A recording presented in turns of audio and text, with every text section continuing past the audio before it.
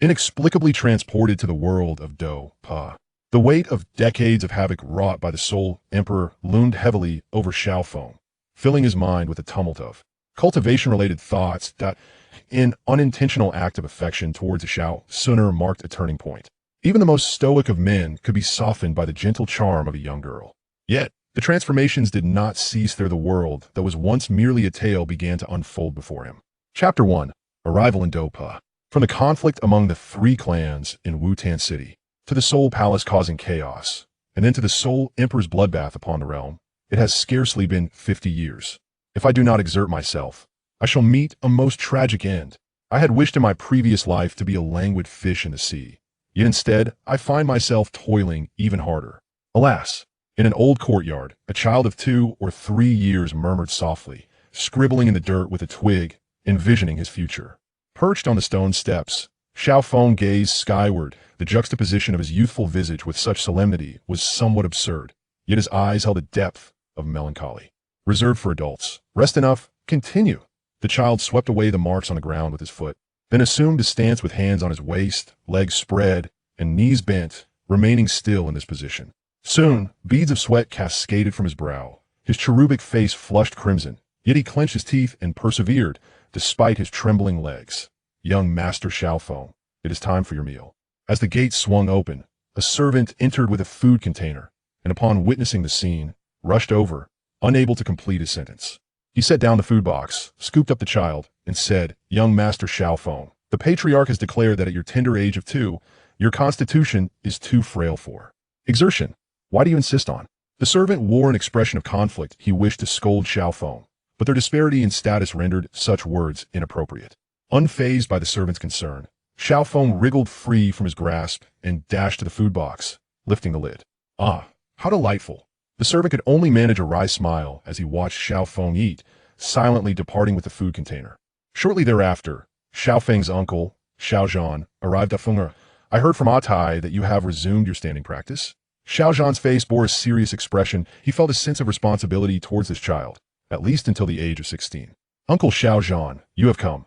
Xiao Feng greeted the middle-aged man with utmost respect. Observing the child's obedient demeanor, Xiao Zhan's eyes softened with a hint of regret, and his tone became gentler. "Feng, do you remember what I told you?" "Yes."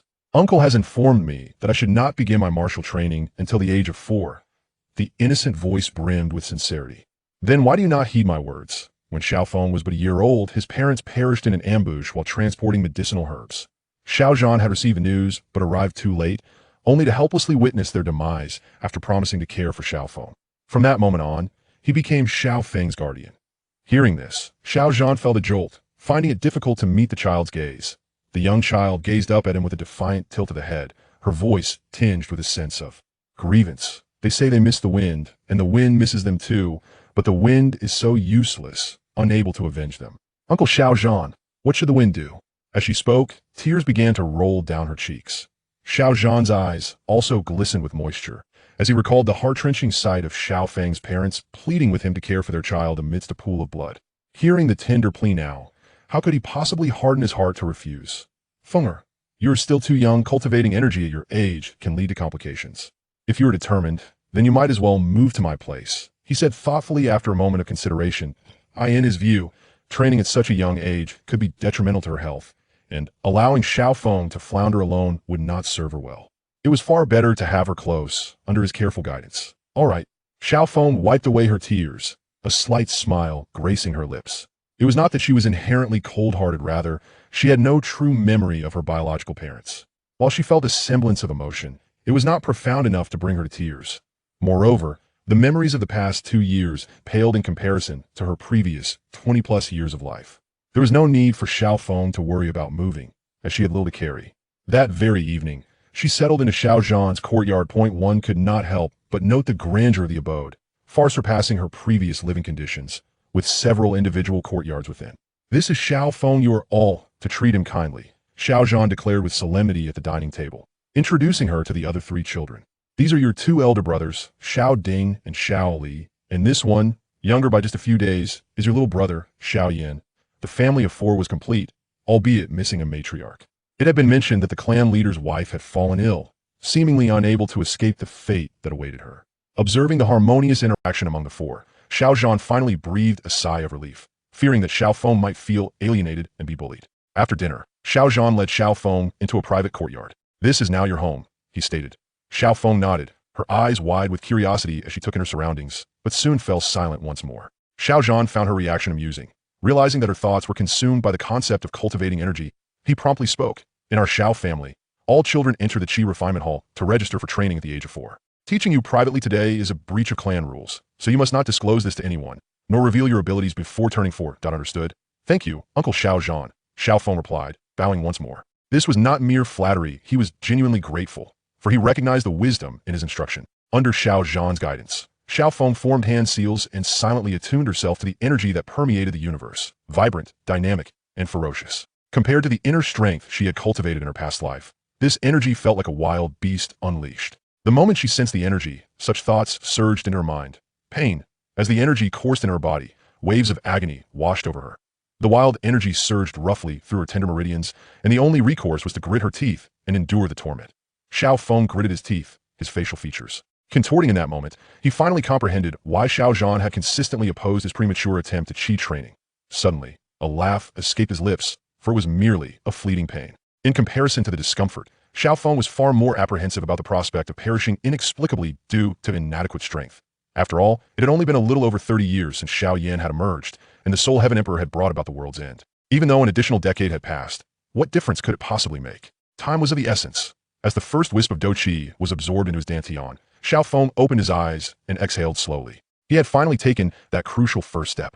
Gazing at the hand seals he had formed, a look of bewilderment clouded his eyes. He had previously attempted to draw Do Qi into his body through cultivating internal energy, but had suffered a backlash, needing over a month to recover. The method instructed by Xiao Zhan was far coarser than his previous visualization technique. Could such a simple seal truly allow him to cultivate Qi safely? How is it? Xiao Zhan interjected, a hint of concern etched on his face, interrupting Xiao Feng's thoughts. Xiao Feng leaped off the bed and once again bowed to Xiao Zhan, expressing his gratitude. "Thank you, Uncle Xiao Zhan, for your guidance." Hearing this, Xiao Zhan let out a sigh of relief. "It's quite late today. They'll have the servants prepare hot water. Wash up and then rest." He ruffled Xiao Feng's hair affectionately. "If you encounter any uncertainties during your practice, do not hesitate to ask me. Avoid straying into erroneous paths through reckless training." With that, he turned and departed. Xiao Feng, feeling slightly vexed at being patted on the head, found it mildly bothersome. The next day, before dawn, Xiao Feng rose as usual to practice his stances. Half an hour later, a faint light appeared in the eastern sky, and the neighboring courtyards began to stir. Another half hour passed, and it seemed as though a brawl had broken out in the adjacent courtyards. Driven by curiosity, Xiao Feng tiptoed over. "Brother Feng, up so early?" The sounds of fighting ceased abruptly as Xiao Ding and Xiao Li greeted him. "Yes, Brother Ding, Brother Li, good morning. I was just curious if it's inconvenient." "Nonsense. There's no inconvenience. If you wish to watch, then do so." Xiao Li waved dismissively, his expression indifferent. Xiao Ding chuckled, "You're far more diligent than our third brother. That fellow is likely still in bed." The two exchanged a knowing smile before resuming their sparring. The fighting in this world was rather jarring to the eyes. Before breakfast was served, Xiao Feng practiced a set of boxing techniques. Compared to his previous life, his physical form in this world was notably more resilient. His skeletal and muscular strength at the age of 2 or 3 rivaled that of a 6 or 7-year-old. Nonetheless, Xiao Feng was cautious, concerned that he was still too young and not fully developed, so he limited himself to some gentle Tai Chi to stretch his limbs. When breakfast was finally laid out, Xiao Yan was dragged in. Morning, he mumbled, appearing as dazed as a sleepy fish. Xiao Ding and Xiao Li exchanged glances with Xiao Feng, sharing a knowing smile indeed. Younger siblings could not be compared. After the meal, Xiao Yan wandered off aimlessly. The toddler, just learning to walk, seemed oblivious to his surroundings. However, no one was particularly worried mischief was to be expected in their household. Xiao Ding and Xiao Li engaged in their training, while Xiao Zhan attended to family matters, each member of the family preoccupied with their own affairs, leaving Xiao Feng in a state of leisure. Returning to his courtyard, he began to ponder a question earnestly. Following the path of Xiao Yan, does it lead Xiao Yan to a dead end, or should one forge a new path of their own design? In terms of safety, it is undoubtedly more secure to see Xiao Yan's fruits. One merely needs to arrive at the right place at the right time for fortune to naturally bestow its blessings. Yet, there's one thing that weighs heavily on Xiao Feng's mind. In the stories of memory, there is no presence of Xiao Feng. That if Xiao Feng were to replace Xiao Yan, what role would Xiao Yan assume? Once the variables emerge, can the Xiao Feng who has supplanted Xiao Yan still ascend to the rank of Do Di? After much contemplation, he finally opened his palm, feeling the omnipresent Do Qi, affirming his intent. If one could cultivate inner strength in that desolate realm of his past life, why should he cower here?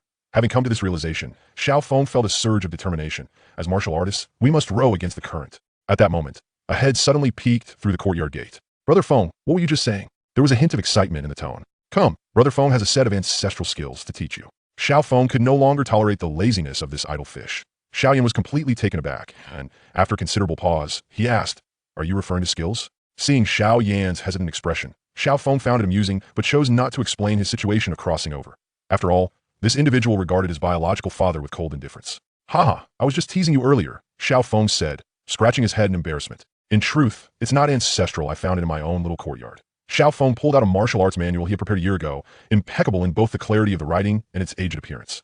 Xiao Yan's expression brightened as he hurried over to take it and began to peruse its contents. Half an hour later, raise your hands, straighten your waist, and lower your legs. Xiao Feng, with his hands behind his back, pointed out the areas where Xiao Yan was lacking. Having been in a horse stance for a month, he was certain it posed no harm to the body and could enhance physical strength, so it was no issue for the future Yan Emperor, too. Practice I am not practicing anymore. Xiao Yan plopped down onto the ground. Panting heavily, how could such a lofty endeavor as martial arts be reduced to merely standing in a horse stance? Xiao Feng was indifferent, merely responding with an "oh" and choosing not to comment further. After all, Xiao Yan had advanced through a path of extraordinary prowess and medicinal aid. Whether he practiced the horse stance or not was of little consequence. May I borrow this manual to peruse? Xiao Yan still hesitated to relinquish it. You may take it a copy. Just return it once you're done. Xiao Feng graciously tossed it over. It consisted of fragments, and while claiming usefulness, it indeed held some merit. Chapter 2. The arrival of Xiao Suner 2 years later. Nearly 100 children stood before the Qi refining hall, each registering their presence. Xiao Yan stood silently behind Xiao Feng, adorned with the fateful ring. Neither spoke, but followed the line into the grand hall with a quiet resolve. Were it not for the day's peculiar significance, Xiao Yan would have been reluctant to accompany Xiao Feng. Over the past 2 years, he had often sought Xiao Feng's company, subtly probing to ascertain whether he too was a transmigrator. However, Xiao Feng remained tight-lipped, not only evading his inquiries but also dragging him into countless stances of horse riding. Consequently, every time he encountered Xiao Feng, an involuntary shiver ran down his spine, fearing he might hear that dreaded command, "Hua hua, come, strike a horse stance." Pausing at the registration desk, Xiao Feng soon realized that not every child present was 4 years old. Some were 5 or 6. Xiao Feng, 4 years old. Next, Xiao Yan, 4 years old. Upon hearing Xiao Yan's name, the registrar cast a discerning glance at him, softening his tone. "Good, you may enter." And just like that, it was over. How unreliable this process seems. Xiao Feng silently criticized in his mind. The nearly 100 children promptly complied, and the instructor continued. "Familiarize yourselves with this imprint technique. Class is dismissed for now. Return tomorrow." "Is that all?" On the way back, Xiao Yan suddenly spoke. "Feng Ge, did you sense the fighting spirit?" Not at all." Xiao Feng's expression remained tranquil, yet turmoil churned within, based on what the teacher had instructed. He could not possibly sense any fighting spirit. Could merely going through the motions allow one to perceive it? Truly terrifying. I haven't either." Xiao Yan scratched his head, thinking it was perhaps his own lack of intelligence. Xiao Feng let out a quiet sigh of relief and remarked, "Cultivating fighting spirit requires a gradual approach. The teacher's limited instruction likely reflects this consideration." Indeed, Xiao Yan nodded, though his thoughts diverged. His 2 older brothers had taken 3 or 4 days to sense fighting spirit, indicating that his own talent was quite commendable. Contemplating this, his gaze towards others subtly shifted. Time flowed like water. Swiftly a year passed. One day, Xiao Feng dragged a damaged iron spear into the courtyard, bound with numerous iron rods, arranged both horizontally and vertically. Xiao Yan, observing from diagonally across, couldn't help but feel intrigued, rushing over with the wind. He recognized it instantly. This was evidently a wooden dummy. "Feng Ge, what are you up to?" Xiao Yan gazed at Xiao Feng erecting the wooden dummy in the center of the courtyard, nearly blurting out the term transmigrator. "Oh, today I heard from Ding Ge that this bloodstained weapon can ward off evil. I thought erecting one would be quite beneficial." Xiao Feng spoke nonsensically. Hua hua. "Since you're here, let us practice horse stance for half an hour." Xiao Yan's scalp tingled.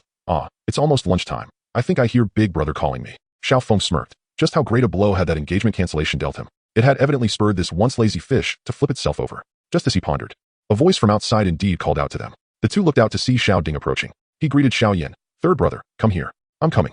Xiao Yan walked over. At that moment, Xiao Ding glanced at Xiao Feng, a hint of hesitation clouding his expression, unsure of how to initiate the conversation. Observing Xiao Ding's demeanor, Xiao Feng preemptively spoke. "Brother Ding, if you have matters to attend to, please do not feel obliged to consider me. I can manage the meal on my own." Earlier on the road, he had overheard someone mention that distinguished guests had arrived at the family estate, with a banquet prepared. Attendance reserved solely for the family head and elders. Xiao Ding seemed to exhale a sigh of relief, his voice tinged with a trace of apology. "All right." After 2 years of companionship, in contrast to the indolent Xiao Yan, Xiao Ding and Xiao Li undeniably held a greater fondness for Xiao Feng. However, the bonds of kinship were delineated. Xiao Feng's status would not permit him a seat among the esteemed guests. Although the specifics of the situation eluded him, Xiao Feng remained acutely aware of his own place. He had long ceased to call Xiao Zhan father, believing in the fairness of equality. Through 3 years of rigorous training, Xiao Feng's physique had made remarkable strides. Perhaps in this world, the limits of physical potential were exceptionally high, for he was now capable of effortlessly breaking bricks with a single finger. Notably, these were not ordinary red bricks, but rather bluestone bricks. As Xiao Feng retracted his fist and exhaled, a cacophony erupted outside. Before he could reach the courtyard door, someone had already pushed it open. Come here, Fenger. This is Suner, a year younger than you. Henceforth, do not bully her. Xiao Zhan stood at the entrance, surrounded by a group of children. Xiao Feng turned to see a petite figure in a purple dress, her delicate and youthful visage adorned with a pair of lustrous black eyes, a small and pristine nose, and rosy, supple lips. The little girl exuded an air of calm and grace, akin to a lotus blossom in its first bloom, despite her tender age. She already possessed an extraordinary allure, making one ponder how enchanting she would become in adulthood. Without needing Xiao Zhan to point her out, Xiao Feng instinctively recognized her. Like a jade pearl amidst the mud, she was strikingly radiant, almost blinding. No wonder Xiao Huahua had sought her out in the dead of night. Hello, Brother Feng, she greeted, their meeting a mere formality to establish familiarity. Xiao Zhan patted Xiao Feng's shoulder, saying nothing further, as he led Xiao Suner away. Xiao Feng clenched his fists, feeling the dense energy swirling within, yet he knew it was far from sufficient. As night fell, Xiao Suner sat on her bed, neither training nor sleeping. She could not comprehend why her father had sent her here. Was it due to her lack of obedience? The cool, detached expression she wore during the day had vanished, replaced by an air of melancholy. At that moment, a shadow twisted in the dim corner of the room, and a figure emerged, Ling Ying. Miss, while surveying the vicinity, I encountered an intriguing individual. Perhaps you might consider engaging with them. Xiao Suner, enveloped in her vexation, could hardly absorb the words, lamenting, have I angered father? Leading him to cast me aside? Ling Ying sighed inwardly. Despite his young mistress's exceptional intellect, she remained merely a 4-year-old child. He quickly reassured her, Miss, you are mistaken. The clan leader has not forsaken you. He is simply overwhelmed with responsibilities and lacks the time to attend to you. Given the undercurrents within the family, he does not wish for you to become embroiled in them. His decision to send you here was made with your best interests at heart, for your own good.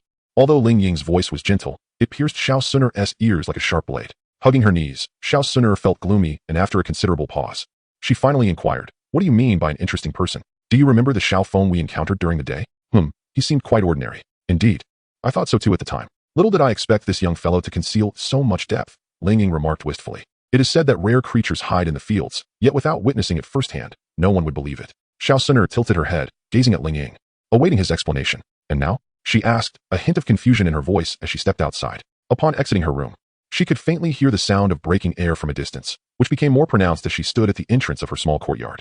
The sound emanated from Xiao Feng's yard. She approached quietly, halting before the entrance of Xiao Feng's small courtyard, a trace of hesitation flickering across her face. Creak. Just as Xiao Suner prepared to raise her hand to knock, Xiao Feng, sensing her presence, opened the door first. Sister Sunu? On the other side, Xiao Yan was somewhat exhilarated. After a year of arduous training, he had just reached a pivotal point where the energy coiled within his dantian could finally be unleashed into his palms. Despite his physical exhaustion, his emotions were too heightened for him to find rest. Even with his eyes tightly shut, a multitude of thoughts danced through his mind. Having witnessed Xiao Feng's prowess in martial arts and the wooden dummy training, and reflecting on his own fighting spirit, Xiao Yan could not help but entertain various musings.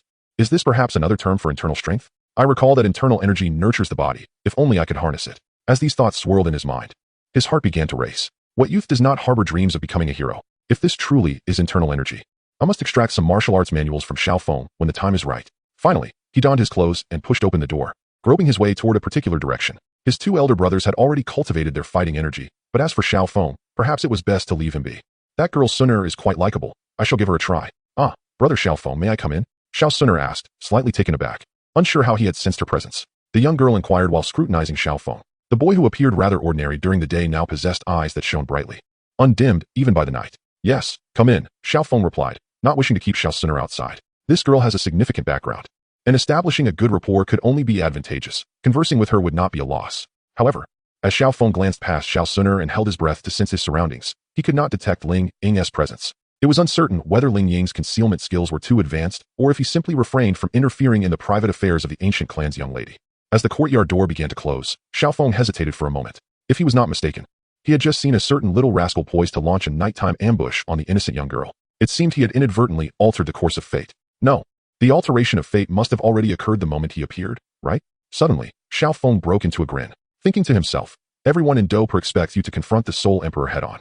You can't neglect your training and still wish to indulge in the game of nurturing a little girl. Get a grip. Suppressing those chaotic thoughts, Xiao Feng turned around to find Xiao Suner lost in thought in the courtyard. Unbeknownst to him, her distraction stemmed from Ling Ying's sudden telepathic message, urging her to be cautious as he would be departing momentarily. He assumed her attention was captivated by the exquisitely artistic wooden training dummy in the yard. Ahem.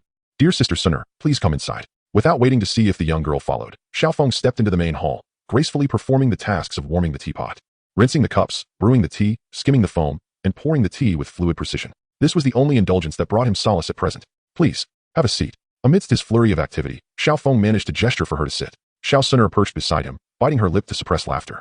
A blush already gracing her cheeks before the tea was even fully poured. Feel free to laugh. There's no need to hold back. Xiao Feng extended the teacup toward Xiao Suner, who intended to take it, but upon raising her hand, she burst into giggles. Uncertain of the reason behind her merriment, Xiao Feng chose to ignore it and savored his tea. It was not until he had consumed nearly half a cup that her laughter finally subsided. I apologize. Your earlier demeanor was rather mature. Indeed, far too mature for one so young, behaving like my father. I couldn't help it. Please don't be upset. Brother Xiao Feng. After this bout of laughter, the little girl seemed to reveal her true nature, her eyes sparkling like black jewels, perhaps intentionally trying to appear endearing. If I recall correctly, you are a year younger than I, aren't you? Xiao Feng remarked, casting a sidelong glance at Xiao Suner as he sipped his tea. The young girl smiled again and delicately raised her cup for a sip. Oh, by the way, tea can be invigorating, but too much may lead to insomnia. Perhaps you should refrain from drinking it. Dear Sister Suner, Xiao Feng advised. Xiao Suner, with a slight smile, set her cup down. I heard you practicing your martial arts outside just now, Brother Xiao Feng. Ah, I must have been negligent, Xiao Feng replied, realizing he had disturbed her peace. I'm truly sorry. Huh. Xiao Suner blinked in surprise and quickly waved her hand. Not at all. I'm just a bit unaccustomed to my new surroundings. You weren't a bother. Xiao Feng observed the young girl and felt a twinge of sorrow for her. He had promised her a beautiful childhood, yet here she was, living like an orphan. It was remarkable she could even sleep at all. Chapter 3, Risking Life to Save a Fair Maiden, Mistakenly Plucking the Heart of the Exquisite. The loss of one's biological parents in this life is a burden enough. But the inability to reunite with friends and family from a past life only deepens the melancholy. After softly reciting a verse, tears nearly fell from his eyes. Observing Xiao Suner's expression, Xiao Feng realized he had erred and quickly spoke. Sister Suner, this is something you may keep to yourself. There's no need to mention it to others. Should Xiao Yin discover that he too was a traveler from another realm, who knows what envy might drive him to do? Perhaps he wouldn't act on it. But Xiao Feng preferred not to take such chances or invite unnecessary complications. Xiao Suner kept her head bowed for a while before lifting it again, her face adorned with a serene smile. Brother Xiao Feng, Suner will remember this. Seeing the little girl feign strength, Xiao Feng gently smiled. If you wish to cry, then do so, do not suppress your feelings. As the smile gradually faded, Xiao Feng gazed at the sky and murmured, in leaving my homeland, I find myself utterly alone, lost, and without kin. In this moment of despair, a throng of strangers suddenly appears. Though their intentions may be benevolent, their presence is far from comforting. No matter how gentle their smiles, they can never replace what the wanderer truly seeks. The anguish of wanting to depart yet being unable to retrace one's steps is a burden that one can only bear in silence. As these words fell from his lips, he noticed that Xiao Suner was already shedding tears. She longed to reveal her origins, to inquire why she had been cast into this unfamiliar place. An overwhelming sense of injustice found its outlet, and the young girl could no longer hold back her tears. Let it flow. Crying might ease the heart, Xiao Feng thought, wary of her pride, avoiding the sight of her weeping. Yet, the tender tone in his voice only served to deepen her sorrow. Xiao Feng sat quietly, the only sound in the small courtyard being the soft sobs of Xiao Suner. Yet both felt an unexpected sense of comfort in each other's company. Go ahead and cry. Let my share of sorrow flow out with yours. All my comrades from the monster hunt are gone. After 3 cups of tea, Xiao Suner finally quieted, her eyes swollen and red. Casting a glance at Xiao Feng that held a hint of shyness. Have some water, he offered, pouring her a glass while noting the dampness of her sleeves. Marveling at the depth of her tears, she accepted without hesitation, drinking cup after cup as she lingered, leaving Xiao Feng at a loss for words. Surely, he could not regale her with tales of a little rabbit. After sipping tea a few times, he inquired, isn't it rather late for you to still be awake? Sister Suner? Realizing the hour was late, Xiao Suner nodded and rose to leave. However, as she stepped into the courtyard, she suddenly halted. Brother Xiao Feng, what is this? She asked, pointing to the simplified wooden dummy he had crafted. It's used to ward off evil, he fabricated an answer. As she approached, examining the peculiar apparatus, she noticed overlapping footprints nearby and large sweat stains on the iron rod. She began to step into the prints, mimicking Xiao Feng's movements, laughing. This hardly seems like a method of warding off evil. Xiao Feng shook his head with a wry smile, wondering if the original Xiao Suner possessed such cleverness. These are merely some small devices I've devised for body training, he replied, ceasing his playful banter. Body training? Xiao Suner looked at him anew, realizing that this young boy seemed to possess a physical presence even more imposing than Xiao Ding or Xiao Li. It must be quite painful if one were to be struck by this form, she mused. Brother Xiao Feng, I suddenly feel a desire to spar. Would you accompany me in a demonstration? After a moment's thought, he did not decline. For much of the tale, Xiao Suner had stood at the pinnacle of the younger generation's strength. A match with her would surely provide insight into his own abilities. Finding a more spacious area, they exchanged polite bows. As the elder brother, I should allow her to strike first, Xiao Feng considered. My martial arts are superior. To strike first would be unfair.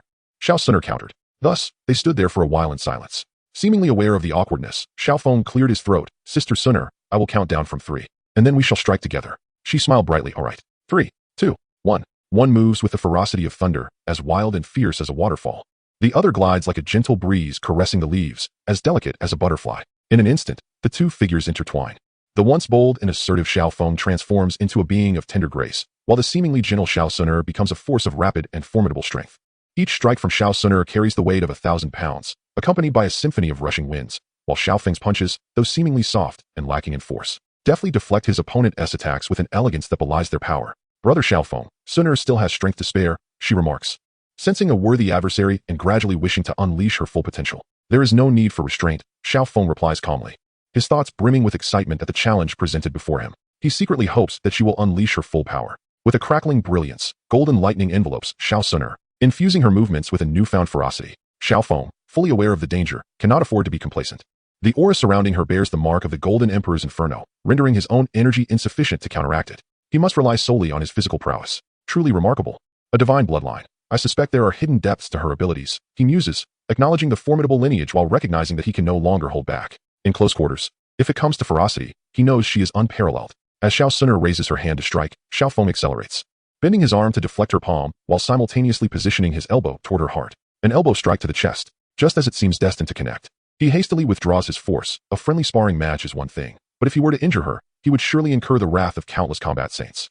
Xiao Suner, seemingly caught off guard, raises her left hand to shield her chest. Upon realizing that Xiao Feng has pulled back, she exhales in relief. Had that strike landed, the consequences would have been dire. Thank you, Brother Xiao Feng, for your mercy, she expresses, a hint of apprehension in her tone. Xiao Feng shakes his head, devoid of any pride. He knows she still possesses hidden strengths. Moreover, this skirmish is merely a prelude. In the later stages of their training, even the supporting characters would boast the might of combat saints, and to confront her with an elbow strike would be folly. He realizes he is still far too weak. Perhaps, Brother Xiao Feng, you should rest early, she suggests. By the way, there is something I wish to inquire. Go ahead, he responds. Have you heard of the saying that men and women should maintain a certain distance? What does that mean? Seeing the confusion etched on the young girl's delicate face, Xiao Feng begins to understand the source of her inquiry. This archaic world, devoid of proper education on such matters, has carelessly thrown her into a confusing situation. Essentially, it implies that there are distinctions between the genders, and both parties should uphold a degree of distance.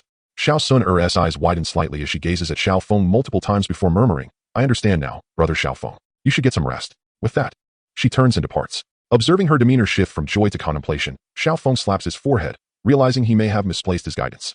Should I clarify that man refers specifically to Xiaoyan? He muses, a hint of mischief in his thoughts. Then, shaking his head, he chastises himself for allowing his immersion in their world to cloud his judgment. The priority remains clear, the enhancement of his own strength. Miss, is that little one unappreciative? Am I truly so disagreeable? Xiao Suner felt a twinge of sorrow. To be able to recite such poignant verses in a daze must mean her heart was even lonelier than her own. Yet, despite that profound solitude, she seemed averse to my proximity. Could it be that I was simply too detestable? Otherwise, why would her father have cast her aside? A lady is undeniably the most enchanting being in the world. How could she possibly be loathsome? Perhaps that young man had uttered some nonsense? I shall bring him forth to bow and apologize. Xiao Suner shook her head. Xiao Feng was indeed extraordinary. In our previous encounter, without resorting to secret techniques, I found myself no match for him. After all, the lady was still young. Her innate talent required time to manifest its strength. Linging offered consolation, noting that he hadn't even employed his fighting spirit. Xiao Suner sighed, shedding her shoes and outer garments, drifting into a troubled slumber, and incidentally dealt with that fellow quite harshly. Upon awakening the next day, her spirits were remarkably elevated. After breakfast, Xiao Yin turned to Xiao Suner, Sister Suner. As you are new to this place and unfamiliar with your surroundings, allow me to take you for a stroll. How industrious of him, Xiao Ding and Xiao Li mused. A martial arts enthusiast, Xiao Yin muttered. Xiao Suner furrowed her brow as she gazed at his retreating figure, inwardly remarking on his aloofness. Following the meal, the group dispersed. Xiao Suner secured the courtyard gate and summoned Ling Ying, inquiring, Old Ling, have you heard of body refinement? Body refinement? As long as one's fighting spirit is sufficiently potent, the physique will naturally grow stronger. Why pursue body refinement? It is a futile endeavor that misplaces priorities and yields no rewards. Misplaced priorities, indeed? Xiao Suner's gaze flickered thoughtfully.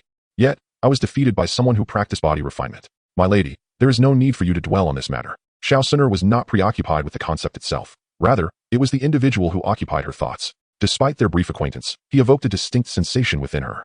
She had once been surrounded by throngs, basking in adoration, love, envy, and admiration, all of which weighed heavily upon her. Yet his gaze was clear and bright, offering her a sense of comfort. Alas, the distance between them grew incrementally wider. Lonely souls tend to attract one another.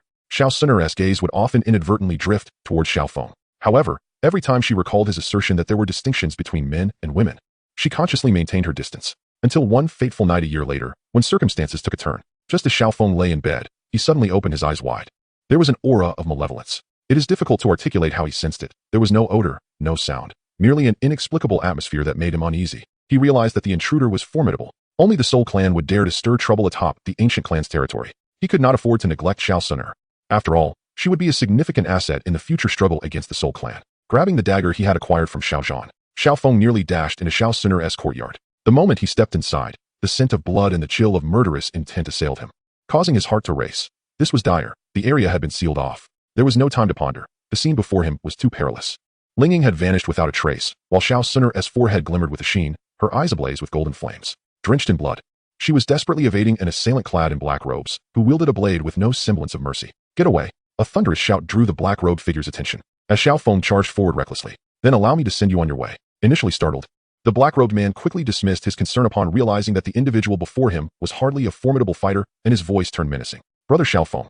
Xiao Suner stared at the reckless figure rushing towards her, momentarily frozen in disbelief. He bore a profound loneliness that resonated deeper than her own, persistently distancing himself. Yet at her most perilous moment, he had thrown caution to the wind to come to her aid. Had he truly been watching over her all along?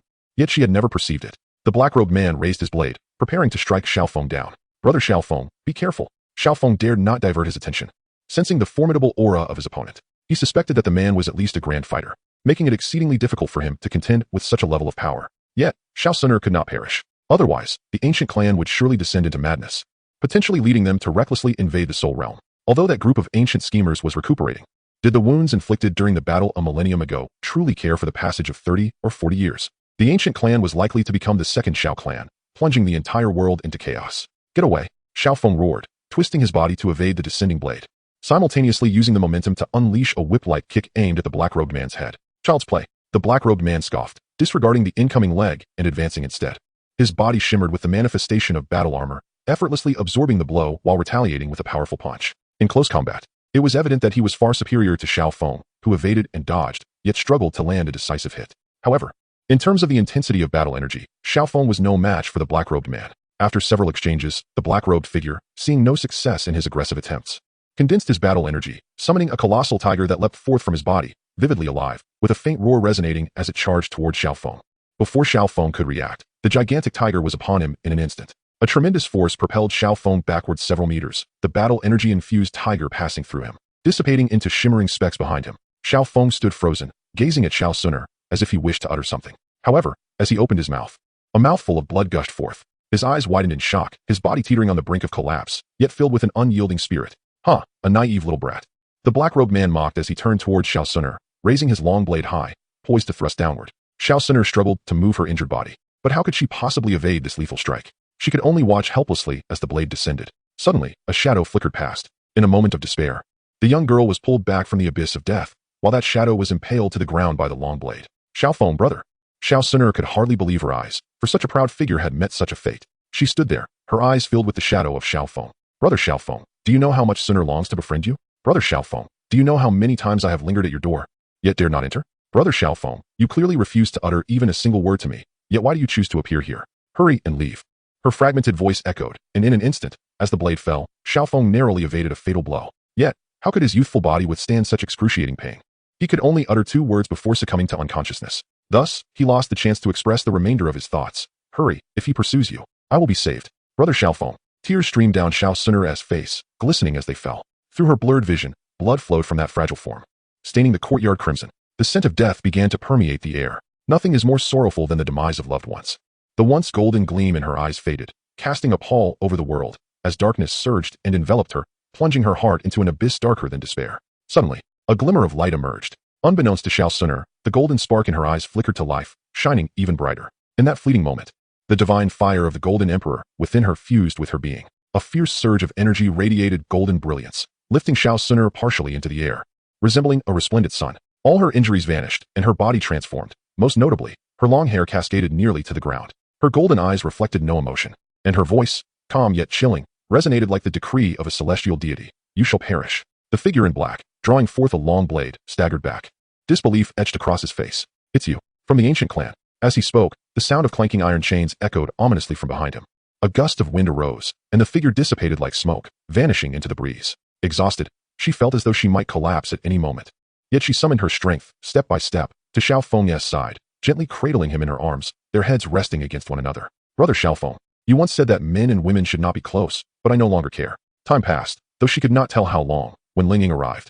Having traversed the skies, he intended to announce that the matter was resolved, but was struck dumb by the scene before him. Without needing to inquire, a glance around sufficed to grasp the situation. Although he knew the young lady was unharmed, a cold sweat broke out upon him. If anything had befallen her, no amount of atonement could save him. Suppressing his anxious heart, Linging approached the dazed Xiao Suner. Oh, he died. 4 years later, observing Xiao Yan, once cast out from her room and now surrounded by a throng, akin to an emperor of mortals, Xiao Suner could only sigh.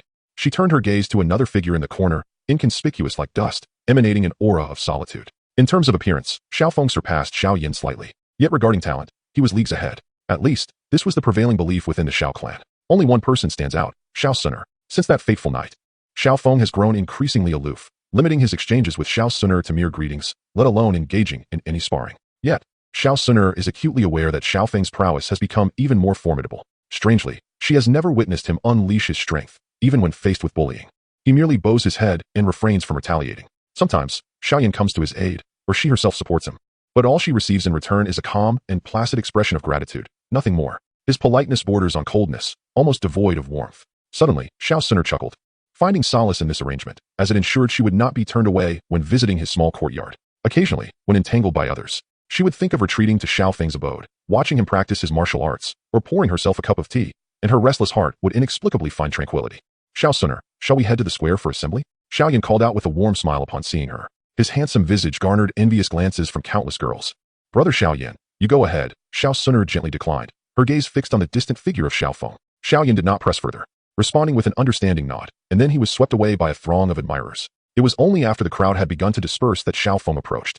Observing his vacant expression, Xiao Suner felt a surge of concern that he might trip over a stone in his path. Yet, she also harbored an inexplicable anticipation. To her slight disappointment, he seemed aware of his surroundings. Otherwise, she might have offered him a steadying hand. Brother Xiao Feng, she ventured forth, walking alongside him. Before they could reach the square, they heard a tester's commanding shout, followed by a tremor beneath their feet. Brother Xiao Yan is the best. Truly a once-in-a-century genius. With Brother Xiao Yan here, the Xiao clan will surely dominate Wutan City in due time. Voices of praise and blessing echoed around them. A cacophony of admiration directed solely at Xiao Yan. Suddenly, Xiao Feng's vacant eyes flickered with clarity as he murmured, time is running short. However, his gaze quickly clouded once more. Xiao Suner had grown accustomed to this. She often heard Xiao Feng utter this phrase, but had never gleaned its meaning from him. Xiao Suner, the tester continued to read from the list. Please wait for me, Xiao Suner softly urged. Adorned in a verdant dress that resembled a graceful lotus swaying in a tranquil pool, pure and innocent, exuding serenity and grace, the murmurs resumed. Though not as loud as before, yet still filled with intrigue. Xiao Feng, clearing a path through the crowd, Xiao Feng stepped forward quietly. The murmurs grew louder, now laced with mockery and derision. Xiao Feng remained unfazed, even indifferent to the jibes from Xiao Ning and Xiao Mei. That evening, Xiao Suner arrived at Xiao Feng's courtyard as usual, only to be surprised by his absence. Brother Xiao Yan, have you seen Brother Xiao Feng? She inquired. Oh, I think I saw him heading to the back mountain, came the response. The back mountain? Xiao Suner repeated to herself before dashing out. The back mountain of the Xiao estate was vast and typically deserted, enveloped in tranquility. Seated at the edge of a cliff, Xiao Feng felt an unparalleled sense of ease. A problem that had troubled him for 8 long years was finally resolved. Initially, Xiao Feng regarded his fighting energy as a form of internal power, only to discover that many of his meridians were far too fragile to withstand the volatile energy, forcing him to circulate it solely through the sturdier portions of the 8 meridians. This implied that all the techniques he had practiced in his past life were rendered useless. The martial arts of this world seemed rather rudimentary in comparison. Xiao Feng lamented this state of affairs and, undeterred by superstition, attempted to forcibly guide the fighting energy through various fragile meridians. Lacking the corresponding hand seals to direct it, the outcome was predictably disastrous. After languishing for 7 days, Xiao Feng remained undaunted and turned his attention to the seals. Though they were utterly incomprehensible, he inadvertently stumbled upon his own path. The acupoints of the human body are numerous, each exceedingly delicate yet possessing significant importance. In his previous life, they served as junctions for blood and energy. In this life, they concealed even more secrets. Through years of arduous training, the strength of Xiao Feng's soul had reached an almost terrifying level, allowing him to stretch his fighting energy into fine threads with remarkable ease. He had previously attempted to control this energy to strike at the acupoints. Though he collapsed in a pool of blood, he was astonished to discover that, after his injuries healed, his physique had grown even stronger.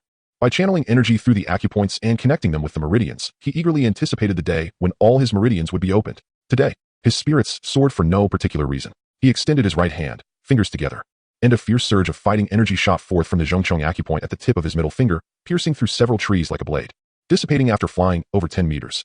The 6 Meridians divine sword, perhaps? Xiao Feng chuckled as he caught a leaf that floated down before him, bringing it to his lips and playing a melody. All his previous agitation evaporated, leaving his heart in a state of tranquility, and his brow finally unfurled.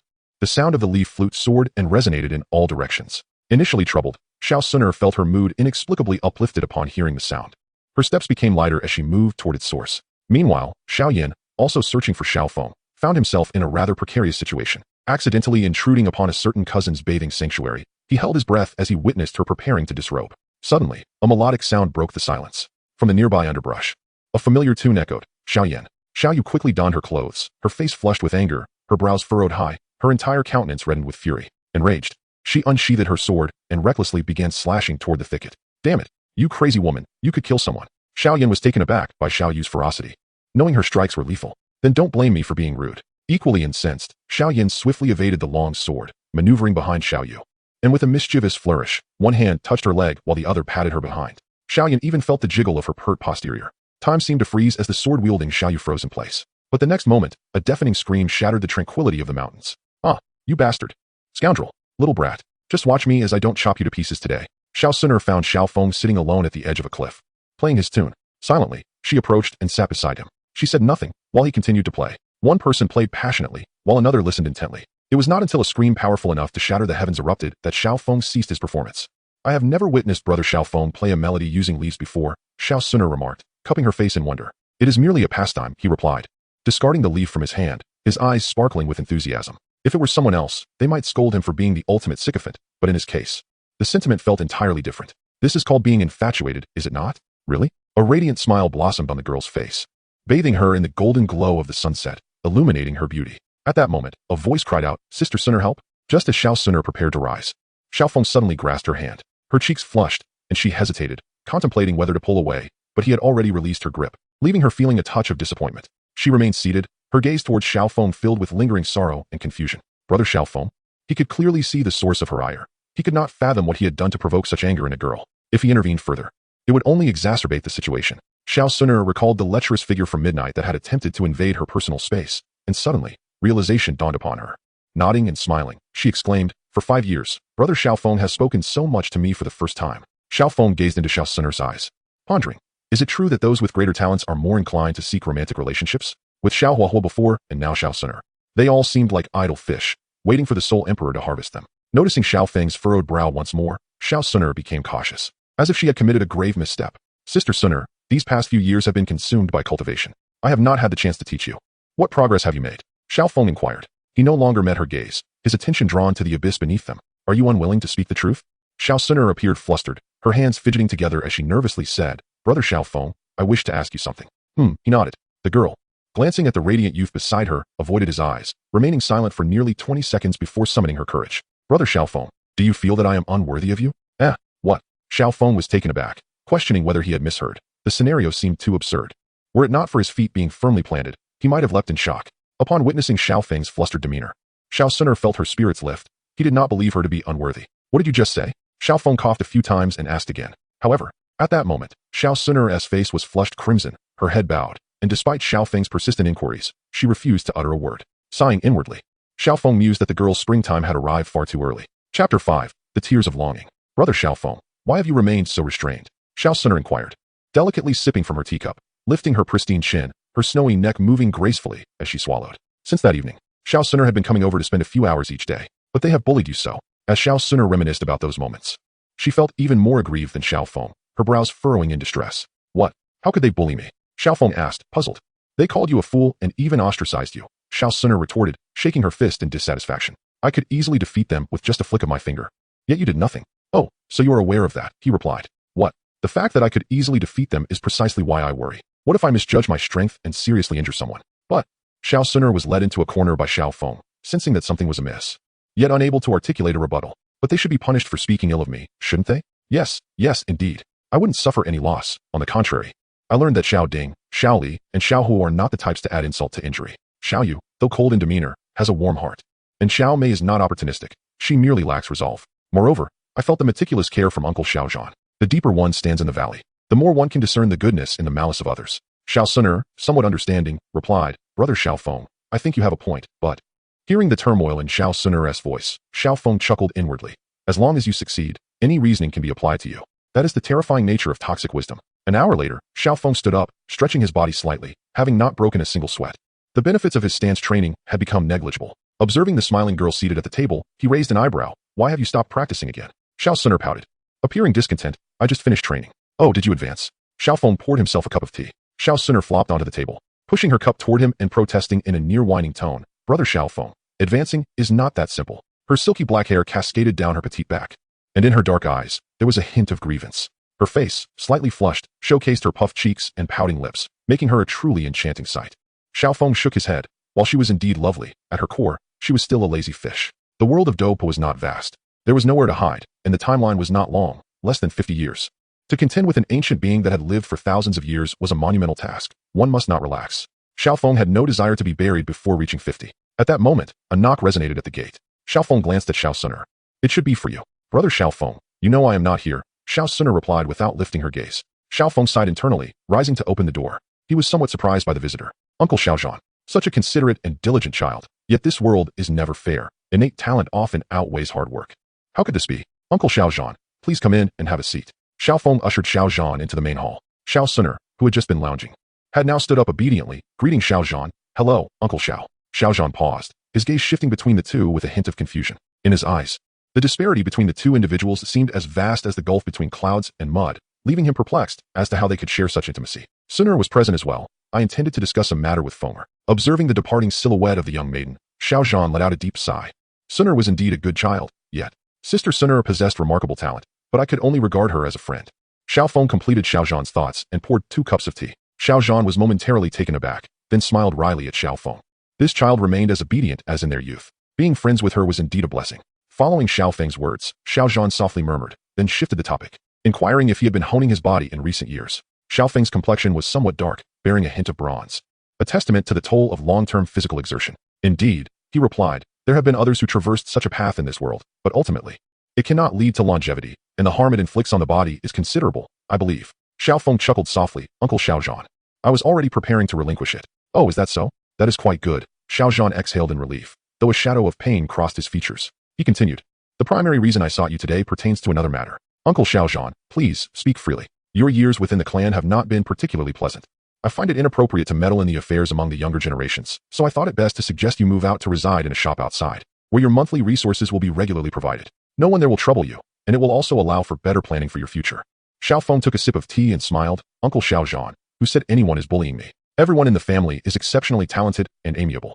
I truly enjoy being here. Xiaozhan fell into silence. After what felt like an eternity, he finally spoke. I can comprehend your sentiments.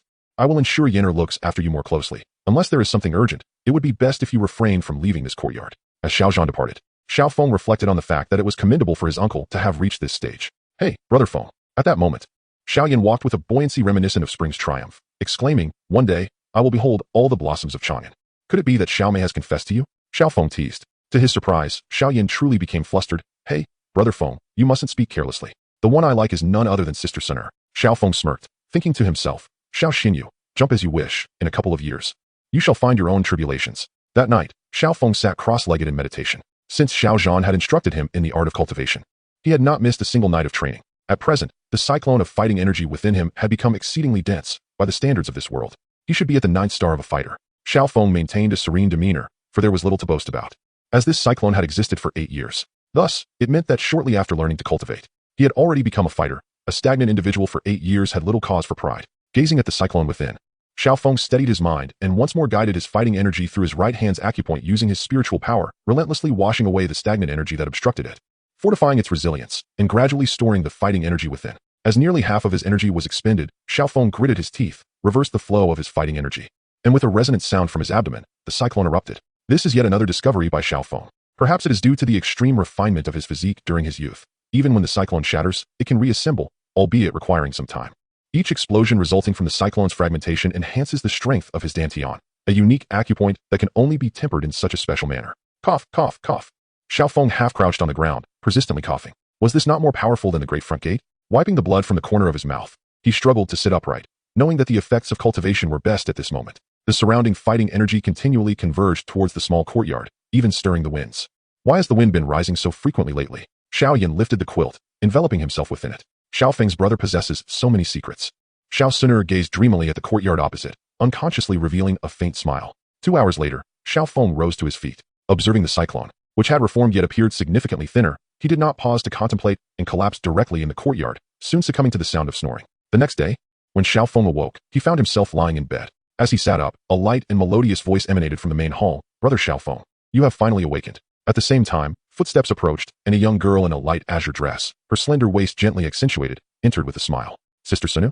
Xiao Feng scratched his head, squinting at the glaring light outside. "What time is it?" It was already noon. Xiao Suner pouted, remarking that it was the first time she had seen her brother Xiao Feng indulge in bed. Suddenly, a waft of delicious aromas filled the air, causing Xiao Feng's stomach to rumble. Ignoring Suner's teasing, he swiftly rose from bed, washed up, and hurried to the main hall to feast. Xiao Suner sat opposite him, propping her chin on her hand, observing the handsome youth before her. She noted that she found it rather strange to discover him sleeping in the courtyard that morning. Logically, with his physique, he should not have been so weary. Out of concern, Suner had rashly checked on her brother Xiao Feng's condition. The girl, with a mischievous glimmer in her eyes, was eager to witness his reaction. "You misunderstood," Xiao Feng replied without looking up, swallowing his food before picking up another bite with his chopsticks. To keep this secret for her brother, Suner had even intercepted Uncle Xiao. Otherwise, the entire Xiao family would know there was a 10-year-old fighter among them. Suner rolled her eyes, slightly dissatisfied with Xiao Feng's response. Cough, cough, cough, cough, cough. Xiao Feng swallowed the metallic taste in his mouth, extending a hand to Suner. "You truly misjudged the situation. If you don't believe me, just look." A gentle breeze arose around Xiao Feng, and fighting energy dispersed. Upon sensing what he had done, Suner instantly turned pale. "Brother Xiao Feng, you." The girl pressed her lips tightly together, her lustrous black eyes clouding with moisture. As she blinked, tears quickly formed and cascaded down her long, neat lashes. Xiao Feng was taken aback by the sight of her distress. "Don't cry, please don't cry." When he had kept silent, all seemed well. But as soon as he spoke, her tears flowed like a broken string of pearls, unstoppable. Her voice brimmed with grievance, and the emotions she had suppressed for a year erupted in an instant. "What have I done wrong? Why does brother Xiao Feng dislike me so?" Previously, disregarding Suner was one thing, but why now engage in such foolishness, merely to bring her sorrow? Indeed, Xiao Feng's temperament had matured, yet his ability to console a young lady was rather lacking. Upon realizing his words of comfort bore no fruit, he simply resumed eating the meal before him. Xiao Feng dined slowly, finishing with several pots of tea, while Suner eventually stifled her tears. She appeared as if her very soul had been drained, her demeanor lacking vitality, and her eyes devoid of luster. Lowering her head to gaze at her toes, she spoke softly. "Brother Xiao Feng, please endure a few more days. In a few days, someone will bring the elixirs. I do not dare to wish for anything more. I only hope you will not disdain them. Once you consume them, I shall depart, and you will no longer have to see me." No sooner had she uttered these words than tears welled anew in Suner's eyes. She covered her face, unwilling to let Xiao Feng witness her sorrow, and hurriedly ran outside. "Where are you running off to?" Xiao Feng suddenly inquired. Suner halted, wiped her tears, yet did not turn around, her voice calm as she replied, "If brother Xiao Feng does not wish to see me, what else can I do?" While he pondered daily on how to lead the team in battle, his two foolish companions were preoccupied with romance. The crossover conversations were exhausting. Chapter 6, The Fighter of One Star. To claim that Xiao Feng harbored no affection for Suner would be a falsehood. However, the pressure brought by the Soul Emperor was immense. In a world where a Dou Saint could live for thousands of years, a mere 40 years felt exceedingly brief. To engage in romance and indulge in over 30 years of a languid existence, only to be refined into nourishment by the Soul Emperor? It was a terrifying thought. Xiao Feng gently ruffled the hair of the young girl before him. It was soft and pleasant to the touch, yet his mind wrestled with how to articulate his thoughts. Ultimately, it was Suner who mustered the courage to shatter the silence. "Brother Xiao Feng, might you share your true thoughts with me?" His hand paused in mid-motion, and with a sigh, he asked, "By the way, why do you like me?" Engaging in romance only serves to waste time. Suner lifted her gaze to meet his, her face flushed with shyness, yet her eyes unwavering. Her tone was resolute. "When I first arrived, during my most sorrowful moments, it was you who stood by me. Brother Xiao Feng, when I faced danger, you risked your life to save me. Without you, I would have lost my life. Why should I not cherish my feelings for you? Am I too foolish, unworthy of you?" There was a hint of melancholy in her voice. The first beauty of the Dopa world, unworthy? Such a notion was inconceivable to Xiao Feng, who instinctively shook his head. "Is it that brother Xiao Feng favors another girl?" she asked. "No. Is it that you are so engrossed in your cultivation that you do not wish to indulge in matters of the heart?" Suner pressed further. "Yes, and yet, not entirely." Xiao Feng contemplated before posing a question of his own. "If you were faced with the certainty of death unless you became stronger, what would you do?" A grave expression crossed Suner's face. "Is there something wrong with your health, brother Xiao Feng?" Xiao Feng's lips twitched. How could he possibly have any ailment? "No. I am quite healthy, do not overthink it." "What could the reason be? Perhaps I could be of assistance." He hurriedly said, "All you need is to diligently cultivate."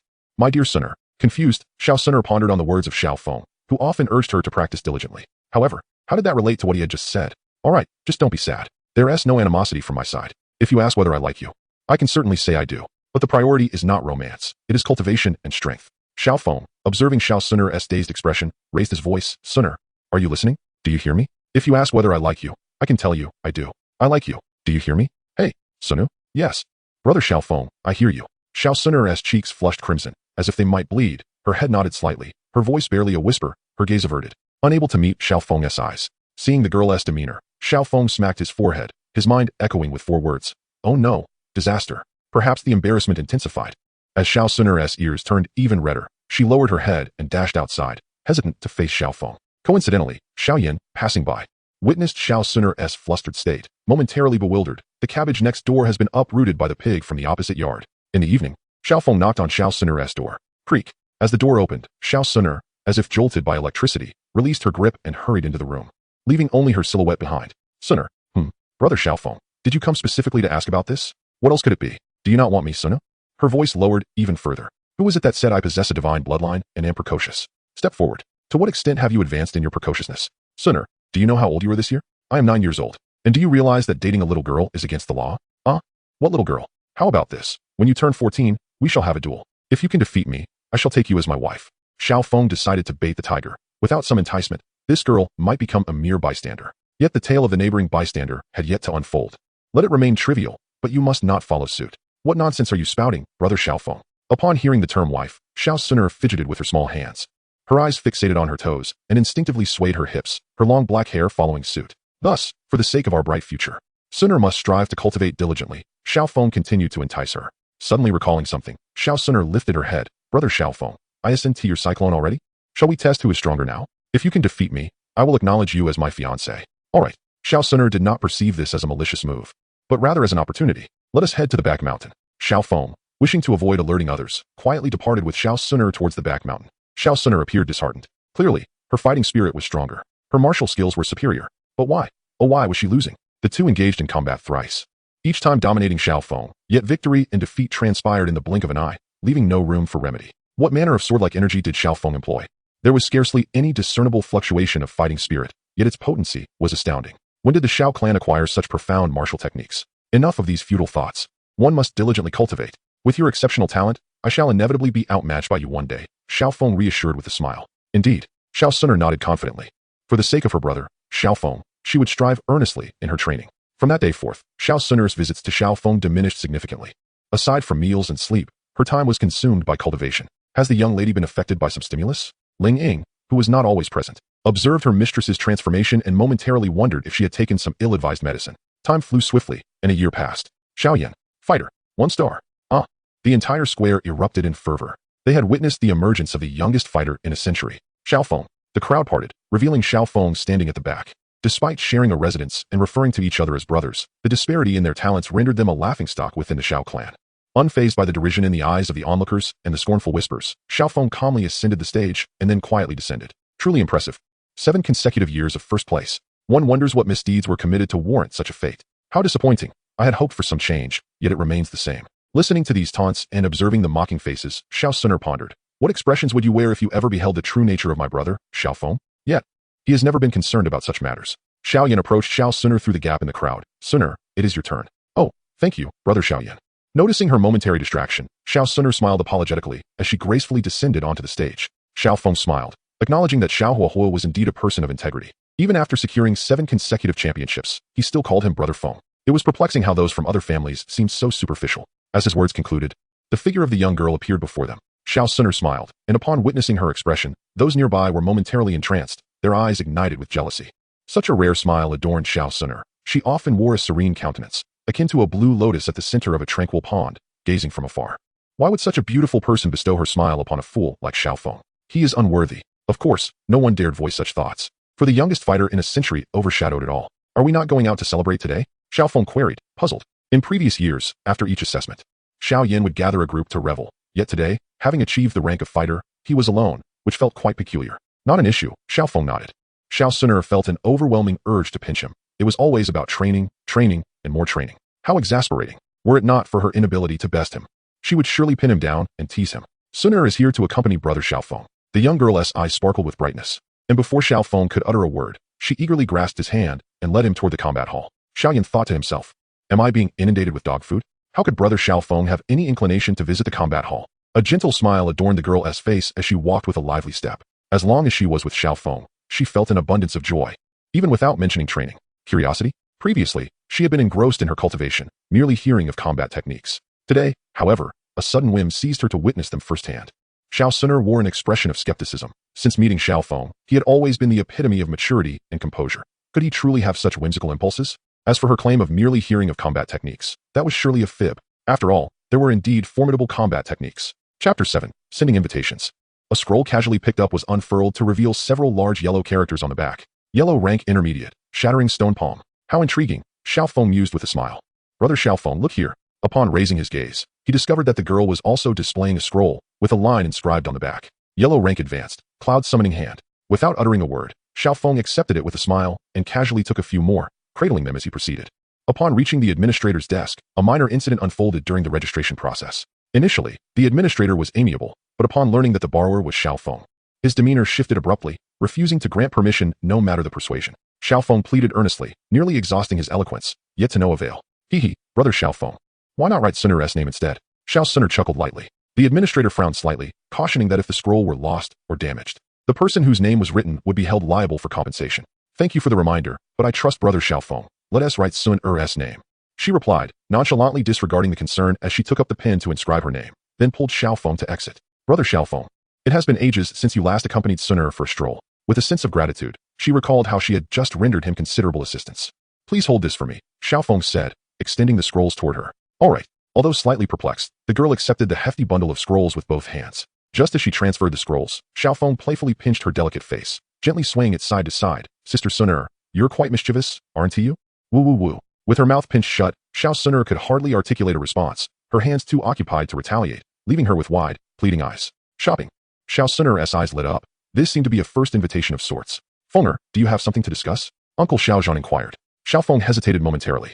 Having just promised Xiao Suner a break from their usual routine, Xiao Suner was considerate, asking, is there something Uncle Xiao needs? Noticing the quickening bond between the two, Xiaozhan furrowed his brow but refrained from immediate comment, intending to take a moment to discuss Xiao Suner's background with Xiao Feng, and simply stated, there is a matter I would like Fenger to assist with. Uncle Xiaozhan need not stand on ceremony with his nephew. I am free and at your service. So please speak freely about any matters at hand, Xiao Feng inquired. Xiaozhan responded, regarding Yinner's breakthrough to the fighter level. I initially thought a simple family gathering would suffice. However, several elders suggested inviting other families, viewing it as an opportunity to elevate the prestige of the Xiao family. Their intentions are well-meaning, yet the task of sending out invitations has left me somewhat uncertain. Dinger is not present in the family, Lier is currently in seclusion, and Yinner, with his passionate temperament, is prone to attracting trouble. The entire Wutan city is aware of our uncle-nephew relationship, and by nature, you, Feng, are the most suitable to handle this. Still, I worry that the biting remarks may cause you undue distress. Xiao Feng chuckled, questioning why there was any need for such concern. Allow me to handle this matter. Those disparaging remarks hold little significance.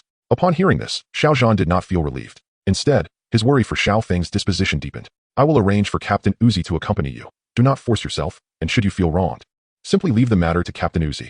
Uncle Xiao, let Suner accompany brother Xiao Feng. Xiao Suner interjected suddenly. Xiaozhan was taken aback, but acquiesced, letting out a sigh of complex emotions as he resolved to prepare the invitations. Initially, he was apprehensive that other family factions might bully Xiao Feng. Now, he was genuinely concerned that they would. These two youngsters are truly a handful. The invitations soon arrived, and Xiao Feng perused them, noting the presence of the Yuba family, the Jelly family, the Middle Auction House, and the City Lord's Mansion. He understood that the actual list of invitees extended far beyond this, including numerous affluent merchants. Yet it was unnecessary for him to make the rounds personally. You seem quite pleased, Xiao Feng remarked, glancing at the ever-smiling Xiao Suner. Of course, I am delighted to go out with brother Xiao Feng. Xiao Suner replied candidly, though she added, however, our relationship with the Jelly family has always been strained. We have yet to reach the point of open conflict. It is merely an invitation, and nothing significant will arise from it. Xiao Feng dismissed her concern. Let us proceed. All right. Xiao Suner eagerly linked her arm with Xiao Feng's. Captain Uzi was already waiting at the entrance of the Xiao family estate, flanked by 4 individuals standing at attention. Quite commendable, Xiao Feng thought to himself, satisfied not only with their abilities, but also with their impressive demeanor. He smiled at Captain Uzi, saying, thank you for your assistance. Uzi, with his typically stoic expression, replied, it is my duty to serve the family. The group of 6 then set out. The Yuba family proved to be quite accommodating, with their patriarch, Oba Pa, personally greeting them and assuring them of his cooperation. Quite adept at navigating social currents, Xiao Suner whispered, you are indeed astute. Yet, why are you so perplexed when it comes to matters of the heart? Xiao Feng teased. Someone as exceptional as brother Xiao Feng is truly a once-in-a-millennium encounter. Now that I have met him, I cannot let the opportunity slip by, Xiao Suner replied, her cheeks flushed as she seized the moment to express her feelings. Tilting his head slightly, Xiao Feng observed the girl who was half a head shorter than him. An odd thought crossed his mind. Why did it feel as though he was the one being pursued? Gently squeezing the girl's hand, Xiao Feng spoke in a voice only discernible to the two of them. 40 years is but a fleeting moment. Do strive diligently in your cultivation. Xiao Suner pouted, as the mere mention of those two words made her feel uneasy all over. Young Master Xiao Feng, ahead lies the Gale family. Uzi suddenly interjected. In recent years, the relationship between our two families has deteriorated significantly. Perhaps we should, Captain Uzi, we've come this far. Allow me to take the lead. If we falter, it could put Uncle Xiao Zhan in a difficult position. Xiao Feng shook his head, displaying no concern. Very well then.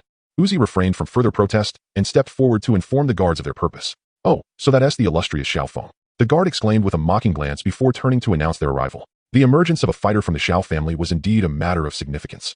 Though he jested, he dared not harbor ill intentions regarding this affair.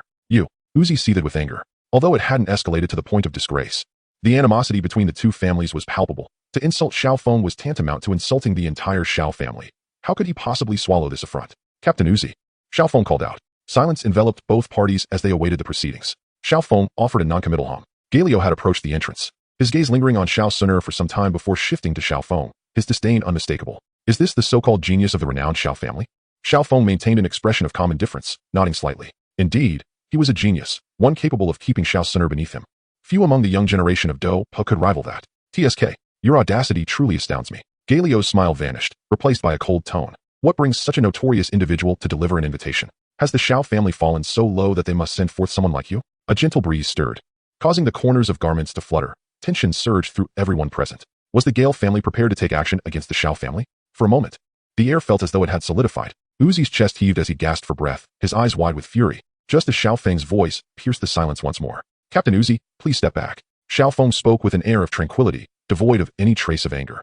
Yet Uzi was reluctant. He understood that Xiao Feng was timid, having endured years of ridicule without retort. If he were to retreat today, the Xiao family might find it difficult to lift their heads in Wutan City. Today, Uzi would rather die than step back. Brother Uzi, trust in brother Xiao Feng. He will not let Uncle Xiao down. Xiao Suner's voice resonated, pulling Uzi backward. As they retreated, the girl cast a lingering glance at Galio, unnoticed by others.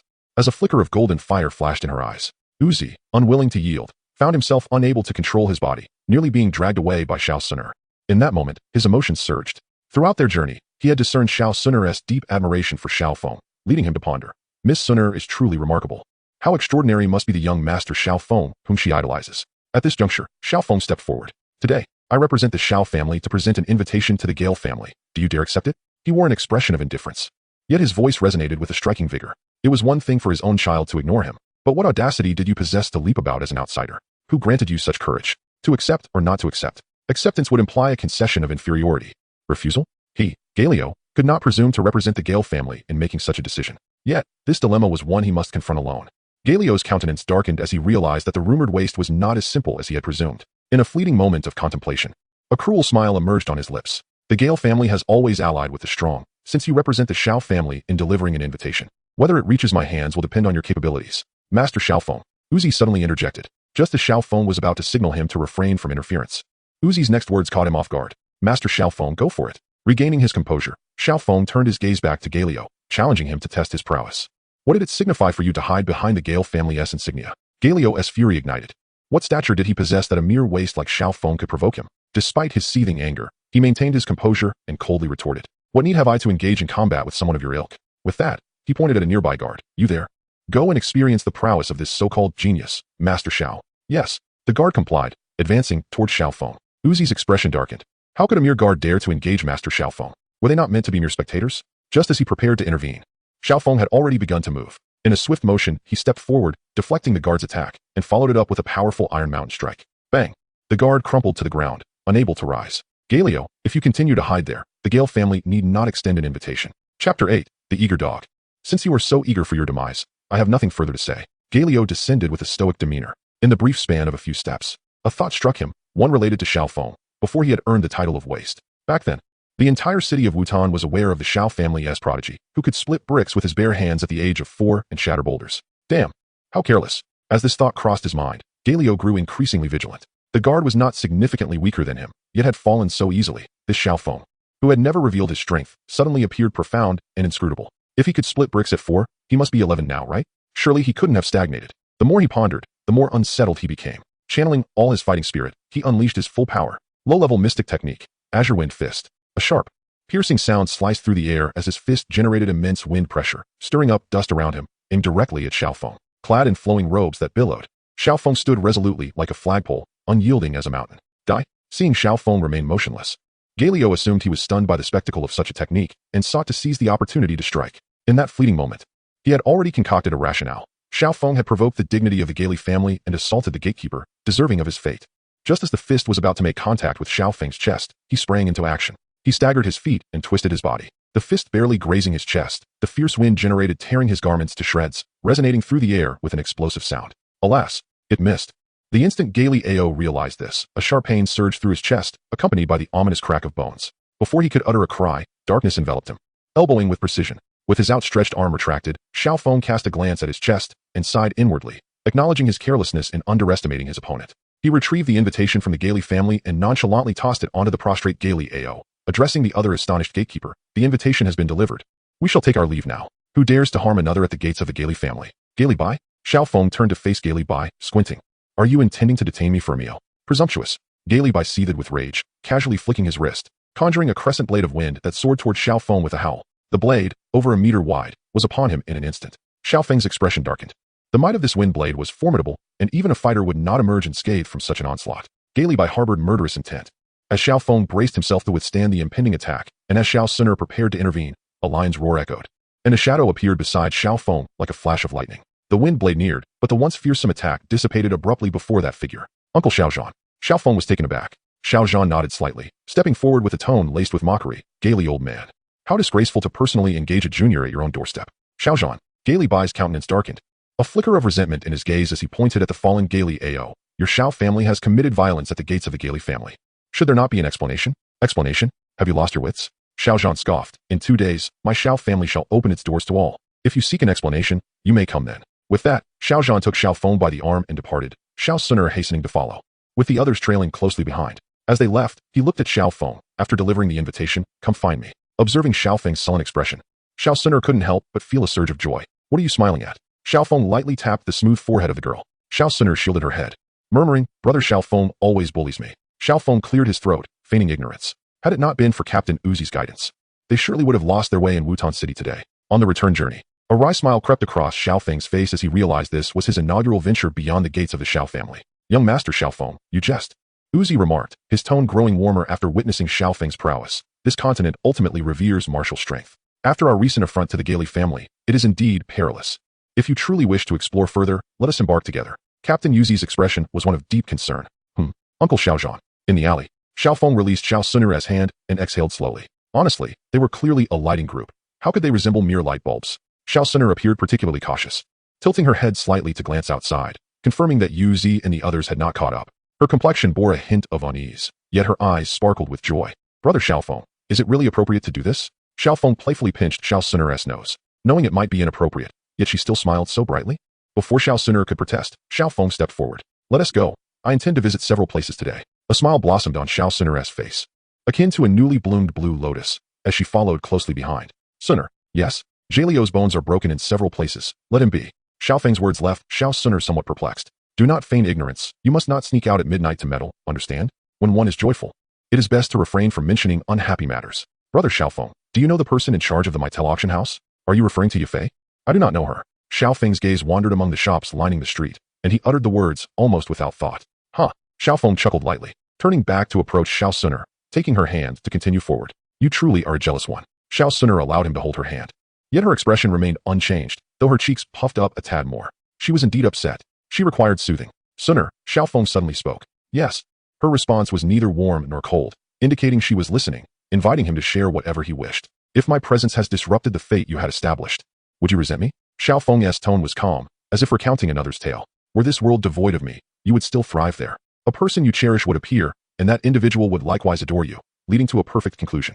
Xiao Sun'er was momentarily taken aback, exhaling sharply as she suppressed her inner turmoil. Brother Xiao Feng, I do not comprehend your meaning. Xiao Feng halted, letting out a sigh, walking through the darkness. A bright path lay beside him, tempting yet entirely beyond his control. The more one strives to draw near, the more one tends to drift away. One may not even discern whether what lies ahead is a road, thorns, or an abyss. Xiao Sun'er had never encountered this side of Xiao Feng. He was typically composed and brimming with confidence, as if the world were at his fingertips. Yet now, despite maintaining his usual nonchalance, an unprecedented unease lingered about him. This realization only heightened Xiao Sun's anxiety. She gently leaned against Xiao Feng, wrapping her arms around him from behind, her cheek pressed against his sturdy back. Her voice was soft yet resolute. Brother Xiao Feng, though I do not know what has transpired with you, all you have said are mere hypotheticals. I cannot ascertain what would happen without you. I only know that it is Brother Xiao Feng who shields me from danger. I seek not the what-ifs, but only you. Brother Xiao Feng. Regardless of the darkness that Brother Xiao Feng speaks of, Sun merely wishes for him to know that she will always stand by his side, even if that place is shrouded in shadows or fraught with death. Xiao Feng shuddered, feeling a warm current emanating from the gentle figure behind him, flowing into his heart like a soothing stream. In that fleeting moment, his spirit soared, akin to a city dweller beholding the boundless ocean for the first time. Filled with unbridled ambition, at that instant, he sincerely thanked the original author, for he had come to understand the essence of Xiao Sun, which gave him the courage to express such sentiments. He then realized that there existed a devoted maiden, willing to accompany him through the passage of time, even unto eternity. The first ardent admirer in Dopa, Xiao Sun, you have triumphed. The icy demeanor has been softened by your affection. Xiao Sun remained still in his embrace, her voice as gentle as the spring breeze caressing the willows. Brother Xiao Feng, it is Sun who ought to express her gratitude.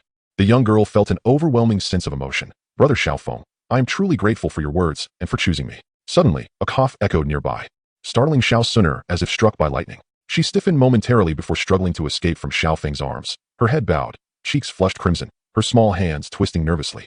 Her voice barely audible. Uncle Xiao Feng, however, remained unfazed, his demeanor that of a seasoned man, his composure as solid as a fortress. Discovering the truth of a youthful romance, there was no embarrassment here. It was a moment to hold his head high, for he had a beloved. Chapter 9, an old map. With the appearance of Xiao Feng's leisurely shopping plans were utterly shattered, leaving him standing in the main hall, under the scrutiny of onlookers. Father, did you just say Brother Feng defeated Galio? Xiaoyan asked incredulously, and it was determined in an instant. What nonsense is this? Shouldn't I be the protagonist? Xiao paid no heed to Xiaoyan, or perhaps he was simply oblivious to his words, for all his attention was captivated by Xiao Feng. Fenger, how deep do your talents run? Xiao inquired with a smile. Indeed, in such a small Xiao family. How fortunate to have nurtured two prodigies like you and the dragon and phoenix. Xiao Feng could only smile wryly. Uncle Xiao, you are mistaken. I merely spent more time honing my body. My physical strength is somewhat superior to my peers. Moreover, as you know, such disparities will gradually diminish with the enhancement of one's cultivation. Xiao seemed doused with cold water, his brows knitting together involuntarily. Is that so? Xiaoyan, however, was filled with skepticism. No, Brother Feng, you must be deceiving us. Xiao Feng blinked, feigning confusion. Uncle Xiao treats me as his own son. How could I possibly deceive him? Besides, having grown up alongside you, do you not know what I have done daily? With a sigh, Xiao Feng continued, Brother, let us not dwell on my lack of talent. Before Xiaoyan could finish, he was interrupted by Xiao. Yes, Uncle Xiao, you should rest early. Understood, father. The two departed together. Fire, do you think Uncle Xiao feels lonely at night? Xiao Feng suddenly spoke up.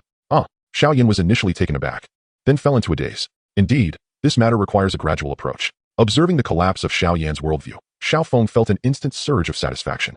Upon returning to the small courtyard, Xiao Feng promptly sat cross-legged to cultivate. In this life, besides striving to defeat the sole heavenly emperor and survive, he now had another person worth risking his life to protect. That night, Xiao Feng practiced until dawn. Although those who cultivate fighting energy have significantly lower sleep requirements, he was not yet a fighter, so he was still half asleep during breakfast. Brother Xiao Feng, are you all right? Shortly after finishing their meal, Xiao Sun approached him, her delicate face filled with concern. His beloved was worried about him. Thinking this, Xiao Feng forced his eyes open and revealed a gentle smile. Don't worry, I'm fine. I just stayed up all night practicing and feel a bit tired. Xiaoyan was quite displeased. The girl he secretly admired was running off with another man, flaunting their affection in front of him, which was hard to swallow. Sun, I'm sorry. We had planned to go shopping today, he lamented, his eyes still heavy with sleep. Shopping can wait, Brother Xiao Feng. You should rest. Your health is paramount, Xiao Sun replied, holding his hand with a faint smile. All right, Xiao Feng, not one to be overly sentimental, savored the warmth of her hand while gradually drifting into a similarly warm dream. Ha. Xiao Feng, are you truly strong?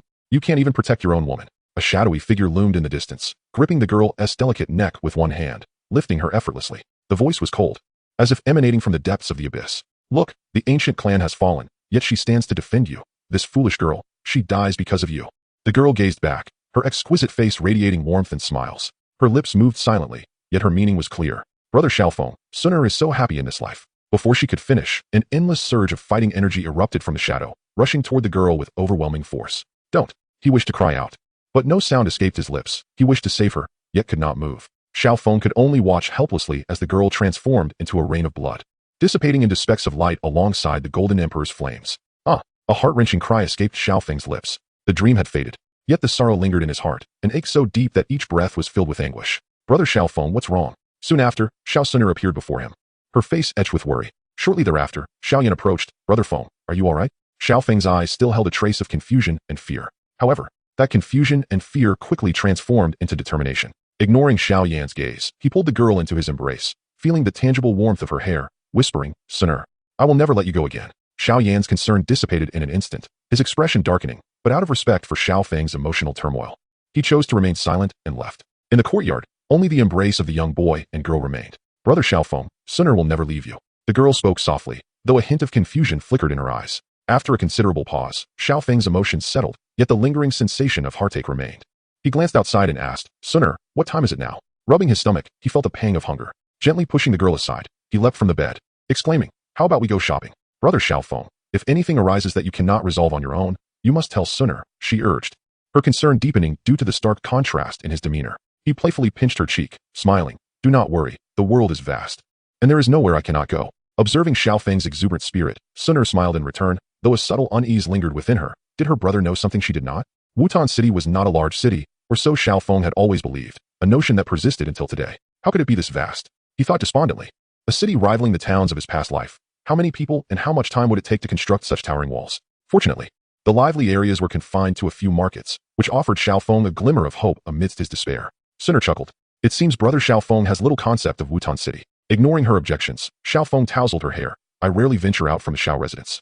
How could I possibly understand Wutan City? Sooner replied with a melodic tone. Currently, Wutan City boasts 3 major markets and over a dozen commercial streets. Near the middle auction house, a small market has also emerged. During off hours, many stall owners, reluctant to pay protection fees, set up there, as disruptions are seldom tolerated in that vicinity. Additionally, numerous scattered trading posts are overseen by the city authorities. She inquired with a teasing smile. I wonder where Brother Xiao Feng plans to explore today? Xiao Feng rubbed his stomach and decided, First, let us find something to eat. However, Sooner displayed a hint of distress. What's wrong? He asked. Does Brother Xiao Feng not realize? In such a precious place, who would dare run a restaurant? Xiao Feng was taken aback. Who knew that the people of Wutan cooked for themselves? Well, perhaps they may not be full, but they certainly won't go hungry, he chuckled, enjoying the warmth of the pastries still radiating from his hands. The market nearest to the Xiao residence was naturally under their control. As they arrived, a respectful figure approached them, introducing himself as Pain, the captain of the guard. Young Master Xiao Feng, Miss Sooner, if you require anything, do not hesitate to call. Our people are everywhere in the market. Seeing Pain's earnest demeanor and respectful attitude, Xiao Feng nodded with a smile, reflecting, Uncle Xiaozhan is thoughtful. The market streets were bustling, filled with shops and stalls, an overwhelming array of weapons, armor, and healing potions, with the occasional magical core and combat techniques attracting spectators. Though few inquired about prices. How simple it is, Xiao Feng mused, no food to be found, and not even anything to play with.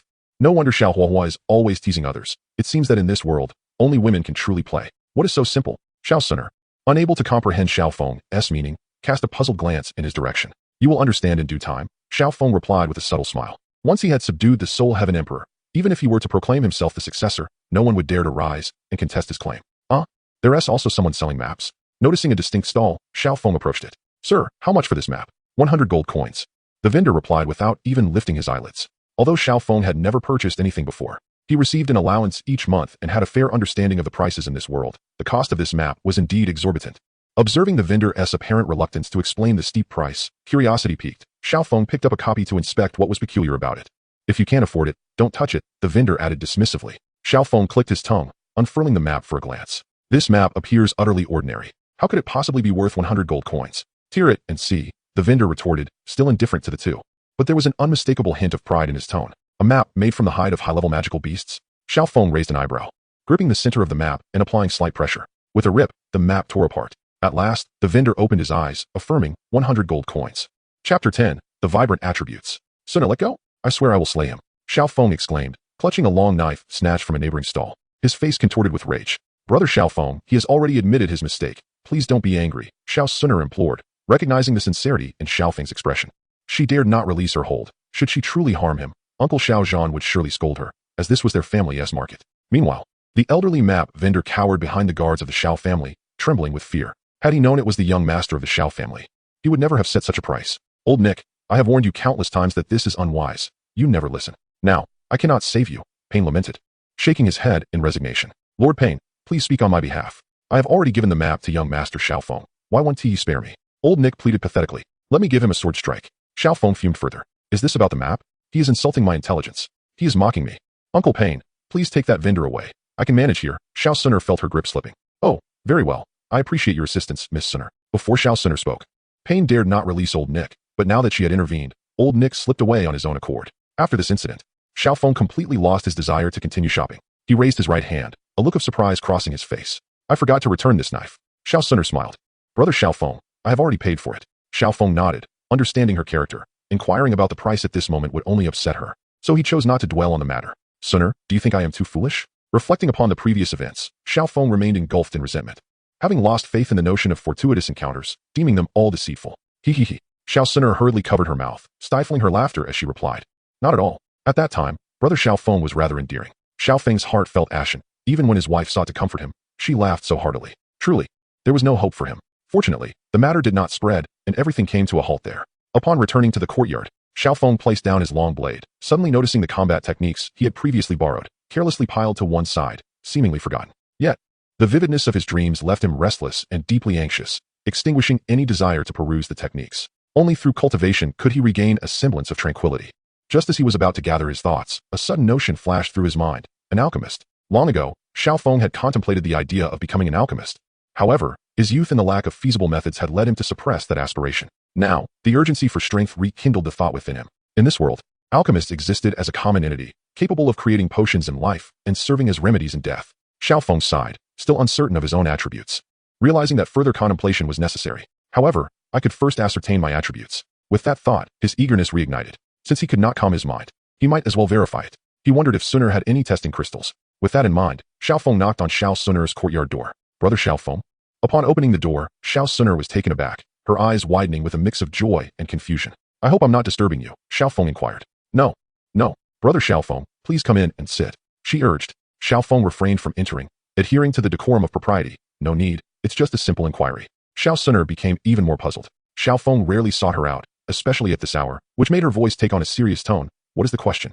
Noticing her change in demeanor, Xiao Feng couldn't help but smile wryly, waving his hand. No need to be so tense.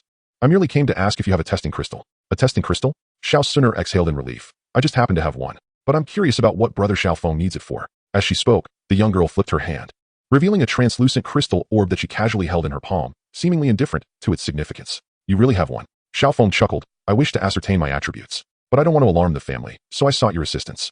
Xiao Sinner still struggled to comprehend her brother's intentions. Demonstrating greater talent would lead the family to allocate more resources, creating a beneficial cycle. She gazed at Xiao Feng, but he appeared to reject that notion. Indeed. Then many girls would surround me, calling me Brother Xiao Feng. He laughed. Xiao Sinner wrinkled her nose at him, then earnestly stated, even if that were the case, I wouldn't mind. Xiao Feng felt a warmth in his heart, shaking his head. As of now, I do not require that many resources for cultivation. May I borrow the testing crystal? Asked Xiao Sinner, gazing intently at Xiao Feng. Brother Xiao Feng, you must possess at least the strength of a fighter to invoke a reaction from the testing crystal. A fighter, you say? Xiao Feng mused, suddenly grasping Xiao Sinner's hand. Come, let us find another place. Xiao Sinner was taken aback, putting away the testing crystal as she inquired, where are we going? Follow me, Xiao Feng replied cryptically. They hurried along, guided by Xiao Feng until they arrived at the back mountain of the Xiao family. Brother Xiao Feng? Confusion deepened in Xiao Sinner's eyes.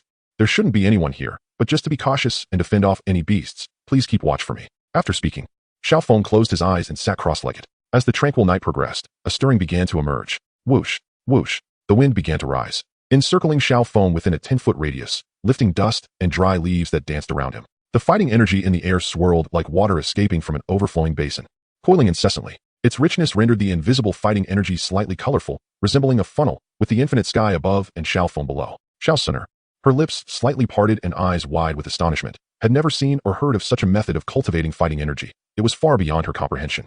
A mode of existence she could scarcely dare to imagine. Unmoving in the wind, Xiao Feng remained tranquil, his eyes closed yet his aura steadily ascending. After 20 minutes, he opened his eyes, which shone brightly, a glimmer flashing as he re-emerged as a 9-star fighter.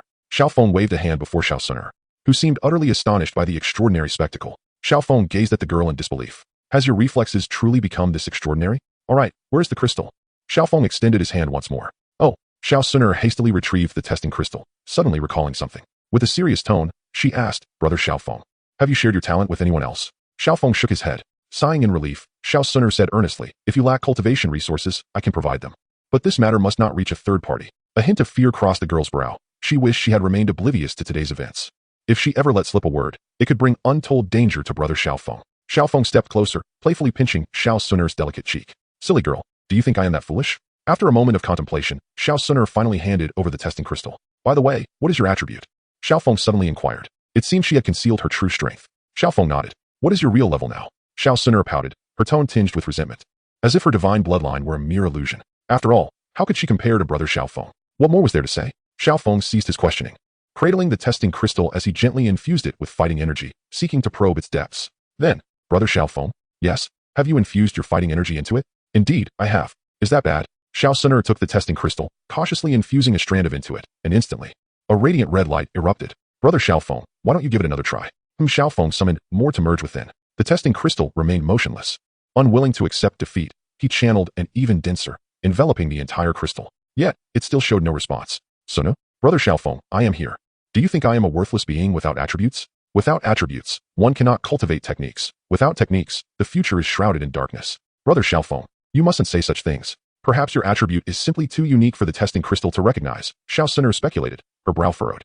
What attributes can this crystal currently identify? Xiao Feng inquired softly, his tone tinged with an inappropriate glimmer of hope. It can reportedly discern most attributes such as metal, wood, water, fire, earth, thunder, ice, darkness, rock, and sand. It seems brother Xiao Feng's attribute is indeed remarkable, Xiao Suner replied, her eyes filled with concern. Yet she did not forget to comfort him. After a brief silence, Xiao Suner suddenly recalled something. Oh, brother Xiao Feng, can you perceive the color of the? Perceive? Let me give it a try. Xiao Feng closed his eyes, calming his mind to observe the color of the. When his heart was as tranquil as water. He saw it. It seems to be red. No, it's yellow. Now it looks green, or is it blue? Why has it turned black again? Xiao Feng opened his eyes, wearing a peculiar expression, his tone betraying a mixture of joy and sorrow. I saw it. You saw it. Xiao Suner exclaimed in delight. What color is it? I saw a rainbow color. Xiao Feng said with a wry smile. Rainbow color? Xiao Suner looked perplexed. It should be described as a kaleidoscopic black and a vibrant, resplendent white. Chapter 11. A path always taken yet never considered. As they parted, Xiao Suner cautioned Xiao Feng. Brother Xiao Feng, please do not mention this to anyone. Good night, brother Xiao Feng. After watching him enter the small courtyard, she closed the gate with a solemn expression. Entering her bedroom, she softly called, Oldling. In the darkness, a figure emerged. Miss, I am here. You saw what happened tonight, didn't you? Xiao Suner's gaze flickered with golden flames. This matter was too crucial, making her doubt even her own trust.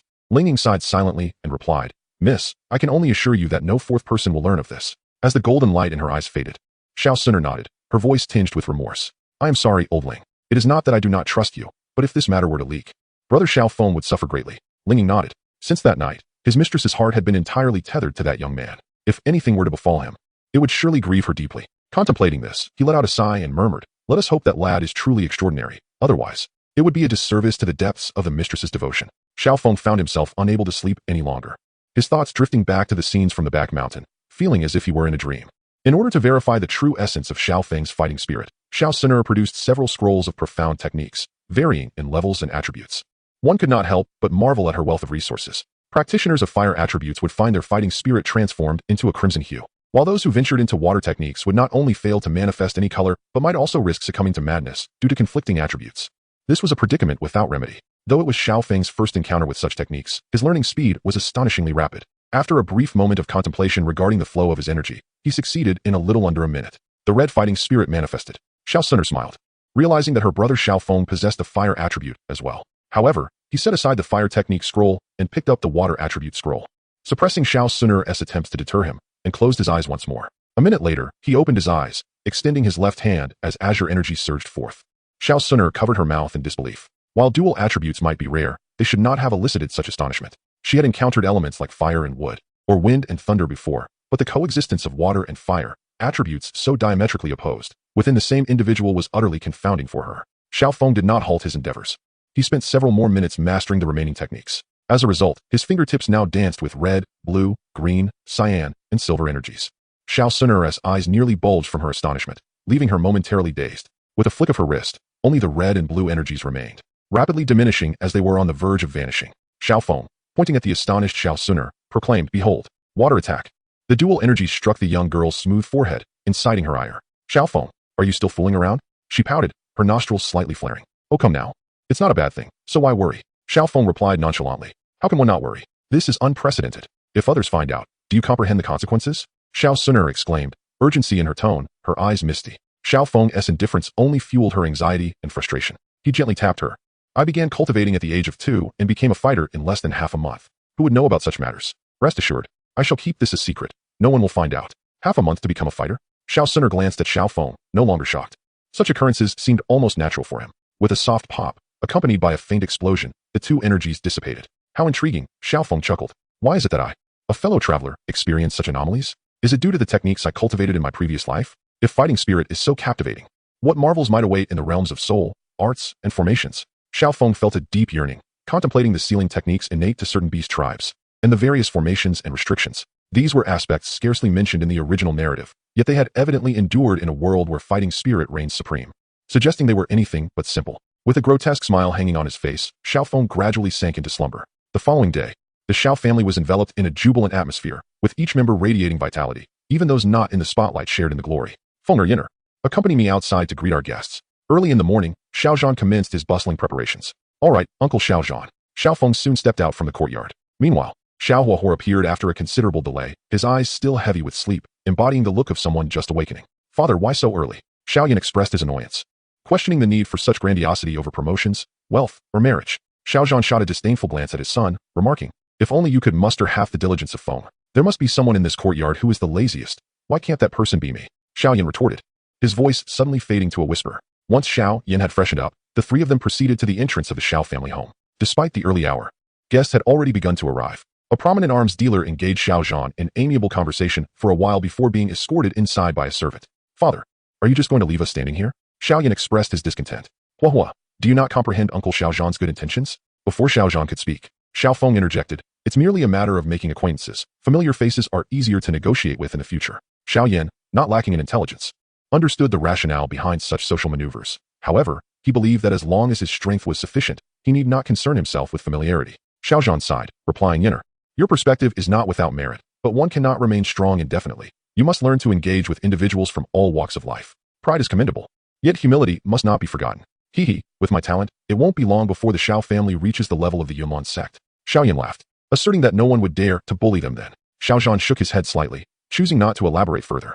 The banquet was scheduled for noon, and by the time the sun reached its zenith, the Xiao family's entrance was overflowing with guests. Among the three prominent families of Wutan City, the Xiao and Gao families were particularly formidable, and in recent years, the Xiao family had seemingly gained even more momentum, prompting many to seize this opportunity to curry favor and forge connections. You must be the esteemed young masters, Xiao Yin and Xiao Feng, truly impressive in demeanor and presence. A corpulent middle-aged man beamed with flattery. Xiao Zhan reciprocated the smile while introducing the two behind him, saying, this is Mr. Danny, who controls a third of the arms pricing in Wutan City. You ought to greet him. The middle-aged man, beaming with self-importance, dismissed the introduction as trivial, his arrogance nearly spilling over. Xiao Feng and Xiao Yan forced strained smiles, uttering, hello, Uncle Danny. The two had endured this insincere display for 2 hours. Finally, as noon approached, it came to an end.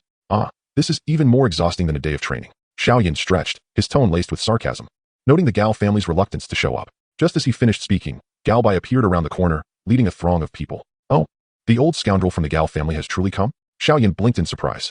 Upon reflection, Gao Bai initially harbored no intention of attending. However, upon witnessing the myriad factions flocking to Wutan City, he could no longer afford to maintain his pride and reluctantly made his way there.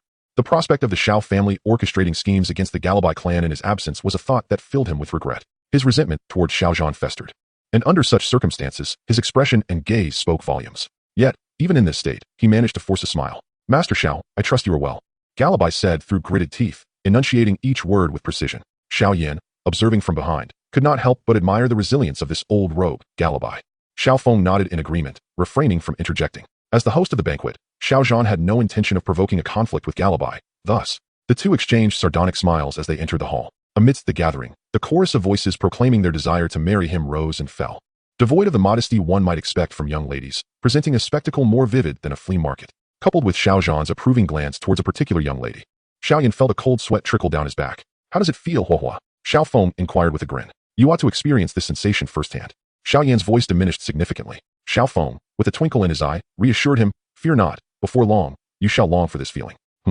Xiao Yan cast a quizzical glance at Xiao Feng, who offered no further explanation, prompting Xiao Yan to drop the matter and begin his meal. After the feast, adults conversed on their topics while the youth engaged in their own affairs. A group of similarly aged boys and girls approached Xiao Yan. Observing this, Xiao Feng playfully nudged Xiao Yan in their direction, saying, enjoy yourself. The banquet continued until dusk, yet such happenings bore no significance to Xiao Feng. As an overlooked figure, he concocted a plausible excuse to slip away early. Now, lying on his bed with a relaxed demeanor, Xiao Feng exhaled deeply, finding social obligations most burdensome, a plight from which even his transmigration could not liberate him. Gazing at the swirling energy in his palm, akin to a sprightly sprite, Xiao Feng's gaze deepened with introspection. After nearly a decade of effort, he had only managed to open a portion of his meridians, yet time was not on his side. The plans he once conceived required urgent attention. Whispering to himself, a flicker of flame danced in his eyes. At that moment, the courtyard door swung open, and a graceful figure slipped inside. "Brother Xiao Feng, I heard from Uncle Xiao that you are unwell." Xiao Suner regarded him with a countenance devoid of concern, only a playful smile gracing her lips. Had she perhaps learned mischief from Brother Xiaoyan? Now, she dared to deceive Uncle Xiao. Xiao Feng flipped over and sprang from his bed, exclaiming, "Where is the lie? I am indeed suffering from a terrible headache." He picked up 2 teacups and filled them with tea, his expression somewhat conflicted. "Suner, with so many dual attributes, which do you think is the strongest?" He lacked the resources and energy to cultivate each attribute, and time was of the essence. Thus, he intended to select only a few for his focus. Xiao Suner comprehended Xiao Feng's intentions, her slender fingers, as white as spring onions, incessantly drumming against the table, producing a rhythmic sound. While her other hand propped up her chin, her brow furrowed in an expression of profound conflict. The element of water and fire must certainly be excluded. It was far too alarming. Fire and wood could indeed pave the way for a career as an alchemist, which would be immensely beneficial in the future. Yet in terms of offensive capabilities, they paled in comparison to wind, thunder, and metal, while their defensive qualities were inferior to earth and rock. This was indeed quite vexing. Ceasing her drumming, Xiao Suner lifted her gaze and proposed, "Brother Xiao Feng, why not choose fire and wood? The advantages of being an alchemist are unparalleled." Xiao Feng shook his head, replying, "I will have a younger brother who is an alchemist. Hence, this matter is not of great significance." "An alchemist brother?" Xiao Suner inquired. Her delicate face etched with confusion. "Who is he? You will find out in due time." Suddenly, a thought flashed through Xiao Feng's mind like a bolt of lightning, shattering all other contemplations and casting them into darkness. He promptly rose to his feet, unfurling the borrowed combat scrolls. As each scroll was opened and laid down, his gaze grew increasingly fervent. "I understand now." Chapter 12, Trials. "Are you planning to go out and train?" At the dining table, 4 pairs of eyes fell upon Xiao Feng simultaneously. "Indeed," Xiao Feng replied, setting down his utensils and nodding affirmatively. Xiao Yan looked on in astonishment, a sense of bewilderment washing over him as he regarded Xiao Feng. In that moment, he felt his once familiar companion had suddenly become a stranger. The recently emerged Xiao Li remained silent, merely observing Xiao Feng. Xiao Suner appeared anxious, filled with countless questions, not least of which was why her brother Xiao Feng had not consulted her beforehand. At this juncture, Xiao Zhan turned his gaze to Xiao Feng. Yet all of this was predicated on the assumption that the trainee possessed a certain level of self-defense capability. "Fenger, you are still quite young, and..." Xiao Zhan's words trailed off, yet everyone grasped his meaning. Rising, Xiao Feng bowed deeply to Xiao Zhan, and then spoke, "Uncle Xiao Zhan, I have concealed certain matters, and before revealing them today, I humbly seek your forgiveness." Xiao Zhan narrowed his eyes slightly. Xiao Feng had grown under his watchful eye, yet his thoughts were deeply buried. This sudden revelation prompted a flicker of speculation within him. "Fenger, whether or not you are forgiven, do share your thoughts." Xiao Feng remained silent, instead gazing at Xiao Suner. Knowing that leveraging another's words would facilitate acceptance, Xiao Suner asked, "Speak of what can be said." Xiao Feng's lips twitched. Indeed, his matters could not be carelessly divulged. "Very well," Xiao Suner nodded. "Brother Xiao Feng is already a fighter." Xiao Yan's eyelids twitched, his face a mixture of surprise and relief. Xiao Li grinned. "I have long told Big Brother that this lad is no ordinary character. He may very well be a cunning little rogue." Xiao Zhan seemed to have anticipated this, a smile playing on his lips as he observed Xiao Feng and Xiao Suner, appearing to say, "Please, continue. I am all ears." Xiao Suner glanced at Xiao Feng, took a breath, and continued, "When Brother Xiao Feng battled against Jielio, what he exhibited was merely the tip of the iceberg. As for Brother Xiao Feng's true capabilities, Suner is also uncertain." The girl displayed a sense of defeat upon her face, yet her eyes sparkled with profound joy and pride, as if proclaiming, "The one I have chosen is more exceptional than anyone else." Xiao Yan was choked by the dog food, coughing a few times before incredulously stating, "Brother Feng, it is only natural for you to become a fighter after such diligent training, but to say you are extraordinary is a bit of an exaggeration. I assent to it." Xiao Zhan stood up, asserting that one would know the truth only through experience. "Fenger, be cautious." With that, he leaped over the dining table and struck at Xiao Feng. His fist, imbued with a fierce crimson fighting spirit, roared like a raging lion, the sound of its growl resonating before the fist even reached him. Xiao Feng remained steadfast, crossing his arms over his chest to meet the blow. Fighting energy coalesced there, and a semi-transparent small round shield materialized before him. Bang! The shield shattered. Yet Xiao Feng stood his ground, sliding backward until he reached the threshold before coming to a halt. He coughed lightly, blood surging within him, but he ultimately withstood the impact. Regardless of how much force Xiao Zhan had exerted, Xiao Feng had absorbed the blow as a fighter facing a great master. After retracting his hand, Xiao Zhan turned slightly, avoiding eye contact with Xiao Feng, and said calmly, "You may leave." "Thank you, Uncle Xiao Zhan." Xiao Feng bowed again before departing. "Brother Xiao Feng." Xiao Suner immediately pursued him. Xiao Yan glanced around anxiously, thinking, "Father, he is only 11 years old. How can you allow this?" Xiao Zhan slowly sat down, reflecting, "If we do not let him go now, it will be difficult to part with him later. However, Wutan City is too small. Fenger should explore the world. Yet Xiao Yan's face was filled with concern. Xiao Li patted Xiao Yan's shoulder and stepped out first. Inside, Xiao Zhan continued to counsel Xiao Yan. Yinner, Fenger has always known his limits. Since he has made this request, he must have considered everything. Forcing him to stay would not be in his best interest. Go and see him off. Xiao Zhan's expression was a mixture of pride and reluctance. Xiao Yan hesitated, then nodded, turning to run outside. In the small courtyard, Xiao Sun'er gazed at Xiao Feng with misty eyes. Xiao Feng scratched his head before enveloping the young girl in his embrace. Sun'er, I didn't tell you earlier because I feared you would try to dissuade me. He kissed her soft hair, his voice growing gentler. You know, if you had truly tried to convince me, I might not have wanted to leave. Xiao Sun'er pouted her rosy lips, her small face full of sadness and reluctance, biting her lip and burying her head deep into his chest. Hey, you're about to leave, and yet you're still showing off your affection. Xiao Yan remarked with a somewhat displeased expression at the sight of the two embracing. Naturally, Xiao Sun'er heard his voice, her ears turning red, yet she remained unwilling to leave Xiao Feng's embrace. Her cheeks flushed even more, she nodded slightly, and, with a quivering voice, said, "Be safe." She then tossed him a small cloth pouch and turned to depart. Xiao Feng received the pouch and set it aside, calling out to Xiao Yan, Fire. I have a piece of advice for you. What? Xiao Yan turned around, looking at Xiao Feng with a puzzled expression. 30 years east of the river. 30 years west of the river. Do not underestimate the youth in poverty, Xiao Feng replied earnestly.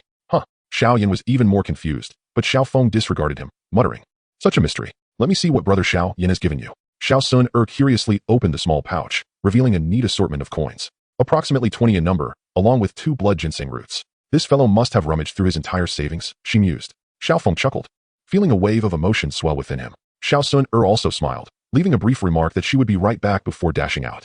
Xiao Feng had little to gather, just a few changes of clothes, a tattered map, and a long knife that had come his way. The items from the combat trials needed to be returned, and things like the teapot were impractical to carry. There was little else to consider. Xiao Feng Gij. Please keep this safe, Xiao Sun'er said, presenting a pitch-black ring. At first glance, it seemed unremarkable, but the longer one gazed at it, the more one could sense its ancient and grand aura, exuding a subtle charm of understated elegance. A storage ring? Xiao Feng was taken aback, quickly deducing the name of the object. Xiao Sun'er appeared surprised. Xiao Feng Gij, you know about storage rings? Then you must know how to use it, right?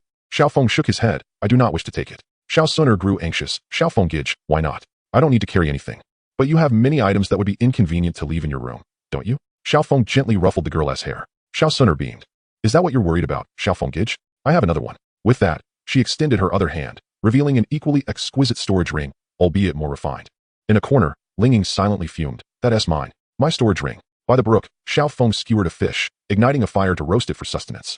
As he savored the salt-sprinkled fish, he reflected on how his beloved wife truly cared for him. After receiving the storage ring, Xiao Sun'er tugged Xiao Feng out of the Xiao residence to begin their shopping, determined to fill the ring to capacity. Regardless of whether Xiao Feng had thought of it or not, if Xiao Sun'er spotted something she deemed potentially useful, it would be purchased. As dusk fell, they erected a tent, scattered a circle of insect-repelling powder, set up bell ropes, hung an oil lamp, and prepared the bedding. Even bringing along more than 2 sets of blankets and pillows. Don't ask where it came from. It was a token of his wife's affection. What was intended as training had unexpectedly turned into a delightful outing, even more comfortable than life at the Xiao residence. Glancing across the river, he noted that beyond lay the territory of the Beast Mountain Range. Tonight, I shall rest well, and tomorrow, we shall venture forth. The Real training begins.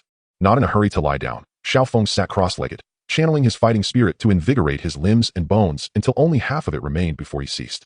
Outside, he dared not unleash his energy recklessly. Thus he waited until his energy was fully restored before succumbing to slumber. At the Xiao residence, a graceful figure stood atop the roof, gazing towards the direction of the Beast Mountain Range, her eyes filled with concern. Ling Lao, Miss, I am here. Do you think Xiao Feng Gij has finished his dinner? Miss, do you think Xiao Feng Gij will be ambushed by wild beasts while he sleeps tonight? Miss, do you miss? It's already quite late. You really should rest. Ling Lao, would you go protect Xiao Feng Gij? Ling Ying silently turned and vanished into the darkness. The Beast Mountains evoke both fear and admiration. They serve as a sanctuary for mercenaries while simultaneously being a hellish realm for some. Here, individuals have amassed fortunes that would elude most for several lifetimes. Yet others have lost their invaluable lives, deemed worthless in this treacherous landscape. As dawn broke, the bell tied to Xiao Feng jingled softly. Hello, is anyone there? A woman's voice resonated, gentle and unhurried, exuding warmth. Possessing a soul more potent than Xiao Yan's, Xiao Feng had already sensed someone approaching, but having encountered similar visitors before, he assumed this person was merely passing through. However, with someone knocking at his door, he felt compelled to respond. Yes, there is someone here. What can I do for you? Xiao Feng emerged from his tent. As he marveled at the woman's beauty, she too was surprised by his youth. My apologies. Xiao Feng noted his rudeness and quickly lowered his gaze. The young woman, appearing around 15 or 16, was strikingly delicate. Yet a prominent scar marred the left side of her face, a hideous patch of red flesh resembling a large handprint. No, I should be the one apologizing. She quickly turned her face away. I hope I didn't frighten you. Xiao Feng waved his hand dismissively. What brings you to me? After a moment's hesitation, she responded. I thought you were a mercenary about to venture into the Beast Mountains. I sincerely apologize for the interruption. Xiao Feng found her statement peculiar. Into the Beast Mountains? He could ascertain that the woman possessed no fighting spirit. What business would such a frail creature have with mercenaries preparing to enter that perilous domain? Was she intending to accompany them? Oh, I am an herbalist, she smiled, a shadow of sadness crossing her features before quickly enveloping her face. Actually, I am an ostracized herbalist. Herbalist? Xiao Feng mused, struggling to recall such a profession. The woman, assuming his youth, explained with a smile, herbs come in myriad forms. Some are harvested for their flowers, others for their leaves or roots, and some resemble mere weeds. Mercenaries often cannot distinguish between them, thus the role of an herbalist is indispensable. Having finished her explanation, she waved her hand apologetically. I truly regret disturbing your rest. I must attend to other matters now. Wait, Xiao Feng called after her. What do you need a mercenary for? Little brother, perhaps we can converse again another time. I really do have urgent matters to attend to. I am a mercenary. Xiao Feng interjected. Chapter 13. Xiao Linger despite her initial disbelief in Xiao Feng's claim as a mercenary, after witnessing his prowess. The woman resolved to team up with him. Hello, my name is Xiao Linger, she said, her smile illuminating her beauty and gentleness from the side. Xiao Feng nodded. I am Xiao Feng. Together, they traversed the river, making their way to the location she had mentioned. According to Xiao Linger, there was a mature herb that, if unearthed, could fetch over 1,000 gold coins. She promised to share 500 coins with Xiao Feng as his hiring fee. What is the strength of the beast guarding it? Xiao Feng inquired. Xiao Linger shook her head, for she only knew that a venomous scorpion guarded that place, possessing the ability to spit venom. Yet its true strength remained unclear. Previously, she had sought the companionship of 3 fighters, but they had still been unable to prevail. The potency of the scorpion's venom was formidable. A mere drop had transformed her into her current state. There was a hint of despondency in her tone. Xiao Feng fell silent, unable to comfort her, for Xiao Linger maintained a resilient spirit and required no solace from him. He sighed heavily, his heart stirred with emotions. Pondering the suffering this young girl must have endured. Given such peril, why had she come? Xiao Feng inquired. After walking for approximately 2 hours, they finally reached their destination. Perhaps due to their position on the outskirts, they encountered no magical beasts along the way, and their journey was smooth and uninterrupted. I didn't expect you to walk so far in one go. Xiao Feng expressed his admiration for Xiao Linger, wiping the sweat from her brow. Xiao Linger flashed a confident smile, her beautiful right cheek lifting in delight. Of course, I am a herbalist. Many mercenaries believe we lack the strength to traverse mountain paths, but that's not true. Xiao Feng chuckled awkwardly, as he had harbored the same thoughts. Look, in that valley, the venomous scorpion usually hides in the soil, launching surprise attacks when someone or an animal approaches its herbs. Xiao Linger dashed toward the valley's mouth and pointed in a direction. Wonderful. There are no others here to pick them. Xiao Feng followed her finger to a stunted tree, resembling a bonsai, standing less than a meter tall, with a walnut-sized fruit hanging above, glistening red. That is the blood sun fruit. I hear it is sought after by alchemists, Xiao Linger said, beaming with joy. Are you not concerned that mercenaries might distract the magical beasts, then take the fruit for themselves? Xiao Feng furrowed his brow, feeling a twinge of worry for this naive girl. Xiao Feng, thank you. However, we herbalists have our own regulations. Though I am ostracized, mercenaries would never resort to such actions. If an herbalist and a mercenary entered the monster mountain together and only the mercenary returned, he would be blacklisted. The troubles that would ensue could not be compensated with a mere 1,000 gold coins. Xiao Linger was immensely pleased, her eyes nearly squinting with joy at Xiao Feng's one word of concern. By the way, wrap this around your mouth and nose. I prepared it specifically to provide some protection against the venom. All right, then you should step back. I will test the waters first. Xiao Feng said as he wrapped the scarf Xiao Linger had handed him, then proceeded toward the valley. Be careful, Xiao Linger called, taking a few steps back. Xiao Feng focused his mind. This was his first encounter with a magical beast, and he understood that caution was paramount. As he approached the fruit tree, he repeatedly scanned the soil with his spirit for any signs of the scorpion. Suddenly, a wave of dizziness washed over him. Oh no! Xiao Feng thought he had fallen prey to the scorpion's ambush and hurriedly retreated, but the dizziness did not wane. Rather, it intensified. Strangely, Xiao Linger appeared unfazed, even wearing a look of joy. Xiao Zi, the food is ready, hurry and eat. The scorpion seemed to comprehend Xiao Linger's words. Swiftly turning toward the unconscious Xiao Feng lying in the valley, the individual merely lay in a state of unconsciousness, hastened to pierce him to death. Xiao Linger pointed at Xiao Feng. Whoosh! The stinger sliced through the air, stirring a gust towards Xiao Feng's chest. At that moment, a flash of light erupted, accompanied by a muffled sound. Sizzle! Like the sharpness of a sword, the energy pierced through the scorpion, causing it to tremble slightly. The descending stinger grew feeble, collapsing limply to the ground. Xiao Feng, who should have remained unconscious, unexpectedly opened his eyes. With his right hand, he pointed towards the direction of the scorpion, from which the piercing energy had emanated. The faint scent of the drug on the scarf could not elude Xiao Feng's senses. Yet, what perplexed him was that during their previous encounters, he had gazed into the woman's eyes, which were clear and bright, devoid of deceit. What kind of past could catalyze such contrasting personalities? He looked at Xiao Linger, his eyes filled with regret. I once harbored doubts about you, yet chose to believe. But you have disappointed me profoundly. Can you enlighten me as to why? Xiao Linger, somewhat incredulous, could hardly believe her eyes. How could a two-tiered magical beast be slain so easily? She collapsed onto the ground, exclaiming in a tone of exasperation, "If you wish to kill or maim me, then do so without pitying me with those eyes." The earlier gentleness and innocence had vanished entirely. Xiao Feng brushed aside the remnants of the scarf obscuring his face and approached Xiao Ling. "I lament for the Xiao Linger that could have existed. If such a person truly existed, she would surely despise the present state of affairs. Enough of this feigned sympathy. Have you not realized that I have conspired against you? Why not in my life? Do it." Xiao Linger shouted angrily at Xiao Feng, tears streaming down her cheeks. Xiao Feng was bewildered. The victim had yet to express rage. Yet the assailant was the one in tears? After a while, Xiao Linger wiped her tears, her voice calming. "If you intend to kill me, then do it. If not, I shall take my leave." "Is it truly that simple?" Xiao Feng raised an eyebrow. "Regardless of what transpired before, the present circumstance dictates that you are poised to end my life, and you wish to walk away unscathed?" Xiao Linger appeared indifferent, sneering. "What do you wish for? What can a still-developing younger brother accomplish? Moreover, someone like me is hardly worth anything as a slave." Xiao Feng regarded Xiao Linger with a complex expression, which caused her to frown once more. "I have stated before, I require no one's pity. Refrain from adopting that condescending posture to speak grandiloquently, for it only makes me feel revulsion. Does the scorpion possess a magical core?" Xiao Feng suddenly inquired. Xiao Linger was taken aback, struggling to keep pace with Xiao Feng's thoughts. Bang! Xiao Feng discarded a dagger, extracting the magical core. "You!" Xiao Linger's expression turned to one of anger. After all, it was her good friend who was being forced to extract the core, a cruel demand indeed. Xiao Feng's demeanor remained icy. "If you do not perform the task, I shall sever your legs and leave you here." Before his words had fully resonated, Xiao Linger had already grasped the dagger and commenced prying at the scorpion's exoskeleton. Several minutes later, the bloodied and foul-smelling magical core was cast at Xiao Feng's feet. "Pick it up." Xiao Feng shot a glance at Xiao Ling.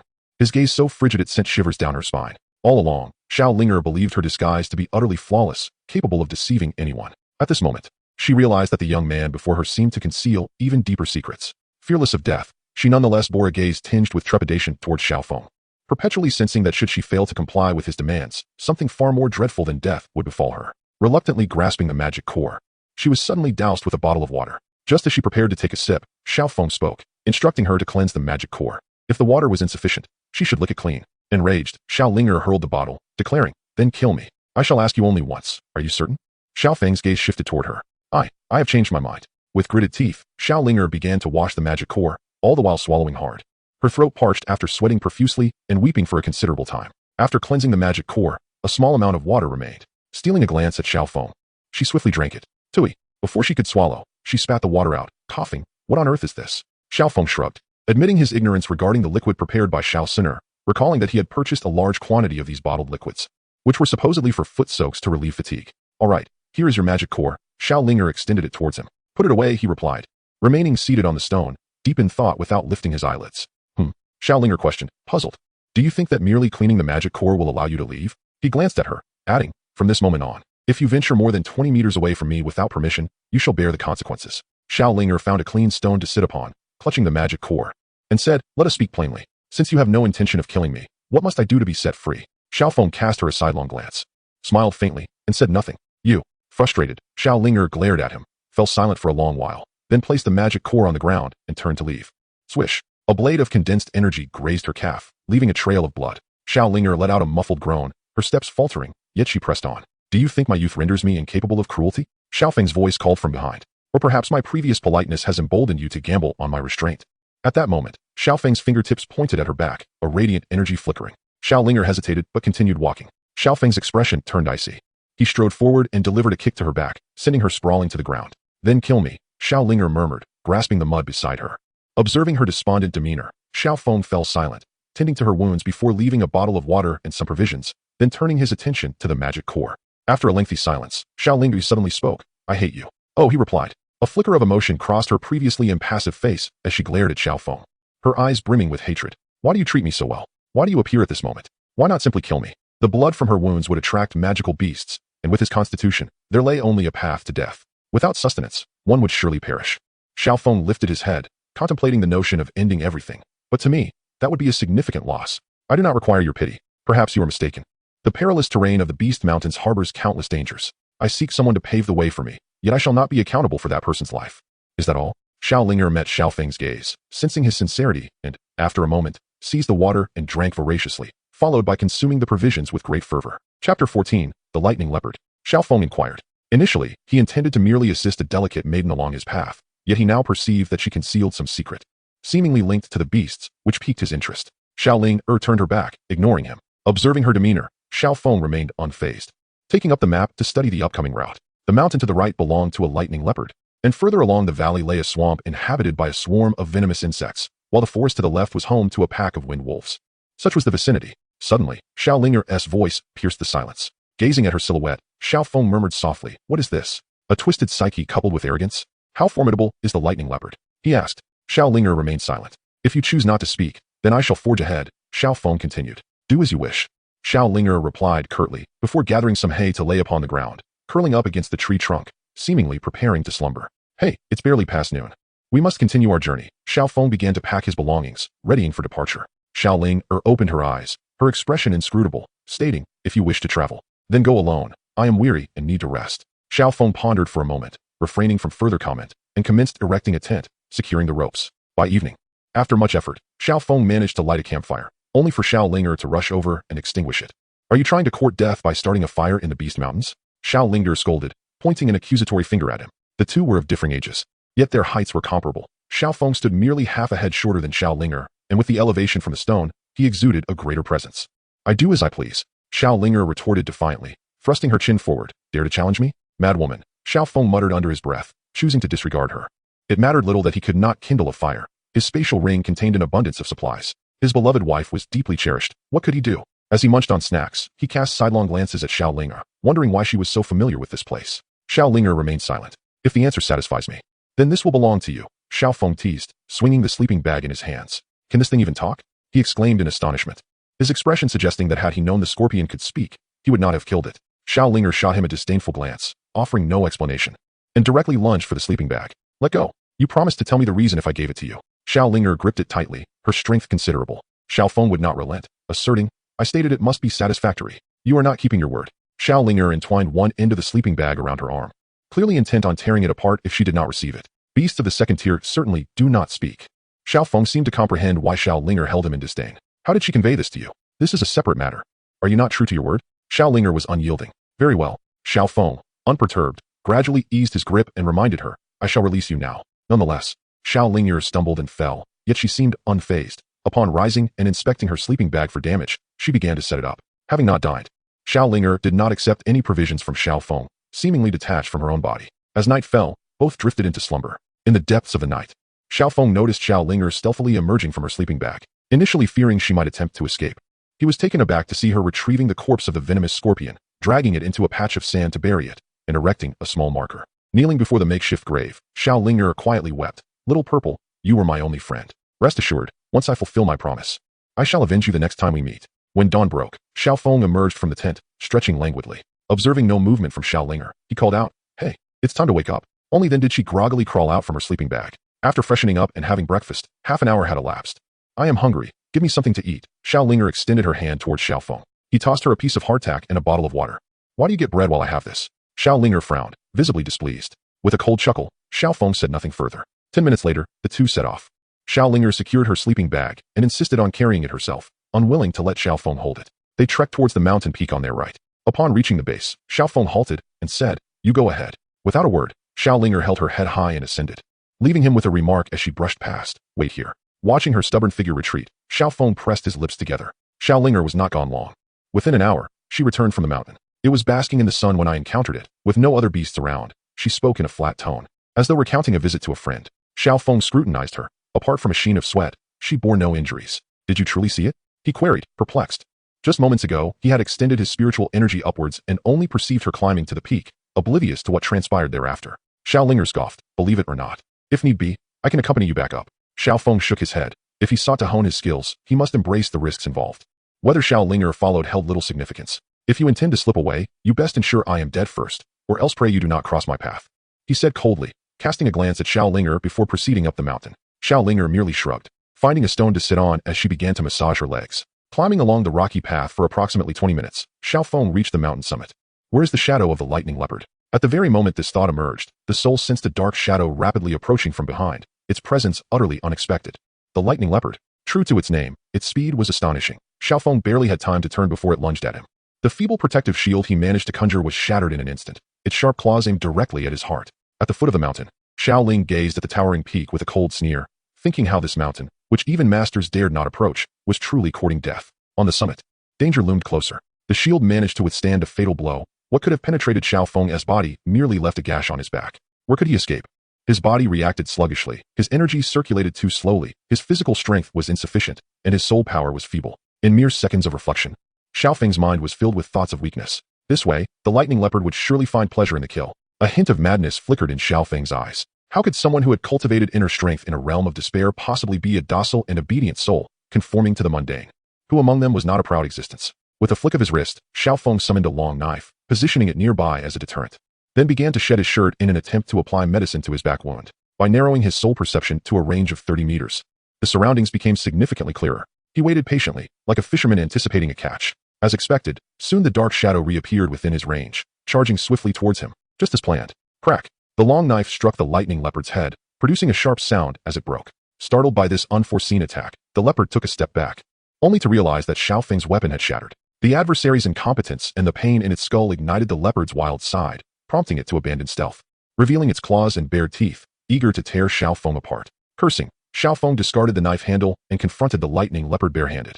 Though fists met claws with little advantage, once they were close, Xiao Feng transformed into a relentless machine of destruction, utilizing fists, elbows, shoulders, and knees to strike from nearly every part of his body. The lightning leopard's speed was impressive, but that was merely in straight-line pursuits. Xiao Feng dove into its embrace, one hand grasping its upper jaw while the other plunged into its throat, enduring excruciating pain as he forcefully pulled out its tongue. The scent of death permeated the air. Having suffered a grave injury, the lightning leopard no longer wished to fight, silently roaring as it struggled to distance itself from Xiao Feng. But Xiao Feng would not grant it such mercy. "Stay with me," he demanded. His body was already drenched in blood. His face smeared like a demon emerging from a hellish bloodbath. His eyes blazed with fury.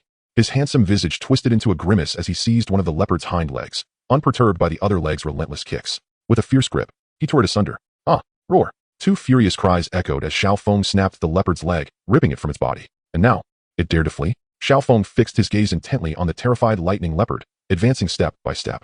Xiao Linger was somewhat astonished that she had survived. "Did you kill it?" Her voice trembled slightly. Xiao Feng remained silent, merely observing her with a lingering murderous intent in his eyes. Xiao Linger felt her breath catch. As if a mountain of corpses and a sea of blood were rushing towards her, the scent of blood emanating from him grew more pronounced. With just a glance, she averted her eyes. Though unafraid of death, it did not mean she was devoid of fear. The look in Xiao Feng's eyes stirred deep-seated emotions of terror within her, compelling her to instinctively shy away. Chapter 15, Sword Chi. Earlier, he had nourished his body with water attribute combat energy, which had now been significantly depleted and required replenishment. Xiao Linger sat quietly beside him, her expression vacant, awaiting his awakening. Once Xiao Feng opened his eyes, she approached him. "You must have some external medicine, right?" she asked calmly. "Yes," Xiao Feng nodded. "Please take it out. I will help you apply it," she continued. Xiao Feng did not refuse and retrieved the bandages and ointments that Xiao Suner had prepared, then removed his garments. Xiao Linger gazed at him with a dazed expression.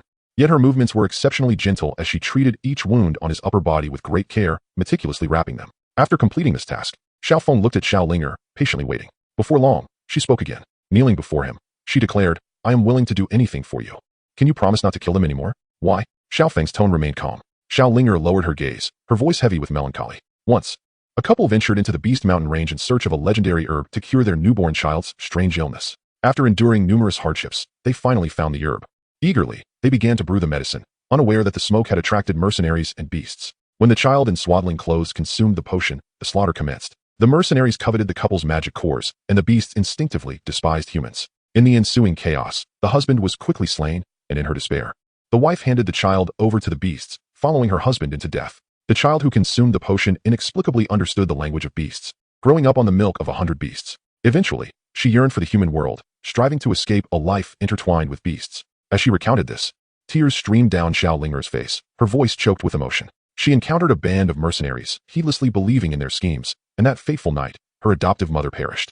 Her magic core was extracted, her skin flayed, and her flesh devoured, while the mercenaries praised her. No one knew that her adoptive mother's last words were, "Live well.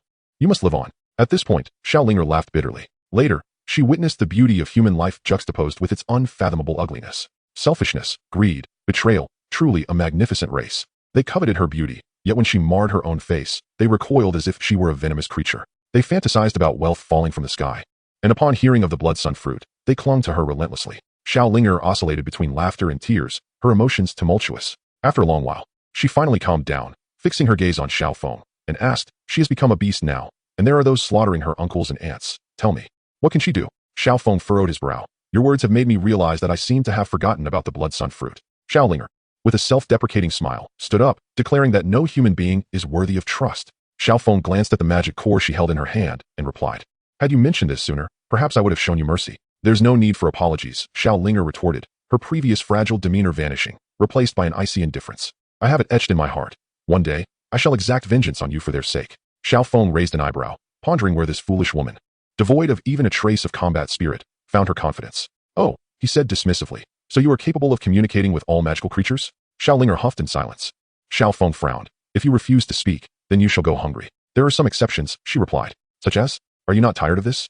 Xiao seemed to have reached her limit. Just give me something to eat. Such as? Xiao Feng inquired, weighing the piece of bread in his hand. Mosquitoes. Xiao snatched the bread from him, took a bite, and smiled slightly, then added in a calm tone, and fleas, and other pests. Feeling somewhat disheartened, Xiao Feng cleared his throat and extracted another piece of bread for himself. Night soon fell. That evening, the two settled down for the night. In her sleeping bag, Xiao gazed at the flickering light from a nearby tent, mumbled something, and then closed her eyes. The following morning, Xiao was awakened by a roll of paper.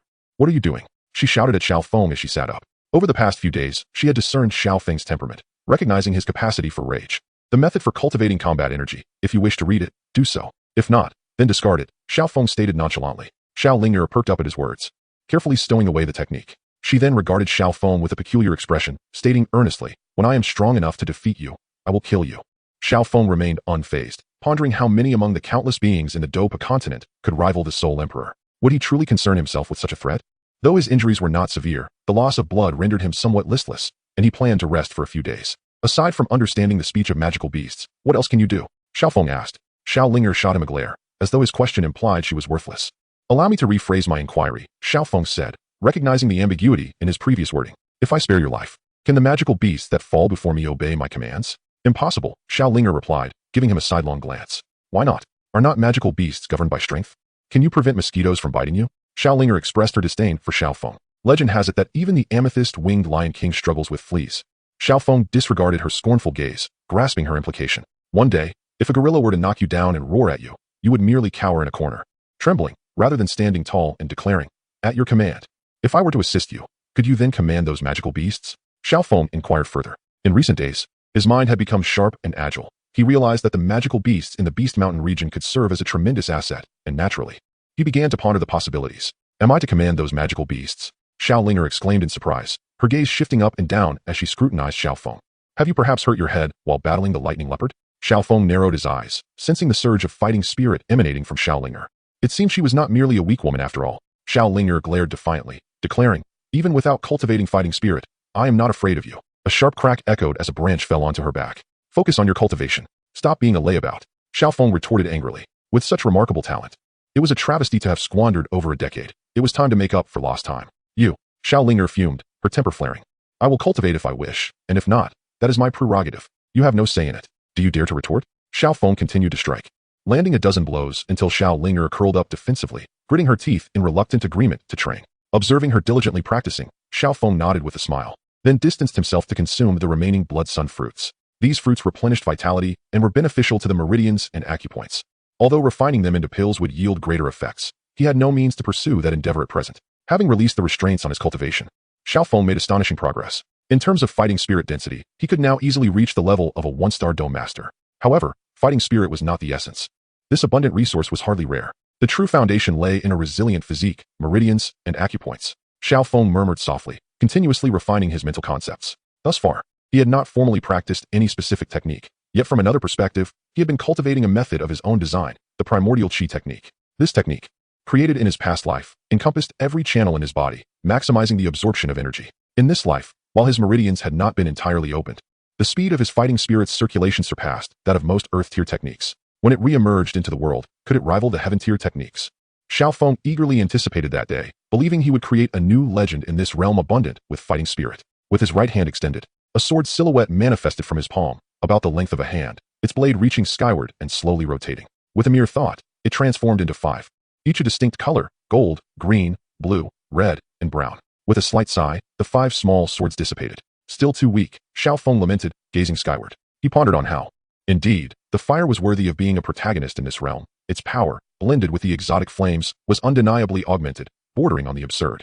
Casting aside these disheartening thoughts, Xiao Feng formed a series of hand seals and closed his eyes in silent meditation.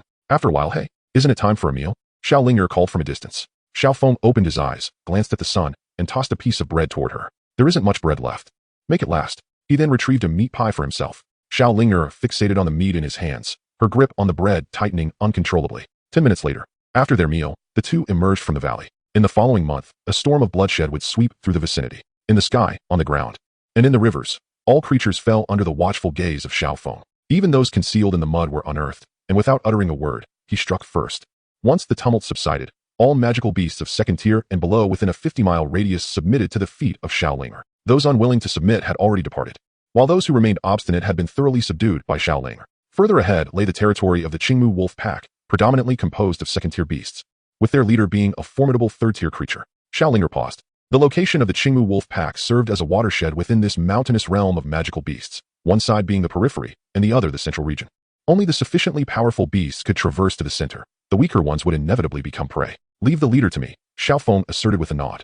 Behind them stood a multitude of second-tier beasts, dozens in number, capable of decimating any small town on the outskirts. As the two approached the territory of the Qingmu wolf pack, the howls of wolves began to resonate ominously. They're here, Xiao Linger warned. The towering wolf growled lowly, furrowing her brow. Xiao Linger conveyed the wolf's warning that they had breached regulations and would face punishment unless they retreated. The gaze of the giant wolf shifted towards them, followed by a mighty howl that summoned the hidden pack to pounce. Xiao Feng stepped forward, delivering a swift punch to the giant wolf without the use of fighting energy, relying solely on his physical prowess, faster than any skill. The giant wolf, now grave, opened its mouth to unleash a roar that reverberated like a crashing wave, unsettling the spirits of the surrounding magical beasts. The pack howled in unison, creating a tempest that disoriented many, causing some to turn against their companions. Moreover, the previously barren ground suddenly sprouted vines that writhed and twisted like serpents, ensnaring all in their path. The cacophony of the howling wolves intensified as madness descended upon the increasingly frenzied magical beasts, and the vines grew ever more swiftly. Realizing the imperative for a swift resolution, Xiao Feng furrowed his brow. With a pointed finger, he conjured a sword shadow, focused to perfection, which instantly pierced the skull of the lead wolf, detonating its inner core. A thunderous explosion erupted, showering blood, and the howling wolves fell silent as if their throats had been simultaneously constricted. Chapter 16, Mercenary Town. The subjugation of the Qingmu wolf pack proved remarkably straightforward. The wolves seemed to understand the principle of respecting the strong better than any other creature, adhering to it with utmost diligence, and soon fell under Xiao Linger's command. Dare to strike me again, and I shall ensure you find no resting place. The pack encircled, with the fierce young girl at their center. Xiao Feng approached her, wielding a wooden stick, and the surrounding Qingmu wolves parted in deference. Feeling a bit itchy, are we? He teased, striking Xiao Linger on the leg, causing her to leap in pain. You dare to slack off in your training, refusing to yield even when struck. Xiao Linger retorted with defiance. Where have I slacked? I've already completed 6 hours of training ahead of schedule. Then an extra hour it shall be, Xiao Feng declared, his demeanor unflinching. I refuse. Xiao Linger fumed. I agreed to 6 hours. You can beat me to death if you wish. Very well. Xiao Feng replied with a cold smirk, rolling up his sleeves. 10 minutes later, Xiao Linger found herself trembling behind a quivering Qingshan wolf. Despite the myriad of emotions swirling in her eyes, she found her resolve wavering. Xiaozi, I shall avenge you, she declared through gritted teeth as she settled into a meditative position. After gaining complete control over the outskirts of the monster beast mountain range, she received dozens of precious herbs delivered to her daily. It must be said that Xiao Linger truly possessed the qualities of a leader. Although every beast knew she lacked the prowess of Xiao Feng, they still showed her the utmost respect. In her leisure moments, Xiao Linger would sit upon a stone gazing at the heavens. Xiao Feng, oblivious to her thoughts, seldom urged her to train during such times, for he was no tyrant. You are even harsher on the beasts than I am. I always suspected the story you told was fabricated, Xiao Feng remarked as he settled down a short distance away. Xiao Linger was taken aback. You actually believed it?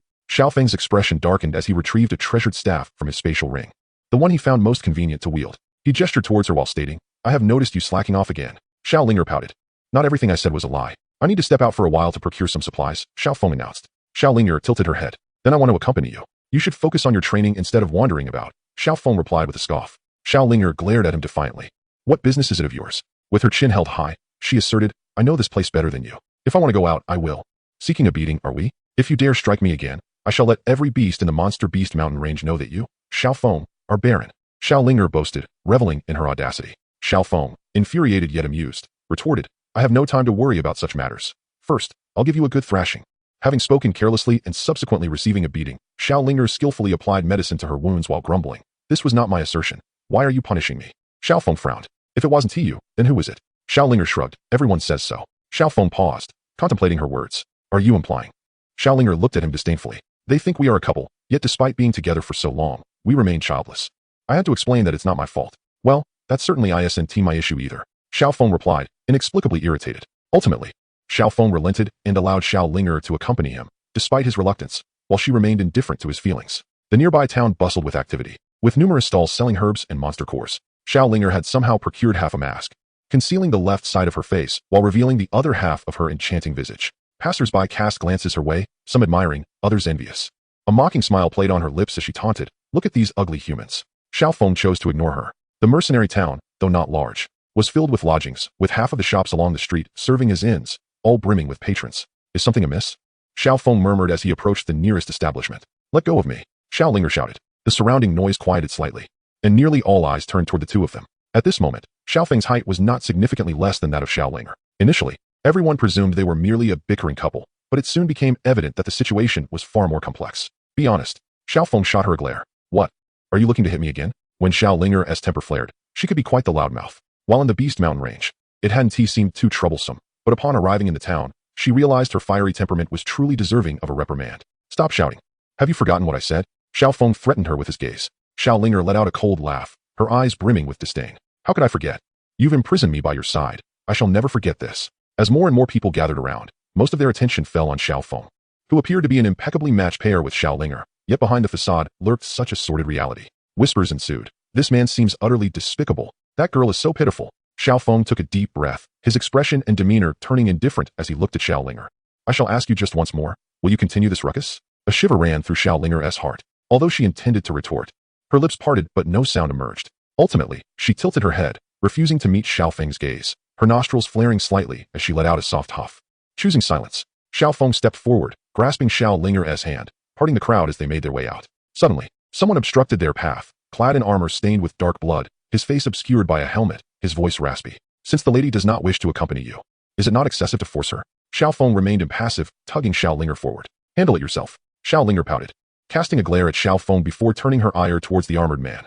Who are you to meddle in my affairs? The armored man paused for a moment.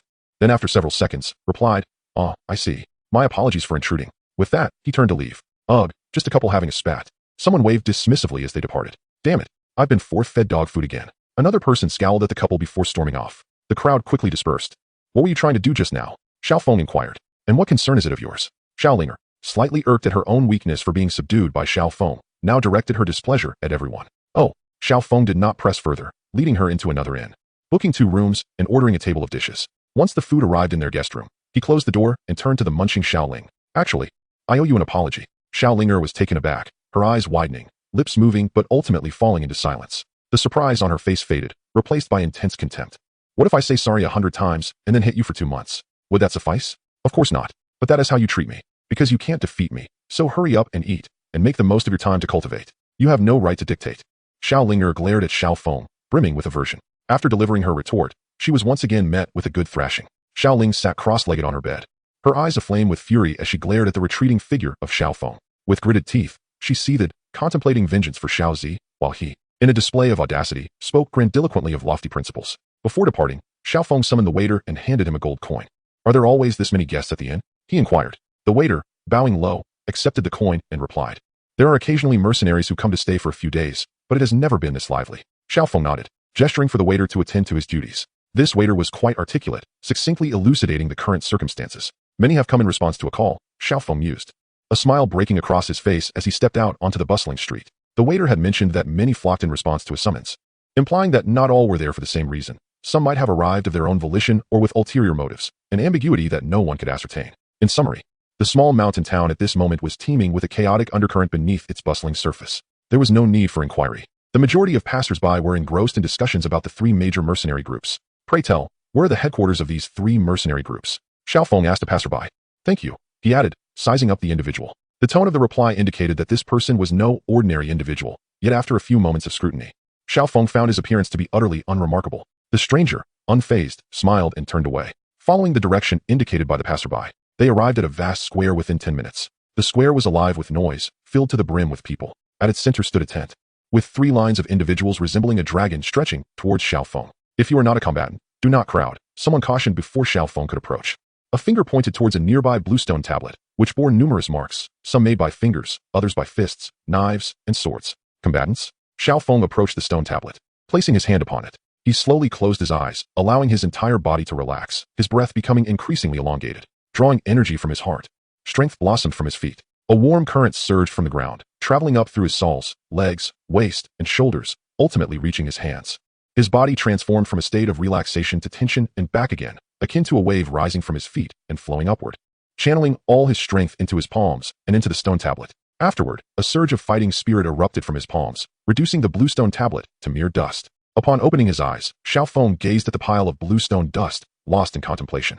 This method of exerting hidden strength was a technique he had mastered in a previous life. It was his first application in this existence, unexpectedly demonstrating tremendous power and prompting further reflection. It appeared that this world lacked methods for bone refinement. Even Xiao Yan's body tempering merely addressed the flesh. Yet, the human body's greatest strength resided in its bones. How many saints had perished, their flesh long decayed, while only their bones remained? How could one draw energy into the bones? Xiao Feng stood motionless as others around him erupted into frenzy. Before this, the man found his legs trembling, unable to fathom what sort of individual could achieve such a feat, yet it was evidently beyond his capability to intervene. Those who bore witness to this spectacle were left astounded, drawing the attention of even more onlookers. Eventually, at the forefront of the gathering, 3 individuals approached the tent. This younger brother appeared somewhat unfamiliar. Was he also intending to lend a hand? Before getting closer, the burly man on the left already broke into a grin, his bearded chin reminiscent of the legendary Li Kuei. Once again, this fellow had stolen the initiative. The woman in the center murmured something and immediately flashed a friendly smile at Xiao Feng. The third man on the right had an ordinary appearance, but in comparison to the robust figure on the left, he seemed somewhat frail. The trio exchanged glances at the spot where a blue stone monument should have stood, only to find a cloud of dust in its place, their eyes instinctively narrowing. As combat masters, they possessed the ability to shatter that stone tablet. Yet they could not replicate the current situation. A great combat master? A formidable fighting technique? This place is too chaotic.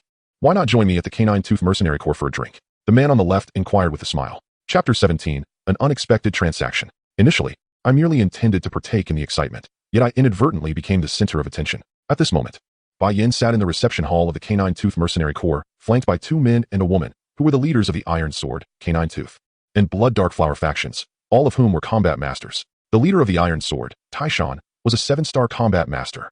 The unassuming man who claimed to be the leader of the Canine Tooth Mercenary Corps gestured towards the Li Kuei-like figure, introducing him, then pointed to the other woman. Blood Dark Flower's leader, Manny, a 6-star combat master. Lastly, he indicated himself, the leader of Canine Tooth, Han Wen, also a 6-star combat master. Xiao Feng greeted each of them in turn, and only when all 3 turned their attention towards him did he speak. I did not come here to forge friendships. The trio's expressions sharpened, their fighting spirit beginning to stir. Of course, I'm not here to provoke enemies either. Xiao Feng maintained an air of calm, leaving the 3 momentarily perplexed. They exchanged glances, and Han Wen smiled as he redirected the conversation. Young brother, what is your identity, and what brings you here? We shall not dwell on that, nor are we particularly interested. However, your deliberate destruction of that blue stone monument to draw our attention indicates you must have matters to discuss with us. After broaching this subject, the trio fell silent, patiently awaiting Xiao Feng to take the initiative. Xiao Feng offered a wry smile, admitting that he had not given it much thought, as it was merely a spur-of-the-moment action. I have heard that you plan to venture into the Monster Mountain range. Upon hearing Xiao Feng's directness, the 3's breathing noticeably slowed. I wish to learn of your plans, or rather, your objectives. The expressions of the 3 shifted, and as Taishan set down his cup, preparing to speak, Han Wen swiftly interrupted. His gaze turned icy as he scrutinized Xiao Feng, speaking slowly. It is certainly permissible to inquire about our plans, but what sincerity do you offer in return? Rest assured, my sincerity is genuine. Xiao Feng tapped the armrest with 4 fingers, producing a rhythmic sound, his eyelids flickering slightly. However, do not assume everyone is a fool. Initially, Xiao Feng had merely intended to observe the commotion without investing much thought into the matter. Now, he pondered quietly and began to comprehend various aspects. The mercenary groups near the Beast Mountains primarily engage in 2 activities: hunting magical beasts to collect their cores and searching for medicinal herbs. If they speak the truth, given their limited strength as mere fighters, their focus should not be on the central region. Rather, the outer areas would be more fitting both in terms of power and necessity. Upon reflection, only one possibility arises. The central region harbors something so valuable that they are willing to risk their lives for it. The bystander observed this keenly, prompting a faint smile from Xiao Feng. The expressions of the 3 grew increasingly cold. Why would they willingly share something that could cost them their lives? From the moment they sat down, their intentions were clear, and now they stood, effectively blocking all of Xiao Feng's escape routes. Unmoved as a mountain, Xiao Feng regarded the trio with an almost scrutinizing gaze. The situation within the Beast Mountains hardly requires elaboration, with just 3 fighters and a group of lower-tier combatants. How far could they truly venture, even at the risk of their lives? Let us speak plainly. This roundabout talk is quite displeasing. TSH and interjected. Han Wen and Manny exchanged glances before fixing their gaze on Xiao Feng. What if I could ensure your safe passage to the entrance of the central region of the Beast Mountains? Xiao Feng resumed tapping on the armrest, adding, I could even allow you to set up camp there as a supply point. That's impossible, Manny exclaimed. Indeed, it seems you recognize the difficulty of such a feat. Xiao Feng replied with a smile, casting a commendatory glance at Manny, as if to suggest he should be more audacious in his demands. He then inquired languidly, so, what conditions could you possibly propose? The trio exchanged glances before retreating to a corner for a hushed discussion. Xiao Feng appeared relaxed as he listened to their intermittent arguments and murmurs. Han Wen finally spoke, if what you claim can be realized. We four would share the spoils of the divine treasure. What do you think? Xiao Feng shook his head.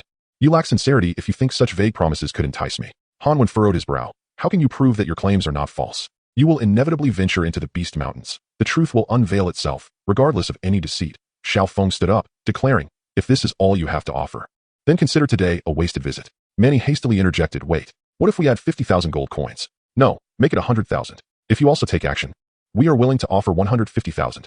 Xiao Feng chuckled, turning to leave. State your conditions. TSH and shouted. Xiao Feng paused, a recipe? That's impossible. The three exclaimed in unison. Han Wen continued. How could we possess something that even alchemists treasure? Xiao Feng scratched his head. No, I mean the recipe for the herbs. Medical recipes? Manny questioned, puzzled. What use are those? In the eyes of mercenaries, physicians held some status. Yet medical recipes were regarded as mere scraps of paper. How about 20 medical recipes? Xiao Feng proposed. Han Wen nodded. It may take some time, but that is feasible. Very well, let us proceed with this arrangement. In recent days, I have been residing in the town. You may call for me on the day of departure.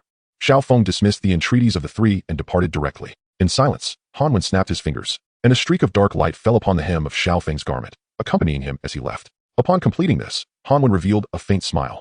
How much do your pastries cost? Xiao Feng inquired as he approached. Which kind would the guest like? Let me have a bit of everything. Hearing a knock at the door, she leapt off the bed. Here. Xiao Feng handed over a large bag of pastries and snacks. He paid no mind. Entering the guest room, closing the door behind him, and placing the food on the table, he then pinched out a small black bug, about the size of a watermelon seed. Do you recognize this? Xiao Ling remained silent, tilting her head to avoid his gaze, adopting an attitude of indifference. Xiao Feng shook his head and walked over, grasped Xiao Ling's chin to turn her face towards him, placing the bug in front of her eyes once more. Do you recognize this bug? Xiao Ling swatted Xiao Feng's hand away, her expression fierce. If you want to hit me, then go ahead. Just don't touch me. Xiao Feng clicked his tongue, pondering if this girl might be. Suddenly, Xiao Ling, who had appeared impatient moments earlier, snatched the black bug from him, examining it intently in her palm. After a considerable pause, she raised her head, fixing her gaze on Xiao Feng, her tone calm. Where did this come from? Someone gave it to me.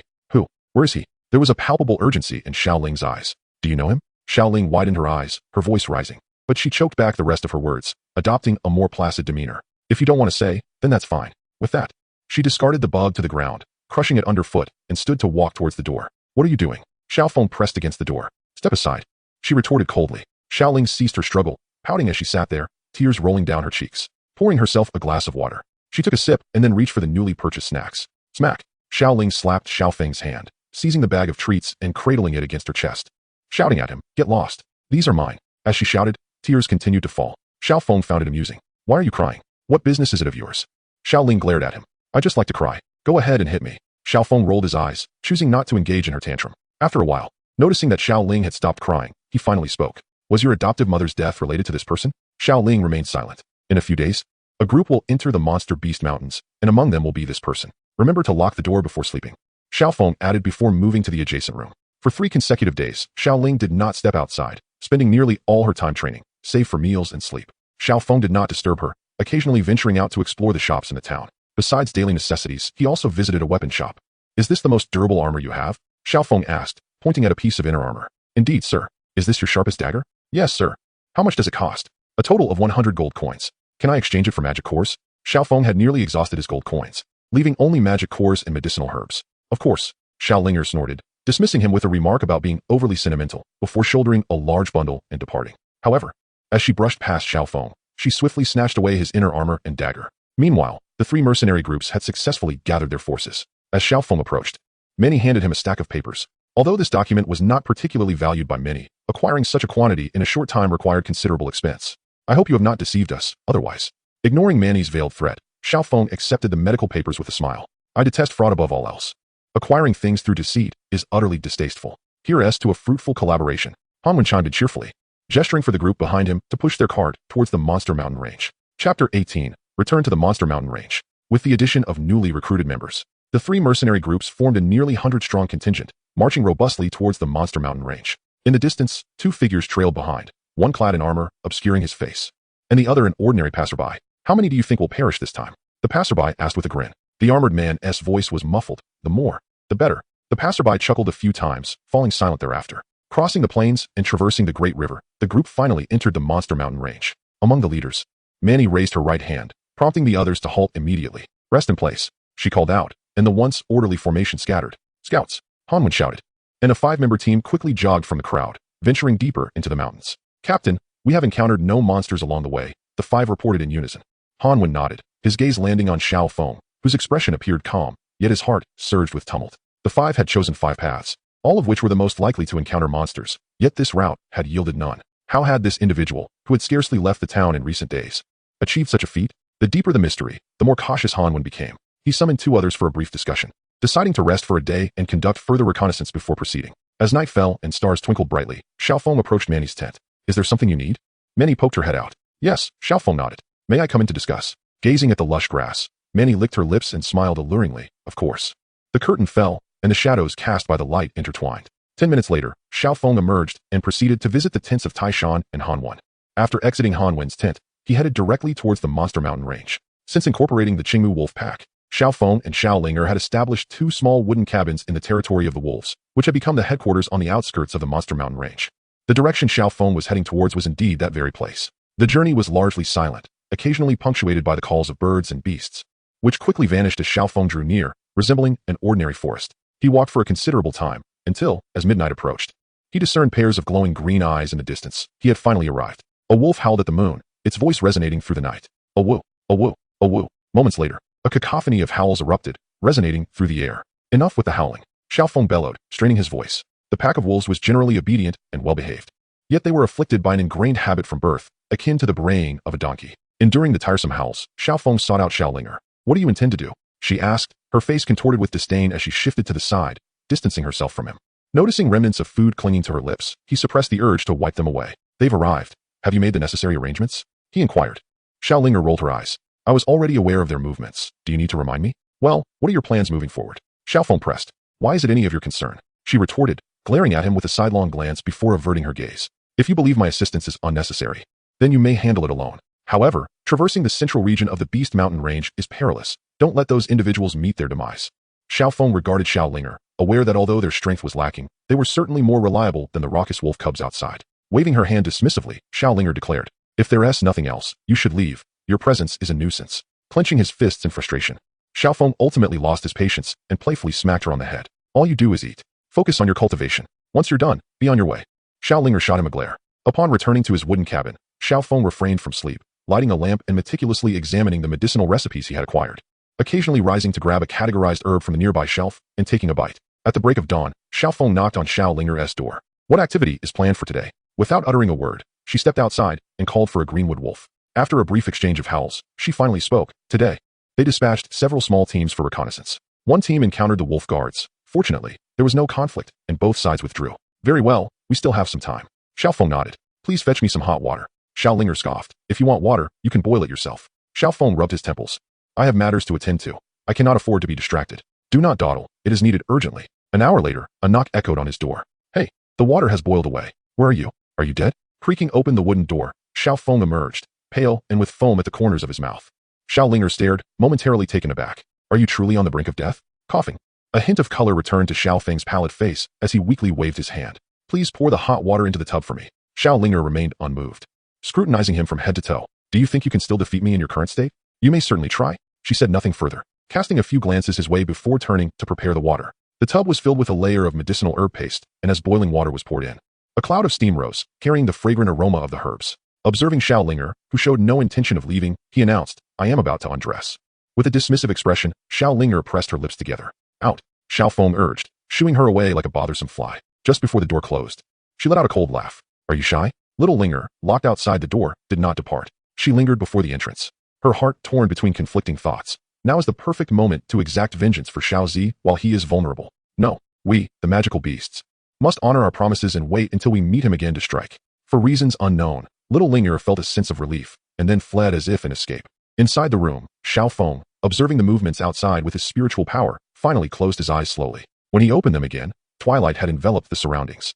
Little Linger was consolidating the wolf pack, seated upon a massive stone, gazing into the distance with a serene expression. As Xiao Feng emerged, she cast a glance at him and declared, "I need to step out." "I shall accompany you," he replied. Xiao Feng watched her, following closely as her figure began to fade from view. After traversing several hills, upon reaching the summit, he spotted Little Linger emerging from a corner.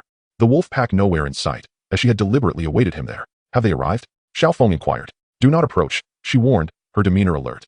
"What is the matter?" he asked, perplexed. "You are human, and I am a beast. Should you witness your kind perish, perhaps you will no longer side with me," she remarked nonchalantly, her gaze dropping to Xiao Feng's feet. She observed him drawing nearer until he halted before her, only to be met with a sharp tap on the head. "If you wish to strike me, then do so, but do not let me find an opportunity." "I will undoubtedly avenge Xiao Zi," she retorted, rubbing her head, annoyance evident in her eyes. "He possesses the cultivation of a fighter. How could you possibly impede his escape?" Xiao Feng scolded, exasperation evident. "And without my presence, how would those mercenaries know if the wolf pack came to confront them? Do they not use their intellect? With so many Qingmu wolves and second-tier magical beasts, he cannot flee." Little Linger scoffed. "You are not planning to eliminate them all, are you? And what of it?" Xiao Feng dismissed her, charging towards the distance. The past 2 months had rendered him quite familiar with the terrain surrounding the magical beast mountains, allowing him to surmise the route taken by the mercenaries. Upon cresting the hill, he indeed encountered them. Noticing the standoff between the two parties, Xiao Feng exhaled in relief. Hanwen, seeing Xiao Feng's return, had accumulated immense discontent upon his face. "What do you mean by this?" he demanded. Xiao Feng advanced, and the magical beasts instinctively parted to grant him passage. Observing this, the crowd's pupils dilated, and their gazes towards Xiao Feng transformed entirely. Xiao Feng halted a short distance before Hanwen, expressing regret. "Hanwen, you are a commendable person, but alas, you made a grave mistake years ago." "Mistake?" Hanwen did not comprehend Xiao Feng's intention, yet instinctively sensed that the day would turn unfavorable for him, his gaze beginning to roam the surroundings. At that moment, a cool, feminine voice resonated. "Have you forgotten the white tiger you killed here 7 years ago?" She approached slowly, and wherever she passed, the magical beasts yielded and submitted. Akin to a princess of the beast clan. You are that little girl?" Hanwen could scarcely believe his eyes. Upon her silent affirmation, Hanwen sighed and retorted, "Did you not wish to leave back then?" Xiao Linger calmly stated, "You only mentioned that it would sleep for a while. Yet it ultimately perished." Hanwen fell silent for a moment, pondering. "It is a beast of magic. Am I truly at fault?" A faint, cold smirk appeared beneath his mask. "Indeed, for you, there is no error. Even they would not deem it wrong." Xiao Linger extended her finger, tracing the faces before her, adding, "Perhaps, as long as one is human, they perceive no wrongdoing." After a pause, a clear, derisive laugh escaped her lips. "But for me, you have committed a grave mistake in taking its life." Hanwen sighed once more. "What must I do to spare my life?" "A life for a life," she replied.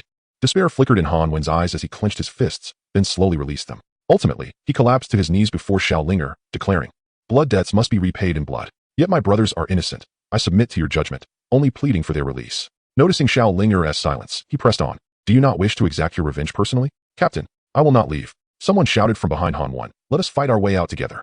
We have slain third-tier white tigers. These second-tier beasts are beneath us." "I promise you," Xiao Linger declared, drawing a dagger and advancing towards Hanwen. With his head bowed, Hanwen listened to the sound of her footsteps drawing near until a pair of shoes entered his line of sight, a smile curling at the corners of his mouth.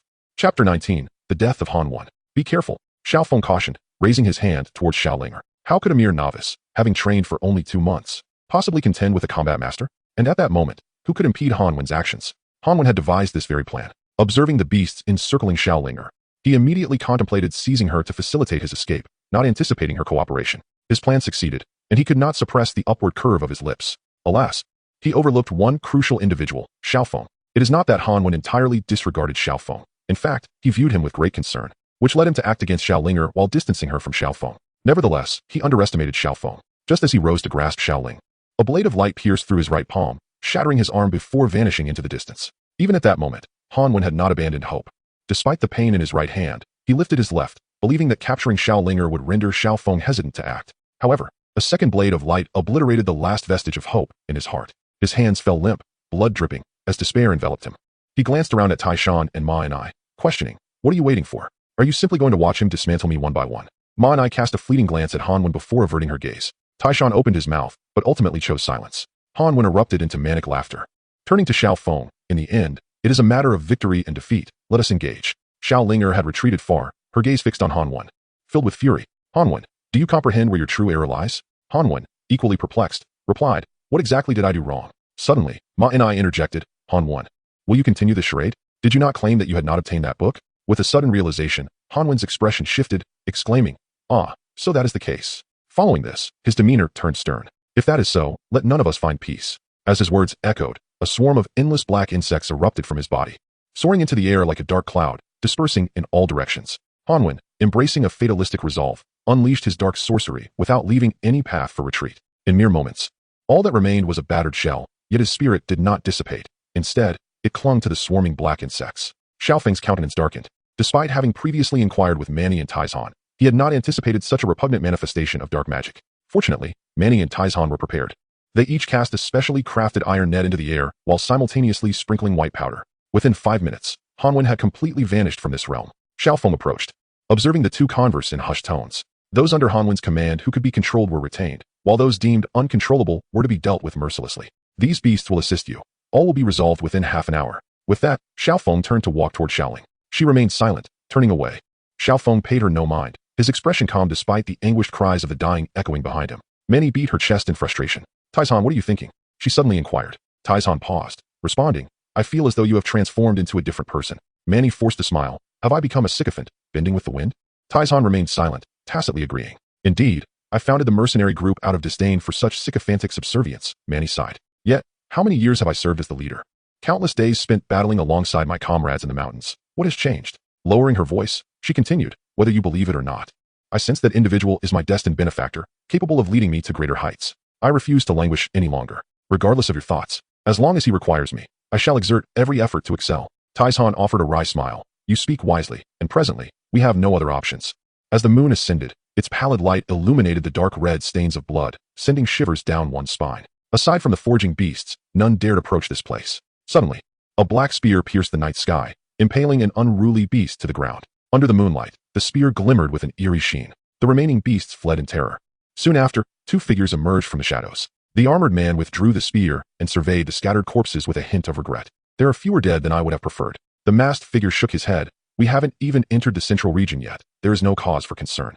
This time, it is your turn to guard me, the armored man remarked, cleaning the blood from the blade. Go ahead. Begin, the masked figure replied, exasperated by his companion's unique obsessions. Suddenly, both raised their eyes towards a particular spot in the darkness. A sigh emerged from the shadows, followed by the sound of footsteps. I apologize for the interruption. A shadow emerged from the depths, gradually stepping away from the darkness, revealing the visage of Xiao Feng under the moonlight. The long spear, which he had previously sheathed, was once again gripped firmly in his hand, while the armored man's eyes glimmered with a chilling light. In contrast, the passerby maintained a casual demeanor, yet his tone bore an unmistakable weight. Are you waiting for us? Xiao Feng scrutinized the passerby, finally discerning a scar of a broken eyebrow upon his right brow. I merely happened to be passing by, he replied, raising his hands in a gesture of curiosity. Shall we sit down and converse? The armored man let out a disdainful grunt and turned to leave. The passerby offered an apologetic smile before hastily following after him. Xiao Feng watched their retreating figures, his brows knitting tighter in contemplation. The camp was already established, but whether these individuals would find rest remained uncertain. At that moment, Xiaolinger's small wooden cottage was brimming with people. Why are you all crowding into my space? It's suffocating, she exclaimed, her face etched with displeasure. Within the cramped abode sat 4 individuals, a scene aptly described as a throng. Why don't you go to your bed and practice? Xiao Feng shot her a glance, choosing to ignore her further.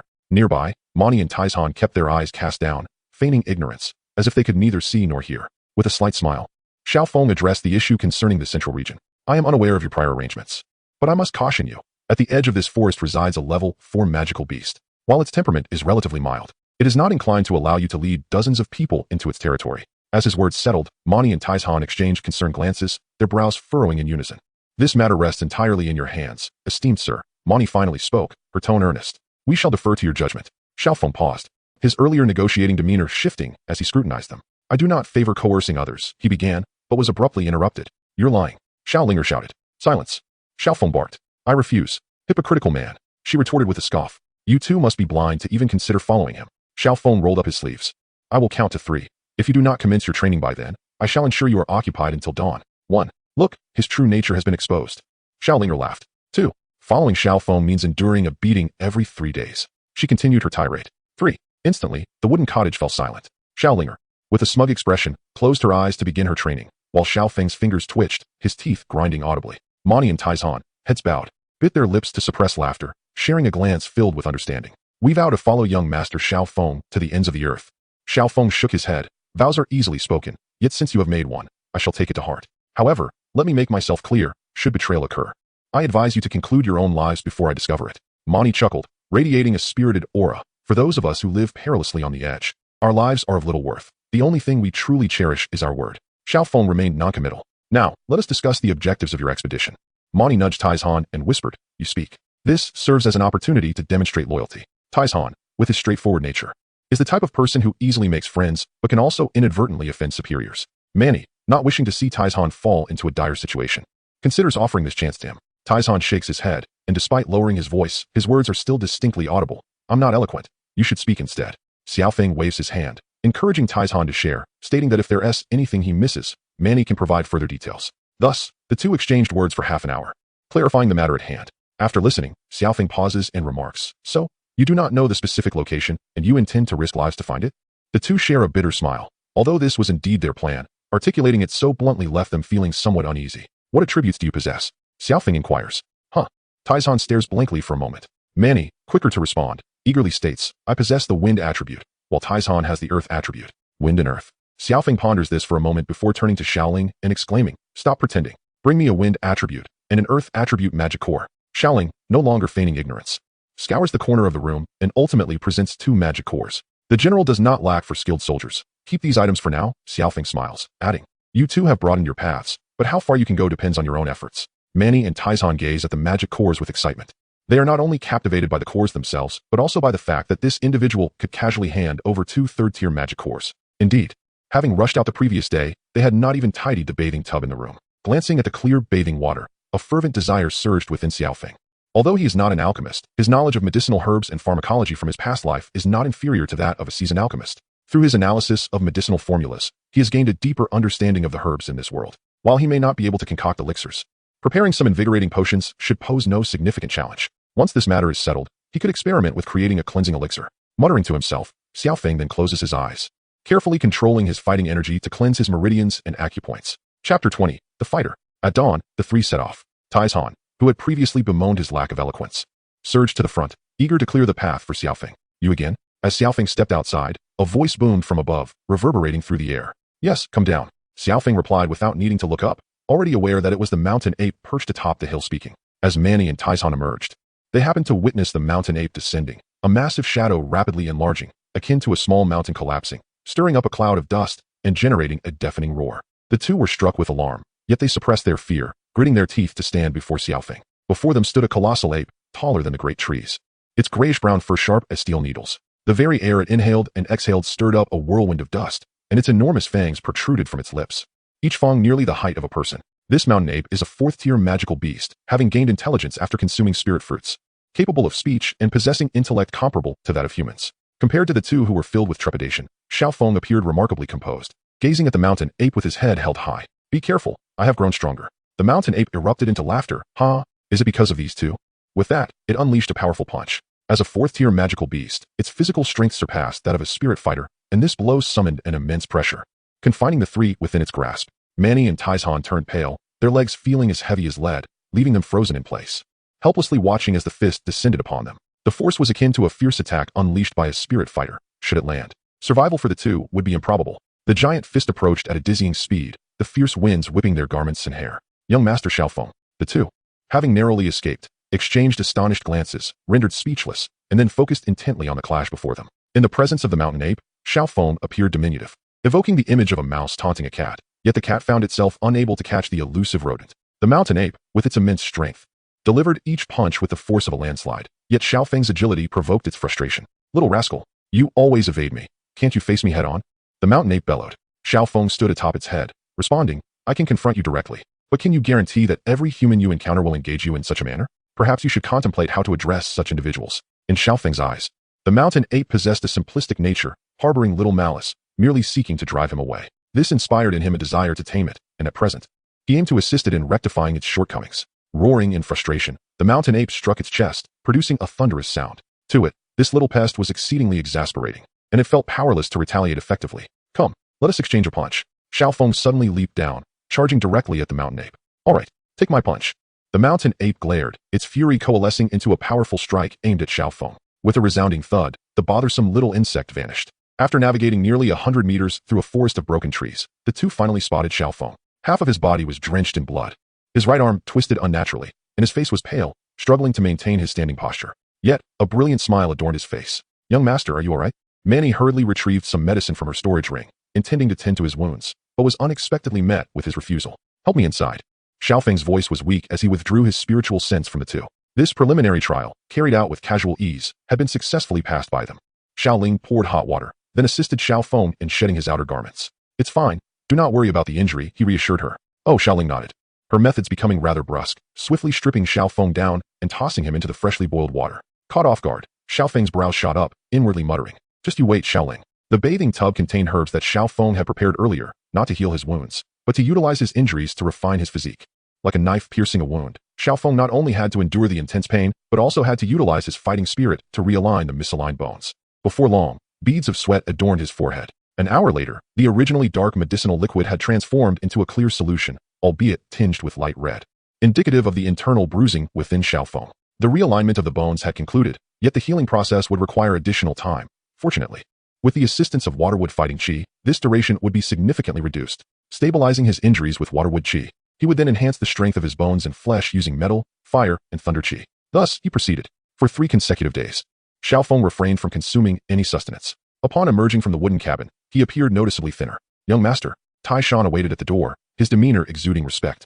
A few wolves sat nearby but turned to leave as Xiao Feng stepped out. Throughout these 3 days, Tai Shan had contemplated future matters, his astonishment from Xiao Feng's previous display solidifying his earlier convictions. In the presence of Xiao Feng, he felt nothing but admiration and submission. Young master, the food has long been prepared, Tai Shan announced. Xiao Feng glanced at him with newfound appreciation. This rugged man possessed a surprising delicacy of thought. Moments later, Tai Shan sheepishly admitted, this was all Mani's idea. We have taken turns keeping watch these past 3 days. Xiao Feng smiled, acknowledging their thoughtfulness. After 3 days of seclusion, significant changes had taken place. A tall structure now dominated the camp, far more robust and less ostentatious than the one Xiao Feng and Xiao Linger had built together. Young master, please come inside, Tai Shan urged with a smile. Hearing the commotion, Mani emerged from the house and hurried over, concern etched on her face. Young master, are you alright? Xiao Feng regarded the two, eager to show their loyalty, and nodded slightly. The main hall was a spacious meeting room, currently adorned with a large table, upon which an array of dishes was being placed as the 3 entered, though not extravagant delicacies. Each dish was crafted from high-quality medicinal ingredients aimed at replenishing vitality and strengthening bones. Xiao Feng chuckled wryly, suppressing his desire for meat as he eagerly picked up his chopsticks and began to feast. Is there anything that transpired during these 3 days? He inquired between bites. Mani responded, during this time, Tai Shan and I have organized the team and familiarized ourselves with the surrounding area, discovering numerous medicinal herbs in the process. She cheerfully presented a ledger filled with meticulous notes of the herbs they had collected over the past 2 days. Xiao Feng glanced at it, noting the common weeds found in the eyes of magical beasts, which could hardly be deemed rare treasures. Otherwise, they would not have remained unclaimed. Well, you may each keep a third of these, and the remainder can be given to Xiao Linger, he instructed. Understood. Xiao Linger, have you encountered those 2 individuals I asked you to keep an eye on? Xiao Feng inquired. Xiao Linger rolled her eyes in response, remaining silent. How annoying. They are not your subordinates. Why should you command me so? I haven't seen them, and I'm not telling you. Go ahead, hit me. When I become more powerful than you, I'll make sure to strike you for several years and avenge Xiao Zi, waving the 2 away to attend to their tasks. Xiao Feng led Xiao Linger towards his small wooden cabin. What are you planning to do? She protested, struggling to free herself from his grasp. To what stage have you progressed in your training? He asked. Why does it concern you? Xiao Linger let out a huff. Let go of me. Xiao Feng disregarded her struggles and unceremoniously dragged her into the wooden cabin. I need a favor, he stated. Not a chance. Xiao Linger instantly rejected without a moment's thought. There's a formula I'm hesitant to try. If it goes awry, it could be fatal. She glanced at Xiao Feng. All right, I'll give it a shot. You can refuse. After all, there are numerous mercenaries outside, he reminded her. Xiao Linger scoffed. How am I supposed to cooperate? Are you certain? Xiao Feng looked into her eyes, seeking affirmation once more. Growing impatient, she retorted, are you slower than a woman? Xiao Feng retrieved a piece of blue stone from his storage ring. Now, channel your fighting spirit and press down on it. I wish to gauge your abilities. Without a word, Xiao Linger complied, pressing her hand onto the stone. Under the influence of her fighting spirit, the once solid blue stone began to yield, leaving a deep imprint. Concentrate your fighting energy into your hand for me to see, he instructed. With a sidelong glance at Xiao Feng, Xiao Linger's right palm erupted with a radiant glow. When did you reach this level? About half a month ago. Why didn't you mention it sooner? Xiao Feng exclaimed, his eyes widening. The entire plan had been disrupted. It appeared he must first help her become a fighter. Xiao Linger shot him a pointed look. You never asked. Xiao Feng slapped his forehead, muttering wait a moment, before stepping outside. Xiao Linger placed her hand on the crystal ball, which instantly illuminated with a resplendent golden light. Soon, a low-level mysterious technique materialized in Xiao Feng's mind. Wanyu. This was the technique he had previously learned from Xiao Suner. When perfected, it could manipulate countless metals, rendering even the opponent's weapons and armor powerless. Close your eyes and remember the path I guide you along. With their hands touching, their fighting spirits intertwined. After half an hour, the surrounding fighting energy began to surge violently, and Xiao Linger's expression turned noticeably anxious. Xiao Feng continuously reassured her, do not fear. Immerse your mind into your lower abdomen, control the fighting energy, compress it against the onslaught, and remain alert. Another half hour passed, and a thunderous sound erupted in Xiao Linger's ears, followed by an overwhelming wave of fatigue. She could no longer maintain her consciousness and succumbed to slumber. Chapter 21. The cleansing liquid. Observing the slumbering maiden on the bed, Xiao Feng smacked his lips, pondering how one could ascend to a fighter in merely a month and a half. He wondered what kind of being would emerge from this beast-infested mountain range. Manny and Taizhan stood guard outside, having been stirred by the fluctuations of fighting energy. Xiao Feng opened the door, instructing them to resume their tasks, and summoned a few wolves to guard the entrance. With nothing pressing to attend to, he meandered through the forest. For these past years, he had been preoccupied. Initially driven by the instinct to survive, he now bore the additional sentiment of wanting to protect Xiao Suner, leaving little time to relax and let his mind wander. Plucking a leaf with ease, Xiao Feng gazed towards the direction of Wutan City, whispering to himself, I had intended to play some tunes for you during my leisure. Can you hear them? The green leaf resting against his lips, melodious notes echoed through the trees.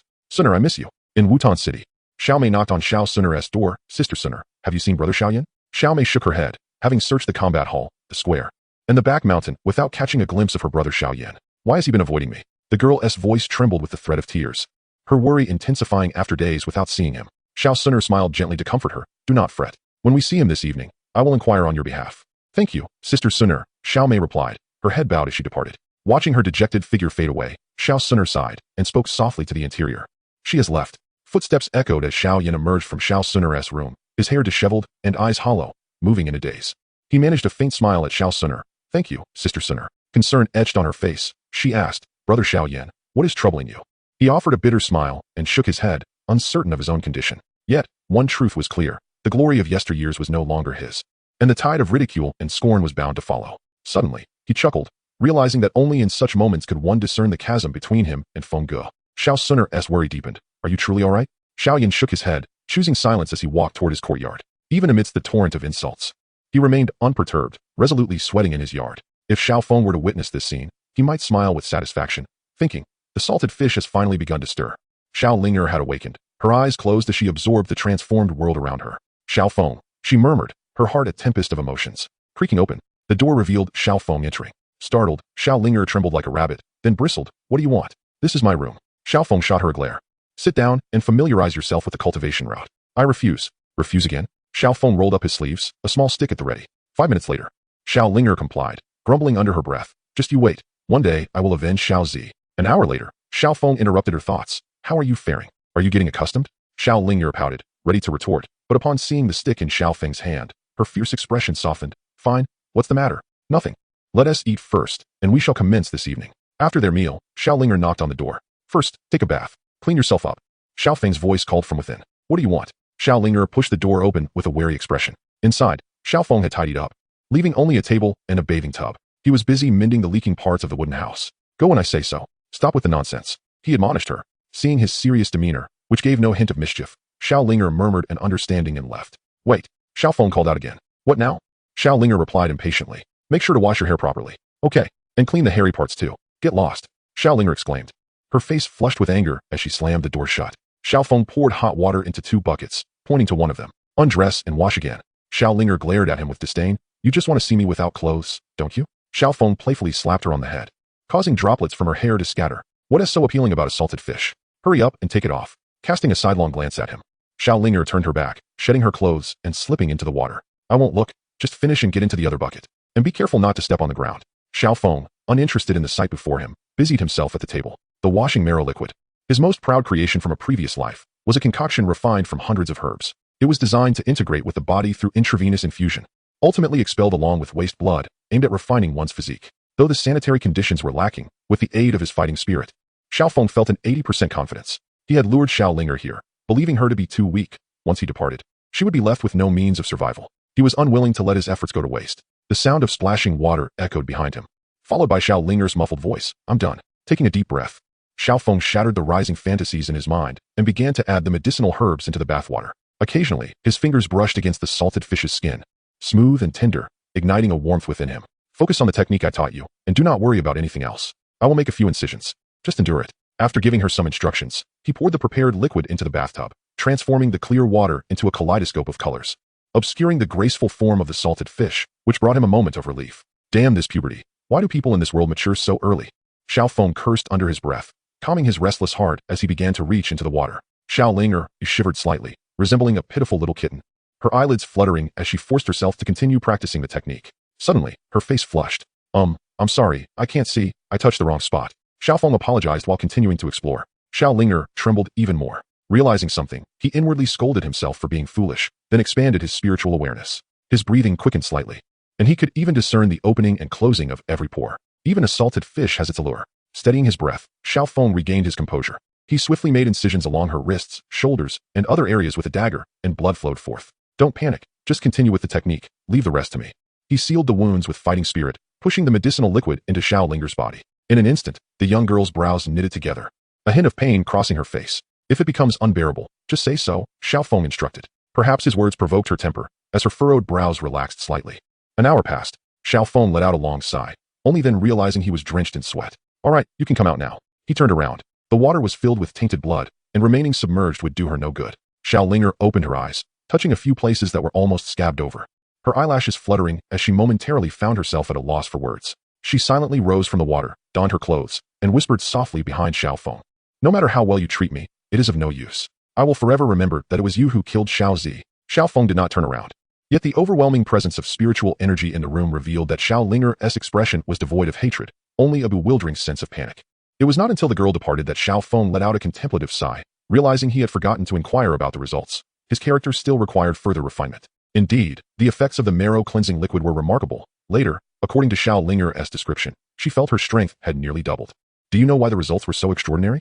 Xiao Feng regarded Xiao Linger with disdain. It is simply because you were too weak. 5 days later, they exited the forest. 4 days later, they emerged from the woods. 2 months later, as the mercenary group was on the verge of constructing a castle in that place, Xiao Feng led everyone out towards the forest's edge. Young master, have you broken through to the spirit combat level?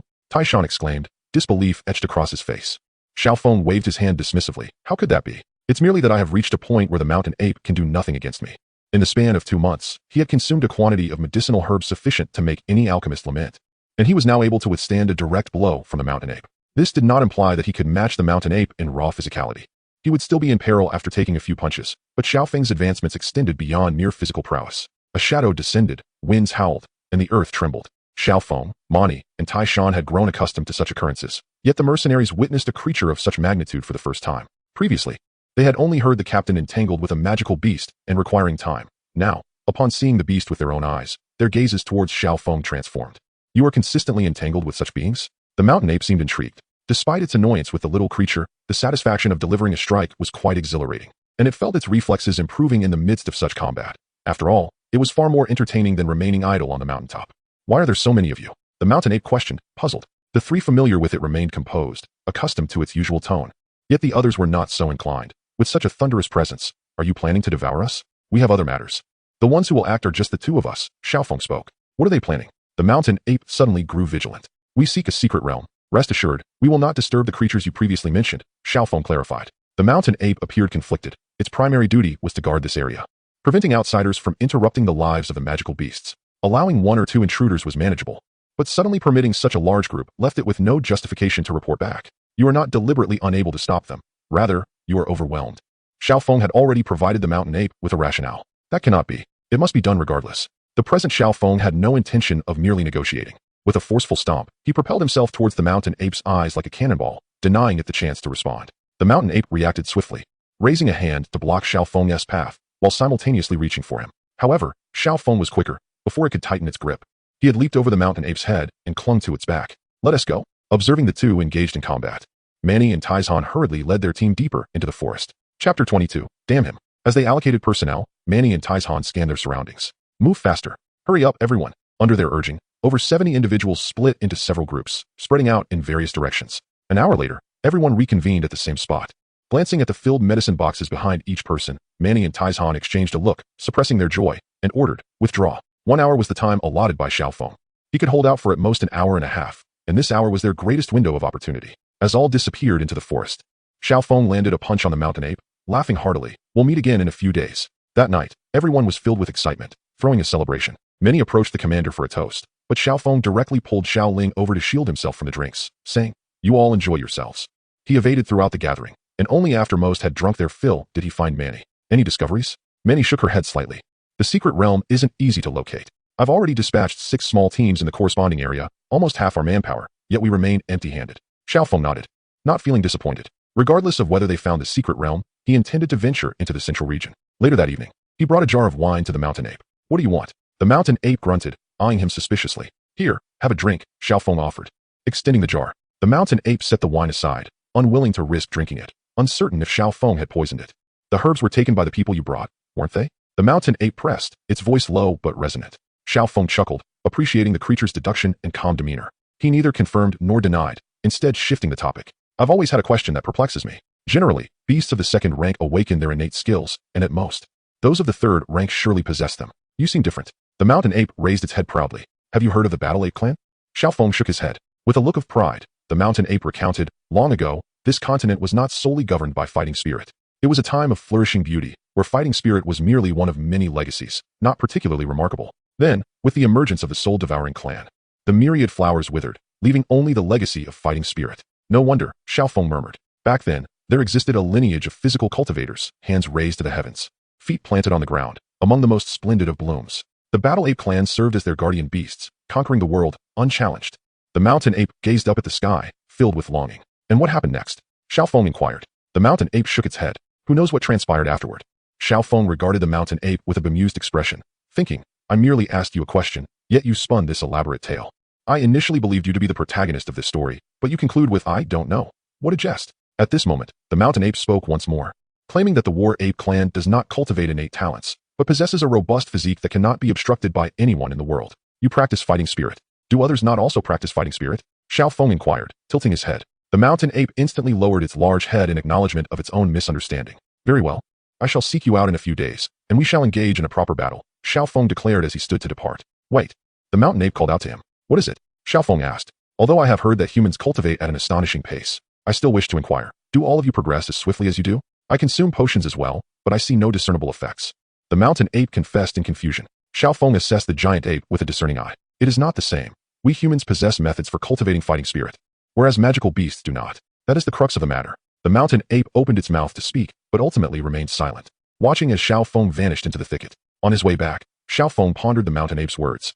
It was evident that the creature harbored a keen interest in cultivation methods. The reason for its silence on the matter remained a mystery. In the following days, aside from cultivating and bathing, Xiao Feng began borrowing techniques and skills from Manny and Taizhan. The entire mercenary group, comprising dozens, presented over 200 methods and techniques. After extensive study, the light in Xiao Feng's eyes grew ever brighter. Xiao Linger, come to my room tonight, Xiao Feng commanded. I won't go, Xiao Linger retorted, defiantly raising her head. Oh, then Manny, you come, Xiao Feng replied nonchalantly. The moment the words left his lips, the trio of Xiao Linger, Taizhan, and Manny collectively held their breath, a singular thought blossoming in their minds. Has the day finally arrived? Tieshan's face turned pale as he observed Manny's inclination to nod.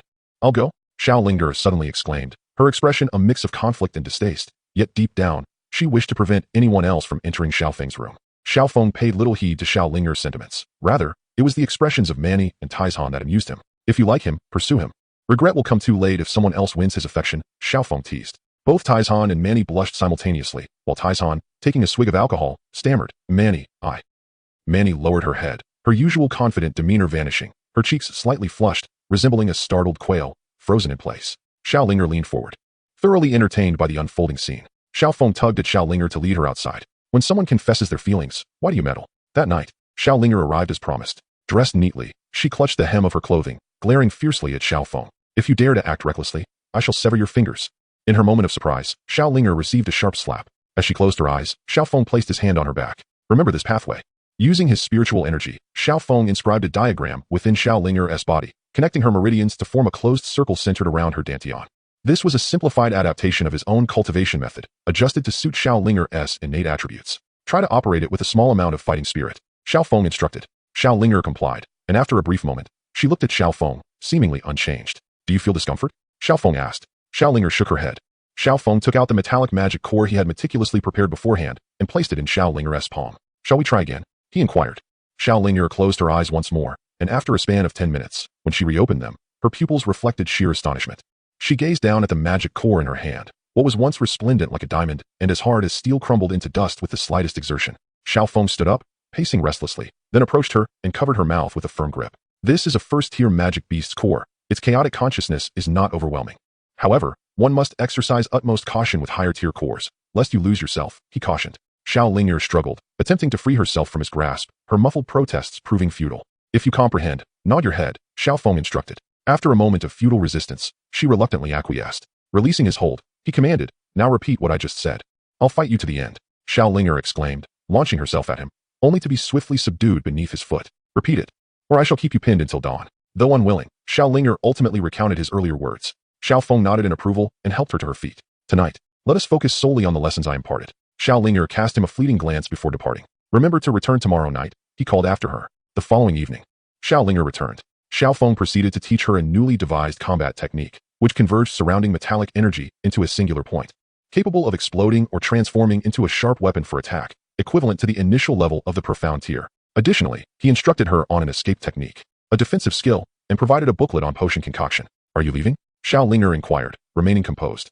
Her voice steady as she purposefully concealed the left side of her face. Clad in white, she stood gracefully, a serene presence, breathtakingly beautiful. Xiao Feng nodded.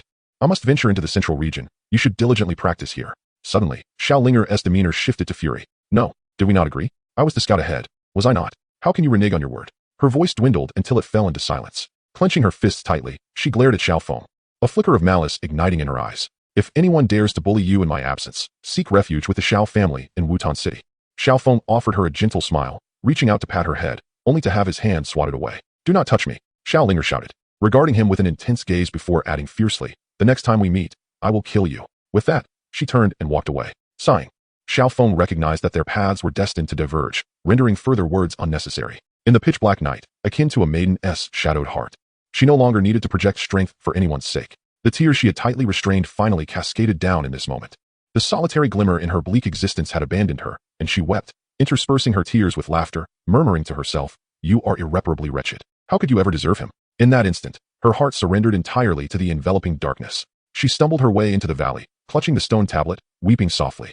Xiaozi, he is leaving. Rest assured, when I see him again, I shall avenge you. Chapter 23, the Hui ethnic group. The central region is no smaller than the outer areas. On the contrary, it is even more expansive. Here, the magical beasts start at the third tier, resembling a land teeming with formidable fighters. Do you wish to proceed? The mountain ape inquired without hindrance. Indeed, Xiao Feng nodded. The mountain ape uttered no further words.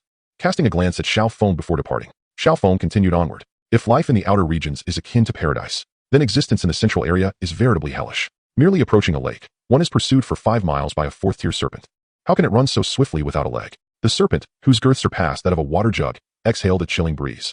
Even with the prowess of a formidable fighter, one would tremble under its icy grip, and the flow of energy would stagnate. It was only through the utilization of fiery energy that Xiao Feng managed to survive the ordeal. At times, while he was peacefully slumbering, a sudden tremor would jolt him awake, as 2 ferocious beasts, previously engaged in combat, turned their wrath upon him, leaving him no time even to spit blood. 6 months later, Xiao Feng emerged from the central region, his hair disheveled, clothing in disarray, resembling a monkey. Yet, his gaze was as sharp as a blade, and the gentleness that once graced his features had vanished, replaced by a simmering intensity. After contemplating his reflection in the stream for quite some time, Xiao Feng sighed, realizing that in such a state, he could not possibly face Sun Er. As he traversed the outer region, he deliberately sought out Xiao Ling. But despite searching the woods and valleys, her presence eluded him, though both areas were typically bustling with life. This girl must be avoiding me, Xiao Feng mused as he turned to leave. Unbeknownst to him, a pair of eyes watched him from a distance. Upon returning to the small town, just as he found his lodgings and had yet to tidy himself, a knock resounded at the door. Master, it is Iron Mountain, Manny, seeking an audience. The two stood outside, awaiting his response. Come in, Xiao Feng beckoned. With a creak, the door swung open, and the two entered, their demeanor becoming restless. To their perceptive eyes, Master Xiao Feng had grown even stronger. Such swift awareness of my arrival. It appears the town is thriving, Xiao Feng remarked with admiration. The two bowed respectfully, acknowledging it as their duty. After surveying the town's state, he found their efforts commendable. He offered guidance on their cultivation and instructed them to keep a close watch on 2 individuals before hastening towards Wutan City. Having been apart for nearly a year, the once promising genius had become a mere shadow of his former self, even a laughingstock throughout the empire. As Xiao Feng rode his horse, tapping rhythmically on the saddle, he silently wished for the mockery to intensify. Leading his horse to the gates of the Xiao residence, he was halted by the guards. What brings you to the Xiao family? Xiao Feng's lips twitched in annoyance. I am Xiao Feng. With a bitter smile, he thought, surely no one would impersonate me? The guards scrutinized him closely. Despite some changes in his visage and height, his features still bore a resemblance to his former self. It truly is Master Xiao Feng. The guard chuckled, having initially thought a prince was arriving. Xiao Feng smiled as he handed over the reins, knowing that a prince would never ride such a horse. Is Uncle Xiaozhan at home? Yes, he is. Then I shall go in. Although there was no distinct scent, it was the essence of home. Perhaps it was the sudden sense of tranquility that lulled Xiao Feng into a gentle slumber. It was not until he faintly caught the aroma of food that he opened his eyes wide. What a nostalgic fragrance. Xiao Feng pushed the door open with a smile. Inside the main hall, Xiao Zhan, Xiao Yan, and Xiao Suner had just taken their seats and turned their gaze toward the sound from outside. For a moment, the three were taken aback. Unable to contain herself any longer, Xiao Suner leaped from her chair and dove into Xiao Feng's embrace, refusing to emerge. Xiao Zhan cleared his throat several times, but Xiao Suner paid him no heed. Blushing deeply, she eventually sat down beside him, continuously serving Xiao Feng food. The usually reticent Xiao Yan appeared even more despondent at that moment. He wished he could disregard the disparaging remarks as Xiao Feng did, yet he found himself unable to do so. Xiao Zhan sighed. The fighting spirit within Yan had been plummeting, and no one could ascertain the cause. He had consulted numerous physicians and alchemists, yet all were baffled, asserting that Yan's health was fine. But if that were the case, as he spoke, Xiao Zhan's hand involuntarily clenched, helplessly watching his son plummet from great heights to the depths of despair. Who could bear such a disparity? Hua. Xiao Feng glanced at Xiao Yan. Brother Feng, what's the matter? Xiao Yan lifted his eyes, appearing somewhat listless. You may no longer bear the title of genius, yet you can still sit here, dine, and cultivate alongside others. Moreover, the resources you receive each month are abundant. Do you comprehend the pressure Uncle Xiaozhan endures? Is it not greater than yours? Has he ever complained to you? Have you ever seen him so despondent? Xiao Feng fixed his gaze upon Xiao Yan's eyes. How can you still allow yourself to wallow in such self-pity? With his head lowered even further, Xiao Yan remained silent. Xiao Zhan's expression faltered, ready to speak, but was interrupted by Xiao Feng. Uncle Xiaozhan, please refrain from speaking. Who is he putting on this act for? Who here has wronged him? Who does not wish him well? Is he waiting for others to push him forward in his self-destructive state? How long will he expect Uncle Xiaozhan to seek a suitable match for him when he comes of age, only to remain dependent on you for a lifetime? Xiao Feng scoffed. Uncle Xiaozhan, my earlier words may have been harsh, but I hope you grant him some time to come to terms with his situation. His tone softened, devoid of the earlier mockery. I understand that you mean well. Xiaozhan sighed, conceding, very well, let us eat. The three fell silent, hurriedly finishing their meal before Xiaozhan departed. Xiao Suner took Xiao Feng's hand. Brother Feng, do you think those words were too harsh for Brother Yan? If he cannot withstand such a blow, he might as well change his surname. Xiao Feng replied, shaking his head. Let him have some quiet time today. If there is no change by tomorrow, you may attempt to console him again. Understood. The pair of emerald-eyed individuals walked hand in hand into the small courtyard. At the end, Xiao Suner, filled with excitement, inquired if Brother Xiao Feng had reached the realm of Do Ling. Xiao Feng furrowed his brow, uncertain of his current stage. In terms of controlling Do Qi, he had long mastered the ability to condense it into a small sword. As for combat strength, even a Do Ling would struggle to match him unless the opponent was entirely focused on defense. But why would he attack when others were on guard? With this thought, Xiao Feng extended his right hand, where rich Do Qi began to coalesce. Suner, what level do you think this corresponds to? Xiao Suner attempted to sense it, but unable to reach the requisite realm, she could not provide an accurate response. It seemed akin to that of a great Do master, likely above 5 stars. Xiao Feng smiled silently as the Do Qi in his palm began to morph, transforming into various weapons, swords, spears, and staffs, all shifting effortlessly. Observing the astonishment on Suner's face, he willed the small sword in his palm to dissipate, gradually morphing into a petite figure resembling a young girl, no larger than a palm, embodying Xiao Suner herself. Vivid and lifelike, Xiao Suner covered her mouth, and as she noticed the figure in Xiao Feng's hand mimicking her actions, she felt both bashful and indignant. Shaking her small fist at him, her cheeks flushed crimson as she gently nodded. The two embraced, whispering their deepest sentiments. However, as Xiao Feng departed, he felt a sense of uncertainty about the future, particularly after discussing cultivation matters with Xiao Suner, leaving him with a lingering notion that he had strayed from his path. There is no true divergence or correct path.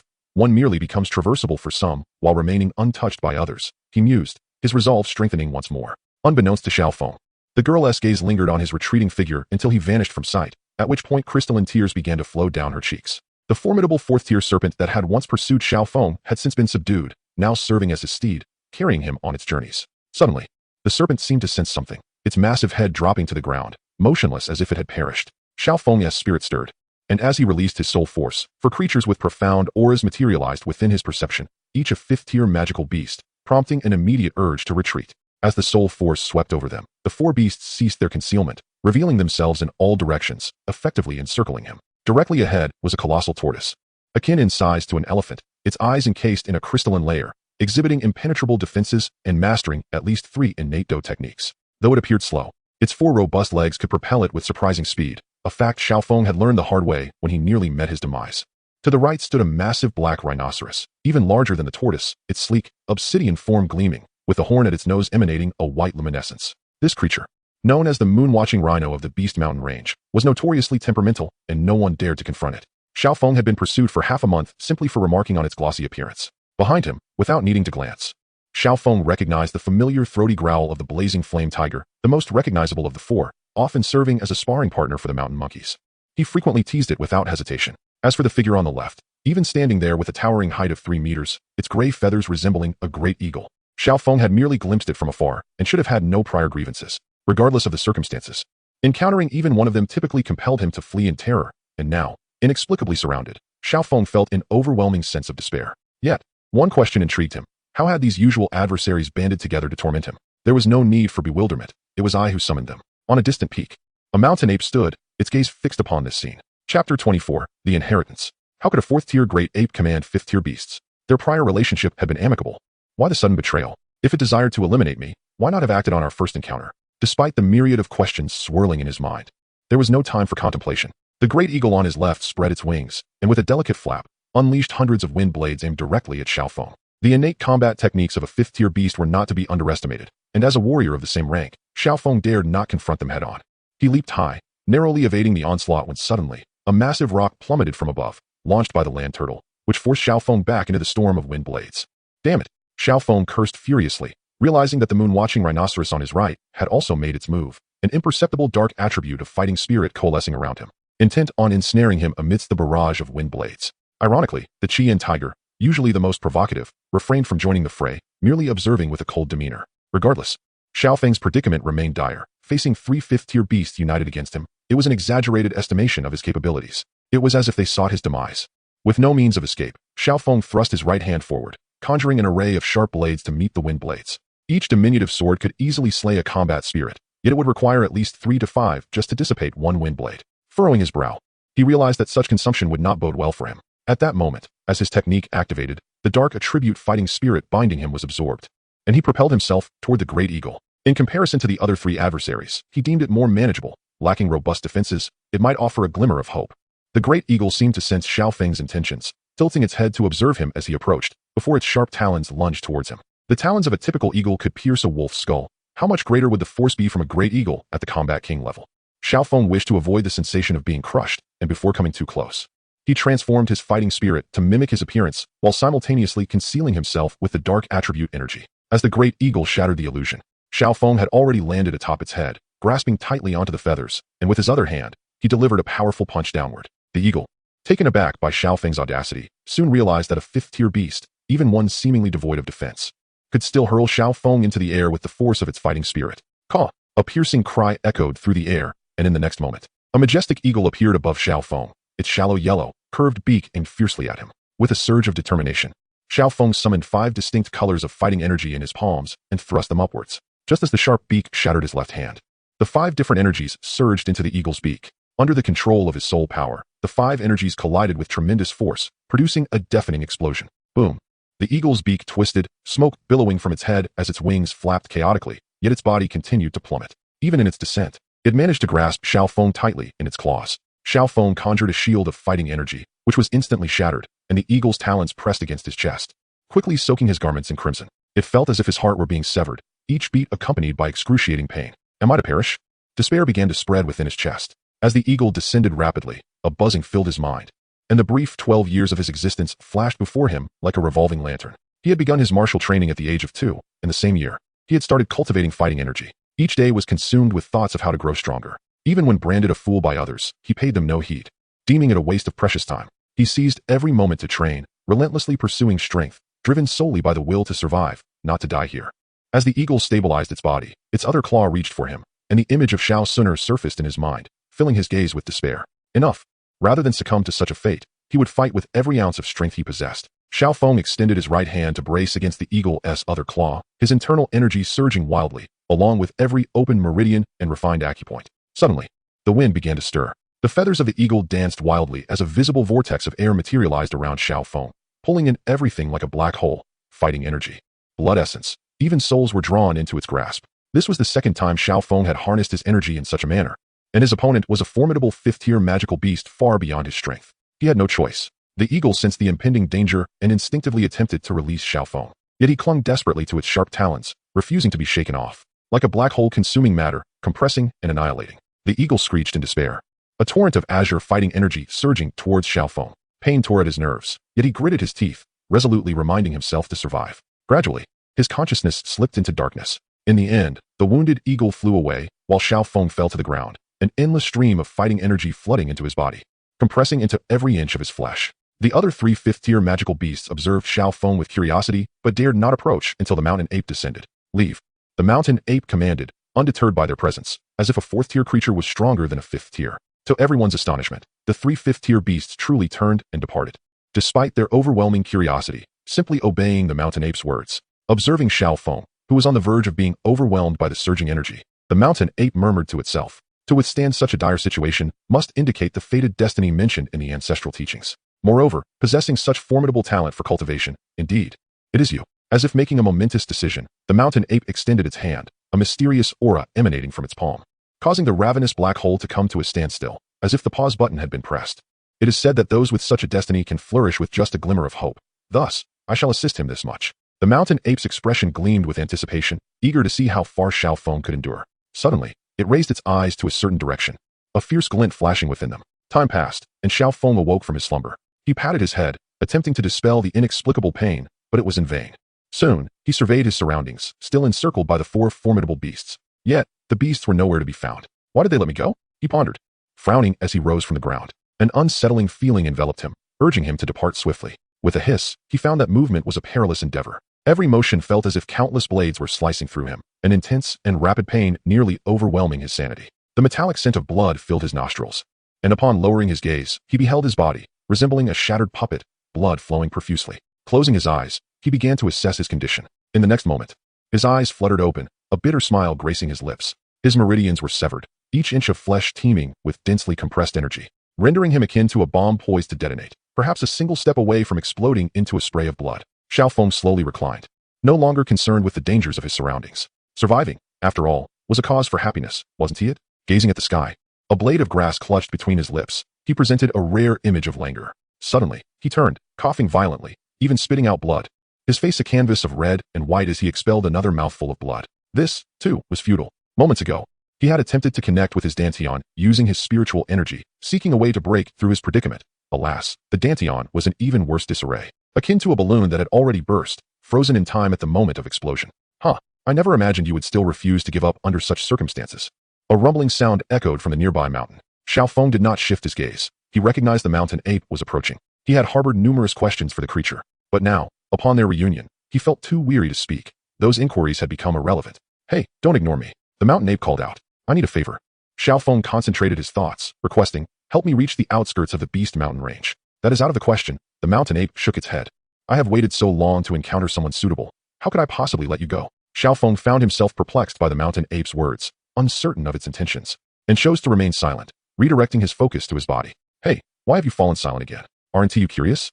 The mountain ape yearned to witness a scene where Xiao Feng displayed an expression of longing, while it begrudgingly acquiesced, rather than the current scenario where it approached him eagerly. Xiao Feng tilted his head and regarded the creature, remarking, if you wish to harm me, then proceed. If you seek my assistance, then kindly elucidate your request. After speaking, he succumbed to a fit of coughing. The mountain ape felt a wave of discomfort wash over it. I possess a legacy. Do you wish to embrace it? It inquired. Xiao Feng cast a puzzled glance at the ape, questioning why he had been chosen. Was it related to the earlier ambush? The mountain ape bared its teeth, demanding an answer. Will you accept or not? If the previous ambush had proven too much for me, I would have surely perished, thought Xiao Feng. Disregarding the mountain ape and muttering to himself, what an inexplicable legacy, with an equally baffling selection process. Even if I were to inherit this legacy, I would not extend my gratitude to those who came before. Well, will you accept or not? The mountain ape pressed. I accept, Xiao Feng replied, feeling a sense of resignation as he realized he had no other option. The mountain ape chuckled softly, grasped Xiao Feng in its hand, and swiftly disappeared into the distance. Whether by design or not, the ape's movements were rather rough, plunging Xiao Feng's already weary mind into darkness once more. When Xiao Feng opened his eyes again, he found himself submerged in a pool. The water was cool, seemingly possessing healing properties, and he could sense his body transforming for the better. The pool was square, measuring 4 meters in width and length, with crystal-clear azure water that revealed intricate patterns etched on the bottom, adorned with numerous magic cores, close to 100 in total. The mountain ape stood nearby, and, upon noticing Xiao Feng had awakened, inquired, Are you prepared? Its voice resonated like thunder, and only then did Xiao Feng realize he was in a vast cavern, with stalactites hanging from above, making him worry that one might shatter under the weight of the ape's voice and fall upon him. What is the purpose of this? Xiao Feng asked. The mountain ape grinned, revealing a peculiar smile. It seemed uncertain of its own actions, yet in an instant, the pool erupted with brilliant light. Akin to the sun plummeting within, even with his eyes closed, the radiance felt blinding. This is a body-tempering pool. Enjoy it. The mountain ape chuckled before turning to depart, as it too found the brightness overwhelming. Chapter 25. A reunion with the legacy. Intense pain assaulted every cell within Xiao Feng's body, while the cool pool water seemed to harbor a mysterious force that kept his consciousness razor-sharp. His visage contorted in agony, as the pain caused his muscles to convulse uncontrollably, rolling him about in the water. Finally, at a certain moment, he steadied himself. Although his body trembled incessantly, and the pain remained excruciating, he managed to smile, realizing that his fragmented form was beginning to mend. The chaotic energy interwoven within his flesh was dissipating, and his severed meridians were being reconnected. It was as if the heavens had reopened, and all things were being reborn. A wondrous transformation was unfolding within Xiao Feng. When his meridians were fully restored, the overwhelming pain diminished significantly, only to be replaced by an immense pressure.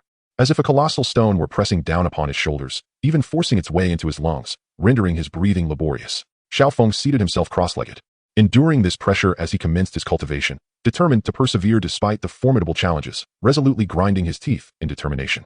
He understands better than anyone that every second at this moment is invaluable. The distant mountain ape watches in admiration, unaware of the events transpiring in the pool. Yet the dedication to cultivation exhibited by this individual strikes it as somewhat eccentric. Perhaps this is the fundamental reason for his rapid advancement. The mountain ape murmurs softly. 3 days and nights pass, and the final magic core at the bottom of the pool dims. Xiao Feng opens his eyes and rises. A cool breeze brushes against him, and he soon realizes that his clothes have been removed by the mountain ape. There is no sense of embarrassment. Xiao Feng strides confidently out of the pool. So small. The mountain ape remarks with a glance. Xiao Feng shoots it a cold stare, as if to warn it against underestimating him. The mountain ape, with a hint of disdain, continues, "How do you feel?" Xiao Feng takes a moment to assess himself. "Not bad," he replies. "Over there is a crystal for testing combat energy, along with a massive stone inscribed with weight standards. Why don't you give it a try?" The mountain ape gestures in another direction. Xiao Feng retrieves a set of clothes from his spatial ring, and, after casting a glare at the mountain ape, walks toward the indicated area. He places a hand on the crystal, channeling his combat energy, and in an instant, the crystal radiates brilliant light. "What level is this?" Xiao Feng inquires. "Don't ask me. This is my first time here," the mountain ape shrugs. Xiao Feng chooses to ignore it, considering it a nuisance. Once he leaves this place, his first order of business will be to rid himself of the creature. As for the stone nearby, he glances at it, but lacks the motivation to move it, feeling as if he is performing for the ape. "What now?" Xiao Feng asks. "Then that's it, I suppose." The mountain ape recalls something. "That pool seems to be crucial. Is this a formation?" Xiao Feng muses aloud. The immense pressure he felt earlier must undoubtedly be a formation, yet its underlying principles remain elusive. Gazing intently at the bottom of the pool, Xiao Feng's thoughts drift. There are also inscriptions on the walls of the pool that can stimulate combat energy to manifest. The mountain ape reminds him. However, Xiao Feng's mind is already elsewhere. The ape's words register in his ears, but fail to penetrate his thoughts. For the next few days, Xiao Feng sustains himself primarily on spirit fruits. 3 days later, he suddenly bursts into a foolish grin. What a legacy. It turns out to be another elder. Xiao Feng had been trapped in a misunderstanding, misinterpreting the engraving. Now, viewing it from a different angle, he realizes it is merely a diagram of human meridians. It appears that the path I tread is not erroneous. Someone has traversed it long ago. The legacy simply did not endure. Xiao Feng laughs, unlocking a mental barrier. His spirit soaring. How do I exit this place? He suddenly queries. Knowing the direction of cultivation is sufficient, the path must still be walked by oneself. Although he has not encountered any insights or revelations, Xiao Feng is confident that he understands this aspect better than anyone else. He wishes to leave, no longer willing to squander time. Just walk out. The mountain ape indicates a certain direction. Before departing, he surveys the area, his gaze finally resting on a corner where a pile of magic cores, numbering in the thousands, is stacked. A smile spreads across Xiao Feng's lips as he collects the magic cores and proceeds toward the direction indicated by the mountain ape. Yes, that wall. Just walk through it. The mountain ape adds. Xiao Feng hesitated as he took a step forward, only to find himself thwarted. This cannot be right. The mountain ape tried to ascend and, with a scoff, vanished from sight. Moments later, it reappeared, exclaiming, "Why can't you get out?" With a dark expression. Xiao Feng yanked at its fur and made his way out. "By the way, what were you searching for in that valley? A legacy, perhaps?" The mountain ape inquired. Originally intending to bid farewell, Xiao Feng swallowed his words and regarded the ape. "Are you familiar with that place?" The ape patted its chest, proclaiming, "I know it all too well." Xiao Feng shot it a sidelong glance, remaining silent. He too wished for it to leave. "What else with that look? Why are you staring at me like that?" The mountain ape questioned, feeling somewhat uneasy. "It's nothing. You go ahead and keep busy. I'll just wander about." Xiao Feng waved his hand dismissively. "That won't he do? The legacy stipulates that battle apes grow alongside their inheritors. I must accompany you." "Since when was I aware of this?" Xiao Feng glared. "How should I know why you were oblivious?" The mountain ape, displaying a human-like temperament, was now unwilling to let Xiao Feng off the hook.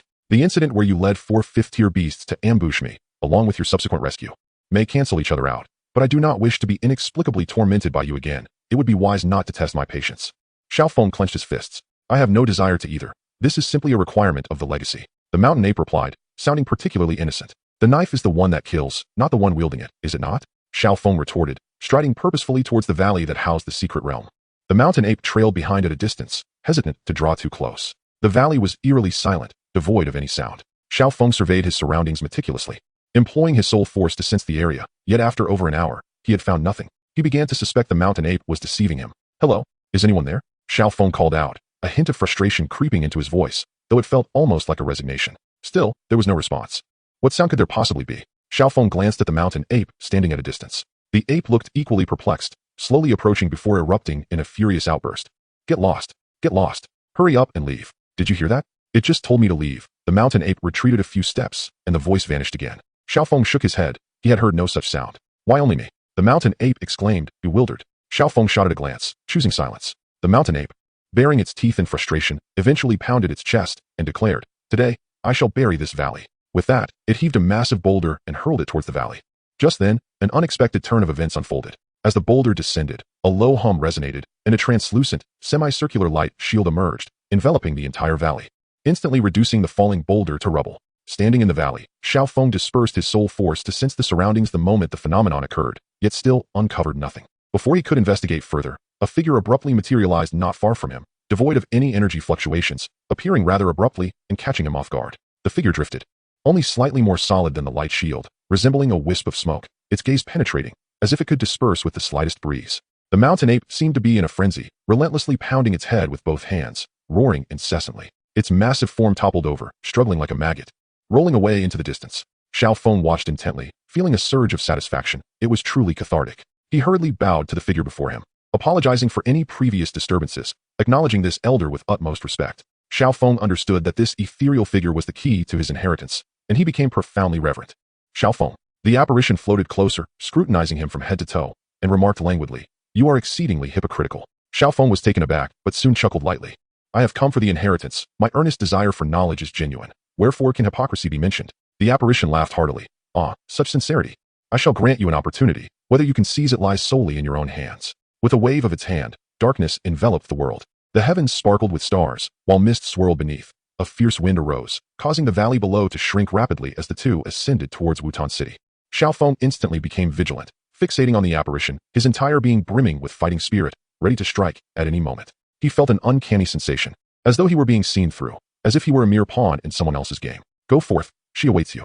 The apparition guided Xiao Feng to a small courtyard, disregarding his murderous gaze and urging him to enter swiftly. After a prolonged stare at the apparition, Xiao Feng finally pushed open the courtyard door. Blood was strewn across the ground. A shattered sword lay beside the broken body of an elderly man. Sprawled in the center of the yard, Xiao Feng stood frozen, his mind struck as if by a boulder. He could not hear anything but a persistent buzzing in his ears. There was no sign of her, yet the blood continued to trail forward. His head felt as if it weighed 1,000 pounds. Despite exerting all his strength, he could only manage to lift it slightly. The vivid crimson stain extended towards the main hall. At the far end, a young girl lay sprawled over a table, her fingertips stained with blood, as if she were attempting to write something, but her body had already stiffened.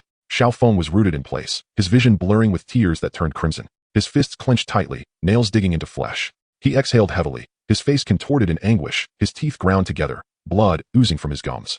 Unable to utter a single word, the apparition drifted beside Xiao Feng, silently observing him, waiting without haste. It was not angered. Instead, it laughed heartily and waved its hand, dispelling the scene. What a resilient will. How did you come to this realization? Xiao Feng glanced around at the still valley landscape, his anticipation for the inheritance diminishing swiftly, his tone growing indifferent. If I pass the trial, let us begin. The apparition swayed slightly. One could say it is merely passable. Xiao Feng rolled his eyes, remaining silent.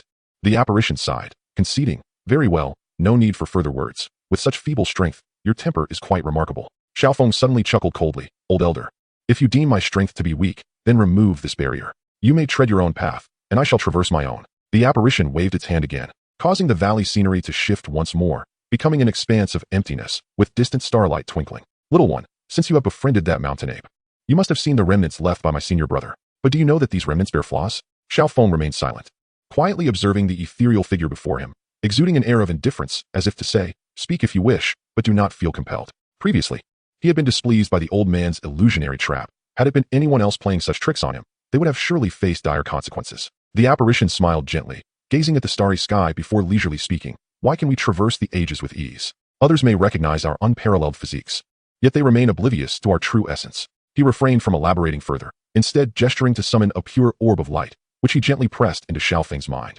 The instant the orb merged with Xiao Feng's being, a fleeting trace of imperceptible darkness flickered within him. The apparition regarded him intently, contemplating. It is rare to encounter someone worthy of attention, yet they have set their sights on you. Alas, why should I still concern myself after all these years? Forget it. Forget it, young one. The path ahead shall not be tranquil. As his words faded, the figure gracefully dissipated, leaving no trace of its presence in this realm. Xiao Feng, slightly stirred, offered a faint bow toward the spot where the apparition had vanished, then settled cross-legged in the void, gently closing his eyes as he directed his soul's energy toward the orb of light. Chapter 26, The Mountain Ape and the Little Brother. When Xiao Feng's form reappeared in the valley, the mountain ape was on the verge of a breakdown. After all this effort to find a successor, I thought I had lost you. The mountain ape bellowed from outside the valley. That fellow hasn't harmed you, has he? Xiao Feng regarded him with a bemused expression. Previously, he had been taken aback by the ape's words, and now he found himself overwhelmed by the absurdity of the situation. That elder deserves respect. Upon merging with the inheritance, the space in the void had collapsed, transforming the valley into an ordinary small hollow. I am not the successor you believe me to be, Xiao Feng stated. How could that possibly be? You are. The mountain ape retorted. Did you swallow a white orb? Xiao Feng inquired, studying the ape. Huh? How did you know? The mountain ape responded, a hint of surprise in his voice. Xiao Feng shrugged. The inheritance has already been consumed by you. Thus you are the successor. Realization dawned on the mountain ape, his words tinged with urgency. That won't do. How can I possibly be the successor? He began to dig at his mouth, attempting to expel the orb. Xiao Feng quickly interjected. Stop fidgeting. Do you understand why the moment you approached this valley, they told you to leave? Why? Because the inheritance left by their senior was devoured by you. Who wouldn't be upset? Xiao Feng chuckled mischievously. That substance has fused with your mind. Try to comprehend it. Perhaps that is how the battle ape came into existence. The mountain ape hesitated. But we magical beasts cannot cultivate human techniques. Xiao Feng rolled his eyes, realizing that this creature still wished to cling to him, though the underlying motives remained uncertain. You, a fourth-tier magical beast, commanding a group of fifth-tier magical beasts as if they were your subordinates. Do you really need me to reveal whether you can cultivate or not? Xiao Feng waved his hand dismissively. Go wherever you please, just do not follow me. The mountain ape shook his head vigorously. That is not acceptable. The inheritance has decreed that you are fortunate and destined for greatness. I must stay with you. Is that so? Xiao Feng chuckled. Very well then, let us embark. Where to? The mountain ape scrutinized Xiao Feng, sensing that this young man harbored ulterior motives. If you do not wish to accompany me, so be it. Xiao Feng replied nonchalantly. Two individuals embarked on a distant journey, their hearts laden with trepidation, as the mountain ape followed Xiao Feng. What in the world? This is the territory of the amethyst-winged Lion King. The mountain ape exclaimed, suppressing the volume of its voice. Unbeknownst to it, Xiao Feng had already communicated telepathically, expressing, I have long harbored disdain for your amethyst-winged Lion King. Today, I have come to assist in capturing some fleas. With a thunderous roar, the valley reverberated, and the clouds dispersed, revealing a colossal figure suspended in midair, its length an impressive 7 to 8 meters, enveloped in a layer of purple crystalline substance.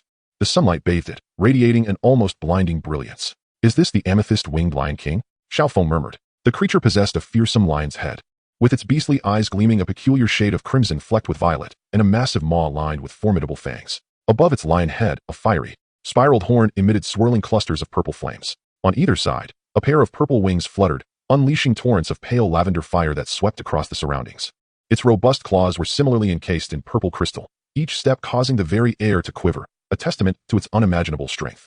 As the lion's gaze swept over the landscape, it momentarily overlooked Xiao Feng, focusing instead on the mountain ape. With a voice as cold as ice, it uttered, Little creature, have you come seeking your demise once more? What the? Lion King, let me explain. The mountain ape stammered. Speak freely. I have ample time and can listen at my leisure. With that, Xiao Feng shrugged off the mountain ape's protests, feeling invigorated as he hastened away.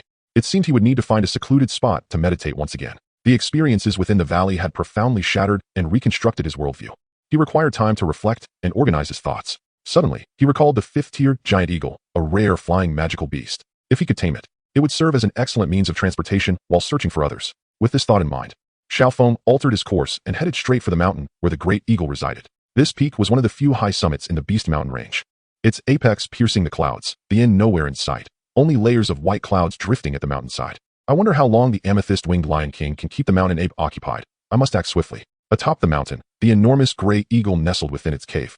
Its beak wound having improved somewhat, yet a greater peril loomed. Its fifth-tier strength was precariously waning. Suddenly, it tilted its head, sensing an approaching presence. The feeling was ambiguous. Upon closer inspection, it felt like a breeze passing by, yet nothing seemed to draw near. Nevertheless, out of caution, it resolved to venture outside to investigate.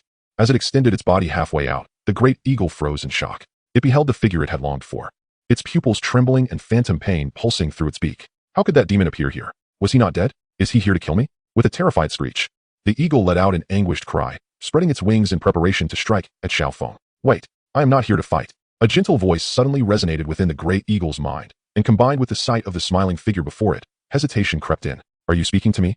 Do not be startled. It is indeed I who is addressing you. Xiao Feng's lips remained still, yet his voice resonated directly within the mind of the great eagle. I come with goodwill this time. What is it that you seek from me? The eagle regarded him with suspicion, gradually inching toward the exit, ensuring it could soar into the skies at any moment. Xiao Feng took 2 steps back, acknowledging their previous discord, yet he had received some recompense. I find this to be rather inequitable for you. Huh, equity? The eagle scoffed. In the Beast Mountain range, equity is a foreign concept. Yet I discuss it. Xiao Feng replied earnestly. I wish to take you away from this realm. Beyond lies a vast world. Stop, just stop. The eagle shook its head. I am content here and have no desire to leave. You seek me merely as a means of transportation, do you not? Xiao Feng similarly shook his head. You are mistaken. If I sought a flying beast, I would not come to you. I believe that as a member of the eagle clan, you should not be confined to these mountains. Your stage ought to be the boundless sky. The eagle laughed derisively once more. Speak plainly, what benefit do I gain? Do you wish to surpass the 5th level? Even the amethyst-winged lion king would bow before you. Anyone can boast. If you have nothing more to offer, then leave. Xiao Feng chuckled. Indeed, you are a true eagle who will not spread its wings without seeing the rabbit first. You beasts may have your own cultivation methods. Yet those are merely instincts. I can assist you in devising a superior approach. Xiao Feng fixed his gaze upon the eagle's eyes. Of course, these may seem trivial to you, but what if I could aid you in enhancing your soul power? Impossible. The eagle stared intently at Xiao Feng, its sharp gaze seemingly intent on dissecting him. Soul power is nearly synonymous with a beast's upper limit. A mere mountain mouse, no matter its efforts, could only cultivate to the 1st tier, while even a juvenile lion beast could effortlessly slay the strongest of its kind. This is an immutable theorem among magical beasts. Of course, it is conceivable for a mountain mouse to break through to the 2nd or 3rd tier by consuming herbs.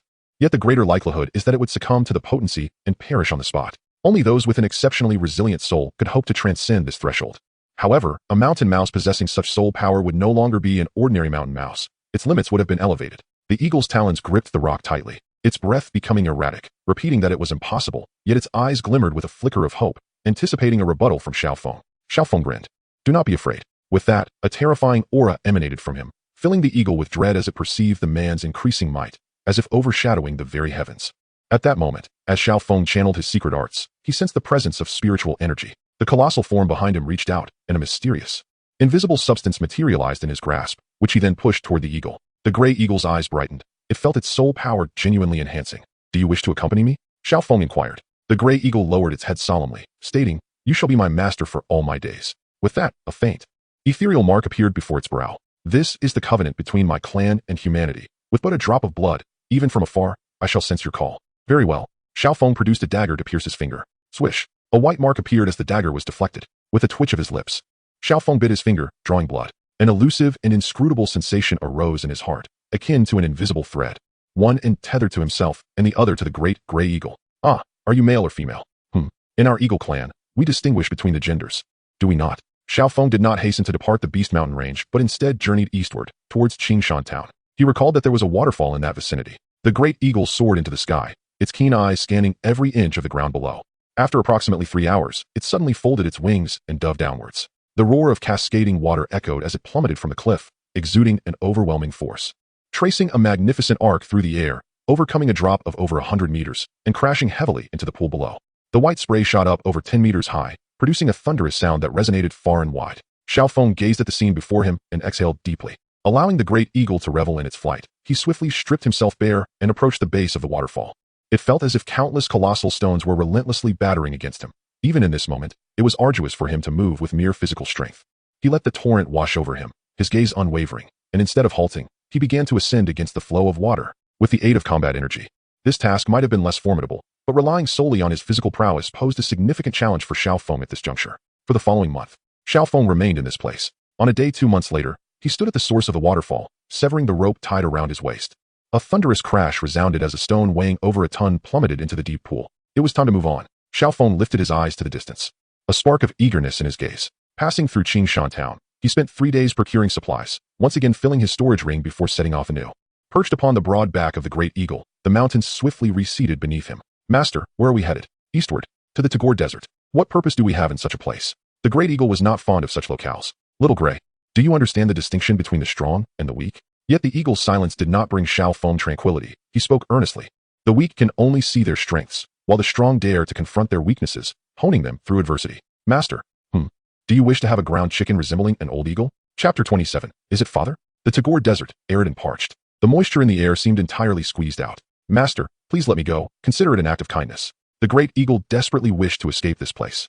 It had begun to molt, and if they did not leave soon, it would truly become a ground chicken. Xiao Feng, seeing the eagle's tear-filled eyes, felt a pang of sympathy. All right, first, relax your mind. He placed his hand upon the eagle's head, probing every inch of its flesh with his soul power. It is male. The great eagle unconsciously tapped its claws, feeling an overwhelming discomfort as though a colossal hand were caressing it, starting from its head, traversing its neck, body, and wings, until, it reached its destination. The eagle wished to resist, yet the will of its master was not to be defied, causing its neck feathers to bristle in agitation. Finally, after enduring for several minutes, the hand vanished, and the voice of Xiao Feng echoed in its mind, urging it to remember this path. A surge of warmth coursed through the eagle's body, activating the internal energy that flowed through its meridians, forming a closed loop. It hurriedly committed this route to memory. Well then, let us find a place around the desert to cultivate diligently. Xiao Feng patted the eagle's head. The eagle nodded and let out a resounding cry, soaring into the tempestuous winds. Haibodong must have opened a shop by now. Compared to Wutan City, the security in Stone Desert City was exceedingly stringent, with numerous armored soldiers patrolling even in broad daylight. As a stranger appearing for the first time, Xiao Feng was stopped and questioned multiple times. What a hassle this has been, he mused after paying the entrance fee. Finally free to roam the streets of Desert City, he began to observe his surroundings. The character of the residents of Stone Desert City is a matter yet to be discussed, but their attire was decidedly more audacious. Men donned sleeveless shirts, many bearing their upper bodies, while women wore shorts and short-sleeved tops, exposing their waists and thighs, their speech equally uninhibited. Xiao Feng smirked slightly, choosing not to linger on these observations, and approached several passers-by to inquire about the location of a map shop. After spending half the day, he finally arrived at a shop named Ancient Maps. Comparing it with a few neighboring establishments, he confirmed that the rustic decor indeed resonated with authenticity before stepping inside. The shop was modest in size, nearly devoid of customers, exuding a desolate ambience. The moonstone embedded in the walls cast a soft glow, dispelling the dimness within. Xiao Feng's gaze was predominantly fixed on the shop owner. At that moment, the elderly Haibodong, with his head bowed, was intently sketching maps. His hands, appearing gnarled and aged, wielded the pen with a steady and vigorous stroke. The arrival of a customer seemed to register not at all with Haibodong, who did not even offer the most basic smile of welcome. Such a lack of hospitality was likely the reason for his sparse business. Xiao Feng did not rush him. Instead, he stood at the counter, observing the elderly man's meticulous work, each stroke executed with care, reminiscent of a craftsman fine-tuning his art. Who could endure the tedium of drawing such trifles after experiencing a significant decline in power, if not out of genuine passion? Xiao Feng pondered. After waiting for about 10 minutes, Haibodong finally completed his task. He lifted the map, carefully blowing to dry the ink, his gaze still averted from Xiao Feng. In a detached tone, he inquired, "You are here to purchase a map of the Tagore Desert, are you not?" "Yes and no," replied Xiao Feng, unhurried, his tone leisurely. Upon hearing this, Haibodong paused, slowly lowering the map before finally raising his eyes to appraise the youthful figure before him. A fleeting glimmer of intrigue sparking in his gaze. His tone turned a shade colder as he scrutinized the boy's youthful face, stating, "What exactly is your intention?" Xiao Feng gazed at the disheveled Haibodong and chuckled softly. At this moment, he perhaps had yet to reach the Do Ling realm. Possibly still a Do Wang, or even a Do Huang. Yet what did that matter? "I have come to seek a map from the old gentleman." With a resounding thud, Haibodong slapped his palm upon the counter, and the door behind Xiao Feng slammed shut with the activation of a mechanism. In the next instant, the old man's hair and beard billowed as a chilling aura emanated from him, a formidable presence that no mere Do Ling could unleash. In an instant, the temperature within the shop plummeted by several degrees. Xiao Feng remained unperturbed, steadfast as a mountain, allowing the waves of Haibodong's aura to wash over him, standing as immovable as a rock. "Old sir, I have not come seeking a confrontation, nor do I wish to disturb your tranquil existence. I merely heard that you had drawn a map related to the in previous years and sought to discuss it with you." Haibodong's wild hair fell back, yet the shop remained frigid. He regarded Xiao Feng with cold eyes. "A map related to the? I know nothing of what you speak. There is no need for you to feign ignorance, old sir. I have no intention of resorting to force. Simply state your conditions." Xiao Feng replied with an air of calm. Haibodong furrowed his brow, a derisive smile gracing his lips. "If you wish to negotiate with me, let us first ascertain your worth, young lad." With that, he gestured with both hands, summoning an ice mirror before him. Simultaneously, with a flick of his wrist, a chilling white do chi gathered in front of him, swiftly transforming into an ice spear, aimed directly at Xiao Feng. "Old sir, at such an advanced age, why is your temper still so fiery?" Xiao Feng merely raised his right hand slightly, his smile unwavering. Haibodong's expression faltered, the chill in his eyes dissipating swiftly. The ice spear he had just conjured melted away. Hovering at the center of the old man's brow was a small sword, poised to pierce should it advance even an inch further. As the ice spear vanished, the small sword gradually dissolved as well. Hai Buodong stared at the shattered ice mirror before him, reluctantly inquiring, "My ice mirror can deflect all attacks. How did you manage to shatter it? Furthermore, there lies a secret. The do chi contained within the small sword was not of any singular kind. Upon contact with the ice mirror, it devoured and transformed into a similar type of do chi, thereby shattering it in an instant." Seeing the youth remain silent, Hai Buodong pressed further. "From whence do you hail, old sir? At your age, why does your curiosity remain so insatiable?" Xiao Feng replied with a slight nod, prompting Hai Buodong to suppress his inquisitiveness. It seems age has indeed caught up with him. Hai Buodong pondered briefly before asserting, "Yet, I must clarify one thing. How did you come to know that I had drawn a map related to the—" Xiao Feng settled into a chair, stating, "To keep a secret, one must act without wrongdoing. However, you need not worry, old sir. I assure you that my presence shall not intrude upon your secluded life. Moreover, I come bearing goodwill." Hai Buodong's gaze fell to the floor as he contemplated for a moment before finally speaking. "As a defeated foe, I truly have little to say. Since this young brother possesses such strength, I find myself compelled to make an unusual request." As he spoke, he retrieved a map from beneath the counter and tossed it toward Xiao Feng. "It appears the old man trusts you." Xiao Feng unfurled the map before him, revealing 3 marked locations. Hai Buodong waved his hand, a hint of helplessness in his tone. "It's merely a map, if you truly intend to seize it. I cannot protect it, so I might as well act generously." He chuckled, recalling the old man's earlier request. Xiao Feng smiled, stowing the map into his spatial ring. "The sand mandala." Hai Buodong spoke slowly. Indeed, he had not circumvented the issue. Xiao Feng mused, responding, "Well said, I shall take care of this matter." Hai Buodong continued, "Little brother, do not rush to agree. The sand mandala typically thrives in high-temperature regions, specifically deep within the Tagore Desert. It is essential to note that this territory is dominated by snake people, who harbor an intense hatred for humans. Their queen, Medusa, possesses the strength of a peak do huang. If discovered, escaping would be nearly impossible." Xiao Feng nodded. "Well, now that you mention it, I am even more eager to try." Hai Buodong regarded him and offered no further words. "Then I wish you a safe journey, little brother," he said, waving farewell as Xiao Feng opened the door and stepped outside. At that moment, a figure emerged from the alley, fury etched on his face. Upon noticing the small girl in Xiao Feng's arms, he approached with an aggressive demeanor. "You little brat, you stole my buns from the shop. Let us see where you hide now." The man rolled up his sleeves, a menacing glare fixed on his face. The petite girl trembled involuntarily, her voice barely a whisper. "Qinglin didn't steal your buns. She paid for them. Do not speak nonsense. I never sold you any buns. Take your money back and return my buns." The shopkeeper barked angrily, flinging a few copper coins toward the girl. He dared not let the locals misunderstand that he had sold buns to this child, fearing it would ruin his business. Xiao Feng frowned, scrutinizing the frail girl beside him, who barely reached half his height and seemed devoid of flesh. At that moment, Qinglin was filled with fear. She hastily pulled out the buns from her arms, ignoring their heat as she stuffed them into her mouth, curling into a ball, grinding her teeth in silent anticipation of the impending blows. "You!" The shopkeeper, seeing her shove the buns into her mouth, grew even angrier. "You little wretch!" He reached out, intending to seize the girl and deliver a harsh beating. "Shopkeeper, this little girl has already paid. Why must you bully her so?" Xiao Feng interjected, his tone icy. Regardless of her background, to strike and berate a child is utterly excessive. If Xiao Ling invoked both Xiao Feng's compassion and resentment, Qinglin inspired only boundless affection. A simple and vulnerable child, she struggled to survive amidst the pervasive hatred in the city. Today, fate had brought her before him, but the years prior remained a mystery, likely filled with hardships and the uncertainty of sustenance, only to improve upon encountering her 2 elder brothers. The shopkeeper scrutinized Xiao Feng, scoffing, "What would you, a mere outsider, understand? She is a wretch. She should not even exist here. Death would be preferable." Xiao Feng's expression darkened as he summoned his aura, locking eyes with the shopkeeper. "I shall grant you an opportunity for an apology." The shopkeeper trembled. As an ordinary man, he understood all too well what it meant for such power to swirl around one's hands. It signified that his death would be utterly futile. His face turned pale as he softly addressed Qinglin. "I apologize to you, Qinglin." Qinglin cautiously peeked out from the crook of his arm, raising her delicate green eyes to gaze deeply at Xiao Feng before turning to the shopkeeper. "It's all right." Xiao Feng waved his hand, urging the shopkeeper to depart hastily. Then, under Qinglin's watchful gaze, he slowly crouched down, gently stroking her hair, and softly asked, "These years must have been quite arduous for you, haven't they?" Tears welled in Qinglin's eyes as she looked at Xiao Feng, her voice laced with uncertainty. "Are you my father?" Chapter 28. Smile. Xiao Feng held Qinglin's hand as they strolled through the streets. At this moment, the young girl buried her head, her face flushed with embarrassment. Xiao Feng's tender demeanor had mirrored that of her father in her dreams, prompting her to ask such an awkward question, making her hesitant to face him now.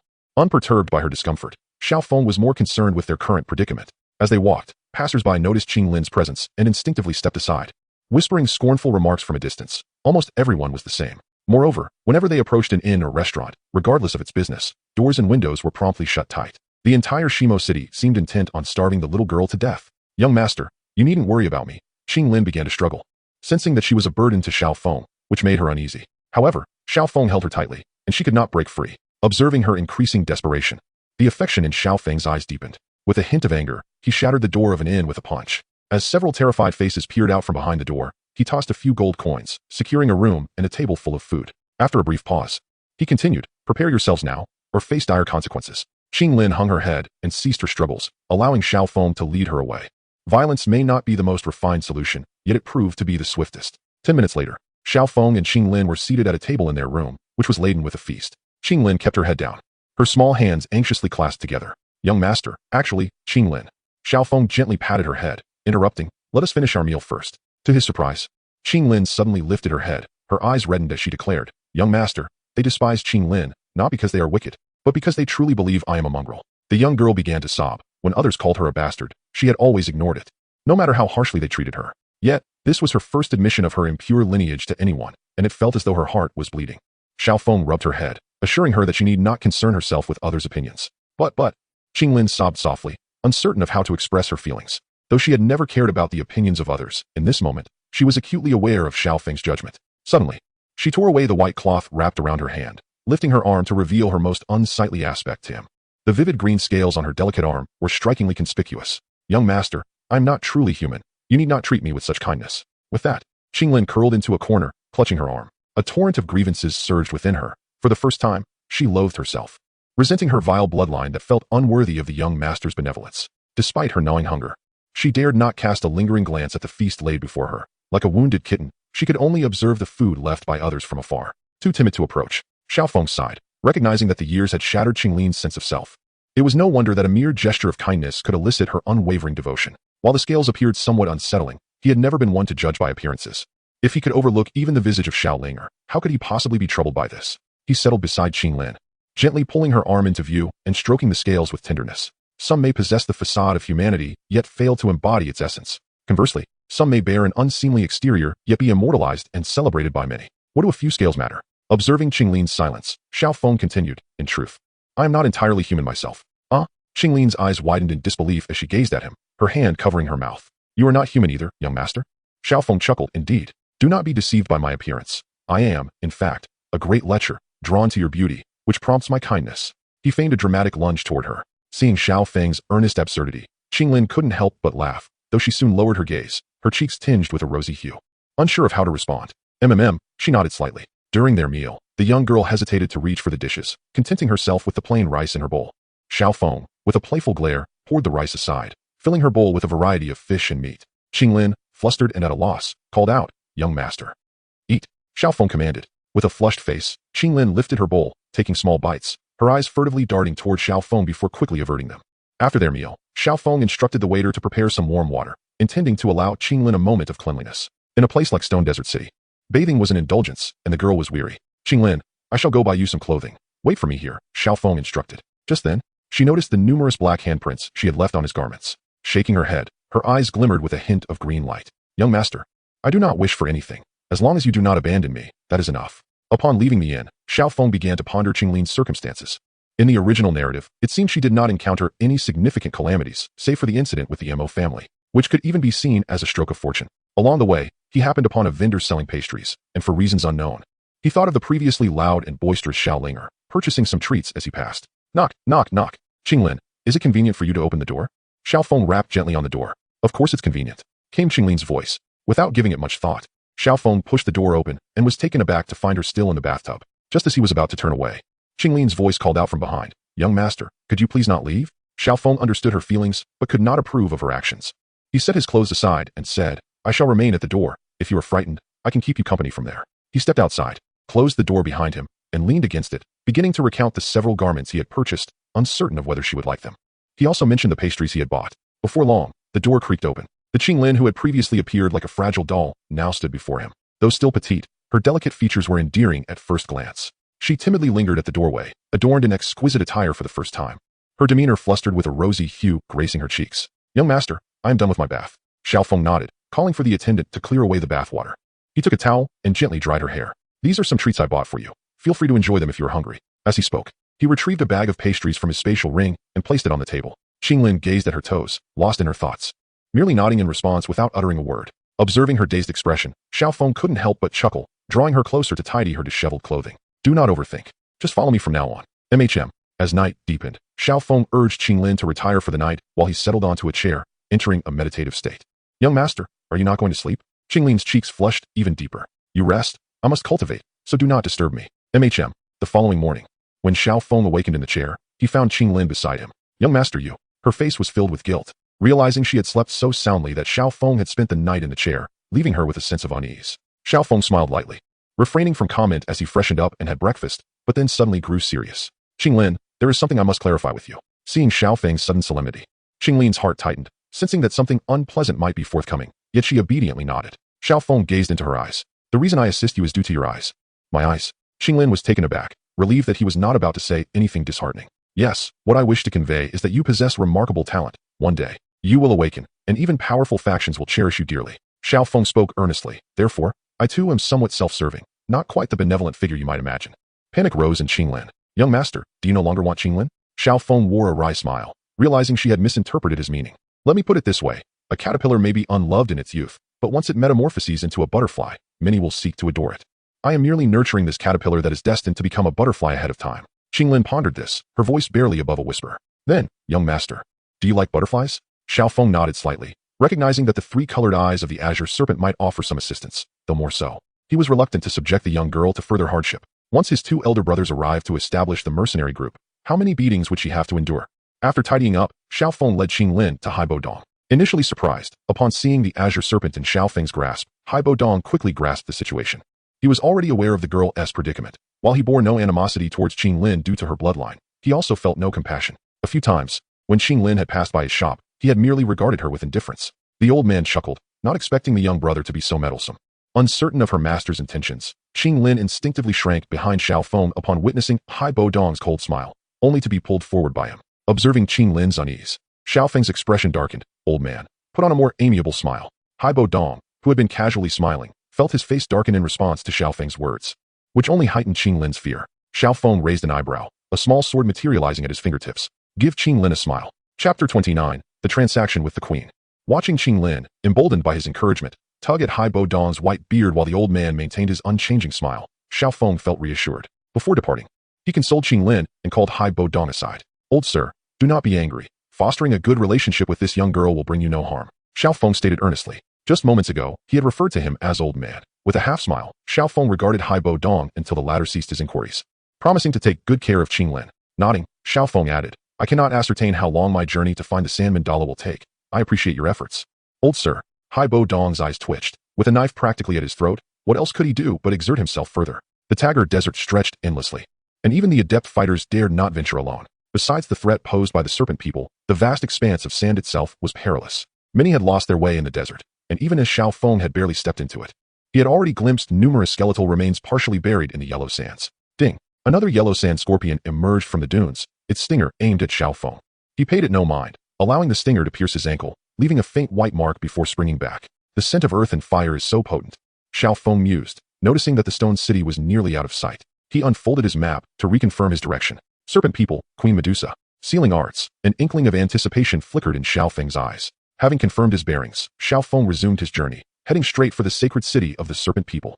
The sand mandala grew within the sacred city, yet Xiao Feng had little desire to search for it. He intended to speak directly with Queen Medusa. As he traveled, practicing his skills, he no longer needed to sit in meditation. The techniques within him operated spontaneously, akin to how blood circulates oxygen throughout the body.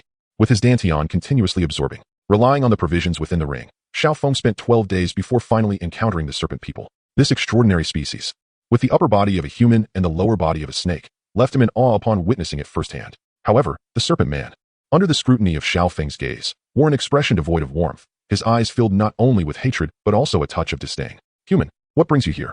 Do you seek to incite war? The serpent man, though fierce in demeanor, dared not approach, having witnessed his companions fall in an instant. He chose to converse rather than attack, fearing for his own safety. The serpent man's expression shifted, and without uttering another word, he and his comrades retreated swiftly. Just then, a tempest arose, swirling sands around them, and a figure materialized behind the serpent people, adorned in a resplendent purple robe. Her enchanting, elongated eyes were fixed coldly upon Xiao Feng. You seek my presence. What is it you desire? Her voice, frosty yet imbued with the authority of one who has long held power, resonated in the air. Your Majesty. The serpent guards immediately bowed in reverence, their faces alight with excitement and respect. This was their queen. With a graceful flick of her purple tail, Queen Medusa maintained her tone. Indeed, The serpent men gradually withdrew, leaving only the two of them, crowned with a golden tiara, her long hair cascaded behind her, her robe enveloping her form, revealing only her exquisite visage and alabaster neck. As Xiao Feng observed Queen Medusa, she too appraised him. Young yet composed, his eyes reflected a calmness that belied his years, an aura so elusive that even she, at the pinnacle of the Do Huang realm, could not penetrate it. What was the source of his serene demeanor? Queen Medusa, it is an honor to finally meet you. Xiao Feng clasped his fists in salute. I regret having to injure your kin, and I hope you will show leniency. Xiao Feng was acutely aware that her magnanimity extended beyond mere tolerance for his actions. Her perspective on matters was far beyond that of an ordinary individual. Just as his words faded, Queen Medusa struck the ground with her purple tail, unleashing a fierce aura that split the sands and surged towards Xiao Feng from all directions. This was the full force of a Do Huang peak attack. Yet, Xiao Feng remained unperturbed. Stepping forward with his right foot, an invisible energy radiated outward, his long hair and garments moving as if caught in an unseen breeze. An intangible shield formed around him, dispersing the incoming assaults, which detonated and dissipated before they could approach him. Queen Medusa regarded Xiao Feng with a heavy gaze, her frosty voice breaking the silence once more. This is not a place for guests. I invite you to the holy city. With that, her form remained still, yet in the next moment, she began to fade, her essence reappearing beneath the holy city. Xiao Feng murmured to himself, are you leading me into a trap? His feet had already begun to move forward. Sir, this way. Please. A captivating serpent woman approached, initially surprised by his youth, but quickly suppressing her thoughts, she led the way ahead of him. Xiao Feng nodded, his gaze inevitably drawn to the serpentine woman before him, her sinuous waist swaying gracefully, exuding an innate allure that was both enchanting and seductive. Her waist strength is impressive. Xiao Feng chuckled to himself. In the grand hall, Medusa had long awaited, reclining upon a vast seat akin to a grand bed, her tail tip playfully flicking like a mischievous little serpent.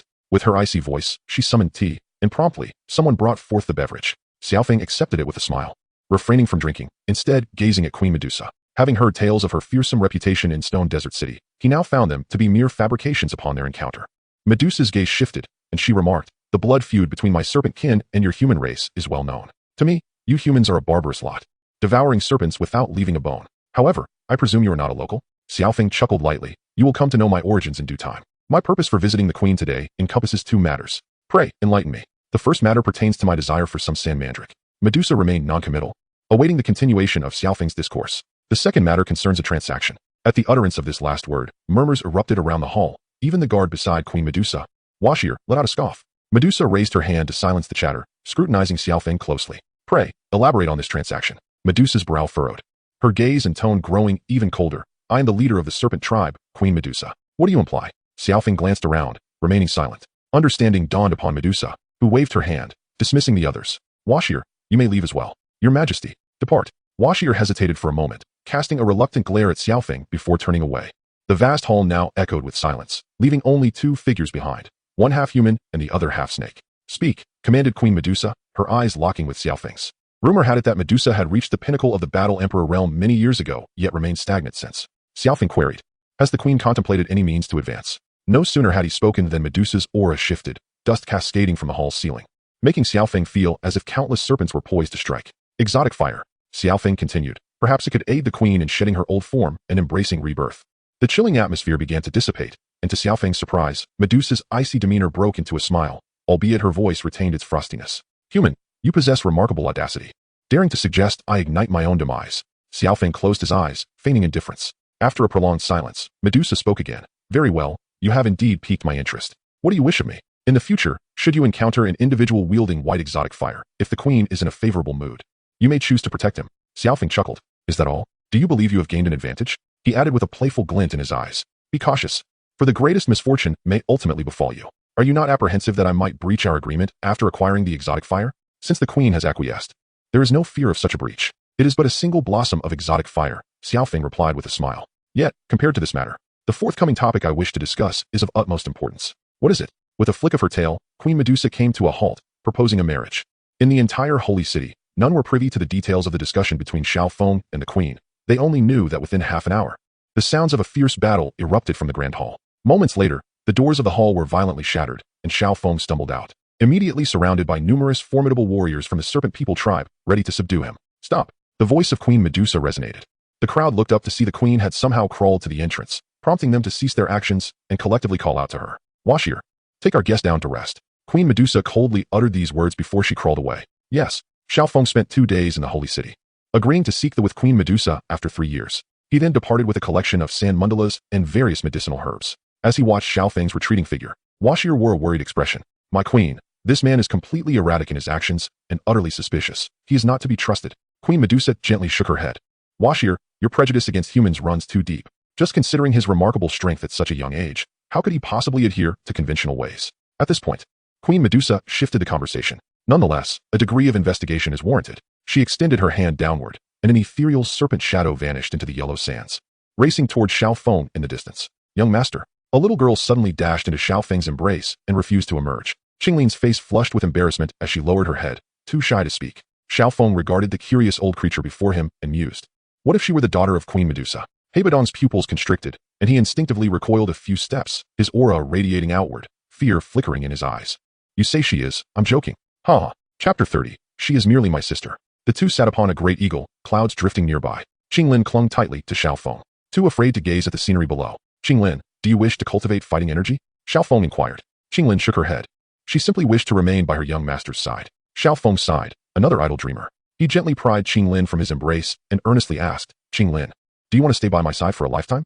Qinglin's face turned crimson, unable to meet Xiao Feng's gaze, her head nodding slightly. Suddenly, Xiao Feng stood up, causing Qinglin to gasp and once more dive into his arms, only to be pulled out again.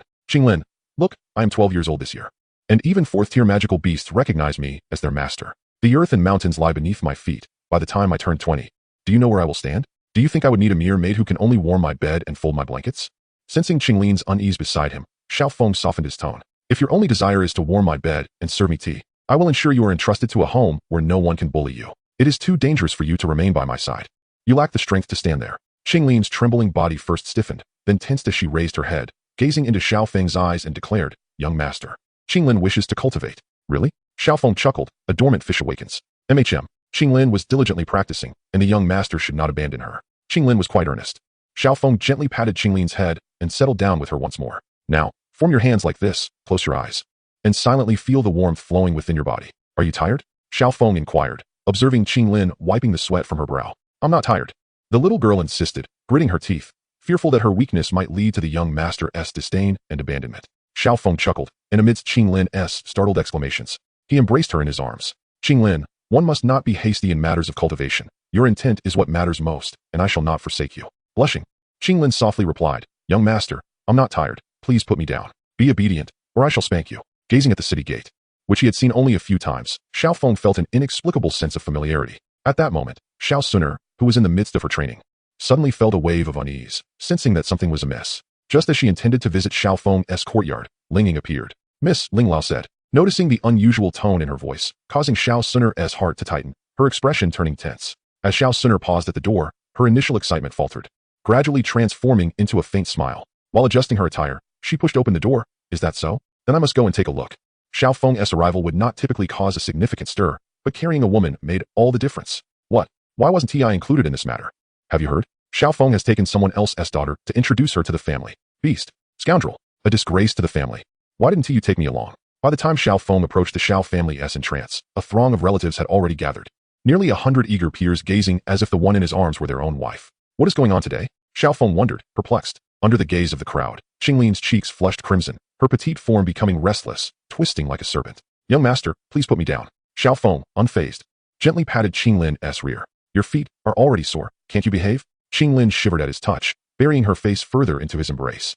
Her ears flushed a deep red, too shy to meet anyone's gaze. Suddenly, the crowd parted, revealing a graceful figure standing there, a serene smile adorning her face. Her gaze fixed intently on Xiao Feng as she approached with elegant strides, her small fists clenched tightly, yet every movement was composed. Xiao Feng's lips twitched. Suner, could you hold her for a moment?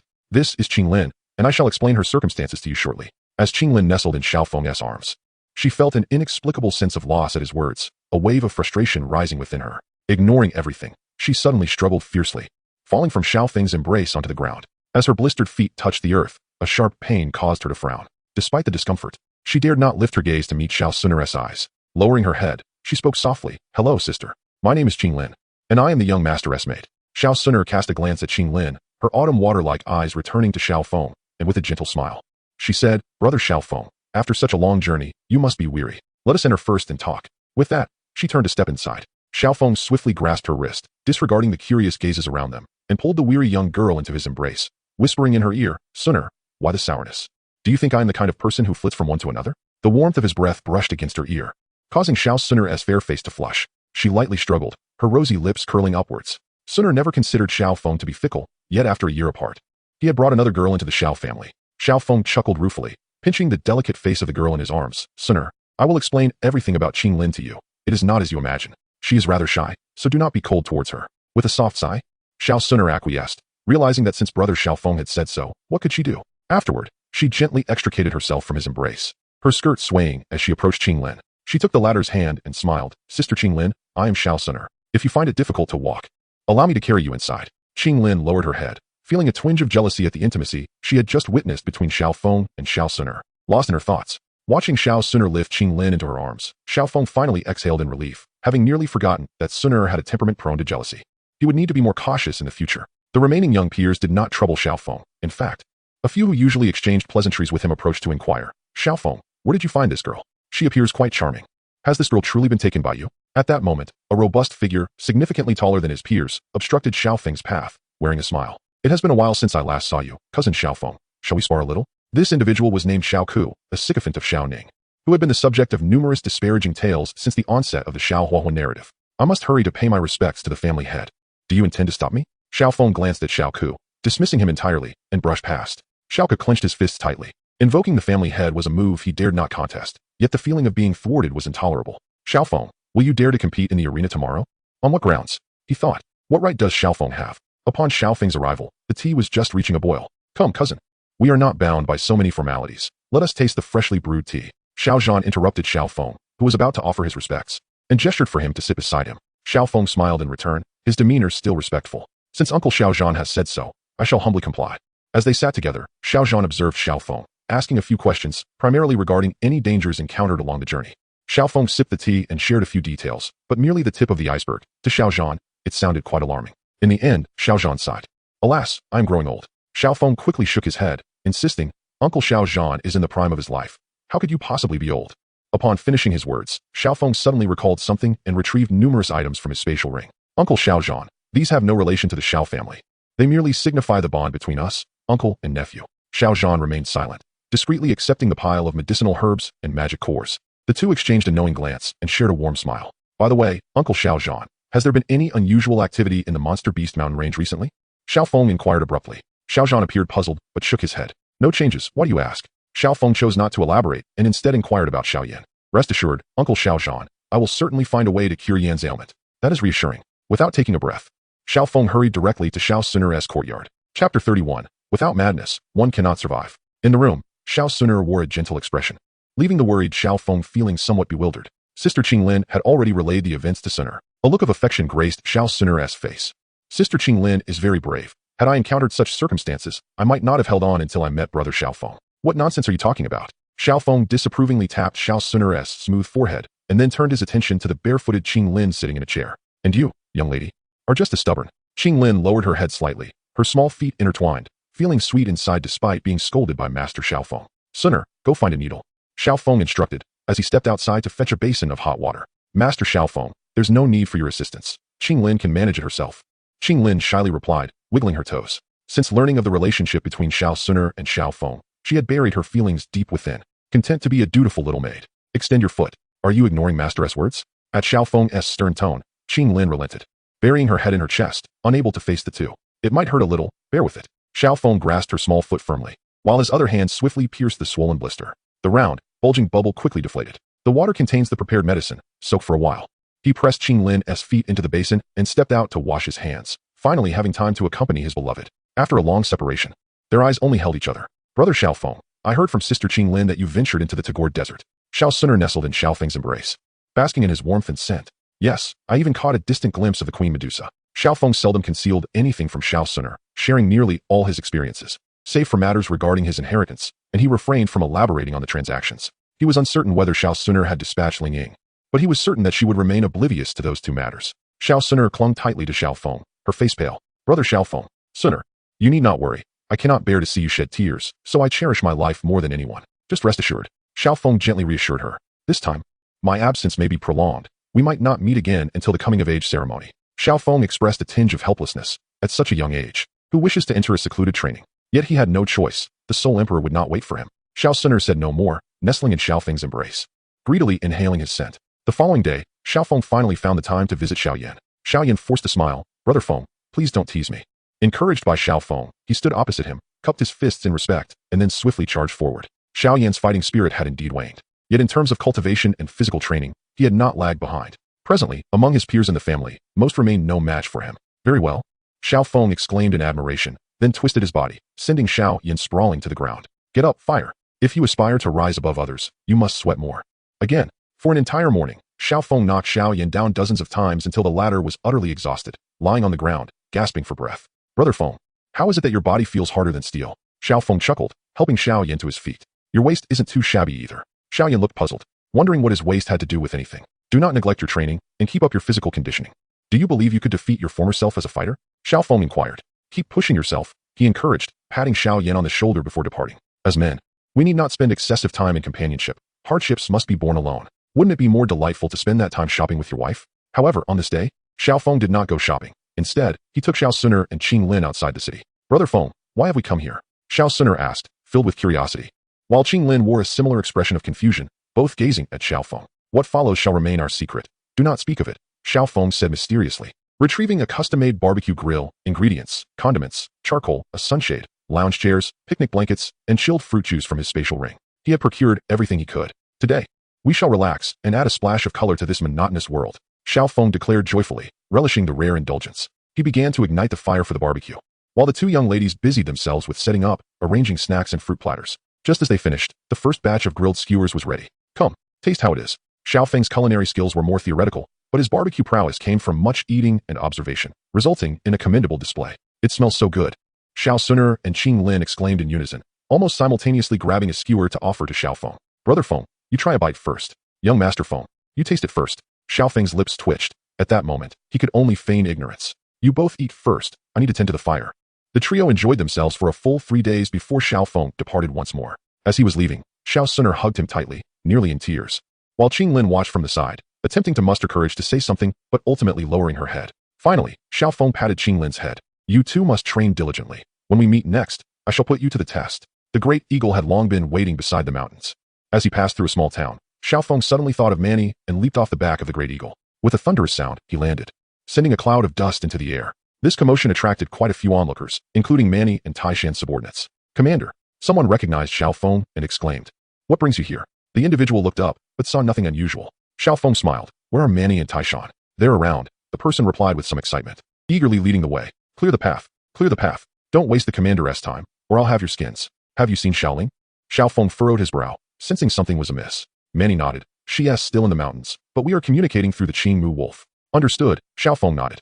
"Any news on those two individuals I asked you to keep an eye on?" Both Manny and Taishan shook their heads. Xiao Feng was unconcerned. Their elusive movements would only become suspicious if discovered. "By the way, how are your cultivation levels progressing?" Upon mentioning this, pride illuminated their faces. "Young master, I have already reached the 9-star fighter level." Taishan grinned, adding, "It won't be long before I advance to the great fighter level." "I've already caught up with Taishan, and I might become a great fighter even before him." Xiao Feng frowned at their current strength, deeming it insufficient for external endeavors. "Well, keep striving. If you haven't reached the doling level in 3 years, you should leave with your own team." "What?" The two widened their eyes. The doling level was a realm they had never envisioned.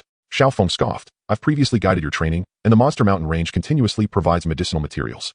Even a pig should ascend to the heavens. If you don't reach doling in 3 years, there's truly no need for you to stay with me." Their expressions stiffened, and they lowered their heads in unison. "Yes." Having spurred them on, Xiao Feng did not linger and headed straight toward Shimo City. After such a long detour, he found it hard to believe that Queen Medusa was still watching that area. After a brief disguise, Xiao Feng made his way to the eastern region marked on the map. On the map, it was merely a small dot, but upon arrival, it offered no traces to be found. The surroundings were engulfed in endless yellow sand, devoid of any reference points, permeated with the scent of earth and fire, making it nearly impossible to navigate. For over 10 days, Xiao Feng searched without urgency. Bare-chested, he walked through the yellow sands, allowing the scorching sun to beat down upon him, resembling a wandering ascetic.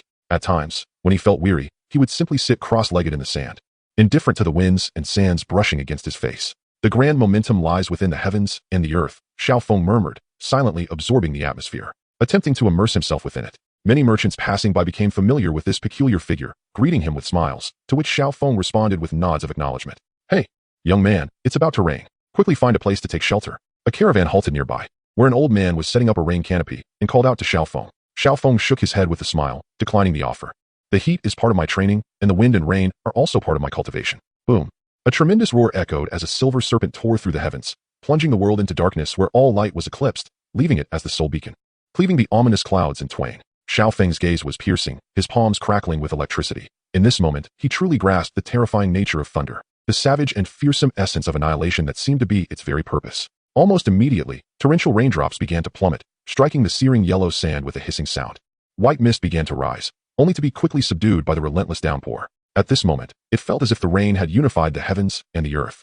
Young man, you'll be drenched. The old man called out again. Seeing Xiao Feng remain unmoved, he thrust 2 umbrellas into the hands of a nearby girl. Child, bring him in. Oh, all right, Grandpa. The girl, holding the umbrella, approached Xiao Feng, only to suddenly witness him springing up from the ground, his gaze fixed intently on a distant point behind him, before vanishing swiftly into the curtain of rain. What a madman, she muttered, glancing back to find Xiao Feng had already disappeared from sight. Chapter 32, Seclusion. Amidst the relentless downpour, the normally invisible water attribute energy was abundant, while the earth attribute lay deeply buried in the sand, and the fire attribute was utterly absent. Yet, in this very scenario, Xiao Feng sensed the presence of fire energy just a short distance behind him. He sprinted forth, traversing several miles in mere breaths. Underfoot, a rich aura of fire energy pulsed.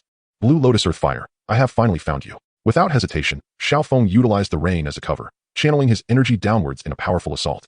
Quickly revealing a deep well-like opening, he propelled himself with his energy and leapt down, the opening above soon concealed by sand and rain. At last, after breaking through a layer of stone, Xiao Feng beheld a pool of magma below. Solidifying the cascading sand, he moved, landing at the edge of the opening. First, he checked the provisions and water in his storage ring, nodding in satisfaction. He removed his garments, inhaled deeply, and approached the magma. In comparison to the Blue Lotus Earth Fire, Xiao Feng valued this magma pool even more. Beyond this, he contemplated the underground world of Canaan Academy and the thunder pool in the void. Sensing the rapidly approaching life force within the magma, a smile crept across his face as he communicated telepathically. Little one, if you draw closer, don't blame me for being impolite. The magma gurgled like flowing water as a 2-headed fire spirit serpent emerged, raising its body and fixing both heads' eyes on Xiao Feng. Its tongue flickering. Leave this place. The 2-headed fire spirit serpent projected a wave of consciousness. Xiao Feng shook his head. I shall not disturb you. Nor should you trouble me. You must sense that in a confrontation, it would be you who perishes. Furious, the 2-headed fire spirit serpent writhed in the magma pool, ultimately retreating in resignation. Watching the ripples on the surface of the magma gradually fade, Xiao Feng refocused on the depths beneath him, pondering. If even a 4th-tier magical beast can frolic within, I should be able to manage as well. With this thought, he slowly extended his foot into the magma. Sizzle.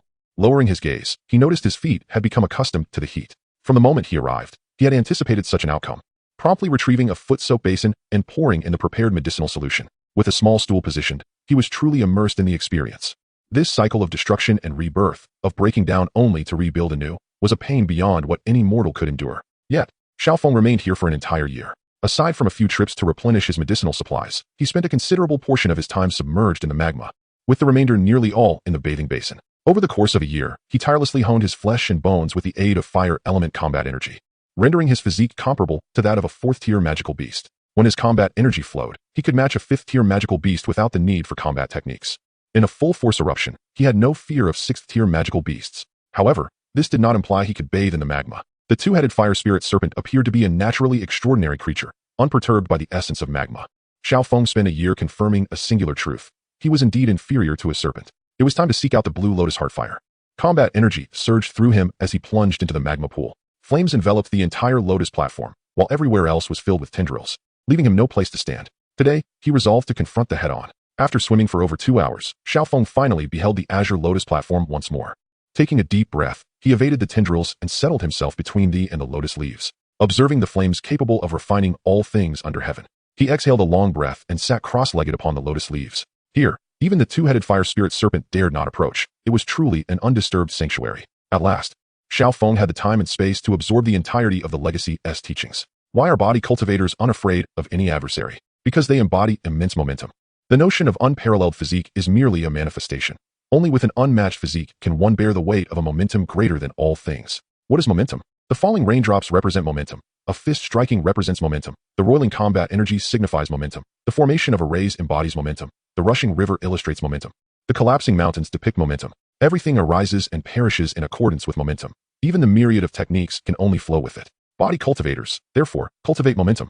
If this legacy is so formidable, why has it become severed? Xiao Feng once inquired of the ethereal figure. The figure chuckled softly. You can unleash the momentum of rapid punches, indicating you possess equivalent momentum. Perhaps you can even withstand the force of a surging river, or even the upheaval of mountains and rivers. But how many can endure the collapse of the void, the destruction of heaven and earth, the annihilation of all things? The more powerful the legacy, the more prone it is to severance. Just like the great figures of history, their lives are known to posterity, yet their glory cannot be replicated. Xiao Feng murmured to himself, momentarily feeling as if he understood something, yet equally feeling lost. Why must one form seals during cultivation? Why must certain techniques require seals for release? Because only through specific actions can one generate specific momentum, allowing the raging combat energy to become more obedient. In this world, there exists an infinite array of momentum. We are but seekers, constantly attuning ourselves to it, allowing our bodies to connect with it, ultimately enabling us to bear its weight. Xiao Feng activated the soul cultivation technique from the inheritance, silently attuning to the essence of the blue lotus earth fire, imprinting the might that had been forged over countless millennia onto his soul. The searing waves of fire continually refined Xiao Feng's spirit, accompanied by excruciating pain, as the strength of his soul gradually and painstakingly increased. Simultaneously, the fiery energy from all around surged towards him, permeating his limbs and bones, filling every vein with vitality. This relentless flow of flame energy replenished Xiao Feng's expended energy, and 2 years passed in the blink of an eye. Feeling an intense hunger, Xiao Feng opened his eyes, nearly glowing with desire, as he hastily retrieved food from his spatial ring and stuffed it into his mouth, as if his stomach were an ever-hungry furnace, bottomless despite the quantity he consumed. Suddenly, his gaze shifted to the lotus seat, densely populated with lotus seeds. At that moment, he paid no heed to the burning of the strange fire. Xiao Feng directly reached in, scooping out the seeds and sending them to his mouth, reducing the 100 seeds to a mere 10 in an instant. The azure flames nearby danced restlessly, as if berating him for his thievery. Xiao Feng playfully waved at the flames, belching contentedly, and observed his noticeably larger physique alongside his torn trousers. Pondering how much time had elapsed, he hoped he wouldn't miss his coming-of-age ceremony. As he spoke, Xiao Feng moved with a gust, flowing out of the azure lotus seat, only to appear like a flash of lightning amidst the magma, re-emerging at the same location from 2 years prior in under 10 minutes. Little fellow, how long has it been? While changing his clothes, he inquired of the two-headed fire spirit serpent within the magma, his spiritual power significantly enhanced, allowing him to sense the essence of the blue lotus even here. Xiao Feng chuckled to himself, realizing the folly of expecting a serpent to comprehend the concept of time. With that thought, he thrust his foot down, and like a bolt of lightning, a thunderous roar erupted as he burst forth from the ground, creating a towering tunnel that led him directly to the surface of the yellow sands. With a pair of wings conjured from fighting spirit appearing behind him, he gently flapped, causing the fighting spirit within a 10-meter radius to swirl in tandem. Xiao Feng retracted his wings and gently descended to the ground, propelling himself like a wild electric current towards the stone desert city. Old sir, it has been a while. How have you fared? Xiao Feng materialized within Hai Bo Dong's shop. The hand that had been mapping trembled slightly as Hai Bo Dong slowly lifted his gaze. I just sensed a presence suddenly emerge from the east and swiftly approach Stone Desert City. Could it be you, young brother? Xiao Feng laughed heartily. Your keen perception is admirable, old sir. I am pressed for time and shan't linger. Do you recall how long it has been since our last parting? Hai Bo Dong regarded Xiao Feng's ill-fitting attire, pondering for a moment before replying. It has been 3 years. Until we meet again, Xiao Feng waved, vanishing from Hai Bo Dong's sight. The elder's brow twitched involuntarily. This movement was swifter than during his prime. Master, you have finally emerged. The great eagle, wandering near the Tagore Desert, expressed its joy. Xiao Feng furrowed his brow. Why are you still at the 5th tier? The great eagle tilted its head and looked at Xiao Feng. Master, could you please speak in a way that humans understand? Xiao Feng widened his eyes. The cultivation method I taught you has allowed you to absorb enough fighting spirit in 3 years to match the 30 years of effort you put in before, hasn't he? While this is true, did I not need to seek sustenance during those 3 years? Did I not need to find a companion? The great eagle also stared wide-eyed, nearly reaching the pinnacle of the 5th tier. How could its master have overlooked this? Xiao Feng patted his head and declared, I shall grant you another 6 months. If you cannot ascend to the 6th tier by then, I will personally see to your castration. The great eagle felt a chill in its legs and turned to flee, resembling an oversized chicken. I won tea. Time is of the essence. You should fly on your own. I will extend your deadline by another 2 months. Will that suffice? The great eagle then breathed a slight sigh of relief. The great eagle carried Xiao Feng to the mercenary town, and as its colossal shadow loomed over the ground, chaos ensued throughout the town.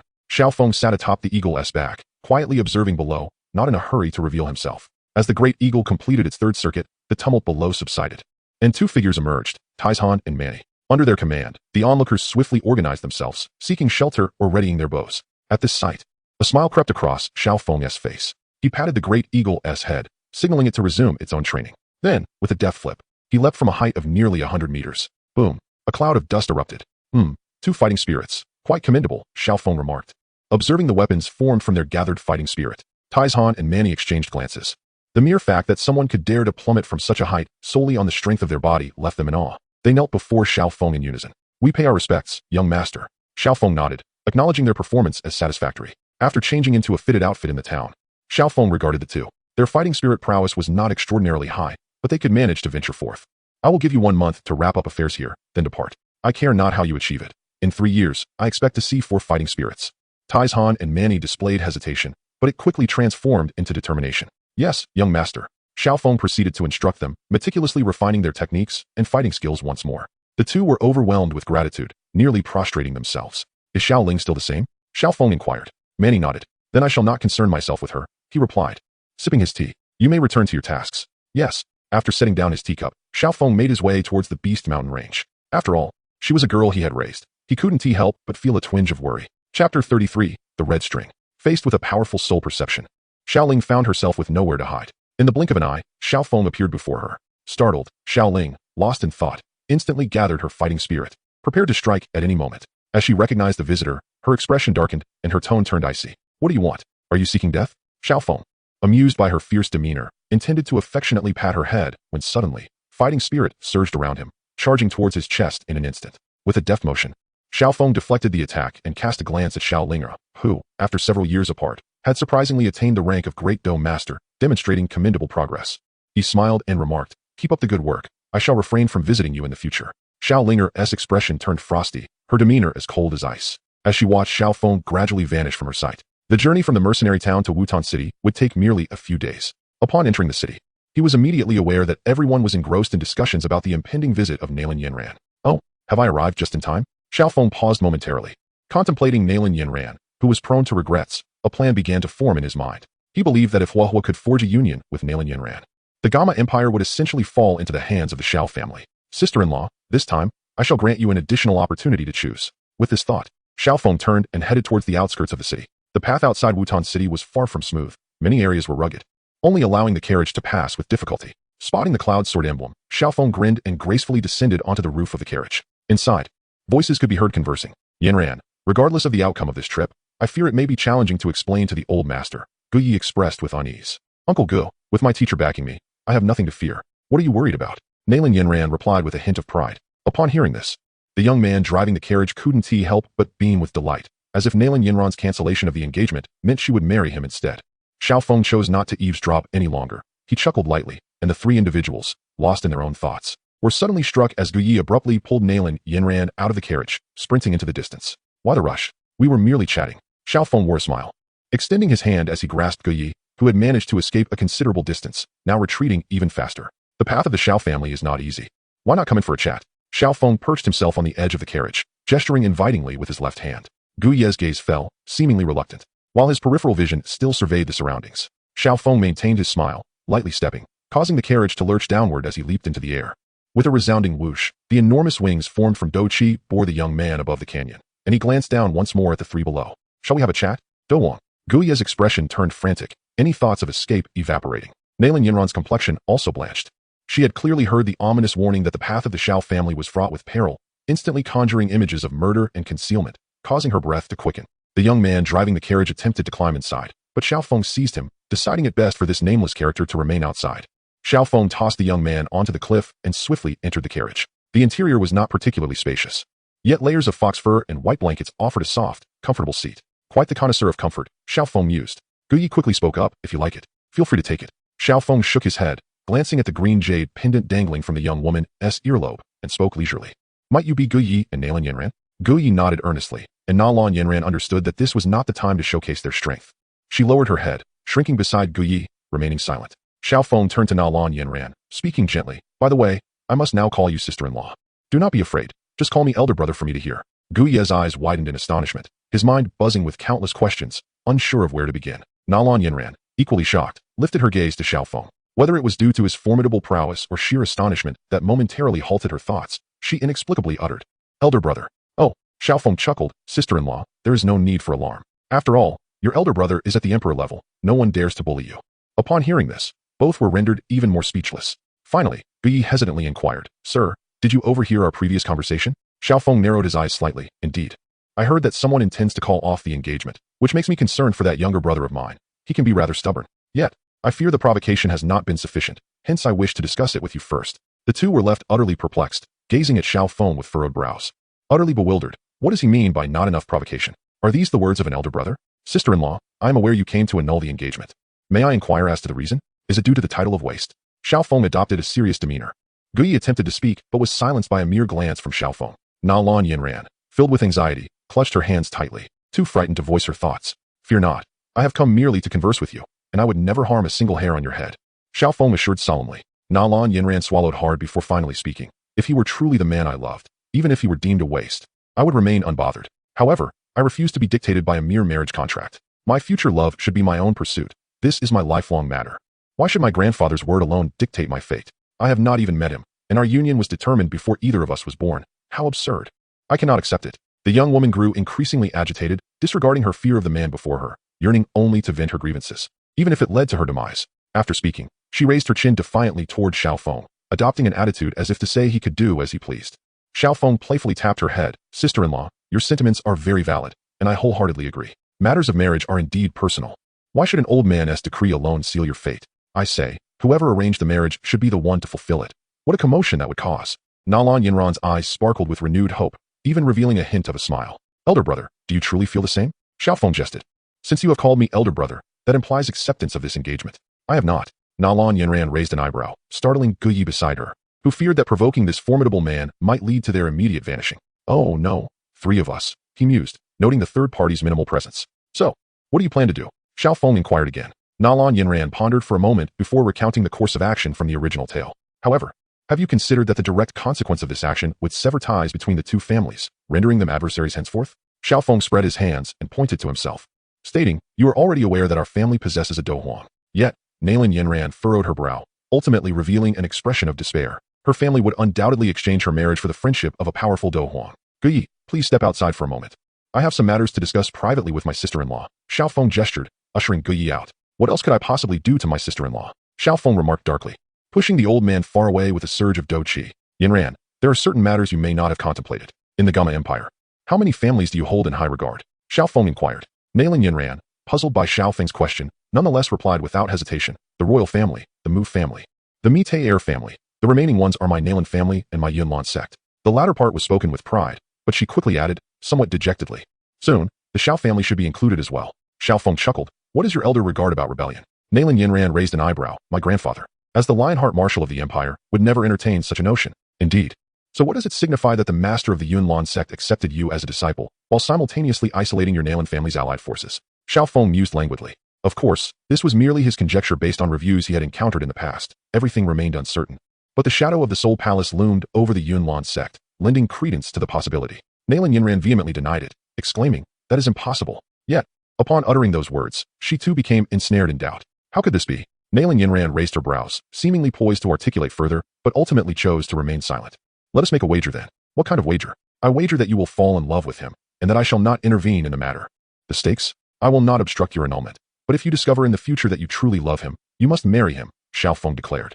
In the original tale, Huahua had offered assistance to Nalan Yinran on several occasions, and Xiao Feng did not believe it was solely due to Yun Yun. Thus, he resolved to weave a thread of fate. Very well, it is a promise. Wait, before we proceed, you must first accompany me in a theatrical performance. What kind of performance? With a fierce strike, he shattered the carriage, leaving Guyi and Nalan Yinran within in a state of confusion and unease. Who dares to obstruct the Yunlan sect's carriage? Reveal yourself. Guyi drew his sword, positioning it protectively in front of Nalan Yinran. At that moment, Xiao Feng emerged from the shadows, casting a cold gaze upon the two. What brings you, people of the Yunlan sect, to my Xiao family? Greetings, sir. I am Nalan Yinran. The young lady stepped forward, having heard of my fiancé's ailment and not having visited him due to concerns over his intentions. I happened to procure a medicinal formula from my teacher today, hence my visit to deliver it. May I inquire as to which member of the Xiao family you are? Xiao Feng scoffed derisively, a pretense. Nalan Yinran, I shall ask you but one question. My brother, Yin, is no longer worthy of you, having lost his former glory. You have come today primarily to annul your engagement, have you not? Nalan Yinran gently shook her head, reflecting on the constraints of parental orders and the matchmaking words spoken on her behalf. When he soared to great heights, he did not disdain me. How could I possibly disdain him now? Xiao Feng let out a hearty laugh, asserting, regardless of your thoughts, you shall withdraw from this marriage today, whether you want to or not. With that, he struck a palm forward, causing Nalan Yinran to cough blood and stagger back. Her face turned pale, yet she stood defiantly, demanding, who are you? Why do you torment me and my fiancé? Xiao Feng shook his head and took a few steps closer, deftly placing his sword against Nalan Yinran's neck. My younger brother lacks composure and experience. It would be beneficial for him to face the challenge of this annulment, so that he may understand my struggles when the time comes. He continued, I ask you, will you agree or not?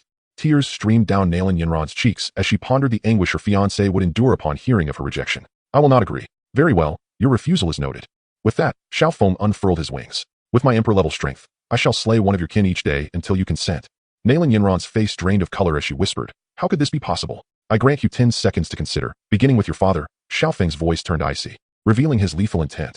Nalan Yinran managed a bitter smile, resembling a flower wilting in a pool of blood, her eyes devoid of light, and her strength seemingly drained. Finally, as Xiao Feng counted to 10, she uttered, I agree. Chapter 34, Stepping into the Yunlin Sect. Well done, Xiao Feng remarked, clapping his hands. He gestured, causing 2 magic cores embedded in the stone wall to float down. As for the technique of recording images and sounds with magic cores, do not inquire too deeply. It is part of the inheritance. Xiao Feng kept one for emergencies and handed the other to Nalan Yinran. Now, please feel free to be as harsh and ruthless as you wish, he said with a smile before departing. Gu Yi and Nalan Yinran exchanged a glance, but said nothing, continuing their journey in silence. The ensuing events closely mirrored the original tale. Xiao Sun'er as protection of Xiao Yin kept him from embarrassment. Yet even so, the heart of the idle person was filled with a fierce, unyielding desire for strength. On one hand, Xiao Yin was cursing at the heavens on the edge of a cliff. We shall not dwell on that. On the other, the tender reunion filled with warmth deserves our attention. 3 years is sufficient to erase the traces of a person's existence. Xiao Feng was fortunate. Aside from the possibility of being resented for a lifetime by the young Linger, he had Xiao Sun'er who would remember him for all her days.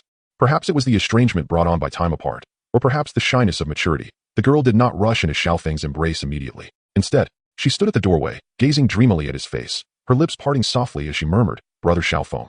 The gentle breeze carried her tender voice and sweet fragrance to Xiao Feng's ears. Those 4 words felt like a ship finally finding its harbor, calming his racing heart. Xiao Feng quickly stepped forward, gently enveloping the girl in his arms. After 3 years apart, he suddenly felt an overwhelming sense of indebtedness to her. And even the embrace became tender, as if he feared to inflict even a hint of pain. The young girl embraced the boy, their bodies pressed closely together, and at that moment, their hearts began to beat in synchrony. It was only then that the boy suddenly realized that the wind carried with it not only the crisp air, but also the fiery longing concealed deep within the girl's heart. Sun'er, how I miss you. The gentle breeze caressed the girl's flowing hair, greedily absorbing her scent. Her charming face flushed crimson, as did Sun'er's. After a moment of intimacy, the boy recalled something and asked, Where's Huahua? Please wait for me. I will go look for him on the back mountain. Let us go together. No, you stay here. The boy pressed Sun'er down and stepped out of the courtyard alone. He failed to notice that the previously open gap in what was once his courtyard slowly closed behind him. He made his way to the cliff and, as expected, found Xiao Yin lying there. Huahua, are you all right? He sat down beside him. Xiao Yin glanced up at him and, grinning, replied, I'm fine, Brother Feng. You needn't worry about me. As for the engagement, I've come to terms with it. I don't even care. That's good, if you can accept it. I feel at ease. Xiao Feng nodded, then touched the ring on his finger, causing a plethora of items to materialize before them. There were medicinal herbs and magic cores. A mere fraction of what filled his ring, yet it astonished Xiao Yin to the point of nearly toppling over the cliff. Huahua, I've gathered some medicinal herbs over the years, but I'm unsure how to handle them. Please take them. Xiao Yin was still in shock. Although he couldn't recognize the herbs, he could sense the energy fluctuations from dozens of magic cores. Surely, the herbs that could be associated with these cores must be exceptional. Weevee struck gold. Xiao Yin nearly drooled. Huahua, work hard. Please do not waste my efforts. Xiao Feng earnestly advised a few more words before departing. It was not until long after Xiao Feng had left that the old alchemist reappeared before Xiao Yin. Watching the direction in which Xiao Feng had gone, his expression grew serious. Your brother is quite remarkable. Qinglin, how have you been these past few years? Has anyone bullied you? Although surprised, Xiao Feng quickly deduced that this girl would likely only feel comfortable here. Qinglin smiled and shook her head, puffing out her chest to suppress her desire to leap into Xiao Feng's embrace, and began to tidy the bedding. Young Master Xiao Feng. Sister Sun'er mentioned that you enjoy drinking tea. Over the years, I have specifically learned how to brew it. Once she finished making the bed, the water had just boiled, and she hurriedly prepared the tea and brought it over. Xiao Feng took a gentle sip, smiling as he ruffled the girl's hair. Child, I do not truly see you as a servant. Just do what you enjoy. With half-closed eyes, the girl savored the rare affectionate gesture. Helping young master was what she cherished most. That night, Qinglin slept on the floor while Xiao Feng lay in bed, and it took them a long time to fall asleep. The next day, Xiao Feng made a special visit to Xiaozhan. He thought to invite Xiao Sun'er and Qinglin to join him for an outing. Qinglin was overjoyed, and Xiao Sun'er displayed an expression of anticipation. Upon leaving Wutan City, Xiao Feng summoned the Great Eagle with his mind. Master, I am busy training. Should you not come over, I shall render you incapable. A voice echoed as 3 figures emerged, but not far along. A tempest arose, shadows swirling above them, emanating the aura of a 5th-tier magical beast, leaving Xiao Sun'er on high alert. Fear not, it comes to escort us. Xiao Feng chuckled, easing her worries. She was aware that Xiao Feng possessed a flying mount, yet never anticipated it would be a 5th-tier beast. Brother Xiao Feng, how many secrets do you truly harbor? She murmured beside him. Xiao Feng playfully pinched the girl's cheek, declaring, no matter how many I hide, your secrets surpass mine. Let us be off. With a surge of fighting spirit, he lifted both of them onto the back of the great eagle. Brother Xiao Feng, you wouldn't have attained the strength of a Do Huang, would you? Xiao Sun pondered aloud. Xiao Feng nodded, teasing, you are too clever. Be careful lest you remain unmarried. Xiao Sun rolled her eyes, shifting her attention to the landscape below. Young Master Xiao Feng, where are we headed? She inquired. Xiao Feng gazed into the distance. I shall take you both to visit the Yunlan sect. A slight frown crossed Xiao Sun's face. You don't intend to confront them head-on, do you? She understood Xiao Feng's character. He was amicable and easy to converse with, yet when it came to matters he valued, he would risk everything. What is there to gain from violence? Xiao Feng replied, shaking his head. We are merely going to have some tea. Xiao Sun looked at him in confusion, struggling to comprehend his intentions. Xiao Feng offered no explanation. His purpose was simply to mitigate the influence of the Xiao family's Do Huang. As the great eagle soared through the skies, breaking through clouds and winds, the scenery rushed past beneath them. The trio chatted merrily, and in approximately 2 hours, they arrived near the Yunlan sect. To ascend the mountain directly on a magical beast would be tantamount to provocation. We must proceed on foot from here, Xiao Feng instructed, allowing the great eagle to roam freely while guiding the two toward the Yunlan sect. It appeared that the sect had been forewarned. As they reached the foot of the mountain and found someone awaiting them, by the command of the sect master, I am here to greet the esteemed guests. The individual said respectfully, bowing low. Xiao Feng waved his hand, surmising that Guyi had likely relayed the message ahead. Lead the way. As they ascended the mountain, Xiao Sun maintained her typically reserved demeanor, while Qing Lin grew animated, occasionally exclaiming in delight. Xiao Feng chuckled, noting that Qing Lin had evidently thrived over the past 3 years, her innocent nature gradually resurfacing. The main hall of the Yunlan sect was grand, capable of accommodating 1,000 individuals, yet at that moment, it appeared rather sparse with only a few occupants. At the center, there lay a jade-green soft couch, upon which the sect master, Yun, reclined, dressed in a flowing green gown that trailed along the ground. Her luxurious robe concealed her figure beneath, and her hair was styled in the shape of a divine phoenix, adorned with a jade phoenix hairpin nestled at her temples, the pearls gently swaying with her movements. Yun seemed to have awaited their arrival for some time. Upon Xiao Feng's approach, she straightened herself, her phoenix-like eyes scrutinizing him with an expression of incredulity. Xiao Feng settled down with Sun, while Qing Lin stood behind him, her gaze cast downward, no longer surveying the surroundings. Sect Master Yun, do I not appear quite handsome? Xiao Feng sipped his tea leisurely, inquiring with a hint of amusement. As I raise my gaze towards Yun, my attention is drawn more to the sword hanging behind her. It is truly a sight to behold. With Sun by my side, I feel emboldened to sip the tea of the Yunlan sect. Even if it were poisoned, Sun would surely find a way to procure the antidote. Of course, I do not indulge excessively, merely tasting a sip. Suddenly, a crucial thought strikes me. How could I forget to cultivate resistance to poison? As this notion arises, I shudder involuntarily. Have I become foolish with my advancements, to even contemplate poison? Yun cast a cool smile, remarking that not only does young Master Xiao possess striking looks, but his talents are equally remarkable. Unfazed by her flattery, I inquire about the rumor of Nalan Yinran's broken engagement. Was she involved? Thus, has young Master Xiao come to the Yunlan sect to seek retribution? Yun narrows her eyes, her gaze towards me growing even more frigid. The engagement has already been terminated. Regardless of the circumstances, the scars remain. Yet, I did not come for this matter. Young Master Xiao may speak plainly. I wish for your people not to interfere with Xiao Yan, and I also prefer to keep my abilities concealed. Surely, Sect Master Yun can accommodate this request? Yun regards me intently. This youth, of the same age as Xiao Yan and already a Do Huang, arouses her vigilance. After a prolonged contemplation, she asks, is that all? Indeed, that is all. Very well. It is settled. Chapter 35, A Meeting with Medusa again. Qing Lin, remind me to acquire a sword upon descending the mountain. I suddenly utter. Sun puzzled, wonders why Brother Xiao has thought of this so suddenly. Standing at the edge of the Yunlan sect, I gaze down at the white clouds drifting below. A breeze sweeping past, causing my robes to flutter, presenting a rather impressive appearance. Sun recalls how I had been discreetly observing the long sword hanging behind Yun in the grand hall, and a smile tugs at her lips. Since Brother Xiao wishes to procure a sword, I shall take care of it. For the sake of appearances, it must be nothing less than splendid. I pat Sun head, deeming it unnecessary to make a fuss. In truth, I do not favor swords as weapons. Oh, Sun tilts her head, having noticed my earlier fixation on the sword behind the sect master. She had assumed I had a preference for swords. Then may I inquire what weapon you prefer? I shall not say. Do tell. Absolutely not. As we engage in playful banter, we descend from the Yunlan sect, with Qing Lin trailing closely behind, burying her feelings of envy deep within her heart, fulfilling her duties as a little maid. Observing the departing figures of the three, Yun furrows her brow, ultimately exhaling a sigh, finding this individual utterly inscrutable. After leaving the Yunlan sect, we resume our journey. Brother Xiao, are we heading to the Tagore Desert? Sun speculates, gazing at the direction of the soaring eagle. Indeed, to fulfill a promise. I stretch lazily, then declare, and that is all. The three of us sit together upon the great eagle, with Xiao Hui erecting a barrier of Do Qi to envelop us, ensuring not even a whisper of wind can intrude, regardless of our speed. This makes me the landlord again. I chuckle, picking up a face-up playing card. Sister Qing Lin, let us refrain from internal strife this time. Indeed, the unrelenting heat and aridity remain the eternal melody of the desert. This time, Xiao Feng directly commanded the great eagle to halt before the serpent people's holy city. Who goes there? As the great eagle drew near, a powerful crossbow was aimed at them, and upon their descent, they were swiftly surrounded by a multitude. Inform your queen that the one who has fulfilled the 3-year pact has arrived. Before Xiao Feng could finish speaking, Queen Medusa had already manifested before them. Her violet robe fluttered gracefully, and her elongated eyes lingered on Xiao Feng, and after a considerable pause, the astonishment within her gaze began to fade. At this moment, the queen felt a sense of relief. 3 years prior, when Queen Medusa first encountered Xiao Feng, she could not discern his true strength, perceiving it as a hazy mirage. Yet she was certain that his fighting prowess was but an illusion, lacking substance. Now, 3 years later, upon their reunion, that haze had dissipated, replaced by an unfathomable depth akin to an abyss. Xiao Feng shook his head slightly. His current capabilities left much to be desired. He was acutely aware of the arduous path ahead. Others might be astonished by his rapid progress, but he remained plagued by unease. Allow me to clarify.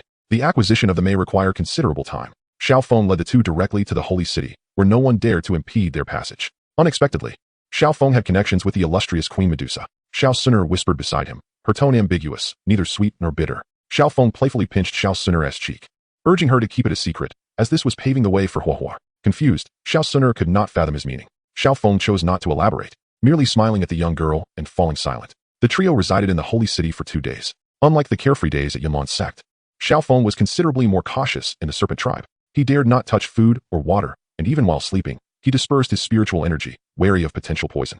Brother Xiao Feng, you had not mentioned before that you had an agreement with Queen Medusa. Xiao Suner's eyes sparkled with a peculiar light. I was concerned about your worries. Xiao Feng felt a bit embarrassed, having forgotten this detail. Xiao Suner gazed at him, letting out a soft sigh. Thus, Suner pondered if Brother Xiao Feng had encountered even more perilous situations, but chose not to share them with her. Yet, on the surface, Xiao Feng remained unflappable, exuding an air of tranquility. Just as he was about to deny this, he heard Xiao Suner speak again. There is something I have hesitated to mention, she continued. 3 years ago, one day, I suddenly felt restless, as though I had lost something of great significance. That night, I had a dream. The girl's words trailed off, her face etched with trepidation, too fearful to continue, lest she invoke a curse. Xiao Feng's heart skipped a beat as he gently embraced the girl, whispering an apology for her worries. She shook her head softly, content to nestle in his arms. Dressed in a violet robe and crowned, her cold demeanor resembled that of a goddess high above. Perhaps you should find a man to hold you. Xiao Feng shot a glance at the solitary serpent, helping Xiao Suner to her feet as they walked together outside. The solitary serpent appears here for a singular reason. All that needed to be conveyed has been articulated, and it is time for them to embark. Queen Medusa let out a disdainful snort, dismissive of such trivial debates. Where's the? Not far. It lies within this very desert. Xiao Feng summoned a great eagle, disregarding its incessant complaints, and the 4 of them ascended together. The eagle was not small, yet their collective presence rendered it somewhat cramped. Are you not capable of flight? Why then do you sit upon my bird? Xiao Feng inquired, casting a glance at Queen Medusa. In an unexpected move, she shot him a sidelong look and, without warning, struck him with her tail against his back. With a resounding smack, Xiao Feng was propelled into the air, lacking murderous intent and any discernible fluctuation of fighting spirit. He was oblivious to the moment the serpent began its scheming or when it executed the strike. One day I shall have you calling me elder brother, or else I shall not recognize your legitimacy. Xiao Feng clung to the eagle's talons, filled with indignation. The Tagore desert was vast. Yet to a 5th-tier flying magical beast, it merely resembled an expansive garden. Before long, the quartet arrived at the eastern part of Stone Desert City. Is the here? Queen Medusa furrowed her brow, surveying her surroundings, yet she could not detect the presence of the. I shall pave the way, you ensure their safety. Upon concluding his statement, Xiao Feng struck the ground with his palm, sending clouds of yellow sand swirling. Soon, a deep pit formed beneath his feet, and he descended into its depths. Witnessing this, Queen Medusa hurriedly channeled her fighting spirit to support the collapsing sand, allowing both Xiao Xuaner and the azure-scaled one to follow suit. Before long, the 4 found themselves hovering above a pool of magma. Sensing a powerful and unfamiliar aura approaching, the 2-headed fire spirit snake emerged once more from the magma. Xiao Xuaner and the azure-scaled one were taken aback, never expecting to encounter living beings in such a desolate place. Even the typically icy Queen Medusa exhibited a change in demeanor. The 2-headed fire spirit snake arched its head back, swiftly retreating into the magma with a resounding splash. If you cannot provoke it, you can at least evade it, Xiao Feng remarked, gesturing downward. The lies in that direction. At your speed, you should be able to sense it within 20 minutes. Queen Medusa cast a glance at Xiao Feng. Having reached this juncture, trust was no longer a matter of debate. The magma appeared intimidating, yet it posed little challenge for someone of her peak fighting emperor prowess. With a subtle rise and fall of her chest, Queen Medusa inhaled deeply, her serpent form swaying as she descended towards the magma pool. Just as her body neared the molten depths, a surge of potent fighting spirit enveloped her entirely, and she vanished from sight. Brother Xiao Feng, amidst so many people in this world, the majority live their lives without ever witnessing. Why do you not claim such a rare treasure for yourself? Xiao Xuaner pondered, perplexed. She could indeed sense the presence of below, and watching it be relinquished to another filled her with reluctance. Observing Xiao Feng at that moment, she found herself entranced. Realizing that her brother resembled an astute old fox. "Sooner, I have yet to find the time to assess your cultivation," he stated. Xiao Feng seemed to have just remembered that he had mentioned he would conduct an examination upon their meeting. Xiao Sooner rolled her eyes. Expressing her reluctance to engage in such discussions, her confidence seemingly diminished. Xiao Feng gently grasped the girl's silky hair, brushing it lightly against his nose, suggesting, "Perhaps I shall refrain from inquiring in the future." Xiao Sooner puffed her cheeks, but remained silent. He playfully poked her pouting cheek, laughing, "Are you truly upset?" Xiao Sooner huffed, lamenting that while others indulged in romantic pursuits, he incessantly discussed cultivation. Xiao Feng chuckled, realizing that in this place devoid of restaurants, bars, cinemas, and hotels, he truly lacked an understanding of romantic affairs. "By the way, do you fancy little lions?" "Lions?" Xiao Sooner pondered for a moment. "They are all right, I suppose. In a few days, I shall take you to pet a lion." They conversed for quite some time until suddenly, the magma began to surge, sporadically erupting in geysers that violently collided with the overhead stone walls, scattering debris. "What is this serpent up to?" Xiao Feng raised an eyebrow, clearly displeased. He waved his hand to conjure a wall of earth, shielding them from the erupting magma. "Let us retreat a bit." Boom. Just as the trio had stepped back a few paces, another surge of magma erupted with a deafening roar, and a long creature was flung into the air, hurtling towards them. In that instant, 3 pairs of eyes and 3 gazes intertwined. Two-headed fire spirit serpent. Xiao Feng. "Forget it. Let us approach together." With a flick of his wrist, Xiao Feng transformed the earthy energy into a colossal hand, gripping the bifurcated heads of the two-headed fire spirit serpent. Chapter 36. The Azure Serpent with 3 Flowered Eyes. She sensed hostility from Queen Medusa, which compelled her to keep her head lowered all the way until now. Afraid to speak. Without the young master, she believed she would have met her demise at her hands. As Qinglin contemplated this, a chill crept into her heart. "Qinglin," Xiao Feng furrowed his brow, noticing her unusual demeanor. He had called her several times without receiving a response. Xiao Sooner stepped forward, taking Qinglin's hand. "Sister Qinglin, what are you thinking about?" "Huh, what?" Qinglin appeared bewildered. "Xiao Feng Gu has called you several times now. I've never seen you so distracted." "Ah, no, Qinglin stammered, unsure of how to articulate her thoughts, ultimately lowering her head once more. Xiao Feng gently tapped her forehead, inquiring softly, "What troubles you?" Qinglin shook her head, unwilling to speak. She was aware of the transaction between Xiao Feng and Queen Medusa and worried that her words might influence him, so she chose silence. Believing that as long as she remained by Xiao Feng's side, Queen Medusa would not act against her. Observing Qinglin's demeanor, Xiao Feng ceased to pry, instead pointing towards the restrained two-headed fire spirit serpent, saying, "Qinglin, I once promised to assess your cultivation. This creature is your examination." Qinglin gazed at the thrashing two-headed fire spirit serpent in the distance, her complexion paling. She was uncertain if Xiao Feng was jesting, her voice faltering, "Young master." The two-headed fire spirit serpent writhed incessantly, its tail whipping like a long whip, each strike against the corridor producing a resounding thud, sending shards of stone flying and raising clouds of dust. Xiao Sooner gazed at Xiao Feng. "Brother Xiao Feng, that two-headed serpent is so fearsome that even I dare not approach it. Are you truly sending Qinglin to face it? It is far too perilous." Xiao Feng nodded, his gaze resting on Qinglin's delicate cheek. "Indeed, it is quite dangerous, but do you recall what I once said? I have faith that with your innate talent, you can overcome it. Of course, you may decline, and I shall not hold it against you. I respect your choice." Qinglin's complexion paled significantly, as if all color had drained from her face. If her heart were merely filled with trepidation and unease, she could have drawn closer to Xiao Feng, for his presence was sufficient to quell her anxious thoughts. However, the situation was different now. She distinctly sensed that Master Xiao Feng was gently urging her away. Though his voice remained soft, she had never forgotten his words from 3 years prior. Every single one of his utterances was etched in her memory. He had expressed his fondness for butterflies, and had remarked that he did not lack for servants who merely warmed the bed and made the blankets. "Master Xiao Feng, I shall not disappoint you." Despite her voice and body trembling, Qinglin's gaze was resolutely steadfast as she advanced step by step toward the two-headed fire serpent. Xiao Sooner attempted to intervene, but was blocked by Xiao Feng. In a hushed tone by her ear, he reassured her, "I am here. That girl will not come to harm. Trust me, and trust her." Observing Qinglin's small yet determined figure, Xiao Sooner gave a slight nod. Behind them, the lava surged with greater ferocity, crashing like waves, its searing heat assailing the passageway, and the restrained two-headed fire serpent grew increasingly agitated. At that moment, it caught sight of a maiden approaching. It paused momentarily, as though questioning her intent. One head remained fixated on the girl, while the other lifted slightly to regard the smirking Xiao Feng behind her. Was this insufferable fellow wagering that I would hesitate to strike? With a sudden release of the binding energy, the two-headed fire serpent surged toward the girl with alarming speed, its gaping jaws dripping with bloodlust, sharp teeth glistening ominously. As its crimson tongue flicked like a spear, lunging ferociously at Qinglin, seemingly poised to tear her apart in the next instant. Fear instantly washed over Qinglin's face.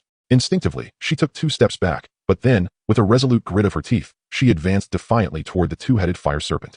The stench of blood assaulted her senses as the serpent's rush stirred her hair in the wind. In that fleeting moment, memories of days spent starving and trembling in the shadow of death flooded her mind, a time from which she had been rescued by Master Feng, who had led her away from that abyss. This time, perhaps Master Feng would save her once more, but Qing Lin was unwilling to be a burden.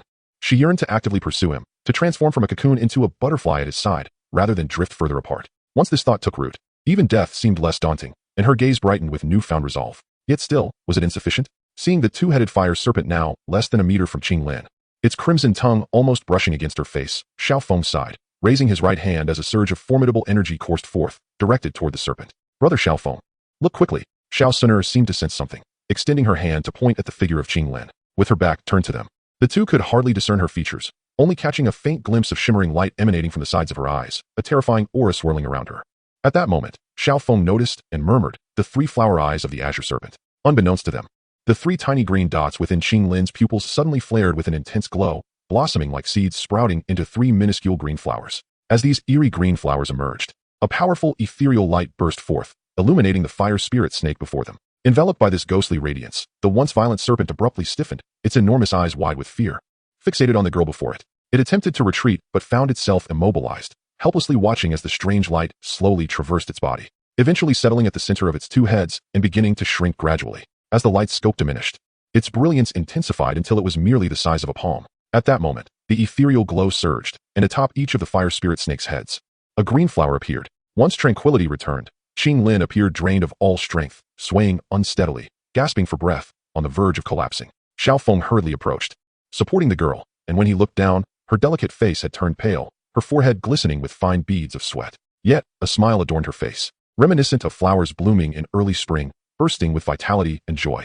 Her voice was somewhat weak, yet filled with delight. Young master, you said you like butterflies. Qing Lin has succeeded. No sooner had she spoken than she softly slumped into Xiao Feng's embrace, slipping into unconsciousness. Had it been too soon? Xiao Feng tenderly wiped the sweat from her forehead, gently cradling her in his arms. Even in her slumber, Qing Lin's lips curled into a sweet smile. Silly girl. Xiao Feng sighed, shifting his gaze to the two-headed fire spirit snake, which now lay there like a noodle, its earlier ferocity subdued. It cautiously lifted its head, gazing obediently at the girl in Xiao Feng's arms, its tail gently swaying. Rarely did Xiao Suner feel jealousy. She disregarded the serpent's fierce glare and approached Xiao Feng, whispering, "The three flower eyes of the azure serpent are indeed overwhelming. Even I felt a sense of threat just now." She was well aware of Qing Lin's cultivation level. If she could exhibit such power even before reaching the level of a fighter, one could only imagine the magnitude of strength these eyes would unleash if their realms were to align one day. Qing Lin only faintly lost consciousness for a brief moment before awakening, akin to a kitten just rousing from sleep, gently opening her eyes. Upon realizing she was in Xiao Feng's embrace, the pallor of her face quickly blossomed into a rosy hue, a blend of white and red that conveyed a haunting beauty. "Young master, please set Qing Lin down." The girl struggled slightly, but could not break free. "Do not be stubborn. Rest well for now. The Queen Medusa should be making her appearance soon." Xiao Feng's gaze traversed the fire spirit serpent and fell upon the lava pool outside. The tumultuous waves had gradually settled, yet the temperature continued to rise, the heat growing ever more intense. "Can you endure this?" Xiao Feng glanced at Qing Lin, then turned his attention to Xiao Suner. She exhibited little reaction, gently shaking her head to indicate her well-being, while Qing Lin's breathing became increasingly rapid. Nevertheless, the girl persisted in her bravado, asserting, "Young master, I am fine." Xiao Feng merely scoffed, preparing to ascend with the two when a resounding boom echoed from outside, and a sudden cooling trend swept through the air. The magma erupted, and Queen Medusa hovered in midair, blood trickling from the corner of her mouth, her breath somewhat erratic. Her purple robe torn in several places, revealing glimpses of her delicate skin. Yet, all eyes were drawn to her right hand, where a crystal lotus seed held a flickering azure flame, burning serenely as if carved from stone, remaining motionless despite the winds. Azure heartfire. A glimmer of golden light flashed in Xiao Suner's eyes, and the flame on the lotus subtly swayed. Queen Medusa regarded Xiao Feng, her expression inscrutable, and stated flatly, "This king shall uphold the promise." After casting a deep glance at Qing Lin, she shot upwards. The rock layers began to fracture, colossal boulders plummeting into the magma pool, sending waves surging. "Let us follow." Xiao Feng cradled Qing Lin in his arms, grasping Xiao Suner with his other hand, and with a leap, the trio pursued Queen Medusa, the two-headed fire spirit serpent. In that moment, the serpent coiled itself rapidly before springing forth like a tightly wound spring, chasing after the three. In midair, its body shrank continuously, and when it had diminished to the size of a rope, it finally caught up, swiftly slithering into Qing Lin's sleeve and tightly wrapping around her arm. Chapter 37. Is the heart still itching? Upon his last emergence from seclusion, his two elder brothers had already established the Mo Tai mercenary corps here. However, due to time constraints, he had not visited. This time, he could enjoy a proper reunion. In the original narrative, these two characters had little presence, often appearing as mere tools, yet in Xiao Feng's eyes, they were flesh and blood, devoted elder brothers. He stopped a passerby to inquire about the route. The Mo Tai mercenary corps had quite a reputation, and he soon located the place. "Ding go li go. You two have been faring well," Xiao Feng remarked, observing the courtyard, which was not much smaller than the Xiao family's, a look of delight gracing his features. He stepped forward, announced his name, and the guards exchanged astonished glances before hastily going to find the captain. Shortly thereafter, the voices of Xiao Ding and Xiao Li resounded. Feng Di, I wagered with my elder brother that the first to arrive would surely be you, not Xiao Yan. Xiao Li laughed heartily, his joy palpable even from a distance. Xiao Ding sighed, as if I hadn't predicted that Feng Di would be the first to arrive. As the conversation flowed, the two individuals arrived at the entrance, closely followed by a throng of mercenaries that rendered the area impenetrable. They were all quite curious about the esteemed benchmark of cultivation frequently mentioned by the two leaders, eager to understand its nature and realm. Dingo, Li Gu. Xiao Feng joyfully embraced the two men. Greetings, Brother Xiao Ding, Brother Xiao Li. Xiao Suner also greeted them with a smile. Xiao Ding nodded and smiled at Xiao Suner, while Xiao Li, as if just noticing her, playfully punched Xiao Feng on the shoulder, his eyes filled with admiration. Well done, young lad. You've managed to win over this girl, surpassing Xiao Yan. Xiao Feng smiled in silence, but Xiao Suner's cheeks flushed slightly. Feeling a bit shy? Come, this is my older brother and second brother, he said, gesturing towards Qing Lin while introducing the young lady to the two men. This is Qing Lin. At this point, Xiao Feng hesitated. He had always referred to Qing Lin in the capacity of a maid, but deep down, he did not perceive her merely as that. She was indeed his sworn sister. Xiao Li scanned the three of them quickly and soon greeted Qing Lin with a smile. Xiao Ding, however, wore a knowing smile, recognizing that the girl's gaze was not as simple as it seemed. Qing Lin, who had been looking down, instinctively shook her head in denial when Xiao Feng spoke. Gentlemen, I am merely young Master Xiao Feng's maid, not his sworn sister. Let us set aside all that for now. We've finally met, so let us not speak of anything else. Come inside and drink. Xiao Li bellowed, pulling Xiao Feng inside. Xiao Ding smiled as he led Xiao Suner and Qing Lin to follow. At that moment, a group of mercenaries gathered at the entrance erupted in cheers, exclaiming, Drinks are here. No need for training. This is paradise. Once seated in the grand hall, Xiao Feng, who traditionally preferred tea over alcohol, eventually succumbed to Xiao Li's persistent encouragement. With a decisive crash of his teacup, he summoned a large jar of wine, lifting it and declaring, Li Gu, let us drink. Xiao Suner, sitting nearby, exhibited a look of surprise. The usually composed and mature Xiao Feng was rarely so spirited. The usually solemn conference hall was now filled with laughter and merriment, adorned with tables laden with drinks, each surrounded by revelers engaged in animated drinking contests. Scanning the room, however, Xiao Feng noticed the absence of Qing Lin. After taking several hearty gulps, he seemed to realize that his little maid was nowhere to be found. He looked around and inquired of Xiao Suner. Xiao Suner rolled her eyes, exasperated by the rosy-cheeked youth. Knowing full well that Qing Lin had bid him farewell before departing, but he had forgotten amidst the revelry. Long before Xiao Li had brought the wine jar to the table, Xuelon had approached with a shake of her head, taking Qing Lin aside. As for what she intended to do, little sister Qing Lin, keep an eye on the timing, Xuelon instructed while adding water to a large pot, then began preparing other ingredients. Sister Xuelon, what are you making? Qing Lin inquired with curiosity. This is a detoxifying soup, my exclusive recipe. You mustn't attempt to learn it, Xuelon replied with a playful tilt of her chin. However, upon noticing Qing Lin's gaze filled with curiosity, he quickly altered his statement. If you wish to learn, I can teach you, but you must promise me not to divulge it. All right, Qing Lin nodded earnestly. As the young master began to indulge in alcohol, it became imperative for her, as a maid, to master the art of preparing a hangover soup.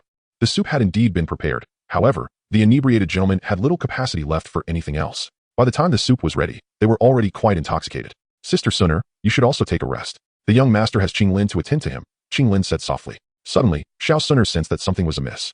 She raised her gaze and fixed her eyes on Qing Lin, stating, Sister Qing Lin must be tired as well. I will look after Brother Xiao Feng. Qing Lin held on to her conviction.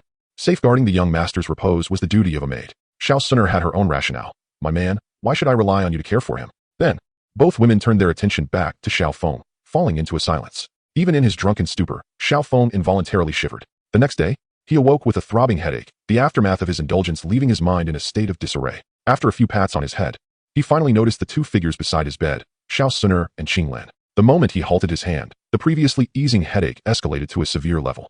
In an instant, clarity returned to his mind. These two girls, surely they did not argue last night. Xiao Feng understood Qing Lin's feelings. The two men a woman could rely on most are not her father, but rather her husband. Otherwise, she would not have resisted the title of sister so vehemently the night before. Nevertheless, matters of the heart are often fraught with misjudgment.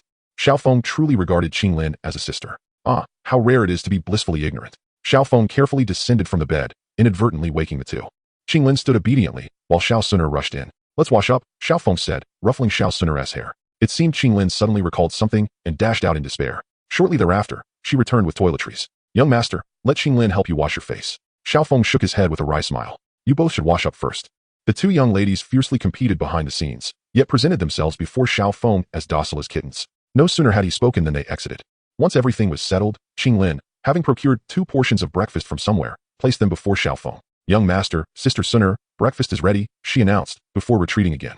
Xiao Feng, observing the deferential Qing Lin, turned to Xiao Suner with a puzzled expression. What has gotten into her? Xiao Suner, with a hint of stubbornness in her red lips, let out a soft huff through her nostrils. She fears that if her service is inadequate, you might dismiss her. Xiao Feng looked on in bewilderment. What does that even mean? And why do you seem to understand Qinglin so well? After breakfast, Xiao Feng jogged about the courtyard with Xiao Suner, while Qinglin followed closely behind. I must ask my brother for the sword, Xiao Feng suddenly recalled. Brother Xiao Feng, you still have that on your mind? Xiao Suner laughed, covering her mouth. Xiao Feng nodded, accompanied by a horse and a petite maid clutching a sword, exuding an impressive aura. Xiao Suner gazed at Xiao Feng, her eyes twinkling. How could her brother, who had been so unassuming in his youth, suddenly display such grandeur? Xiao Feng chuckled. Are you thinking your brother is just a foolish goose? Xiao Suner smirked, but refrained from voicing her thoughts. The trio wandered aimlessly until they arrived at the training grounds, where, from a distance, they could hear Xiao Li's booming voice. You lazy bunch. If only you possessed even a fraction of my brother Feng's diligence, you wouldn't be wallowing in the mud here. The mercenaries, usually indifferent, suddenly buzzed with chatter, for today the subject of their discussion was present. They were well aware of how effortlessly Xiao Feng had dealt with Galio, and how he had brushed off a punch from their father, leaving them utterly confident in his abilities against the current group. Xiao Feng felt slightly bewildered. Li Gu, what do you want me to do? At that moment, a burly man stepped forward from the training ground, smiling as he addressed Xiao Feng. Young Master Xiao Feng, in our Tagore Desert, men become acquainted through combat.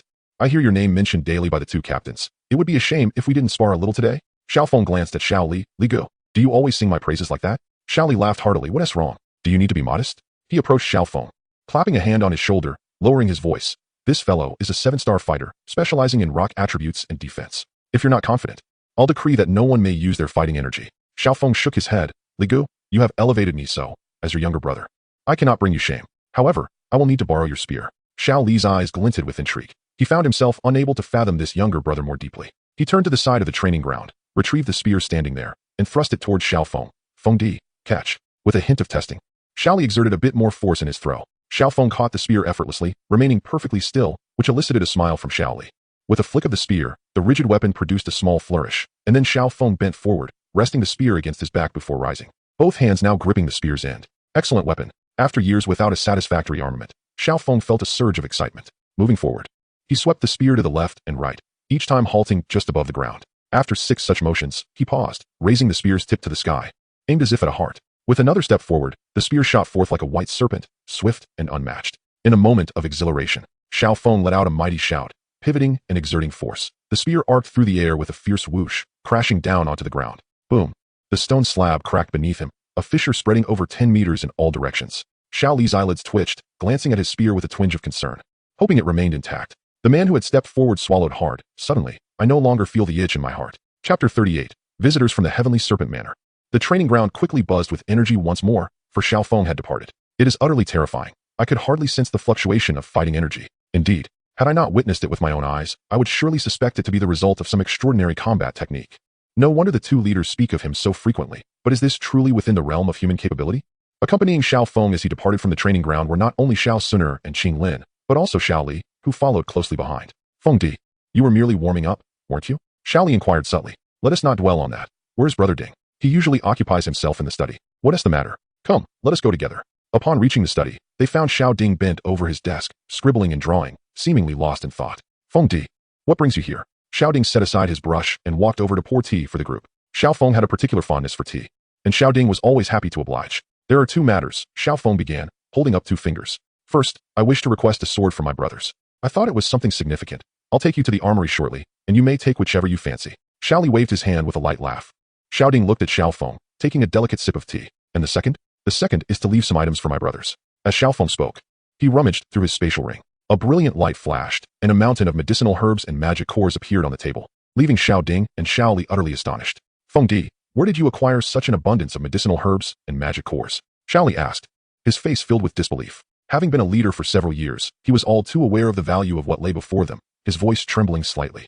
It was far too precious, merely keeping a small portion would suffice. Xiao Ding remained silent, his gaze fixed intently on Xiao Feng. Brother Ding, Brother Li, please do not stand on ceremony. Hua has taken no less than I have, and he was not exaggerating in the least. Since you insist, to continue being courteous would only dampen our spirits. Xiao Ding replied cheerfully. Second brother, take Feng Di to the warehouse and see if there is anything he might find useful. Xiao Li inhaled deeply, attempting to steady his racing heart. Come, Feng Di, follow me. After they left, Xiao Ding gazed at the pile of items, murmuring to himself. Now, the Mo Tai Mercenary Corps need no longer struggle. Established not long ago, the Mo Tai Mercenary Corps possessed a surprising array of rare items in their warehouse, many of which were collected by Xiao Ding and Xiao Li during their travels. Among the shelves, there were various combat techniques and skills, though the majority consisted of swords and weapons. As they walked, Xiao Feng occasionally picked up a longsword, offering it to Qinglin, urging her to hold it. They strolled and paused, trying several blades, feeling that none quite matched their style. Still, Yun Yun's sword is the most beautiful, Xiao Feng murmured. Brother Feng, what do you think of this sword? Xiao Suner asked, her expression brightening as she pulled a dusty sword from a heap of discarded blades. Xiao Li recognized it and shook his head. This sword is entirely rusted through. Even the magic core in the hilt has been removed. However, Xiao Feng's eyes lit up. Despite its corroded state, its design aligned perfectly with his preferences. The sword's guard resembled that of a Han sword, with a dark-hued hilt, a hole near the guard for embedding a magic core, and the blade was severely rusted, rendering its facets indistinguishable. A relatively clear pattern resembling a star was imprinted on the tip. This is the one. Shouldn't you choose another? Xiao Li frowned. No need. Xiao Feng shook his head. Once one reaches the realm where one can condense energy into weapons, ordinary weapons become of little use, unless they are extraordinary divine artifacts. Holding the sword delicately in his hand, Xiao Feng meticulously polished it as he stepped outside, only to suddenly hear Xiao Suner calling out to him from behind. Those were items of little utility, yet he was reluctant to discard them. Xiao Li observed Xiao Suner standing by the innermost shelf and explained, if you fancy anything, little sister Suner, feel free to take it. Xiao Suner nodded gratefully, saying, thank you, brother Xiao Li. In the midst of their conversation, she picked up a cracked medicinal cauldron, about the size of an electric cooker, dark and unremarkable. She handed it to Xiao Feng, saying, brother Xiao Feng, keep this. It will be useful in the future. Xiao Li looked on with some confusion, while Xiao Feng examined the cauldron, pondering its significance. What is the story behind this? He queried. Xiao Suner nodded and recounted, long ago, there was a powerful faction in Zhongzhou renowned for their forging techniques. Although their lineage has since been severed, the remnants of their work are still highly sought after. A twitch of Xiao Feng's lips revealed his skepticism. Could this item indeed be from that very place? The starry emblem was one of its distinguishing features. Xiao Feng was taken aback. Could the sword also bear such a mark? In his inspection of the cauldron's base, he indeed discovered another starry emblem. Suner, do not keep me in suspense, he urged. He distinctly noted a glimmer of mischief in the typically demure girl's eyes. With a smile, Xiao Suner raised her chin slightly and exited the room. The trio spent 5 days exploring Shimo City, leaving no stone unturned. Brother Xiao Feng, are you concealing something from me? Xiao Suner asked, her brow furrowed, suspicion evident in her gaze. Xiao Feng quickly shook his head. How could that be? Before he could finish his sentence, his expression shifted as he gazed into the distance, murmuring, the fish has finally taken the bait. Xiao Suner rolled her eyes, as if swallowing a pufferfish. The three of them left Shimo City and halted 3 miles away. With a wave of his hand, Xiao Feng summoned the tables, chairs, and tea set from his storage ring, scattering them across the ground. Qinglin, prepare the tea, he commanded, positioning himself to the north. Yes, young master, Qinglin replied, stepping forward to lay the sword across the table, arranging the tea set, and pouring the tea before retreating behind Xiao Feng, standing with the sword in her embrace. Xiao Suner stood on the other side, filled with questions yet remaining silent, patiently awaiting the arrival of the fish that Xiao Feng had mentioned. As the yellow sand swirled around them, the tables and chairs remained undisturbed in the tranquil atmosphere. Xiao Feng lowered his gaze to the teapot, speaking in a tone that barely rose above a whisper. Could it be that our visitor is not a guest? No sooner had he spoken than a hearty laughter erupted from nearby. Huh, young brother, how refined. I am from the Mo family. Before he could finish, Xiao Feng sneered coldly. What dog dares to approach this table? As the yellow sand danced in the air, an elder emerged, his face flushed with indignation as he pointed a finger at Xiao Feng, ready to threaten the young man to reveal his secrets. Just then, another voice chimed in, indeed. Unworthy. The members of the Mo family gritted their teeth, unable to muster any retorts, and left with nods of submission. Xiao Feng lightly tapped the lid of his cup, his gaze unwavering. Have you come for my maid? The person seated opposite him was clad in green, their face veiled in green gauze, revealing only a pair of eyes. At this moment, those eyes were fixed intently on Xiao Feng, pausing for a few seconds before nodding slightly. Yes, the 3 flower eyes of the azure serpent? Xiao Feng took a sip of tea and continued. The green-haired woman sitting opposite him took a breath, her hand resting on the table, visibly stiffening for a moment. She scrutinized Xiao Feng anew. His composed demeanor instilled in her a disconcerting sense that everything was under his control. Raising an eyebrow, Green Man scoffed. It seems you know quite a bit. This saves me from unnecessary explanations. I wish to take her away. Speak, what conditions do you require? Xiao Feng gently shook his head, stating that this was a matter for Qinglin to decide for herself. Green Man turned her gaze to the girl, her tone softening a bit. Your name is Qinglin, is it not? How pitiful for the elder of the heavenly serpent house to display such gentleness. Throughout, Xiao Feng remained unflustered and serene, almost mocking Green Man's overconfidence. She regarded Xiao Feng, the 3 flower eyes of the azure serpent, a rarely seen divine gaze. Wasted here in such a manner. Though she was young and could not discern the gravity of the situation, did he truly wish for her to squander her years, becoming indistinguishable from the masses? Xiao Feng smiled faintly. So, is it only your heavenly serpent house that genuinely cares for Qinglin? Standing nearby, Xiao Suner displayed an expression of realization. It seemed they were the only ones who cared so deeply about the 3 flower eyes. Yet, simultaneously, confusion filled her eyes. How did brother Xiao Feng know of them? Compared to Xiao Suner, Green Man's reaction was far more pronounced. Upon hearing Xiao Feng mention the heavenly serpent house, she sprang to her feet, her eyes blazing with fury, her aura coalescing, ready to erupt. Who exactly are you? She demanded, each word punctuated with intensity. As she spoke, her spiritual force swept outward, suspecting a trap laid by adversarial forces. She grew increasingly bewildered after confirming her surroundings were free of ambush. Xiao Feng disregarded Green Man's fury, turning to Qing Lin, consider this carefully. If you choose to accompany her, the power behind her will strive to cultivate you. As she said, reaching the realm of Dozun should not be an issue. Seeing Xiao Feng advocate for her, Green Man felt a flicker of hope, only to witness the girl shake her head in refusal. Qing Lin will remain by the young master's side, serving as his mate, pouring tea, sending guests off. Xiao Feng's intent was clear, and Green Man's expression soured. Her tone turned icy. To prevent the 3 flower eyes from being wasted here, forgive me. With that, she thrust her fingers into the green silk, producing a sharp whistle that carried a peculiar resonance into the distance. Boom! A deep rumble echoed from afar, as a shadow rose and swiftly approached them. The 8-winged black serpent emperor. Green Man, what is happening? You can't even manage such a young lad. The massive form of the 8-winged black serpent emperor hovered in the air, gazing down at Xiao Feng, a triumphant laughter escaping its lips. Damn it! Can't you sense that he also possesses the aura of a Dohuang? You must confine him. Green Man gritted her teeth, feeling a surge of frustration. The 8-winged black serpent emperor swayed its tail, stealing glances at Qing Lin, indeed confirming her as the 3 flower eyes of the azure serpent. Those old fellows would surely be awakened from their slumber in laughter upon witnessing her. Observing the 2 individuals engaged in their own conversation, Xiao Feng set down his teacup. You two seem to show a remarkable lack of respect for me as your host, he remarked. The 8-winged black serpent emperor and Green Man turned their gaze toward him, the former bursting into laughter. Little one, today, with the azure serpent triflower eye, you shall not be able to keep her. Xiao Feng chuckled in response. No? I have suddenly changed my mind. Chapter 39, Taming the Lion. Oh, have you agreed to take her with us? Green Man's eyes sparkled with delight upon hearing Xiao Feng's words. Rising to his full height, Xiao Feng continued. No? I was contemplating that since you both are so invested in the azure serpent triflower eye, why not stay and educate her? Green Man raised an eyebrow, while the 8-winged black serpent emperor laughed heartily. You, a mere Dohuang who has never witnessed the world, think you can make us stay? Xiao Feng grinned, stepping outside his family's gates. In this world, aside from Xiao Linger, no one dares to refuse me. With that declaration, his aura surged as if a blazing sun had descended upon the desert, distorting the surrounding light and emanating a palpable sense of dread. Yet, Xiao Sun'er and Qing Lin remained unfazed, their expressions unchanged. In stark contrast, Green Man and the 8-winged black serpent emperor felt 1,000 needles prickling at their skin. Instinctively, they expanded their Dohuang aura to counter this overwhelming force. This kid is peculiar. Could he be a reincarnated ancient fiend? The 8-winged black serpent emperor exclaimed, feeling an urge to avoid confrontation, a sensation typically reserved for encounters with exceedingly dangerous entities. Green Man, too, felt a twinge of unease. Baya, you hold him off for a while. After I take Qing Lin away, find your chance to escape. With your speed, you should have no trouble. This had been their prior arrangement. The 8-winged black serpent emperor was renowned for its swiftness, unmatched even among peers of the same rank. Should any unforeseen circumstances arise, it would serve as their rear guard. The 8-winged black serpent emperor's eyes reflected Xiao Feng's silhouette. All right, move quickly. It charged toward Xiao Feng. Suddenly, with the sound of a sword piercing the air, a sharp pain shot from its tail to the brain of the 8-winged black serpent emperor. Before it could comprehend the situation, its entire body was slammed into the yellow sand with a resounding crash.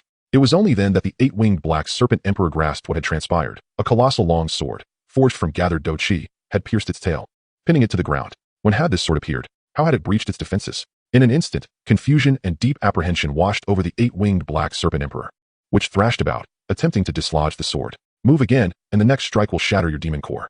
Xiao Feng's voice was calm, devoid of any murderous intent. Yet the 8-winged black serpent emperor froze, paralyzed by fear. Green Man, filled with fury, dared not make a move either. As the immense sword held the 8-winged black serpent emperor in place, several other swords materialized around her, one aimed directly at her brow. However, as the green light appeared, a small sword, which had been lingering at a distance, swiftly vanished and reappeared nearby, severing every vine in its path. The swords radiated a weighty aura, far beyond what a mere Do Huang could possibly conjure. Could it be that this young man has already stepped into the realm of Dozong? In an instant, this thought consumed Green Man's mind, causing her complexion to pale dramatically. This time, she had truly met her match, and even implicated White Tooth in her predicament. At that moment, Xiao Feng's voice resonated once more, calm yet laced with sarcasm, echoing in their ears. I do not favor forcing others. Are you willing to remain by Qing Lin's side to guide her? Unable to suppress the fury swelling within her, Green Man retorted, in the game of kings, there is little to discuss. Do not presume that the heavenly serpent manor lacks Dozong experts. Your actions will only bring calamity upon yourself. Upon hearing this, Xiao Feng began to contemplate. He realized he had previously misjudged the situation. The search for the Bai Shi San Hua Tong was not solely Green Man's endeavor, but rather that of the entire heavenly serpent manor. What he was doing now seemed unlikely to alter the outcome, and should a Dozong expert truly be provoked, it would only complicate matters further. Very well, I shall grant you 6 months. If you genuinely care for the Bai Shi San Hua Tong, then focus on nurturing her. After 6 months, you may choose to stay or depart at your discretion. Green Man furrowed her brow, eager to voice her thoughts, but was interrupted by the 8-winged Black Serpent Emperor. Green Man, do we have any other options? However, 6 months was just the right amount of time to foster a good relationship with that little girl. With this remark from the 8-winged Black Serpent Emperor, Green Man's eyes lit up. All right, we accept your terms. Brother Xiao Feng, who is Xiao Linger? Ah, a madwoman, not even half as beautiful as Sun Er. In terms of gentleness and consideration, she pales in comparison to even 1/10,000th of Sun Er. Seated upon the form of the 8-winged Black Serpent Emperor, Xiao Feng embraced Xiao Sun Er, as if there were endless conversations to be had. Qing Lin stood composed behind him, while to the side was an elderly woman who, to Qing Lin, seemed rather incessant. Look, your young master is nothing but a fickle heartthrob. He hasn't considered you at all. He merely lusts after your body. Green Man incessantly murmured disparaging remarks about Xiao Feng. Qing Lin cast a glance at Green Man. If you continue to slander the young master, do not follow me any longer. The feigned gentleness on Green Man's face instantly stiffened. Meanwhile, the 8-winged Black Serpent Emperor burst into laughter. Green Man, should that group witness your pitiful state, their eyes would surely pop out. Fuming with anger and frustration, Green Man stomped her foot. You talk too much. The 3 Do Huang made their way to the Beast Mountain range. Come, Sun Er, let us go pet the lion, Xiao Feng exclaimed, pulling Xiao Sun Er's hand as they hurried towards the amethyst-winged Lion King. At this moment, the amethyst-winged Lion King lay lazily atop the mountain, basking in the sun, its blood-red eyes scanning the surroundings, observing the familiar bustle within its territory, seemingly repeating the actions of the previous day. How utterly boring. The amethyst-winged Lion King mused, suddenly feeling an inexplicable chill. Why is it suddenly so cold? In its confusion, 3 unmistakable Do Huang auras manifested within its perception. Who goes there? The amethyst-winged Lion King stood upright, gazing toward the direction from whence the individuals approached. Soon, a massive serpent and 4 figures came into view. It's you. The amethyst-winged Lion King recognized Xiao Feng. That monkey has already been driven out of this area by me. Human, are you here to provoke me as well? No, no, no, do not be agitated. I merely came to pay a visit. Where is your son? Human, if you do not leave at once, do not blame me for my rudeness. Upon hearing Xiao Feng mention the cub, the amethyst-winged Lion King stepped into the void, surrounded by swirling purple flames, causing the air to tremble. Its blood-red, beastly eyes fixated intently on Xiao Feng, exuding an aura of relentless fury. It is entrusted to you. Xiao Feng, accompanied by Xiao Sun Er and Qing Lin, dashed towards the cave where the cub resided, leaving behind a single phrase in the air. The 8-winged Black Serpent King was exceedingly displeased, cursing the detestable creature. Yet, in pursuit of gaining Xiao Feng or Qing Lin's favor, it had no choice but to acquiesce. Green Barbarian was equally disgruntled, though their gaze was primarily fixed on the amethyst-winged Lion King. Be cautious.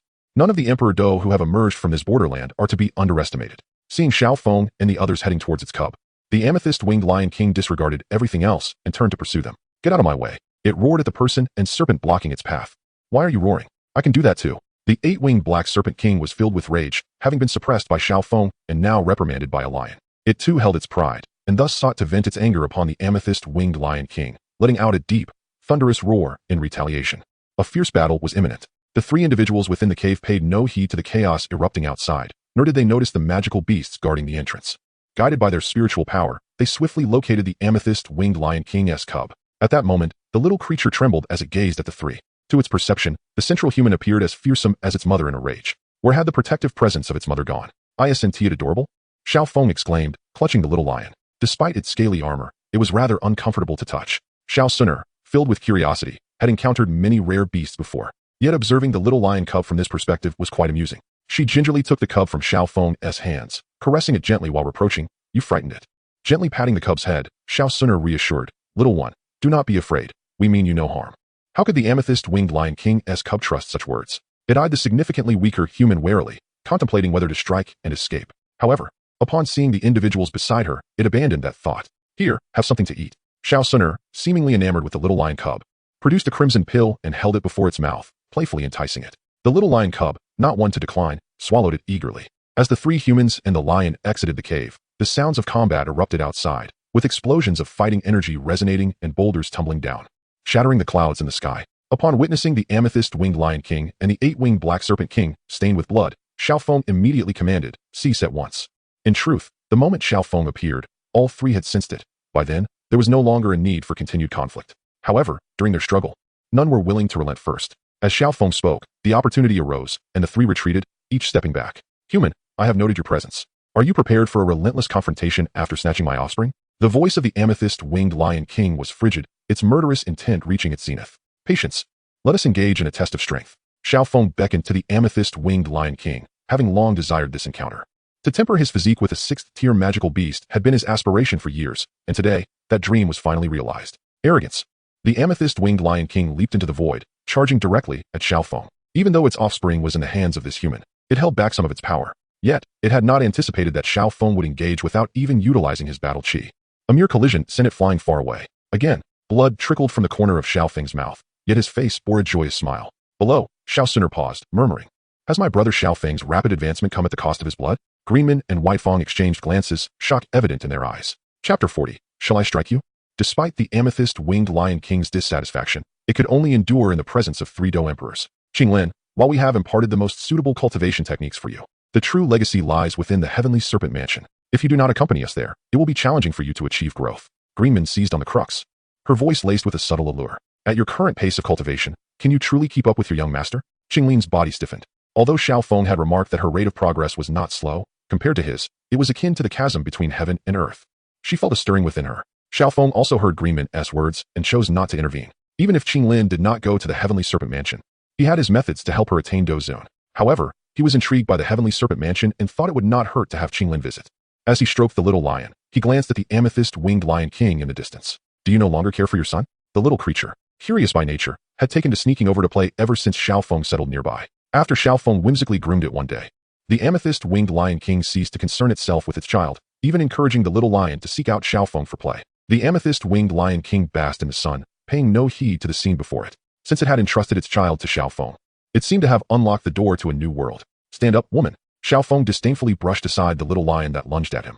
For his interest lay not with the cub, but with its mother. In Xiao Feng's understanding, most of the Beast Mountain was under the dominion of the amethyst-winged Lion King. If he could subdue it, he would effectively control the Beast Mountain. He could then abandon Xiaolinger in the central continent to fend for herself, perhaps allowing her to establish a faction one day. Lion King, rise and spar with me. For the past 3 months, Xiao Feng's life had been remarkably simple. Aside from the basic necessities of life, it revolved solely around combat and cultivation. He had even managed to temper the temper of the amethyst-winged Lion King. Not now, I'm sunbathing. The amethyst-winged Lion King lazily rolled over, its eyes squinting shut once more. Believe it or not, I will castrate your son and let him grow fat. You dare. The amethyst-winged Lion King glared fiercely, immediately leaping up to charge at Xiao Feng. In the distance, Qinglin gazed intently at Xiao Feng. Her heart troubled as she stroked the head of the fire spirit serpent resting in her palm. Should she venture to the Heavenly Serpent Manor? Greenman and White Fang were engrossed in their own cultivation, having refrained from pressing her further, allowing her the space to discern her own path. This was, of course, rooted in Greenman's confidence that Qinglin would indeed choose to go to the Heavenly Serpent Manor.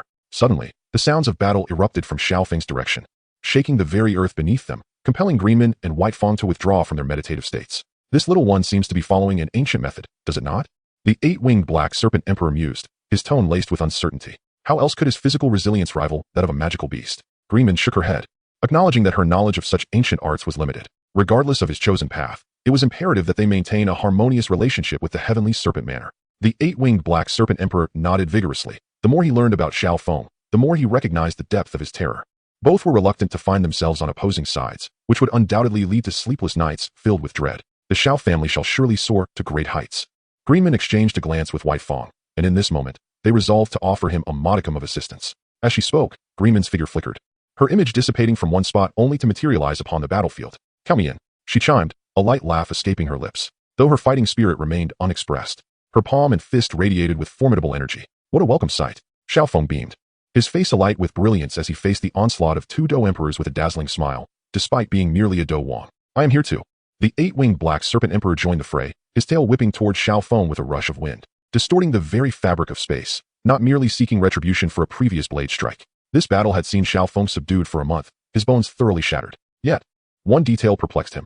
Neither of the 2 beasts had seized the opportunity to strike with lethal intent. Had he known they would hold back, he would have expended his full strength without reservation. Young master, 2 days ago, the mist sent a letter. Xiao Feng gently caressed Qinglin's head, feeling a pang of sympathy. You've worked hard. Go and rest well. Do not let me worry. As he watched Qinglin retreat into the house, his gaze shifted to the letter in his hand. Was it from Sunu? Curiosity piqued. He opened the correspondence, his expression growing increasingly grave. Xiao Feng furrowed his brow. This was a matter not mentioned in the original text, perhaps indicating that his presence was altering the very fabric of the world. He carefully folded the letter and tucked it away in his spatial ring. Regardless of how the world might shift, strength remained the ultimate authority, and he would not allow chaos to reign unchecked. Summoning the great eagle, Xiao Feng entrusted it with the letter. Deliver this to Xiao Suner, but do not disturb anyone else. The eagle shrank in size, transforming into a sparrow, and grasped the letter in its beak before soaring away. Xiao Feng sought out Greenman. Where is the Heavenly Serpent Manor? I can accompany you. Greenman responded, her smile radiant, her interest in Xiao Feng evidently heightened. Xiao Feng shook his head. I plan to go, but not just yet. Very well, Greenman conceded, offering a map and a metal token. The Heavenly Serpent Manor welcomes you at any time. What influence do you and White Feng possess within the Heavenly Serpent Manor? Greenman hesitated for a moment, reassured that Qinglin would not face any injustice there. Xiao Feng nodded, opting not to press further. As he observed the passage of day and night, he suddenly realized he would soon be alone once more. The following day, upon awakening, Qinglin was approached by Xiao Feng regarding the matter. Does the young master wish for me to visit the Heavenly Serpent Manor as well? Qinglin gazed at Xiao Feng, then suddenly leaped into his embrace. Young master, will you come to fetch Qinglin? Xiao Feng gently patted the young girl's back, reassuring her, yes, wait for me there.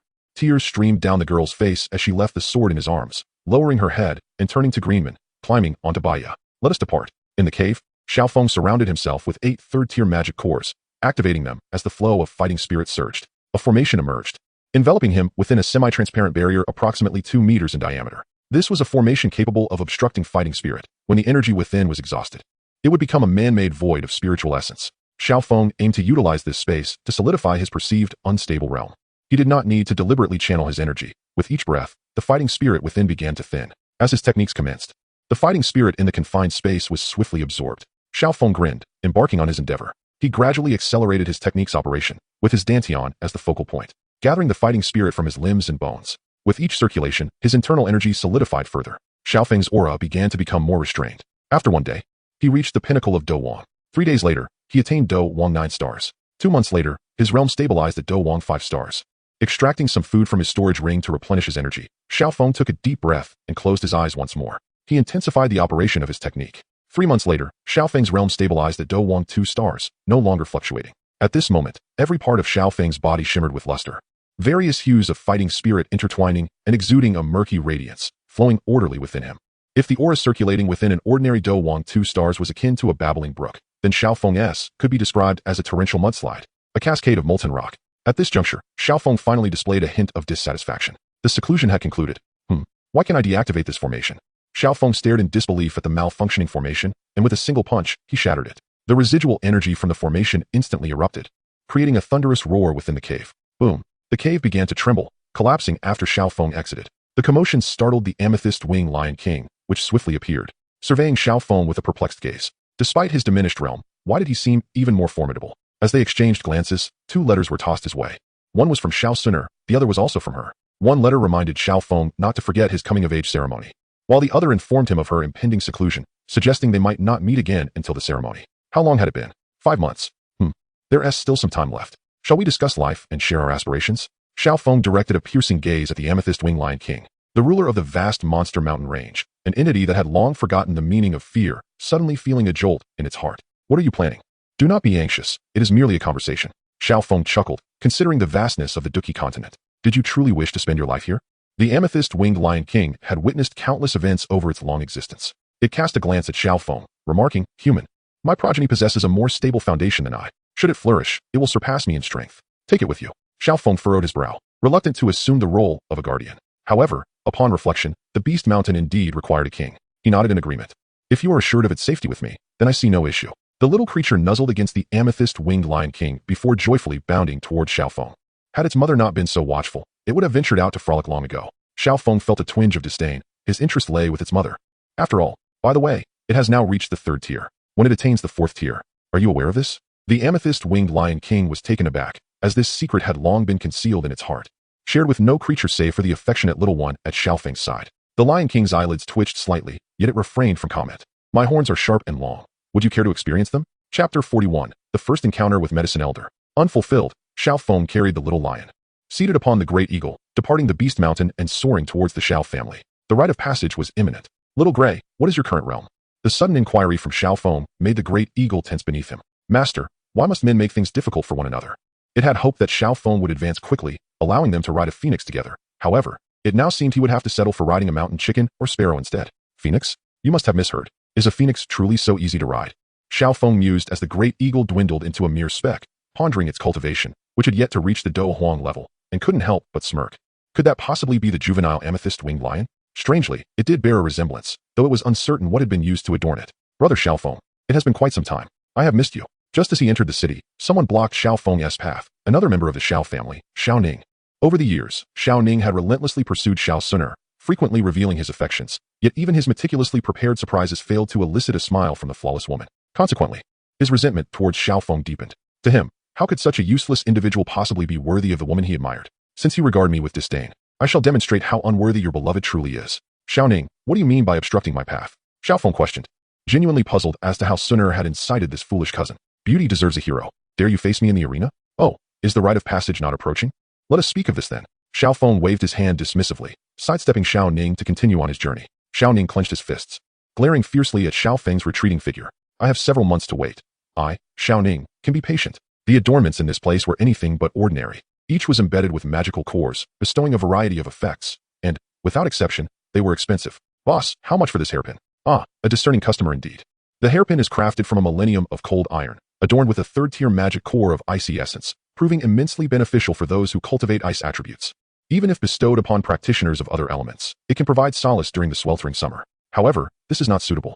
Xiao Feng shook his head. Xiao Suner, being of the fire attribute, lost interest upon hearing about the cold iron. His gaze roamed the counter, seeking fire-related adornments. Indeed, there were. Esteemed guests, look here. The shopkeeper, brimming with enthusiasm, promptly recommended 3 or 4 types of accessories, each starting with a third-tier magic core, and one pendant even housed a fourth-tier magic core. A true treasure of the establishment. Xiao Feng continued to shake his head, not because the items were unappealing, but rather because they were excessively flamboyant. Better suited for someone like Yun Yun Medusa, rather incongruous for his wife. How much for this? Xiao Feng suddenly pointed to a simple bracelet nestled in the corner, woven from red cords, with a first-tier fire attribute magic core nestled in its center. That one is 300 gold coins. 200, and I'll take it. Certainly. Please wait a moment. Before long, Xiao Feng, with the packaged bracelet in hand, made his way to the Xiao family residence. In the hall, he paid his respects to the family head, Xiao Zhan. Xiao Zhan cast a seemingly indifferent glance at the little lion at Xiao Feng's feet. His hand trembled slightly while serving tea. Is Suner still in seclusion? He retrieved a fourth-tier magic core from his spatial ring, identical in size to the one on the bracelet, and, using his soul power as a blade, meticulously refined the chaotic energy within, eventually inscribing a miniature gathering array within. This formation would aid in attracting more fire attribute energy, thus benefiting Xiao Suner's cultivation. Just as he completed his tasks, Xiao Yan happened to arrive. Yes, indeed. No way. Seriously? Wasn't it said that the amethyst-winged Lion King possesses the strength of a battle emperor? Have you brought its offspring here? I was jesting. This is another one I chanced upon. Xiao Feng smiled, choosing not to disclose his true capabilities to Xiao Yan, fearing that excessive reliance would diminish his resolve to take risks. Is that so? Xiao Feng shook his head. I was merely pondering whether you require further support in medicinal materials. Since you were so confident, perhaps it is best left as is. Hey, Brother Feng, how have you become so cunning? Oh, you dare call me cunning? Uft. My Brother Feng is the epitome of wisdom and might. If there are medicinal materials, they must also come with handsomeness. Xiao Yan swiftly changed his tone. Observing Xiao Yan's playful antics, Xiao Feng ceased to tease him, instead producing a variety of medicinal materials. He understood that the alchemist profession heavily relies on resources. No amount is ever sufficient. Fire. Lately, there has been much talk in the city about the Xiao family's alchemists. It is you, isn't it? Xiao Feng poured 2 cups of tea, savoring it slowly while gazing at Xiao Yan, whose youthful face betrayed a hint of panic. Haha, young man, you guessed correctly. Before Xiao Yan could respond, an ethereal figure emerged from his ring, seated in midair, exuding an air of composure. Oh, master, how come? Xiao Yan was taken aback. Nearly a year had passed since the last time the medicinal elder had voluntarily appeared, catching him off guard. At the same time, that subtle pride of being undeniably remarkable, yet unknown to others, began to dissipate. My existence, I fear, has long been acknowledged by him. To continue avoiding each other would indeed be somewhat impolite. Elder Yao shook his head, observing Xiao Feng, who remained composed and continued sipping his tea, further solidifying this conjecture. Greetings, Elder. Xiao Feng said as he rose and performed a respectful bow, pushing another cup of tea towards Elder Yao. I thought you were pouring it for me, Xiao Yan grumbled, pulling up a chair beside them. Fire, are you not going to offer the elder a seat? Xiao Feng admonished lightly. Xiao Yan's mouth twitched, as a sole entity. What need had he for a chair? Despite his reluctance, he begrudgingly fetched a stool and placed it by the table. Elder Yao smiled brightly, gracefully settling onto the stool, his gaze still fixed on Xiao Feng. As my disciple mentioned, you and he share the same birth month and year? Xiao Feng nodded, steering the conversation elsewhere. Elder, my brother Yan has had a mischievous temperament since childhood. Should he ever behave disobediently, feel free to discipline him without hesitation. Hey, Brother Feng, am I really as bad as you say? Xiao Yan retorted, displeased. Meanwhile, the little lion whimpered as it approached Xiao Feng's leg, only to be lifted and tossed into Xiao Yan's embrace. Take it out to play for a while. I wish to converse with the elder. Xiao Yan accepted the little lion, and upon seeing Elder Yao nodding, he grimaced and muttered as he exited. Young man, Xiao Feng, may I inquire how to address you? Elder? It is best not to mention my name. Simply refer to me as Elder Yao, the elder replied. Did you retain me for a specific purpose? primarily to express my gratitude for your guidance towards my brother Yin. Xiao Feng's demeanor shifted to one of solemnity. There is another matter concerning the Soul Palace. The Yunlan sect stands as a paramount force within the Gamma Empire. Xiao Feng is reluctant to witness its demise. The solution appears simple. Either eliminate Yunshan or capture the guardian of the Soul Palace. However, without the guardian, it is likely that another would take their place, thus requiring more thought regarding Yunshan. Consequently, Xiao Feng has turned his attention to Elder Yao, the Soul Palace. Upon hearing these words, Elder Yao's form began to tremble. Let us discuss the Soul Palace later. First, I wish to confirm something with you. Is there a method to control a dozong? Xiao Feng added, of course. This is contingent upon your cooperation. Elder Yao wished to be thoroughly informed about anything related to the Soul Palace. Previously, the young man had visited the Yunlan sect and discovered the former sect leader, Yunshan, was colluding with the Soul Palace. The young man intended to take the initiative. Uncertain whether Elder Yao would lend his strength, Elder Yao remained silent, instinctively wanting to evade the topic of the Soul Palace. Yet ultimately, it was a matter of insufficient strength. If one were to speak candidly, Elder Yao's animosity towards the Soul Palace was not much less than that of Han Feng. What is your degree of certainty? Elder Yao inquired. If it is merely to kill, then I am utterly confident, Xiao Feng responded, tapping the table. However, to achieve my objective, I will rely on your formidable assistance. Please, elaborate on your plans. To draw away the people of the Soul Palace and to control Yunshan. Why not eliminate the members of the Soul Palace? Xiao Feng shook his head. A dozong is inconsequential to the Soul Palace. However, should their attention be drawn due to the absence of this dozong, it would be a case of gaining little while losing much. Hearing that Xiao Feng did not intend to target the Soul Hall, Yao Lao shook his head. At present, the Soul Hall remains unaware of my existence. Thus, I shall refrain from intervening. At most, I will assist you in concocting a pill capable of controlling dozong. Xiao Feng smiled, declaring that this would suffice. In the ensuing month, Xiao Feng began to search for medicinal herbs, nearly exhausting the resources of the Monster Beast mountain range. Through the channels of the Mytel auction house, he ultimately gathered all the materials required for this 6th-tier pill. The Soul Control Pill, though referred to as a medicinal concoction, was, in truth, a lethal poison. The final step of its refinement necessitated infusing the soul power of the controller into the mixture. Once ingested, the soul power would merge with that of the consumer, rendering even the mightiest dozong powerless to resist. Within the chamber, Yao Lao retrieved the black magic cauldron and began to explain its intricacies to Xiao Yan, highlighting several critical aspects before commencing the refinement. Xiao Feng stood to the side, observing the profound bond between the two men, and could not help but smile from the heart. This was indeed a man worthy of the Do Emperor's lifelong trust. One herb after another was added to the black magic cauldron, while Yao Lao remained wholly engrossed in the task at hand, entirely oblivious to his surroundings. 2 hours later, Yao Lao suddenly called out, Xiao Feng. Prepared in advance, Xiao Feng immediately released a wisp of soul power, directing it into the cauldron. The strange fire surged, a force that even soul power feared. As Xiao Feng gazed intently at the cauldron, a look of understanding dawned upon him. So that is how it is. With the freshly concocted soul control pill in hand, Xiao Feng made his way to the Yunlan sect. Where is my junior sister? He inquired of Yin Yun upon noticing the absence of Nalan Yinran. Yinran is currently in seclusion. Do you seek her for something? Yin Yun's eye scrutinized Xiao Feng, as if witnessing something extraordinary. No need for speculation. I have indeed fallen to the Do Wang realm. Xiao Feng replied nonchalantly. Yin Yun's confusion deepened. Is it true that all members of the Xiao family experience such inexplicable drops in their cultivation? Xiao Feng shot her an exasperated glance and tossed an object toward her.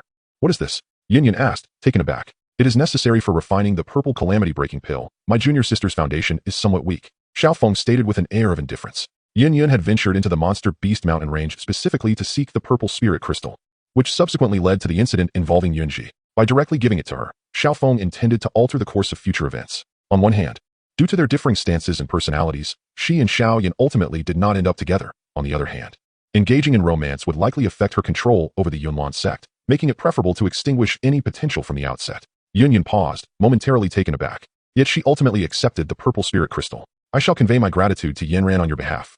I have another matter to discuss today regarding the recent disappearances of disciples from several factions. I wonder if Sect Master Yin has any leads? Yun Yun furrowed her brow. Nearly 10 of our Yunlan sect disciples have also vanished. Regrettably, I have yet to uncover any trace. It is as though they have disappeared into thin air.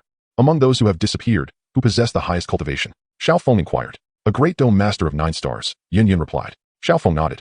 A cloud of unease hanging over him, as if an unseen hand was stirring the waters of his mind, instilling a sense of agitation within him. Twice I have ascended the mountain, yet I have not had the opportunity to fully appreciate the splendor of your esteemed sect. Might I inquire if the esteemed Master Yun could guide me on a brief tour? Yin Yun cast a glance at Xiao Feng, increasingly perplexed by this young man. Instinctively wishing to limit their interaction and send him down the mountain, she nonetheless acquiesced, considering the value of the purple spirit crystal. Mr. Xiao, please follow me.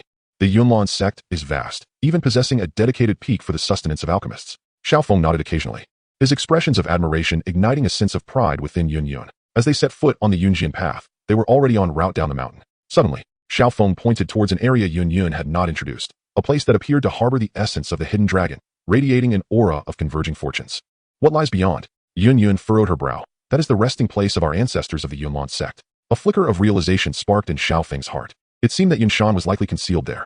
Apologetically smiling, he replied, I am truly sorry. My curiosity often overwhelms me. Yun Yun shook her head, preoccupied with the desire to expedite his departure. As she watched Xiao Feng vanish into the distance, her brow tightened further, a sense of unease gnawing at her. Yet she could not pinpoint its source. Convey the message. All disciples of the Yunlan sect must exercise utmost caution in their affairs and reinforce the sect's defenses. She instructed the elder following her. Yes, sect master. That very night, she returned to the Yunlan sect. Yunshan, I have arrived. Under the moonlight. A peculiar smile adorned Xiao Feng's face as he navigated through layers of guards, making his way to the rear mountain. Fearing detection, he refrained from recklessly employing his spiritual power, relying solely on his keen eyes to search. Yunshan is in his own territory. He should not be overly cautious. He must be residing within the halls, he mused. With this thought, Xiao Feng began to wander through the various halls and chambers. Upon pushing open the door to one hall, finding it empty, disappointment washed over him. That old fellow Yunshan certainly knows how to hide. Just as he was about to close the door, a voice echoed behind him, ethereal as a specter. Young man, what are you searching for? Old Sectmaster Yun? The presence behind him was elusive, and Xiao Feng was uncertain of the identity of this person, so he cautiously inquired. Oh, you seek me? Turning around, he beheld a person clad in flowing white robes, skin smooth and ageless, with the only trace of time's passage being his cascading white hair. With hands clasped behind his back, his gaze was as tranquil as an ancient well, appraising Xiao Feng. Old Sectmaster Yun? Xiao Feng repeated, still incredulous. The white-haired figure regarded him with a hint of curiosity. In the dead of night, you come to the rear mountain of my Yunlan sect in search of me? First, allow me to congratulate you on your ascension to the Dozong realm, Xiao Feng said with a slight bow. Yunshan waved his sleeve, and what comes next? Next, I have come to extend your life, esteemed sectmaster. Yunshan's laughter turned cold, his Dozong aura fully emerging, crashing towards Xiao Feng like formidable waves, only to dissipate before reaching him, as if to demonstrate his prowess. Do you believe that my life is nearing its end? Indeed, and it is to be tonight. To achieve the Dowang realm at such a young age, your talent has stirred within me a sense of admiration. The chilling winds of Yunshan swept through the air.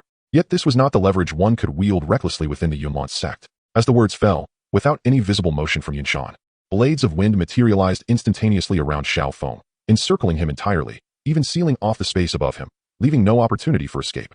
Observing Xiao Feng ensnared by the endless wind blades, Yunshan scrutinized him further, inquiring, what is your name? Xiao Feng maintained an air of calmness. The old sect master's alliance with the Soul Palace was akin to courting disaster, and it was not too late to retreat from the precipice. Yunshan's brow arched, his gaze cold as several wind blades surged forth from the encircling formation, aiming for Xiao Feng's limbs. With a tranquil demeanor, Xiao Feng stepped forward. And to Yunshan's astonishment, he walked out from the cage formed by the wind blades. Yunshan's pupils constricted sharply. Those blades, seemingly cast without effort, were imbued with the essence of Dozong, and even if executed casually, they would still rival the full might of a 9-star Do Huang. Faced with such a barrage of wind blades, Yunshan was confident that even Queen Medusa could not emerge unscathed, let alone a mere Do Huang. Was it truly as he claimed? Had he sacrificed all his vitality to breach the Dozong realm, leaving himself but an empty shell? This thought flickered in his mind for merely a few seconds before he cast it aside. Having been trapped at the pinnacle of Do Huang for many years, he was acutely aware of the formidable power he now possessed. Yet why? Who on earth are you? Yunshan's expression grew grave. He no longer underestimated his opponent. Xiao Feng. Xiao Feng. He pondered meticulously. In the many empires of the Northwest, he had never heard of such a figure. Since this individual was familiar with the Soul Palace, could he be another who had crossed over from the Central Continent? Suddenly, recalling something that had been said, his pupils narrowed, just as the young man's voice echoed, Elder Yun, it's time for your medicine. With a smile, Xiao Feng produced a soul-controlling pill and offered it to Yunshan. Just as Yunshan was about to retort, he froze, realizing that a small sword had inexplicably appeared before him, poised dangerously close to his brow. He had to admit, this sect had indeed underestimated you. Yunshan spoke calmly, and as his voice resonated, a deep azure do chi abruptly manifested, coalescing around him. The small sword hovering at his forehead was ensnared by that azure do chi and shattered into fragments. His tone turned indifferent. Since you seek death, I shall escort you on your final journey. With that, a sword several meters long materialized above Yunshan's head, angled in midair, its blade pointed directly at Xiao Feng, slowly rotating. As the sword turned, the surrounding space trembled, light distorting grotesquely, as though on the brink of shattering. With each rotation, the distortion intensified, until finally, when the sword ceased its movement, the space gradually restored itself, though a palpable haze lingered, as if this realm could scarcely contain the sword's might. The sword glimmered with a verdant radiance, bound to Yunshan. Until this colossal sword was vanquished, no one could inflict even the slightest harm upon him. Xiao Feng's expression too grew serious. As the giant sword spun, he was not idle, unleashing one magic core after another, embedding them into the stone slabs around him. each emanating a dazzling brilliance. As the colossal sword ceased its rotation, a total of 81 magic cores had descended around Xiao Feng, the least impressive being of the fourth tier. Upon the final core touching the ground, a myriad of radiant lights emerged, intricately tracing splendid patterns upon the earth, encircling Xiao Feng and emanating a blinding brilliance. Almost simultaneously, an endless surge of fighting spirit rapidly converged upon this location, enveloping Xiao Feng, and from this, a towering figure exceeding 4 meters in height arose. The heavens possess their own might, capable of summoning thunder through the laws of nature. The earth holds its own power, which can be channeled through formations. In this moment, Xiao Feng, forming an array with the magic cores, drew upon the boundless forces of the earth, resolutely confronting the ultimate attack of a Do Zong expert. Yet, he felt inadequate. He ought to have harnessed the grand momentum of heaven and earth, overwhelming all in his path, but now he found himself borrowing strength from the cosmos. A self-deprecating smile crossed Xiao Feng's face, followed by him raising his head, his gaze fixed upon the blade, daring to challenge the Do Zong before him with such audacity. A single phrase propelled the tension between the two to its zenith. In an instant, the sword struck. The fist surged. Their movements, seemingly slow yet deceptively rapid, collided in the blink of an eye. A profound silence enveloped the air as it began to collapse, and mere seconds later, a thunderous roar echoed from the rear mountain.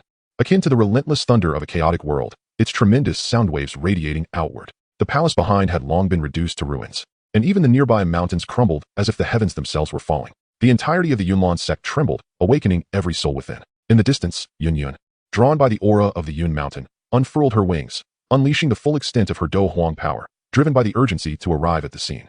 Who could command such unwavering devotion from her teacher? A weighty expression adorned her face. This was a battle beyond her reach, yet she had compelling reasons to intervene. For Yun Mountain was her mentor, and she was likewise the leader of the Yunlan sect. How swift is a Do Huang? With a single flap of her wings, she appeared at the epicenter of the explosion in the blink of an eye. Xiao Feng. Yun's expression faltered, caught off guard by his presence. Though this moment of astonishment lasted barely a second. Stop. What have you given my teacher? She demanded, her voice laced with urgency. The thing that saved his life. Xiao Feng replied with a smile, revealing his pearly white teeth. At that moment, blood dripped from his form, his aura chaotic, yet he retained a vibrant appearance. In stark contrast, the unconscious Yun Mountain lay half-cradled in his arms, his chest sunken, breaths faint, having succumbed to oblivion. Yun's brow furrowed, and with a swift motion, she drew her long sword, the sound sharp and icy. Put my teacher down, or I shall annihilate every member of the Xiao family. Xiao Feng remained unperturbed, though his expression was far from pleasant. Madam, the rights and wrongs can await your teacher's awakening. If you do not sheath your sword, do you believe I will not send him on his way again? Yun's chest heaved with indignation, her face a mask of fury, yet ultimately, she sheathed her sword. Doesn't your Yunlan sect boast a 6th-tier alchemist? Shouldn't you take him for an examination? Xiao Feng gently laid Yun Mountain on the ground and stepped back 2 paces. Yun glanced at him, her gaze falling upon his face, devoid of any semblance of remorse, leaving her momentarily bewildered, unsure of how to confront Xiao Feng. Emerging from the shadows, Elder Yunling's gaze remained fixed upon Xiao Feng, a silent acknowledgement passing between them. Chapter 43. The Meeting of Mountains. And when Yunshan was gravely injured, even with the intervention of the ancient river, it took him 2 days to regain consciousness. Yunshan queried in confusion as he sat up, scanning his surroundings to confirm he was still in the Yunlan sect before turning his gaze back to Yun. Her face beamed with joy. Master, you have finally awakened. Indeed, Yunshan nodded, closing his eyes to assess his injuries. Yun, not daring to interrupt, silently kept vigil. After several minutes, Yunshan opened his eyes with a sigh, murmuring, I underestimated the current generation. A flicker of concern crossed Yun's heart as she hastily inquired, Master, what on earth transpired? Yunshan offered a wry smile and recounted the events of that fateful night. By the time he finished, Yun stood beside him, utterly stunned. It truly is Xiao Feng? She murmured, disbelief etched across her features. Oh. Yunshan turned toward Yun. Do you know him? Please wait a moment, Master. Yun stepped out of the room to compose herself before striding towards Xiao Feng's residence. Xiao Feng had not been enjoying a pleasant couple of days. The Grand Elder, Yunling, shadowed him relentlessly, even monitoring him during his bathroom breaks, leaving him no time for rest or cultivation. Whenever Xiao Feng's eyes began to droop, Yunling would intervene, ensuring he received no respite. Suddenly, the door to Xiao Feng's room burst open, flung by a fierce wind, slamming against the wall. Xiao Feng, it really is you. Yun's face hardened with murderous intent, her emperor-level aura fully unleashed, surrounding her with an endless swirl of azure fighting spirit. Yunshan has awakened? A gleam of joy flickered across Xiao Feng's face, completely unfazed by Yun's demeanor. Come, let us converse together. Yun regarded Xiao Feng with cold scrutiny. What is your true intention? Speak clearly, or you shall never leave the Yunlan sect. I have already stated my purpose, to save your master. It is you who refuse to believe, Xiao Feng replied, spreading his hands in exasperation. Yun's anger turned to a sardonic smile as she raised her sword. Then should I also attempt to rescue you and the Xiao family? Xiao Feng raised his palm. You are quite irate. But this is due to the complexities of the situation that you cannot grasp. Therefore, I shall not hold it against you. Furthermore, if I truly intended to harm your master, I would not have acted at the Yunlan sect, nor would I have spared his life that night. Now that Yunshan has awakened, let us converse. It would not be detrimental for either you or him, would it? Yun remained silent, lifting her foot as her sword rested against Xiao Feng's neck. Should you dare to play tricks, I shall certainly slay you. With that, she sheathed her sword and turned to leave. Yunling snorted dismissively, ignoring Xiao Feng. The distance to Yunshan's chamber was not far, and within 10 minutes, Xiao Feng had followed Yun to his destination. After yawning throughout the journey, Xiao Feng finally stood before the old sect master. Elder sect master, we meet again. He grinned, then yawned widely once more. Master, was it he who injured you that night? Yun stood beside Yunshan, her gaze icy as she fixed it on Xiao Feng. Yunshan regarded Xiao Feng with a piercing look. Who exactly are you? The question remains the same as before, yet the mindset is entirely different. Without waiting for Xiao Feng to speak, Yun stepped forward and said, Teacher, when I arrived that day, I witnessed him administering a pill to you. I asked Master Guhi to examine it several times, but no abnormalities were found. I suspect it may be an exceedingly rare poison, so please, teacher, do not take this lightly. Yunshan's eyes flickered, and he resolved not to be careless any longer. Xiao Feng waved his hand, revealing his overwhelming fatigue, and bluntly stated, I alone injured Yunshan, and the substance I administered was the 7th grade soul control pill, a thing that can render one's existence a living hell with a mere thought. Yunshan snorted coldly, soul control pill? I've never even heard of such a thing. Do you truly believe my sect is so easily deceived? Xiao Feng cast a sidelong glance at Yunshan. Very well, prepare yourself and bear with it. With that, he subtly stirred his soul force. Suddenly, Yunshan, who had been seated by the bed, turned pale, his body stiffening. He clenched his teeth, fixing his gaze on Xiao Feng, a low growl escaping his nostrils, unable to utter a single word. What on earth have you done to the teacher? Yun drew her sword once more, aiming at Xiao Feng's shoulder. Xiao Feng did not evade. He allowed the sword to pierce his shoulder, severing the bone there. He merely frowned slightly, apologizing for his lack of control during his first attempt. As his words fell, Yunshan finally exhaled, taking several breaths until color returned to his face. Quickly, hand over the antidote. Yun commanded angrily. Xiao Feng shook his head. There is no antidote for the soul control pill. The life and death of the old sect master lies within my thoughts. Even if he were to kill me, it would only lead to his soul's collapse as well. What exactly do you intend to do? Yunshan regarded Xiao Feng, the pain of the soul-rending agony provoking a flicker of hatred in his eyes. Xiao Feng turned to Yun. Could you perhaps withdraw your sword? Unmoved, Yun only withdrew the blade when Yunshan spoke, keeping the sword's edge pointed at Xiao Feng's head, ready to strike at any moment. In truth, my actions are driven by necessity. Xiao Feng sighed languidly, glancing at the wound on his shoulder, reflecting that it was quite invigorating, and his fatigue dissipated. Yunshan laughed coldly. Pray tell, what kind of necessity could compel you? Is Master Wu here? At Xiao Feng's sudden inquiry, Yunshan faltered again, uncertain of how much the young man truly knew, and Xiao Feng's calm demeanor now appeared profoundly enigmatic to him. Yun furrowed her brow. As the current sect master of Yunlan's sect, she was well aware that there was no such person here. Yet, Yunshan's reaction compelled her to suspect that there were hidden matters within these mountains that she did not comprehend. After a moment of silence, Yunshan finally spoke. He is not here. You may speak freely. Xiao Feng, of course, did not believe Yunshan's words, nor was his inquiry aimed at confirming Master Wu's presence. The reason I say it is out of necessity is that I do not wish to witness your demise, Yunshan, nor do I desire to see Yunlan's sect perish. There is no need to rush to refute me. If I am not mistaken, the individual from the Soul Palace, who claims to be Master Wu, should have alerted you to the Xiao family, correct? Yunshan's pupils constricted, and he remained silent. Instead, Yun furrowed her brow, pondering the Soul Palace. No one paid her any mind. Xiao Feng continued. Perhaps the old sect leader of Yun is unaware of the connection between the Soul Palace and my Xiao family. Allow me to enlighten you. Our bond is one of mutual destruction. The debt of saving a life and breaking through a realm is but a trivial price to pay for keeping an eye on an obscure little clan. It sounds quite advantageous, does it not? As he spoke, he dripped concentrated cleansing liquid onto his wound, while consuming herbs to replenish his blood and strengthen his bones. Now, old sect leader of Yun, do reconsider whether your Yunlan sect can truly survive between my Xiao family and the Soul Palace. No, I do not intend to force your hand. I merely wish to prevent you from meddling further. Of course, it would be preferable if you aligned with my Xiao family. Xiao Feng grinned while hissing in pain. This decision will determine the fate of the Yunlan sect. If you, old sect leader, believe the Soul Palace to be formidable and lean towards it, that is well and good. But have you ever considered that once the Yunlan sect makes a move against the Xiao family, I might not allow you to continue to exist? Yun raised an eyebrow. When did my Yunlan sect ever express intentions to strike against your Xiao family? Moreover, I am well aware of your existence and recognize your potential. Even if my master were to entertain such thoughts, I would dissuade him. Xiao Feng merely smiled at Yun, inciting her ire. Yunshan suddenly interjected, put down your sword. Master, he speaks the truth. Had it not been for the recent upheavals, I would indeed have taken action against the Xiao family, and you would not have been able to stop me.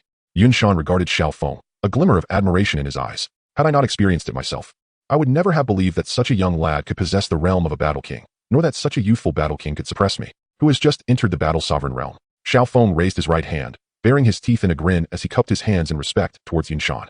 Then shall we discuss the matters that lie ahead. Yinshan waved his hand. No need to rush. This past couple of days, my young brother Xiao Feng has suffered greatly. Yunair, do arrange for him to be properly attended to by Master Gu He to assess his injuries. However, Xiao Feng shook his head. The longer the night, the more dreams. Since we've come this far, we might as well finish our conversation. After all, I Haven T slept in 2 days, a little longer 1 T matter. The admiration in Yunshan's eyes intensified. Then, young brother Xiao Feng, do share what this collaboration entails. Xiao Feng glanced at Yun. Please, pour me a cup of tea. Thank you. Yun shot him a fierce glare, letting out a cold snort. This fellow is becoming increasingly presumptuous, acting as if he owns the place. Yunair, see to the tea. Yes. Xiao Feng took a gentle sip of the tea brewed by the great sect leader of Yun. The Northwest continent is in turmoil. I seek but a single voice. Would you be willing to bear the burden, sect leader Yun? Yun Shan's breath faltered for a moment, but soon returned to normal, chuckling lightly. This matter can wait. I am curious to know what you wish for me to do. Xiao Feng set down his teacup. Guardian Wu. Ever since Yun Shan was saved by Guardian Wu, he had been secretly inquiring about the Soul Palace, a notorious yet unrivaled force that loomed over his heart like a dark cloud. Yun Shan aspires to elevate the Yunlong sect, yet deep within, he harbors a certain reluctance towards being subservient. However, one must bow their head when under the eaves. Observing Yun Shan lost in thought, Xiao Feng began to take note of his surroundings. After a prolonged period without the appearance of the guardian, he could not help but trust Yun Shan's earlier demeanor and words a little more. Chapter 44, The Enigmatic Soul Map. Under the guidance of Yun, Xiao Feng finally entered a respectable guest room. For someone of his rank, the Dowang realm, sleep was not a necessity, yet old habits proved difficult to shake. As he reclined upon the soft bedding, preparing to indulge in a restful slumber, he found himself wide awake. Frustrated, Xiao Feng tossed and turned, ultimately deciding to wander around the Yunlong sect. Yinshan did not respond to Xiao Feng immediately, for the matter at hand was fraught with complexities. Since Xiao Feng had promised to be an observer, it was prudent to contemplate thoroughly. Master, what exactly is the Soul Palace? Yun inquired, standing in Yinshan's chamber, her slender brows nearly knitting together in concern. It is the foremost power in the Central Plains, with even Do Sheng among its ranks. No one truly comprehends the extent of their terror. Any force that has attracted their attention has invariably vanished without a trace. Then why don't we detain Xiao Feng and hand him over to them? Yunner, do you genuinely believe you can keep him here? Yinshan replied, somewhat astonished, as he thought his disciple would not be so naive. Yun opened her mouth but fell silent, realizing that her earlier belief was perhaps too simplistic. Yinshan's reminder made her feel that Xiao Feng was far too nonchalant, as if he did not regard her at all. A mere Do Huang. How could he possibly look down upon a dignified Do Huang like myself? Yun wanted to voice this sentiment, yet she knew she lacked the standing to do so, especially considering her own Dozong master had met with misfortune. Let us discuss matters concerning Xiao Feng, Yinshan suggested with growing interest. The more he listened, the more amusement danced in his eyes. Yunner, do not say that my Yunlong sect's founding ancestor is unparalleled. Even in the countless tales of prodigies I have heard, none are as extraordinary as he. What could possibly stand in his way? Yun furrowed her brow. But master, you just mentioned the Soul Palace. Yinshan shook his head. True, the Soul Palace is formidable, but have you forgotten that my fate rests in Xiao Feng's hands? We have no further options. Why not wager on something greater? Yinshan perceived the situation clearly. While the Soul Palace was indeed fearsome, it did not regard this remote territory with significant weight. The Xiao family, in contrast, held a different standing, and what could a 15-year-old Do Wang truly signify? This notion intrigued him greatly. The Yunlong sect, with its verdant mountains and clear streams, occasionally saw birds flitting through the skies. Xiao Feng casually caught one, discovering it possessed the strength of a first-tier magical beast. Release it. Xiao Feng shook the small bird in his hand, smiling as he asked, what is the matter with this sparrow? This is a sentry kite raised by our Yunlong sect, not just any sparrow. Yun retorted through gritted teeth, her anger morphing into disdain as she regarded him as a simpleton. Oh, Xiao Feng casually tossed the sparrow aside. Is there something the sect master wishes to discuss with me? The sparrow, which had feigned death moments earlier, suddenly flapped its wings and flew away. Xiao Feng muttered a remark about being petty, for true love holds grudges, and followed suit. Compared to a day prior, Yun Shan now exuded vitality, his eyes shimmering with a brilliant light. Upon seeing Xiao Feng enter, he erupted into hearty laughter. Yunner, serve the tea. Yun, quite irate, seized the teapot and tilted it forcefully, splattering tea across the table. Then, with a sharp clap, she slammed the teacup down beside Xiao Feng, startling both of them. Xiao Feng stole a few glances at Yun, wary of her suddenly shouting, let me drink. Only after confirming that she was tilting her head away did he cautiously lift the teacup and take a delicate sip. Xiao Feng smiled wryly, recognizing that as the architect of her teacher's demise, it was fortunate she refrained from attacking him. Yun Shan paused momentarily before bursting into laughter, a hint of pride in his demeanor. Brother Xiao, I summoned you today primarily to inquire about a matter. Please, Elder Yun, proceed with your question. The people of the Soul Temple are enigmatic. How do you intend to deal with the Protector Wu? Naturally, there was more than one soul-controlling pill. But Xiao Feng had conceived another idea. A peculiar sound suddenly pierced the air. Xiao Feng's brow furrowed as he realized that at some point, Yun had grasped a sword in her hand, and the sound emanated from where she held the sword scabbard. Yun Shan cleared his throat. Yunner, are you not going to act quickly? With gritted teeth, Yun replied, she just sent me a message saying she has emerged from seclusion. As for the sparrow catching, let Mr. Xiao handle it personally. With that, She disregarded Yin Shan and strode out. Once again, Yin Shan appeared perplexed. Brother Xiao, are you truly without any grievances from before? Under Yin Shan's bewildered gaze, Xiao Feng pressed his right hand against the forehead of a wild rabbit. A thread of soul energy extending from his fingertip into the creature's body. The rabbit began to struggle, but Xiao Feng pinned it to the ground, rendering it immobile. Under his control, the soul energy began to circulate within the rabbit, gradually becoming finer and more delicate, as if it were being continuously stretched and bent, ultimately forming a bizarre pattern upon coming to a halt. This pattern was not of Xiao Feng's creation.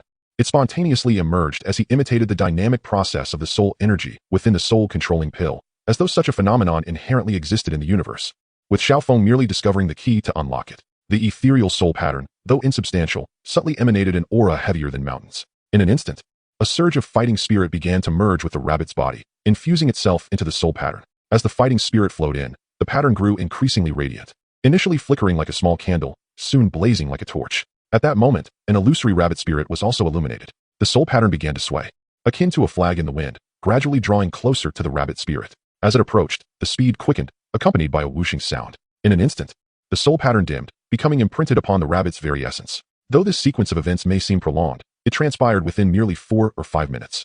Xiao Feng exhaled in relief. This was a hypothesis of his, and he had not anticipated achieving success on the first attempt. He discarded the rabbit onto the ground, watching as it scampered toward the door. Just as the hare was about to reach the door, a fleeting thought stirred within Xiao Feng.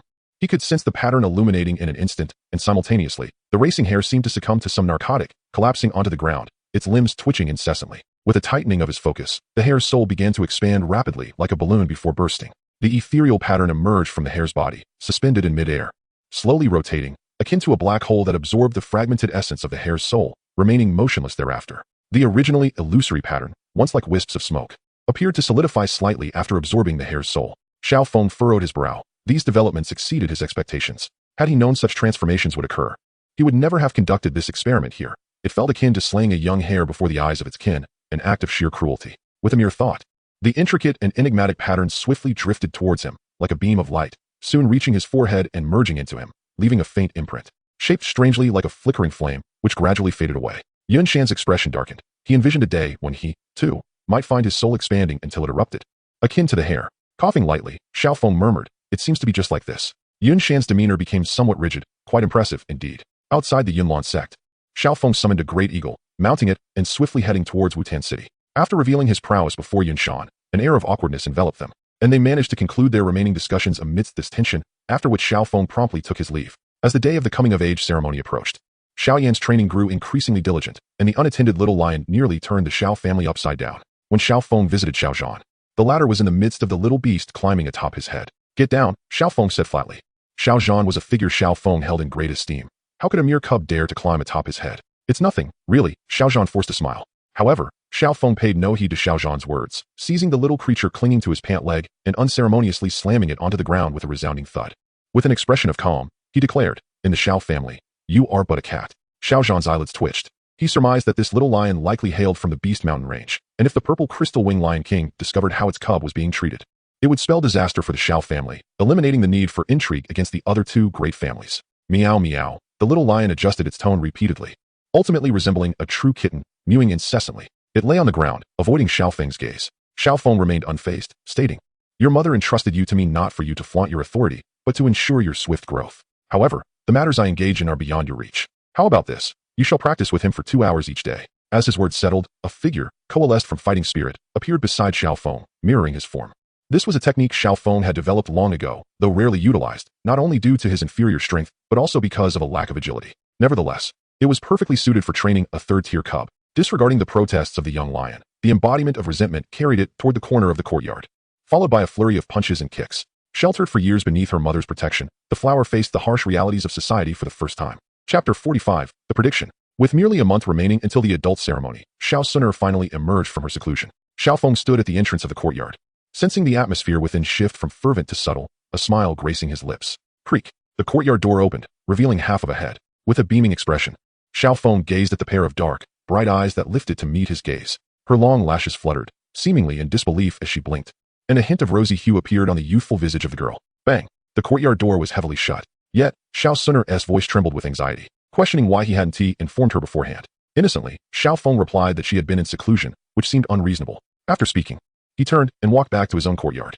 Inside, Xiao Suner pressed tightly against the door, and upon hearing the sounds of opening and closing, she cautiously opened a small gap to ensure Xiao Feng had truly left before exhaling a sigh of relief. What to do? After such a prolonged seclusion without grooming, she must appear quite unkempt. Having already been seen by her brother, what should she do? A sense of urgency washed over her face, and she instantly regretted her impulsive decision to retreat for so long. Ling Ying appeared in the corner, smiling as he regarded Xiao Suner, reminding her that she was always enchanting and needn't concern herself with such trivialities. After calming her emotions, the girl busied herself, transitioning from bathing to selecting attire, from beautifying herself to perfecting her expressions. By the time she was satisfied with the smile reflected in the mirror, 5 hours had elapsed. Xiao Feng, seated in his courtyard, waited with increasing impatience, initially excited but eventually resorting to sipping tea to pass the time. Just as he contemplated a brief nap while resting his chin on his palm, a knock echoed at the door. Xiao Feng cleared his throat softly and called out, "Coming." He adjusted his clothing before rising to open the courtyard door. A refreshing breeze enveloped him as he inhaled deeply, his gaze filled with the silhouette of the girl. She stood with her head bowed, her toes together, and her delicate hands hidden behind her back, fingers tightly interlaced. Suner, Xiao Feng stepped forward, enveloping the girl in his embrace. The softness against his chest startled him, sending a shiver through his body and lifting his spirit. They held each other close, neither wishing to part. Xiao Yan, who had intended to call them for dinner, scoffed from behind, exclaiming, "May you starve." As night deepened, Xiao Feng and Xiao Suner remained nestled together, sharing their mutual longing before discussing Xiao Feng's cultivation level. Fallen from emperor to king? Xiao Suner queried, puzzled. Though his realm had declined, his strength had surged significantly. Suner, when do you think I should propose? Xiao Feng asked, gently caressing the girl's jade-like hand, his heart ablaze with anticipation. Xiao Suner felt a flush rise to her cheeks. She understood that with Xiao Feng's current demeanor, he would surely capture the attention of her father, Gu Yuan, yet they were still quite young. Youth signifies unpredictability, embodying both fortune and misfortune. The ancient clan refrains from wagering on such uncertain matters. There is no necessity for such gambles. Moreover, her identity is quite unique. Suner, close your eyes. Xiao Feng suddenly declared. Xiao Suner, slightly perplexed, lifted her gaze to Xiao Feng, her cheeks flushing deeper, and with a trembling glance, she complied and closed her eyes. Xiao Feng smiled gently, raising her arm and delicately placing a bracelet around her wrist. With her eyes tightly shut, Xiao Suner felt a wave of anxiety wash over her, her body tensing. Suddenly, she sensed her arm being lifted, and something akin to a bracelet slipped onto her wrist. Her restless heart found a semblance of calm, yet an inexplicable sense of loss flooded her mind. At that moment, a warm breath brushed against Xiao Suner's smooth forehead, causing her eyes to fly open in an instant. Tension coursed through her entire being, her mind blank, uncertain of how to respond until Xiao Feng's lips departed from her forehead, prompting her to feel a rush of shyness. Suner, do you like this bracelet? Xiao Feng inquired, observing the girl who resembled a quail, aware of her shyness and reluctant to tease her further. The girl, lowering her head, shifted her arm into her line of sight, scrutinizing the bracelet. A soft voice emerged, I like it. Suddenly recalling something, Xiao Suner asked with curiosity, what about Sister Qinglin? She has gone to the Tian Snake Mansion. How about we visit her in a few years? That evening, as dusk descended, Xiao Suner sat nearby, listening to the melodies played by Xiao Feng, a sweet smile gracing her face. Xiao Feng dismissed the leaves from his hands, mused, well, it's not entirely impossible. No, Xiao Suner immediately countered. Brother Xiao Feng must not conceal his talents any longer. Xiao Feng, taken aback, was surprised by Xiao Suner's assertiveness. What is the matter? Xiao Suner gazed at him earnestly. Suner wishes for everyone to know that her choice was not misguided. Xiao Feng chuckled, I promise you. On the day of your coming-of-age ceremony, the entire world will know our names. Listening to such solemn vows, tenderness radiated from Xiao Suner's eyes. Her heart had long been pledged. The following day, as dawn broke, the Xiao family buzzed with excitement. Whether it was the youth of the clan, the adults still residing within, or the elders, everyone awoke, their collective attention directed towards the plaza where the testing magic stone tablet stood. Just as Xiao Feng was about to step outside, he opened the courtyard door to behold a stunning visage adorned with a radiant smile. The girl, clad in a light green garment, was cinched at the waist with a delicate lavender ribbon. The gentle breeze stirred her flowing tresses. Raising her left hand to smooth her hair, a red bracelet graced her fair wrist, its diamond-like magic core swaying and shimmering brilliantly under the sunlight. Ling Ying, concealed in the shadows, sighed, having witnessed his young lady clutching the bracelet and smiling foolishly throughout the night. Good morning, Brother Xiao Feng, the girl greeted, her eyes alight with joy. Have you been waiting long? Xiao Feng queried, ruffling Xiao Suner's hair. I just arrived, she replied, her smile unwavering.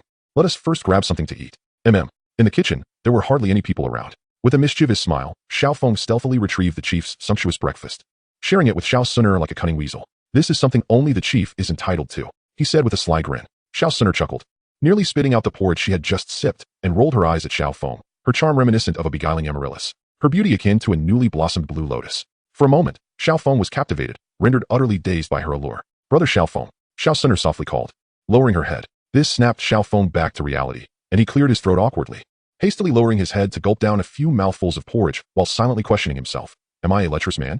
After their meal, The two made their way to the square, which was teeming with people. Brother Feng, over here. Xiao Yan was waving at them from a short distance. Hand in hand, Xiao Feng and Xiao Sunner approached him. Although they often displayed affectionate gestures in private, be it in the mountains or their own courtyards, no one had ever witnessed such displays. Now, as they walked together, they were openly flaunting their affection before their peers, inciting disapproving glances from the onlookers, especially since Xiao Feng was considered the most foolish in the family. The atmosphere grew hostile as many of their kin began to hurl insults. What a beautiful flower blooming amidst cow dung, they scoffed. What is there to be proud of? Just a pretty face, nothing more. In a month, after the coming-of-age ceremony, we shall see if he is a dragon or a mouse. Compliments were monotonous, while insults varied widely. One young girl pouted, visibly upset.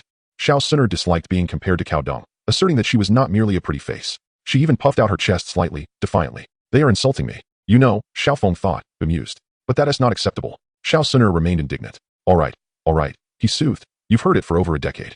Haven't you grown accustomed to it?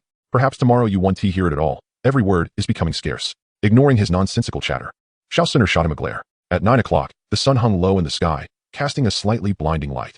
The event's host called for silence and began to announce names. The clamor below instantly ceased. Those with superior talents and rapid cultivation bore calm expressions, even exuding an air of self-importance. In contrast, the less gifted, who were also lackadaisical about their training, appeared either anxious or indifferent, resigned to their fate. Standing on the periphery, Xiao Feng felt the weight of many gazes upon him, some filled with schadenfreude, others brimming with anticipation.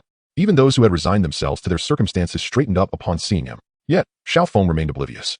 His thoughts consumed by a singular concern. Ever since he and Yun Shan devised a plan against the Guardian of the Mist, the latter had not reappeared, leaving Xiao Feng perturbed. Although Yun Shan mentioned the possibility of contacting the Guardian, Xiao Feng had declined. What if more than just the Guardian showed up?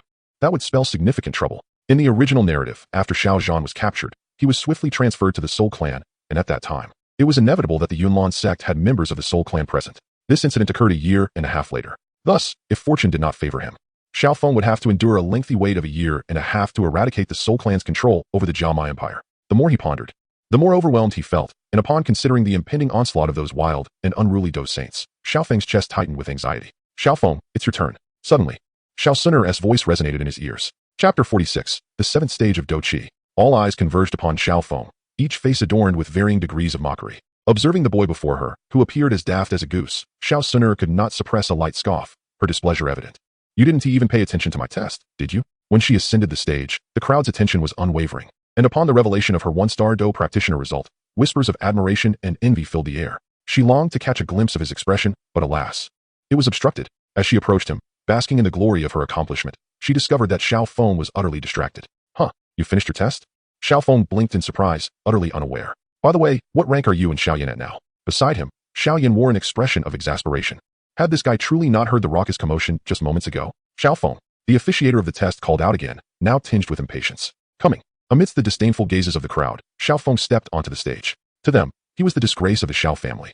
Someone who should have been expelled from this courtyard long ago, instead of relying on the family's resources to aid in their cultivation. Hurry up, many are waiting. The officiator frowned, his eyes betraying a hint of contempt. Although Xiao Feng's tenacity in refusing to concede until the very end was generally commendable to the onlookers, he was merely a pitiful fool unwilling to confront reality, shamelessly depending on his family's benevolence to share the resources meant for cultivation. Placing his hand upon the stone tablet, murmurs erupted from the crowd below. The people around him shook their heads in unison, unwilling to wager on him. Xiao Feng had indeed ventured out for training. But what of it? A fool remains a fool, no matter the circumstances. At that moment, a line of large characters appeared upon the black stone tablet. The youth who had just placed his bet swelled with pride, thinking, I truly overestimated him. Meanwhile, several who had considered betting but ultimately refrained collectively exhaled in relief. Berating themselves, what was I thinking? How could I have harbored any hope for Xiao Feng? Xiao Feng, Do Qi. Suddenly, he faltered, and the crowd erupted in uproar. Xiao Feng, he has grown stronger. The officiator coughed heavily, having witnessed the transformation from 2 words to 3, shifting his gaze back to Xiao Feng.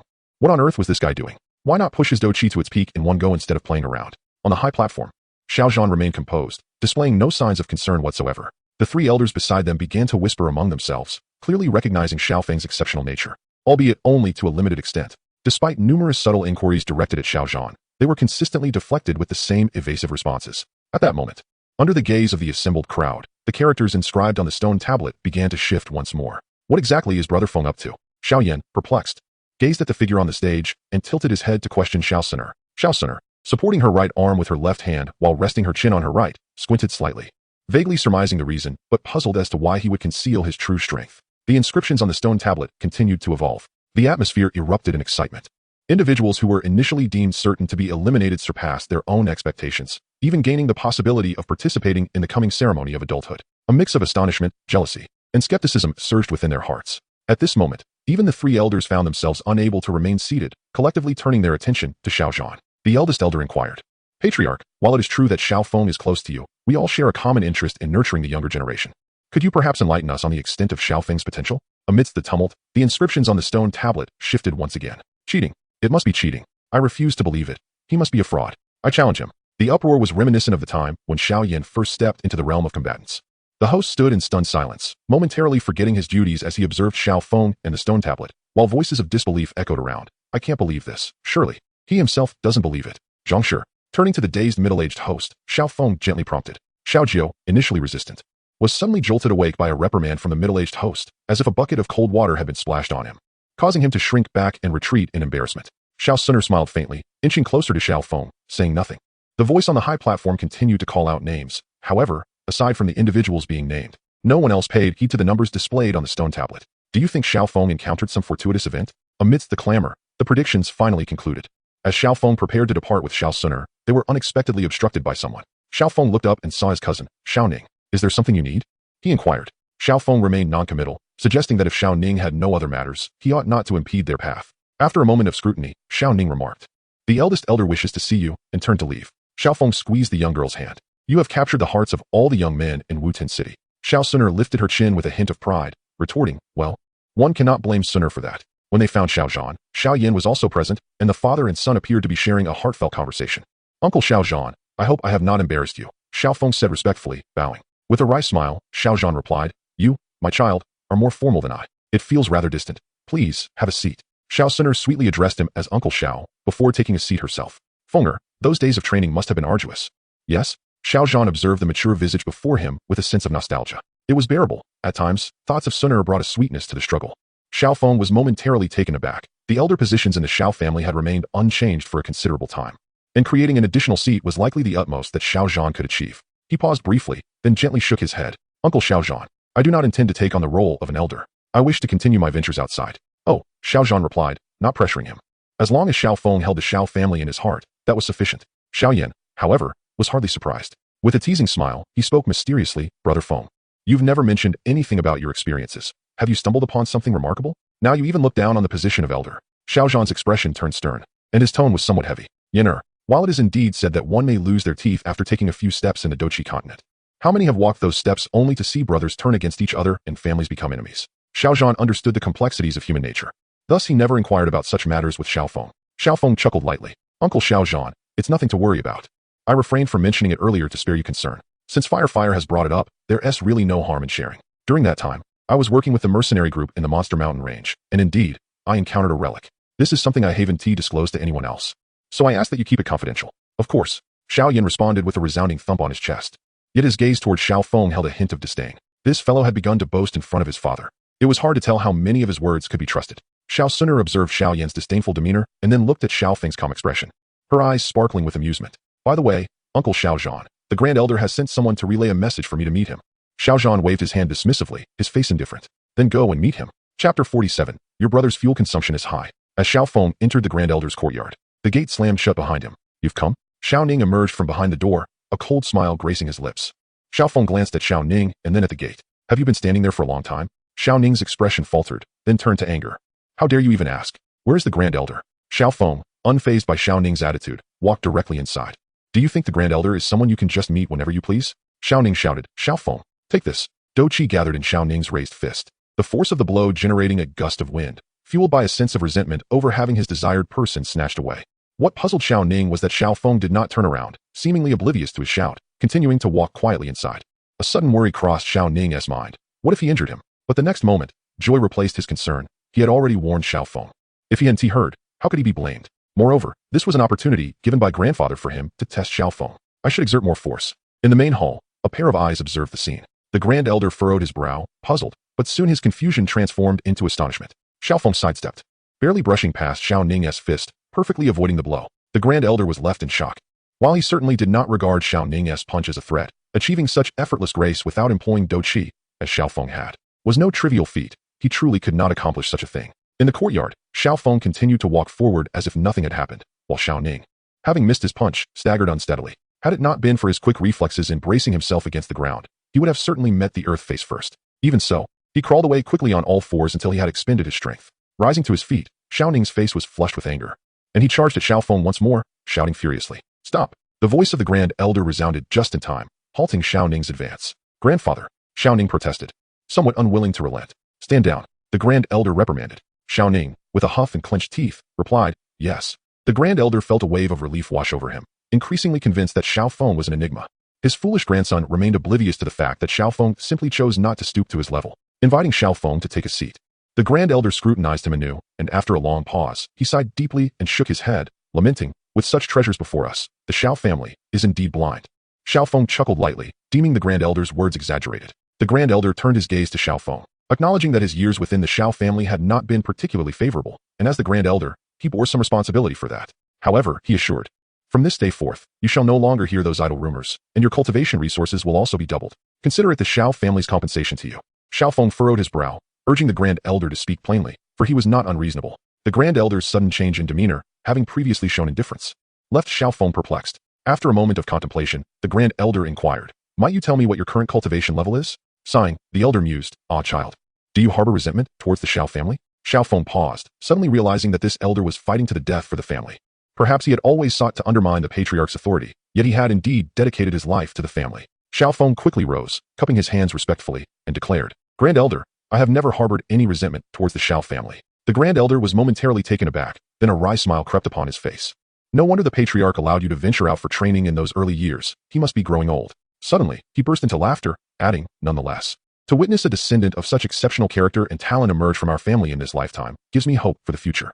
As Xiao Feng departed from the Grand Elder's residence, he found himself smiling. This family indeed had many charming aspects. The Grand Elder watched him leave, closing his eyes in contemplation, and murmured, "Though I am the patriarch, I am still your elder, and this is excessive." No one noticed that there was a small lion being beaten in Xiao Feng's courtyard. Time flew by, and as the day for the adult ceremony approached, a shadow of gloom shrouded the faces of everyone in the Xiao family, devoid of any joy or anticipation. On this very day, a lifeless corpse was displayed at the entrance of the Xiao family. The body bore no flesh, resembling a mere skin wrapped around a skeleton, clad in neatly draped clothing that hung loosely over the remains. "Adi, your demise is truly tragic. Who could have committed such an atrocity? Just yesterday, everything seemed fine. How could it have come to this?" A heavy sorrow and indignation settled in the hearts of all. In the hall, nearly all the elder members of the Xiao family had gathered. "What are everyone's thoughts on this matter?" Xiao Zhan wore a stern expression, his eyes brimming with rage. "Clan leader, I believe it is the work of the Gali family. Let us confront them and demand they surrender the murderer." The third elder pondered for a moment, recalling the recent inexplicable disappearances of certain clan members, likely caused by the same group. Silence enveloped the room once more as everyone waited in anticipation. Before long, someone entered the hall, reporting to the clan leader and esteemed elders, "There have been no developments from the Gali or the Oba families." "Very well, you may leave," came the response. At this moment, the expressions of all present fluctuated between hope and despair. Why was it that only the Xiao family faced such troubles? Outside the hall, a group of youths had gathered, seemingly eager for the clan leader's command to march against the Gali family. "Master, who else could possibly be targeting the Xiao family?" Xiao Yan was preoccupied with concocting potions to deal with the Gali family, while simultaneously monitoring the mysterious disappearances and the matter of the desiccated corpse. A chill inexplicably coursed through him. Although the sun shone brightly, a sense of unease settled over his heart. "Master, please refrain from making such unsettling speculations. No, this is no mere conjecture. Generally, after death, a body retains some semblance of spiritual energy, yet that corpse was devoid of any life force. As if carved from desiccated wood, no insects would dare approach it, even in the wilderness." "I don't know," Xiao Yan muttered. "I shall consult Feng Ge." He hurried towards Xiao Feng's courtyard. Upon glancing at the small lion soundly asleep in the corner, a flicker of sympathy crossed Xiao Yan's eyes. Under the relentless training regimen of the fervent Xiao Feng, the little lion seemed utterly drained of energy, often found either enduring punishment or napping. "Feng Ge," he called out into the main hall, only to be met by the figure of Xiao Suner stepping forth. Xiao Yan, unperturbed, casually inquired, "Sister Suner, where's Feng Ge?" "He is not here," Xiao Suner replied, worry etched across her brow. As Xiao Yan prepared to step further inside, the unexpected news left him momentarily stunned. "What? Feng Ge is not here." He scrutinized Xiao Suner, noticing her troubled demeanor, and furrowed his brow. "What happened? Is there an issue?" "Brother Feng is missing," Xiao Suner expressed. Her autumn-like eyes filled with anxiety and concern. "Missing?" Xiao Yan dashed into the room to check. "Is he perhaps at the back mountain?" Xiao Suner shook her head, her tone somber. "We have already searched the back mountain and the combat arena. He is nowhere to be found." "Could he have gone out?" Xiao Yan suggested, but suddenly, a phrase echoed in his mind, mysteriously vanished. Though no one uttered a word, it was tacitly accepted that those who mysteriously disappeared would likely never return. The three major families were tightening their ranks, reluctant to suffer further losses, and had ceased sending members out of the city except for essential matters. Yet last night, Xiao Feng had clearly been within the city, amidst the family, and now he had simply vanished without a trace. After articulating that thought, a wave of unease washed over Xiao Yan. He suppressed his apprehension and calmly reassured, "Sister Suner, do not worry. Feng Ge may have simply gone to the market. Shall we search for him together?" With that, he rushed outside. Just as he exited the courtyard, the voice of the medicine elder resonated within his mind. "Little one, I advise you not to venture anywhere, just like that girl. Remain at home and wait patiently. Why? If your brother cannot handle it, your presence would only lead to your demise." However, Xiao Yan paused. "Isn't there still a teacher like you?" The subsequent words from Yao Lao left Xiao Yan in shock. "Even counting me, it is impossible to retreat unscathed. How can that be?" Xiao Yan clenched his fists. "Just how formidable is my brother Feng? How could even you, teacher, be at a loss? No need for further inquiries. Simply focus on your own path." Yao Lao sighed, genuinely fearing that divulging Xiao Feng's situation might shatter his disciple's spirit. "Just wait here. Do not wander elsewhere. The one who harmed your kin may be quite extraordinary, but you must have faith in your brother. He is no ordinary opponent." Xiao Yan smirked. Such words hardly seem human. Chapter 48. The mysterious figure in Xiao Feng's courtyard, the small lion, soundly asleep, was suddenly roused. Its demeanor shifting to one of vigilance as it glanced to the side. There, unbeknownst to it, stood another individual. "Ling Lao, have you heard any news?" Upon seeing the person, Xiao Suner hastily inquired. Observing the urgency in her gaze, Linging lowered his head and shook it. "The aura of young Master Xiao Feng has spread from here to the family's entrance, but beyond that, I cannot detect anything further." "How could this be?" Xiao Suner, undeterred, pressed on. "What about outside the city? Is there no trace of brother Feng beyond the city?" Linging regarded the young lady before him. Aside from 4 years ago, he had never seen her so anxious, prompting a sigh from him. "We have already searched outside the city, and there is likewise no trace of young Master Feng. However, there is no need for excessive concern. Given young Master Feng's prowess, the absence of his aura suggests he is unharmed. Moreover, due to his cautious nature, unless he chooses to, no one could inflict harm upon him." The news of Xiao Feng's disappearance quickly reached Xiaozhan. The entire hall erupted in chaos. "Silence. In the name of the clan leader, everyone must scour every corner of Wutan City to find Xiao Feng." Xiaozhan slammed the table, his demeanor fierce. "If he cannot be found within the city, then we shall search outside." Yet, some voiced their concerns, but leader, the other two families have congregated within the city. Should they seize the opportunity? An elder interjected with skepticism. "Enough. Let us refrain from further discussion. I support the leader's course of action." The grand elder suddenly spoke, drawing the attention of many, their eyes filled with confusion. It seemed as though two historically discordant individuals were reaching an accord. Xiaozhan paused, meeting the grand elder's gaze. Taking a deep breath, he continued, "All members of the Xiao family, heed my command. Immediately cease your current tasks and locate Xiao Feng." While the entire Wutan city was in turmoil due to Xiao Feng's situation, he himself appeared near the mercenary town. In the early hours, as Xiao Feng sensed a strange, yet formidable aura approaching the Xiao residence, he emerged to find a corpse at the family entrance. Connecting this with the recent mysterious disappearances, he promptly followed that ominous aura. Initially, Xiao Feng concealed his aura, trailing from a distance. However, upon realizing that the other party was deliberately luring him out, he ceased his pretense, unfurling his vast wings of battle energy and pursuing the distant shadow with all his might. Who could this individual be? Xiao Feng furrowed his brow. Whether relying on sight or sensing with his soul force, all that lay before him was a mass of darkness, reminiscent of the Soul Clan. With the figure shrouded in a veil of black mist, the chase persisted for an extended period, the river and hills beneath them swiftly receding. Finally, as they neared a mercenary town, the figure ahead came to a halt. Xiao Feng refrained from recklessly approaching, instead scrutinizing the individual, whose silhouette was enveloped in mist. Yet, the stark contrast of behavior compared to the Soul Clan left him perplexed. Everything had changed. This individual was not present in the original narrative. With this thought, Xiao Feng grew increasingly vigilant. At that moment, the figure turned, perhaps sensing Xiao Feng's wariness, and drew a little closer. As Xiao Feng attuned to his surroundings, he continued to assess the other. What was the purpose of bringing me here? The figure paused ahead, and even though his body remained concealed in the black mist, Xiao Feng could still feel a gaze fixed upon him. The figure spoke. "You are Xiao Feng?" His voice was calm, tinged with a hint of mockery, and Xiao Feng felt as though he could glimpse the smirk behind the mist. Xiao Feng's brow knitted tightly, his lips pressed together, and he slightly shifted his shoulder, silently observing the shadow without uttering a word. Noticing Xiao Feng's demeanor, the shadow fell into silence for a moment before continuing, "To keep pace with me, you must possess at least the cultivation of a battle king. In this desolate, ravaged world, where even the last ancient village has perished, who exactly are you?" At that instant, the dynamics of their identities seemed to reverse. The one who should have been questioned was now inquiring about the other's identity. A rather absurd turn of events. Xiao Feng's expression remained unchanged, his breath and heartbeat steady, yet the battle energy within him surged and accelerated. A multitude of thoughts whirled in his mind, racing through his consciousness like fleeting shadows. Suddenly, a name materialized, and all the chaotic thoughts fell into place, becoming coherent and orderly. The soul-devouring clan. But hadn't they been exterminated? Indeed, even remnants of the Xiao clan's bloodline persisted. Could it be that the soul-devouring clan had truly been obliterated? Xiao Feng lowered his gaze, continuing to speculate. What if the rumors of their annihilation were exaggerated? and a small faction still thrived within the Battle Chi continent, concealing their identities and passing down their legacy through generations. In an instant, everything seemed to align with an answer. Yet, this raised a new question. Was the individual before him a member of the soul-devouring clan, or merely an imposter mimicking their traits? At that moment, Xiao Feng lifted his gaze to the shadow, his expression growing cold and his eyes sharpening like a blade, poised to pierce through the mist. Regardless of who you are, the lives of the Xiao clan are not so easily claimed. The shadow laughed heartily, seemingly unfazed by Xiao Feng's hostility, and there was an air of anticipation in his tone. Is that so? Let me see the extent of your confidence in making such claims. Before the words could fully escape his lips, a sword-like shadow, no larger than a palm, swiftly intervened. In an instant, the small blade vanished into the swirling black mist, disappearing as if it had never existed. Not bad. A voice, neither warm nor cold, emerged from the darkness. Xiao Feng gazed intently at the mass of black fog, his pupils constricting slightly, and his expression grew increasingly grave. Though the strike appeared ordinary, Xiao Feng understood that it possessed the power to breach even the defenses of a dozone. Yet, it had failed to leave a significant impact on the individual before him, compelling him to exercise caution. Just as this thought took root, the black mist stirred, and a thick iron chain suddenly burst forth, slicing through the darkness with a cacophonous clatter, hurtling toward Xiao Feng. The Soul Clan. A look of shock quickly spread across Xiao Feng's face. All prior assumptions had been erroneous. There was no Ling clan involved. It was the Soul Clan orchestrating this chaos. With no time to ponder further, the iron chain was now less than 2 meters away, prompting Xiao Feng to take a decisive step forward. He pivoted his hips, utilizing his waist to propel his body, channeling his entire strength into his right fist as his internal Duki rapidly coalesced, enveloping his hand. At the moment of impact between the chain and his fist, Xiao Feng's strength reached its zenith, an unstoppable force. In that fleeting moment, Xiao Feng gained a profound understanding of the true essence of inheritance.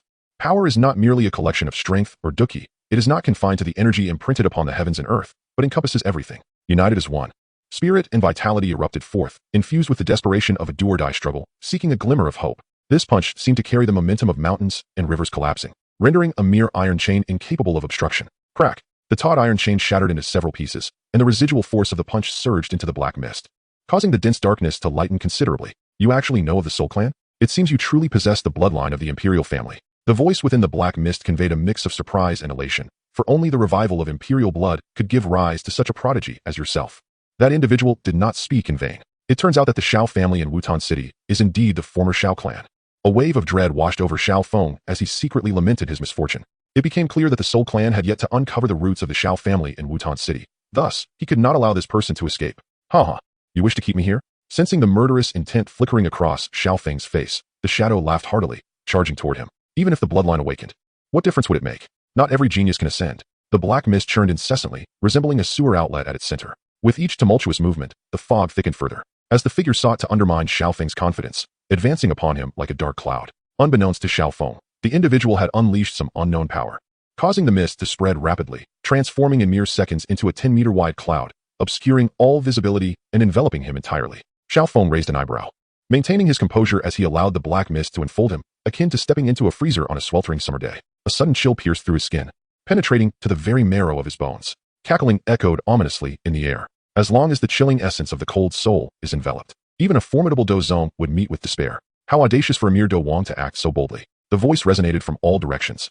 Omnipresent within the black fog, the sound of clanking chains echoed ominously, yet no chains could be seen. The surroundings were as dark as a starless night, swirling with inky mists, and only the clatter of chains heralded the impending assault. Even movement is restricted. Xiao Feng raised his hand, only to feel as though he had plunged into a quagmire, resistance surrounding him. The faster he moved, the greater the resistance became. What was even more terrifying was that even the circulation of his Do Qi was affected. To the left, to the right, sounds approached from every direction, and Xiao Feng's gaze darted around. He could see nothing, merely responding instinctively to the sounds. The clanking of chains grew increasingly pronounced, and even his body could sense the changes in the black fog caused by them. In that instant, Xiao Feng closed his eyes. From behind, boom, the chains shattered the protective barrier, striking Xiao Feng's back with such force that even his soul felt the sting. A dull thud reverberated through the black mist. Cough. A mouthful of blood spewed forth, causing Xiao Feng to stagger a few steps, narrowly evading 2 chains that swung from either side. Well done. The figure within the black fog snorted coldly, seemingly infuriated by Xiao Feng's evasion. In response to his fury, the chains danced wildly, twisting and overlapping like 2 entwined serpents, ensnaring Xiao Feng before he could react. At that moment, the figure's confidence surged, and he sneered. Imperial bloodline? What of it? But just then, Xiao Feng abruptly lifted his head, his tightly shut eyes snapping open, a subtle smile gracing his lips. At last, I found you. Chapter 49, Confronting the Dozong Head-On. As Xiao Feng's voice resonated, countless sword shadows manifested, each varying in hue, some interlaced in yellow and gray, others enshrouded in black mist, some pure white, and others a riot of colors. What on earth is this Do technique? The voice within the black fog was filled with astonishment, for it was the first time he felt a sense of unease. The swords of different colors unmistakably held distinct Do Chi attributes.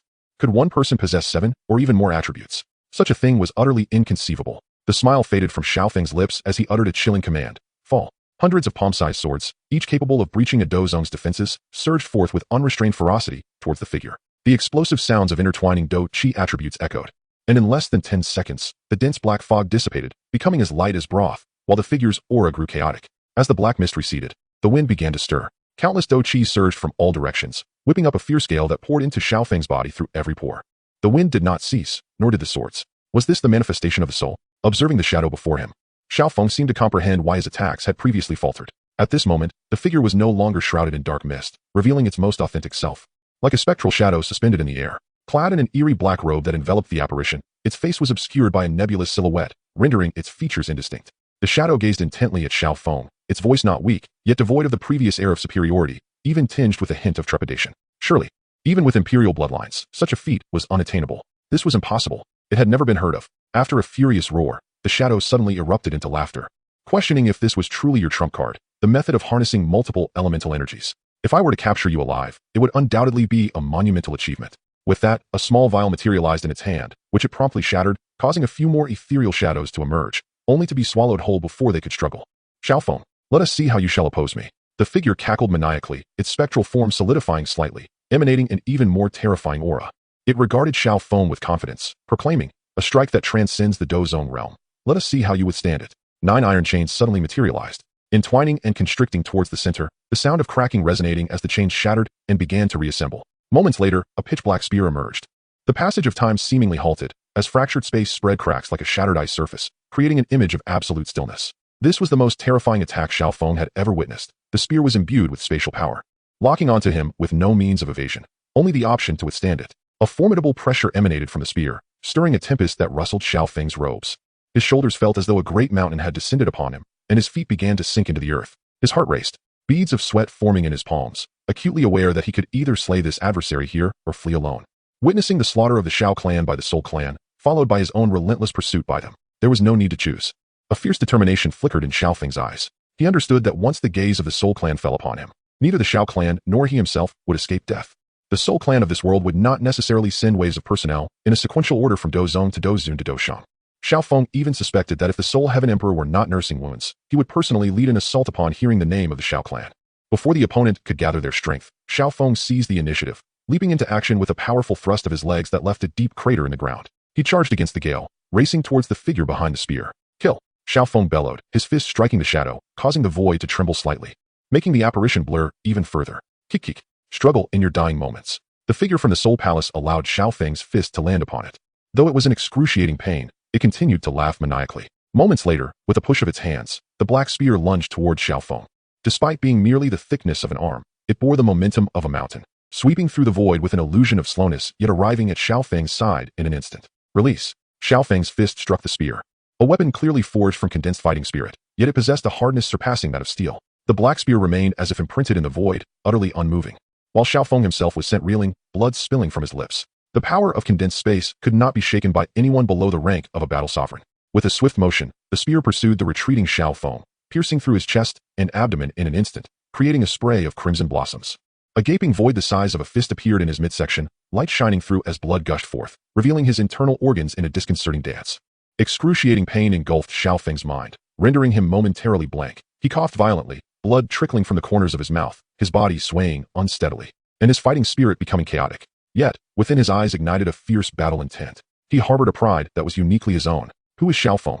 Even in death, I shall never perish at the hands of a mere nameless pawn. A blend of madness and relentless determination surged within him as he charged once more towards his adversary. Such talent and tenacity, if not prematurely extinguished, could truly ascend to the pinnacle of power. The man regarded him with an air of indifference. In his eyes, Xiao Feng was already a captive, merely requiring gradual depletion of his fighting spirit and energy. The dark spear moved again, crashing down towards Xiao Feng's back like a long staff. The previously composed Soul Palace expert suddenly emitted a soft gasp, turning to the side. What kind of fighting technique was this? As the spear struck, Xiao Feng's body shattered. Yet from the shadows emerged another version of him, wielding his left fist in a descending strike. The shadowy figure waved both hands, summoning a thin barrier of residual soul power to deflect the blow, while the spear swung once more, targeting Xiao Feng's chest. Now perilously close to his foe, Xiao Feng hastily raised his arms. The spear descended, sending him flying backward. Crack! It seemed as though his arms had been shattered. With his hands hanging limply, he pressed on, his steps unwavering. Surrender was but a desperate struggle. The man scoffed derisively at Xiao Feng's actions. Xiao Feng's gaze was resolute. It was far too early to determine victory or defeat. As his words fell, a 3-meter-long sword materialized abruptly, with fighting spirit swirling around it in a frenzy. Drawing in all attributes towards this singular point, a tempest arose, choking the very air. With boundless fighting spirit infused within, the long sword became increasingly solid, radiating a white sheen, exuding a breath of life. The blade momentarily pointed at the spear, then shifted towards the shadow. This sword encapsulated all of Xiao Feng's essence. Even a significant portion of his soul power was poured into it, emanating a formidable aura characteristic of a battle sovereign, compressing the very space around it. Even more potent than the blade summoned that fateful night at Yinshan, the Soul Palace expert felt a wave of unease wash over him. This was clearly a mere battle king, yet he wielded power that could only be controlled by a battle sovereign. How could this be rationalized? To his astonishment, he realized that the sword even contained the essence of soul power. What manner of monstrosity was this? A bewildering array of bizarre fighting techniques unfolded before him. The shadow cursed quietly, initially intending to capture Xiao Feng alive. However, the incessant and unfamiliar strange fighting techniques filled him with an escalating unease. He had witnessed too many failures in the depths of darkness. Even the prospect of a generous reward for capturing Xiao Feng did not compel him to hold back any longer. The spear moved, lunging towards Xiao Feng's heart. The long sword swayed lightly, and the seemingly unstoppable black spear veered off course, merely grazing Xiao Feng's shoulder and leaving a trail of blood. The man snorted coldly, visibly displeased with this outcome. Then I shall sever your sword. He held absolute confidence in his spear. Unless a master of combat intervened, no one could break his defense. Xiao Feng's gaze remained fixed on the shadow. If he could sever the hand gripping the spear, no matter how formidable the weapon, it would pose no further threat. You dare, boy. The shadow was taken aback. Xiao Feng was clearly willing to exchange lives, disregarding the threat of the spear and directly maneuvering his sword towards himself. He could certainly endure the sword's assault and impale Xiao Feng with his spear, but what if he could not withstand that strike? Having occupied a high position for many years, he had grander ambitions yet to fulfill and was unwilling to trade his life for that of a mere combat king. At this moment, the illusory shadow blurred once more, evidently straining to control the black spear. Yet the sword showed no signs of slowing. With the majority of his soul power concentrated within it, the sword moved with fluid grace, carving an arc through the air as it advanced towards the shadow. Do you truly seek death? The shadow seethed in fury, reasserting control over the spear to block the attack. A resounding clash echoed as the long sword was forced back several meters, while the spear retreated only a few. Sever it, the shadow bellowed, accelerating the spear towards the sword. The sword, capitalizing on its superior agility, evaded while drawing closer to the shadow. Despite the shadow's nebulous grip, it left behind strange luminous imprints, rapidly inscribing the void with the essence of spatial loss. Xiao Feng's eyes gleamed, almost radiating light. To him, these were not mere seals but a series of minuscule forces interlinking to form a greater momentum, akin to a chain reaction of dominoes, ultimately stirring the very fabric of space itself. Is this how one of the combat sovereigns influences space? Blast it! How can this lad be so precise? The shadow roared in frustration, feeling akin to a turtle stuck at the threshold, unable to advance or retreat, a situation best described by a single word: perplexed. The power of space in his hands was in a state of flux. Whether unleashed or dissipated, it would recoil upon him. Yet, the long sword offered him no time for contemplation and was already slicing through the air once more. Sever it! The shadow growled fiercely, maintaining his spatial power while channeling soul energy to manipulate the spear. With a thunderous crash, the long sword was deflected by the spear, but quickly adjusted its blade and aimed anew. Freeze! The shadow thrust both hands forcefully, unleashing the spatial power, instantly immobilizing the long sword that was less than 2 meters away, even restoring the collapsed space into a still tableau, like a painting suspended in time. As the force of space was unleashed, the shadow became increasingly indistinct, now resembling a ghost, ethereal as smoke, poised to dissipate at any moment. Yet, his voice was filled with an unusual exuberance, exclaiming, "Look, I have severed your sword." The spear, thrust towards the long sword, was immobilized by the power of space. Evasion was no longer an option for the long sword, leaving Xiao Feng helplessly watching as the spear approached swiftly. Crack! The long sword shattered. A thunderous roar erupted from the point of impact, and a tempestuous gale surged in all directions. The shadow, fixed in the air like the spear, remained motionless, his robe billowing dramatically. The spear was aimed at Xiao Feng, and a palpable aura of murder emanated from the shadow. He was now filled with rage. Amir Do Wang had exhausted his trump cards and inflicted such severe injuries upon him, leaving no choice but to forfeit Xiao Feng's life. Chapter 50. Grave Injury. The long sword was forged from the essence of Xiao Feng's spirit, and with its destruction, he too was left in a dire state. He coughed up blood repeatedly, collapsing to the ground, his spirit utterly depleted. "Old man," he began, only to spew another mouthful of blood, yet his face bore a smile. Unbeknownst to anyone, from the shattered sword emerged a complex and eerie pattern, which instantaneously branded itself onto the shadow's body. "You." At that moment, the shadow finally sensed the change. He hastily summoned his soul power to resist, but it all seemed futile, as the very soul energy intended for defense was absorbed by the pattern, causing it to solidify further. "What on earth is this abomination?" The shadow's voice quaked with fear. He felt an inexplicable aura emanating from the bizarre pattern, reaching towards every strand of his soul power, and he realized that it would not be long before he became a mere puppet. Panic consumed him. He had never encountered such a strange phenomenon capable of controlling the soul. At this juncture, the shadow's attention abruptly shifted to Xiao Feng, and the pitch-black spear began to stir. He dared not use his soul power to resist the pattern any longer. Instead, he aimed to slay the youth before succumbing to enslavement. Whoosh! Like a breach in space, the dark spear materialized before Xiao Feng in an instant. The fierce wind tousling the boy's hair, revealing a pair of eyes that were chillingly calm. Even in the face of death, Xiao Feng's gaze remained serene. He struggled to raise his already severed hand, and an inexplicable aura began to swirl around it. Crackle, crackle. Bone after bone shattered, overwhelmed by the insurmountable force. The dark spear was now close to his chest, its frigid killing intent already seeping into his marrow. In that final moment, Xiao Feng gently pushed with his right hand, the mysterious aura at his fingertips suddenly shooting forth to land upon the spear. The spear, which had penetrated him by a mere inch, came to an abrupt halt.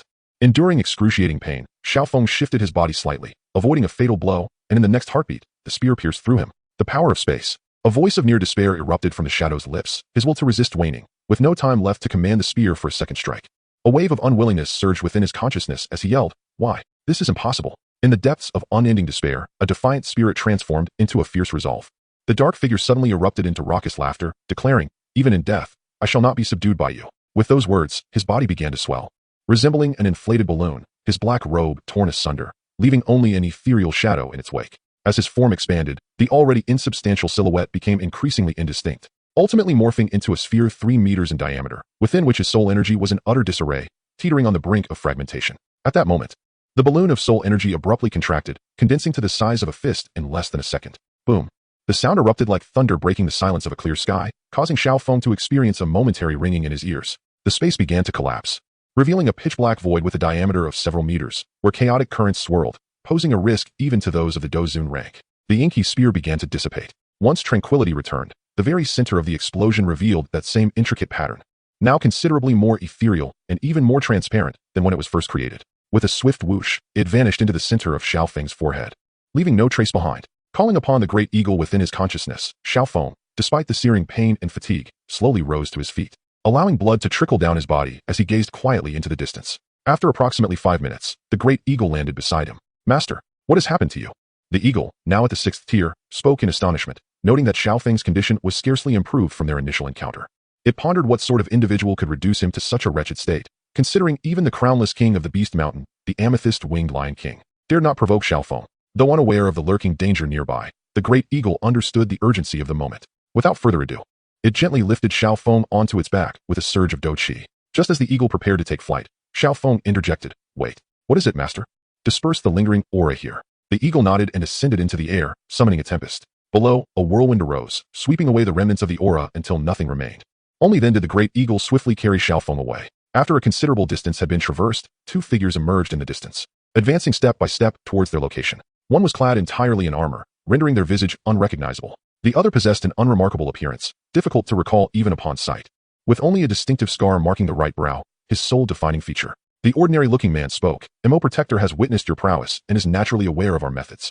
Their appearance in this life-or-death scenario indicates that he is not the person we seek." The armored figure surveyed the terrifying remnants left behind, sensing the lingering ominous energy in the air, and nodded in agreement, murmuring in a grave tone, "You are correct. I share your sentiment." The ordinary-looking man retorted, "Then why did you not act to detain him earlier?" The armored figure shook his head, producing a sound reminiscent of clanging metal, seemingly at the end of a powerful bowstring, yet exuding an even greater sense of danger. With that, he turned to leave, offering no further acknowledgement. "Oh, this is intriguing."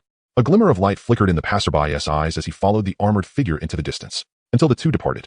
A pair of eyes concealed in the shade of the trees quietly retreated. This time, the great eagle no longer hesitated.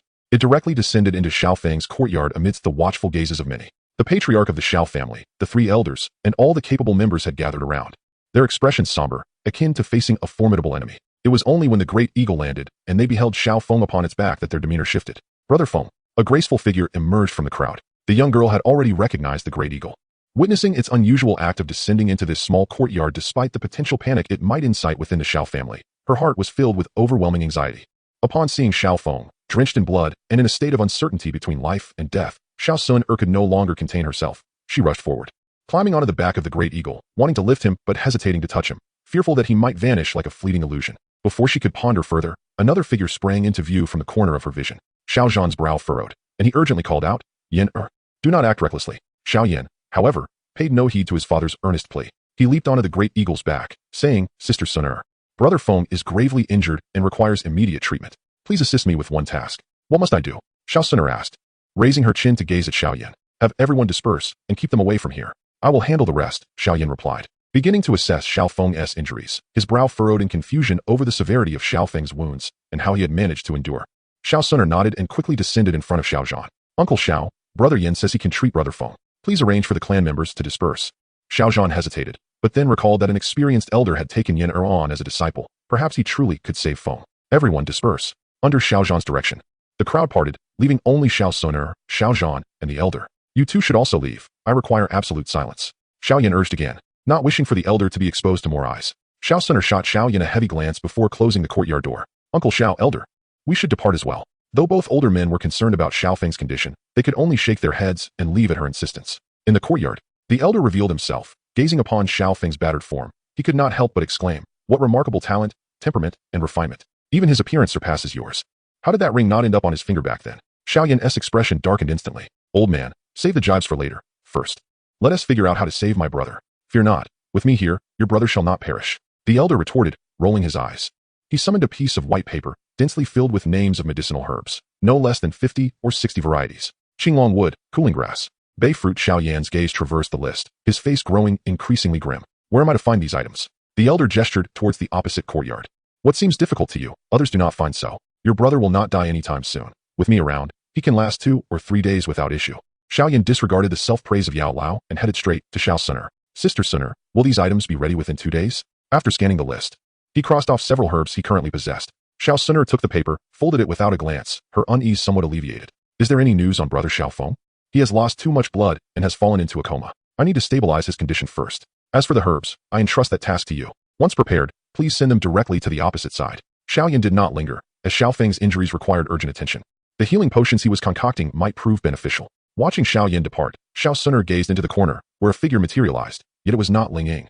When the Great Eagle had appeared earlier, Xiao Sun had instructed Ling Ying to investigate in the opposite direction. She needed to uncover who had harmed Xiao Feng. Deliver the herbs on this list within a day. Xiao Sun handed over the paper, her voice cool and composed. The person accepted the list without a glance, merely nodding in acknowledgement before vanishing into the shadows. In Xiao Feng's courtyard, Yao Lao scrutinized him with growing delight in his eyes. Ah, truly a promising talent. With another mentor to guide him, achieving Dozun is merely a matter of time. Hey, old man, your gaze seems rather inappropriate. Are you contemplating taking advantage of the situation? Xiao Yan barked, his expression darkening. You little rascal. A dog cannot produce ivory from its mouth. Yao Lao shot a glare at Xiao Yan. What do you know? I am merely nurturing talent. Disregarding Yao Lao, Xiao Yan intended to treat Xiao Feng's wounds, but was halted by Yao Lao. Hold on. Do not rush to treat those injuries. Keep them as they are for now. What do you mean? Xiao Yan asked, a hint of displeasure creeping into his tone. Yao Lao spoke cryptically. This is an excellent opportunity for your brother to rebuild his foundation. Chapter 51. Healing. When Xiao Feng awoke, he found himself submerged in a bath. Outside the tub, Xiao Huohuo was diligently adding firewood. Noticing the sound of water, Xiao Yan handed over some firewood before looking up to meet Xiao Feng's gaze. A grin spreading across his face. Brother Feng, you're finally awake. With Yao Lao's assurance, Xiao Yan's worries were somewhat alleviated. Yet the fact that his elder brother had been unconscious weighed heavily on his mind. Seeing Xiao Feng open his eyes brought him a profound sense of relief. Xiao Feng looked at Huohuo's weary face, feeling warmth in his heart, though he refrained from saying much. He nodded slightly, then furrowed his brow as he looked down at the bath. His injuries were not trivial, and while external wounds could be managed, why was he simmering in this concoction? What is this? As he caught the faint scent of herbs, he attempted to scoop some water, only to be reminded of his broken hand by a sharp pain. What is this? This is a special medicinal solution prepared by the master. How does it feel? Xiao Feng closed his eyes, silently assessing the effects. There seemed to be a slight improvement. Not bad. Huohuo, you've worked hard. Xiao Feng smiled. What? Are you planning to help me seek vengeance? Xiao Yan smiled wryly, revealing a look of inner turmoil. Let us not speak of vengeance. Although I am unaware of your current realm, I can glean a fragment of understanding from my teacher's tone. The individual who inflicted such wounds upon you would surely be beyond my capabilities as an adversary. As the conversation progressed, Xiao Yan's expression shifted. Rather than adopting a serious demeanor, it was tinged with the resentment of a companion abandoned. Yet, Brother Feng, I am still your younger sibling. Is it not rather inconsiderate of you to withhold information and exclude me from matters that concern you? Take this instance. For example, while I may not assist you in combat, surely I can concoct some healing potions for you, cannot I? The courtyard door creaked open, and a graceful figure entered, exuding warmth and elegance, her demeanor serene, reminiscent of a lady from a painting. However, the delicate bloodshot hue in her water-like eyes marred this beauty. Upon hearing the conversation, I surmised that Brother Xiao Feng had awakened. The young maiden gazed at Xiao Feng, explaining the reason for her sudden appearance. Xiao Feng cast a fleeting glance at the girl standing in the doorway before lowering his gaze. "Sooner, I apologize for causing you concern," he said. Footsteps approached. "Brother Xiaoyan, may I have a moment alone with Brother Xiao Feng?" "Oh, certainly. Just be sure to keep the fire alive," he replied. "Yes, Sooner will take care of it." Xiaoyan rose and stepped outside. Xiao Feng remained composed, sensing the suppressed fury beneath the girl's calm exterior. With her delicate hands reaching into the bath, the unique and soft voice of the girl echoed in his ears. "Brother Xiao Feng, do you find the water too hot?" "It is bearable." Suddenly, Xiao Feng noticed a flicker of golden flame ignite from her jade-like hand, causing the water level in the tub to diminish slightly. Cold sweat instantly streamed down his brow. Was his beloved wife truly intending to roast him with this fourth-ranked strange fire? Xiao Feng swallowed hard, realizing he needed to clarify matters. "Sooner, please, let me explain." "Brother Xiao Feng, do not speak just yet." He gulped again, choosing to close his eyes, resigning himself to whatever fate awaited him, hoping only that his wife would vent her frustrations. The once warm water rapidly transformed into scalding heat, indicating that the girl was indeed quite upset. As the temperature continued to rise, Xiao Feng felt a flash of golden light before his eyes, a brief sting, followed by a wave of warmth flowing through his body, gently coursing through his limbs and veins. Unable to resist, Xiao Feng opened his eyes, only to discover that the girl had somehow moved behind him. Her hands pressed firmly against his back, beads of sweat adorning her fair face. Mastering the strange fire was still exceedingly taxing for Xiao Suner at this stage. "Brother Xiao Feng, please remain still." Heeding her slightly serious tone, he quickly straightened his posture. The strange fire cautiously navigated around each wound, meticulously aligning the meridians throughout his body, akin to a full-body massage, allowing blood and energy to flow freely. Once her tender hands withdrew from his body, Xiao Feng could no longer restrain himself. He turned his head to look back. At this moment, Xiao Suner appeared pallid, beads of sweat adorning her delicate face. She sat sideways on a chair, her body leaning against the table, her upper half sprawled there as she exhaled wearily, her dark, lustrous eyes unwaveringly fixed upon Xiao Feng. Within them resided the entirety of his figure. It was as if a bolt of lightning had surged through Xiao Feng's mind and heart, and at that instant, her name echoed throughout his thoughts, Suner. Only at such times did he truly comprehend the profound weight of the girl's worries. "Brother Feng, Suner is here. You may rest assured and recuperate." The girl was indeed exhausted, her head resting heavily on the table, yet her gaze remained attentive to the flickering flames. Suddenly, a jolt coursed through Xiao Feng's heart, inexplicably recalling a scene from the illusion, where the girl too had lain upon the table. His heart felt as though it were being gripped mercilessly by an invisible hand, a sharp pain piercing through his chest. A sense of crisis surged forth instantaneously. He clenched his teeth and nodded. Time flew by, and in the blink of an eye, half a month had passed. Xiao Feng had gracefully evaded the complexities of the coming-of-age ceremony, while still securing his qualification to remain within the family for cultivation. Despite considerable opposition from many within the clan, both Xiao Zhan and the Grand Elder had surprisingly reached a consensus. The two most powerful figures in the Xiao family united, quelling all dissenting voices and efficiently resolving all matters, to such an extent that even Xiao Feng, who was recuperating in the small courtyard, remained oblivious. On the surface, no one discussed the matter any longer. However, behind the scenes, some inexplicable rumors began to circulate. "Hey, have you noticed how the clan leader and the Grand Elder are quite protective of Xiao Feng? Who in the Xiao family doesn't he know that? But do you know why? What is it? Xiao Feng has become involved with the Grand Elder's granddaughter, Xiao Yu. No way. Isn't Miss Xiao Yu attending the Canaan Academy for further studies?" Having soaked for a few days, Xiao Feng had been moved to a bed, gazing helplessly at Xiao Suner and Xiao Yan, who were reenacting the aforementioned dialogue as if in a play. "Brother Feng, I truly admire you, even in this bedridden state. You can still stir up rumors with cousin Xiao Yu from afar," Xiao Yan teased. Xiao Suner merely smiled, her eyes sparkling with interest as she observed Xiao Feng's exasperated expression, saying nothing. Xiao Feng was at a loss for words. Did those people have nothing better to do? "Brother Feng, after the selection from the coming-of-age ceremony, the remaining members are diligently cultivating," Xiao Suner remarked. "But that doesn't sound quite right. Such topics can easily circulate over a meal, can't they?" Xiao Yan chuckled, producing a bottle of medicine concocted by the old alchemist and placing it on the table. "Brother Feng, take care of your injuries. The registration for Canaan Academy is approaching, and cousin Xiao Yu is waiting for you there. Go away," Xiao Feng replied, casting a disdainful glance at Xiao Yan, finding his presence bothersome. As soon as Xiao Yan departed, Xiao Suner took a seat by Xiao Feng's bedside and fed him the medicine. "Suner, my arm is nearly healed. You needn't do this anymore." "That means it's not fully healed," Xiao Suner replied with a stern expression, her demeanor serious. Xiao Feng could distinctly sense that as his injuries gradually improved, her ire began to manifest more and more. Once he had fully recovered from his injuries, it was only natural that the girl would soon exhibit her full potential. With this thought in mind, Xiao Feng silently swallowed the elixir he had in his mouth. 5 days later, the scabs on his chest and abdomen had fallen away, and the fractured bones had mended. After sending the little lion flying with a single punch, Xiao Feng couldn't help but reflect. Having a master alchemist is truly delightful, as every time he sustains an injury, he is well taken care of. Creak. "Brother Xiao Feng has already recovered," came a cool, unadorned voice from the courtyard behind him, causing Xiao Feng to shudder involuntarily. What was meant to come could not be avoided. "Is that you, Suna?" Xiao Feng smiled as he turned around. "Good morning. It has been a while since we strolled together. Yes, let us wander the back mountain today." However, Suner expressed a desire to venture outside the city today. Despite not comprehending why the typically obedient girl had suddenly opposed his suggestion, Xiao Feng nodded dutifully. Life is like that. If you are not compliant, I shall be. And that is how it is settled. After enjoying breakfast together, the two departed from Wutan City hand in hand. At Suner's request, Xiao Feng summoned a great eagle. With Suner directing the way, she took a few steps forward, reaching out to grasp the air in front of her. Is this where Brother Xiao Feng faced a foe at the dozong level? Her voice was calm, yet her body trembled slightly, the uncertainty evident in her tone. After a prolonged silence, she spoke again. It seems this also involves powers at the level of a venerable one. Observing the delicate figure before him quivering with apprehension, Xiao Feng sighed softly. Indeed. Suddenly, Suner turned around, tears streaming down her face. Yet her voice remained as gentle as ever. But why? That was a dozong. Why would Brother Xiao Feng not share anything with me? I had promised to stay by your side, even in death, yet. Despair etched across her youthful features. She lamented, why won't you tell me anything? You keep pushing me away, not even allowing me the chance to come close. Her hands clutched together, seemingly icy. Her complexion pale, while the magic core on her wrist shimmered with a brilliant light. Brother Xiao Feng, do you see me as merely a burden? Xiao Feng's breath caught. He had never fathomed that the girl harbored such thoughts. As he beheld her tears flowing endlessly, her expression filled with despair yet tinged with stubbornness. He spoke in a deep tone, Suner, please allow me to explain. I am listening. Witnessing his beloved's heartache, Xiao Feng steeled himself, disregarding his reservations, and gently said, Suner, my tale is somewhat lengthy. Allow me to narrate it to you slowly. Chapter 52, The Battle Against the Heavens. Xiao Feng embraced the girl, tenderly wiping away her tears, and began to speak softly. The title of that story is The Battle Against the Heavens. Half an hour later, Suner's tears had ceased.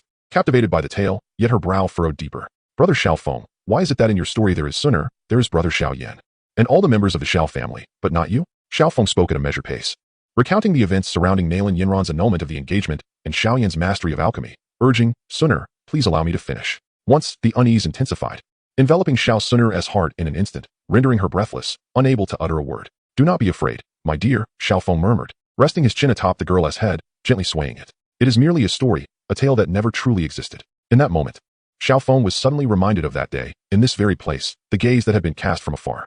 The presence lurking in the shadows stirred a sense of vigilance within him. The girl nestled in his embrace clung to him tightly, terrified that if she loosened her grip, she would vanish into thin air. And what followed? Although the Xiao Suner of the story harbored feelings for Xiao Yan that displeased her, she still longed to hear more.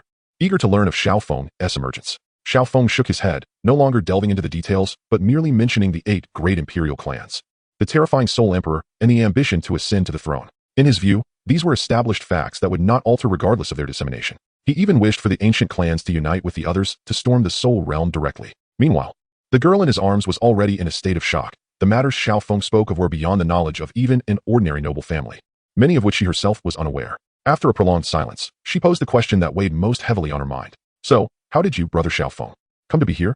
Her voice trembled with unease. Xiao Feng shook his head, admitting his ignorance. So, did Brother Xiao Feng strive diligently to prevent the Soul Emperor? Indeed, it must be that the former patriarch of the ancient clan realized that Xiao Yan was unworthy of Suner, and thus allowed me to meet Brother Xiao Feng.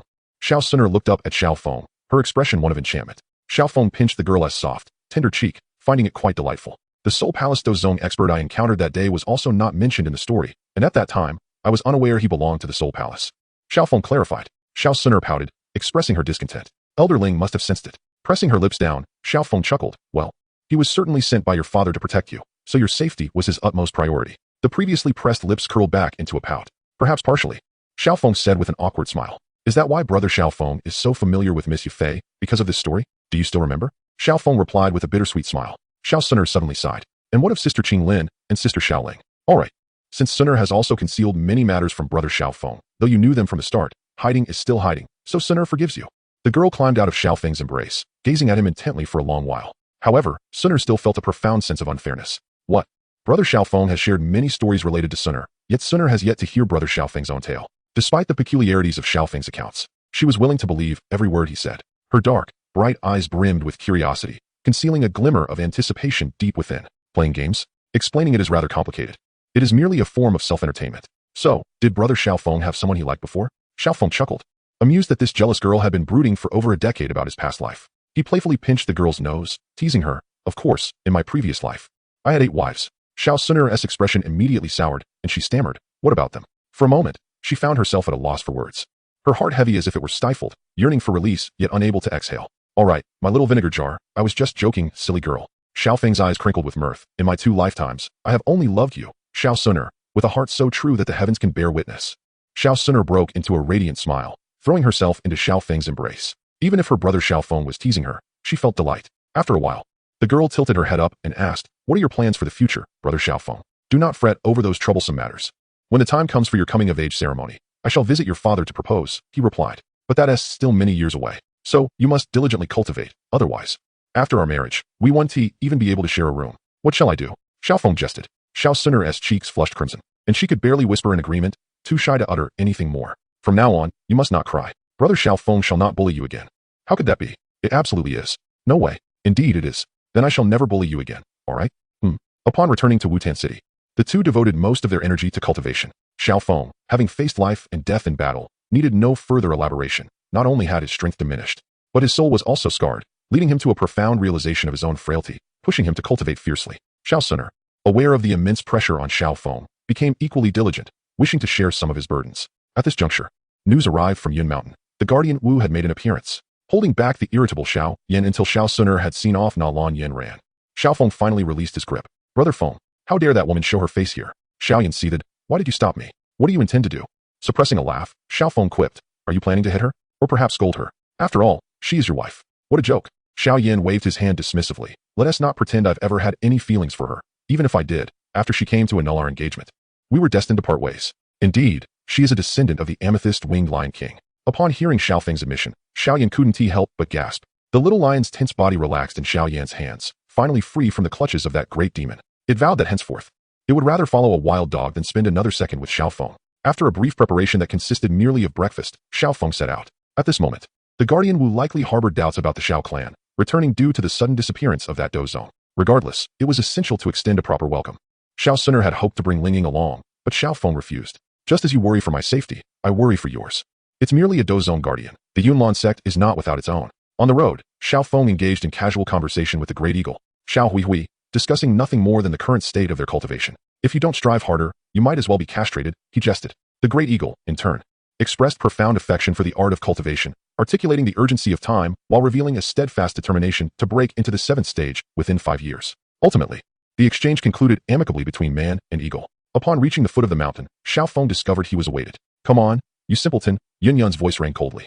"The teacher is already waiting for you." Xiao Feng scratched his head, puzzled by the stark shift in Yun Yun's attitude towards him. Despite having been under his control, Yun Shan seemed less concerned. So why was this apprentice still so troubled? "About your teacher, although it was unavoidable, I must apologize," he said. "You should convey this to my teacher. It seems Yun Shan's prejudice on this matter isn't as significant as yours. It's merely an illusion. How can something with a wind attribute be colder than the East Sea's waves?" Not wishing to further irritate Yun Yun, Xiao Feng fell silent, and the two ascended to the mountaintop in silence. Upon encountering Yun Shan, Yun Yun turned and walked away. When Yun Shan laid eyes on Xiao Feng, his brows involuntarily twitched in disbelief. What had merely been a suspicion now became undeniable. The peak guardian of the Dozong had indeed been vanquished by him. In contrast to their last meeting, Xiao Feng now appeared as if he had just recovered from a serious illness, exuding a faint aura of lingering weakness. And his overall presence lacked the previous gravitas. At that moment, with the timing being fortuitous and possibly within the realm of ability, Yun Shan instinctively thought of Xiao Feng. However, when the guardian of the Mu asked about the existence of Dozun powerhouses within the Gamma Empire, Yun Shan cast Xiao Feng from his mind.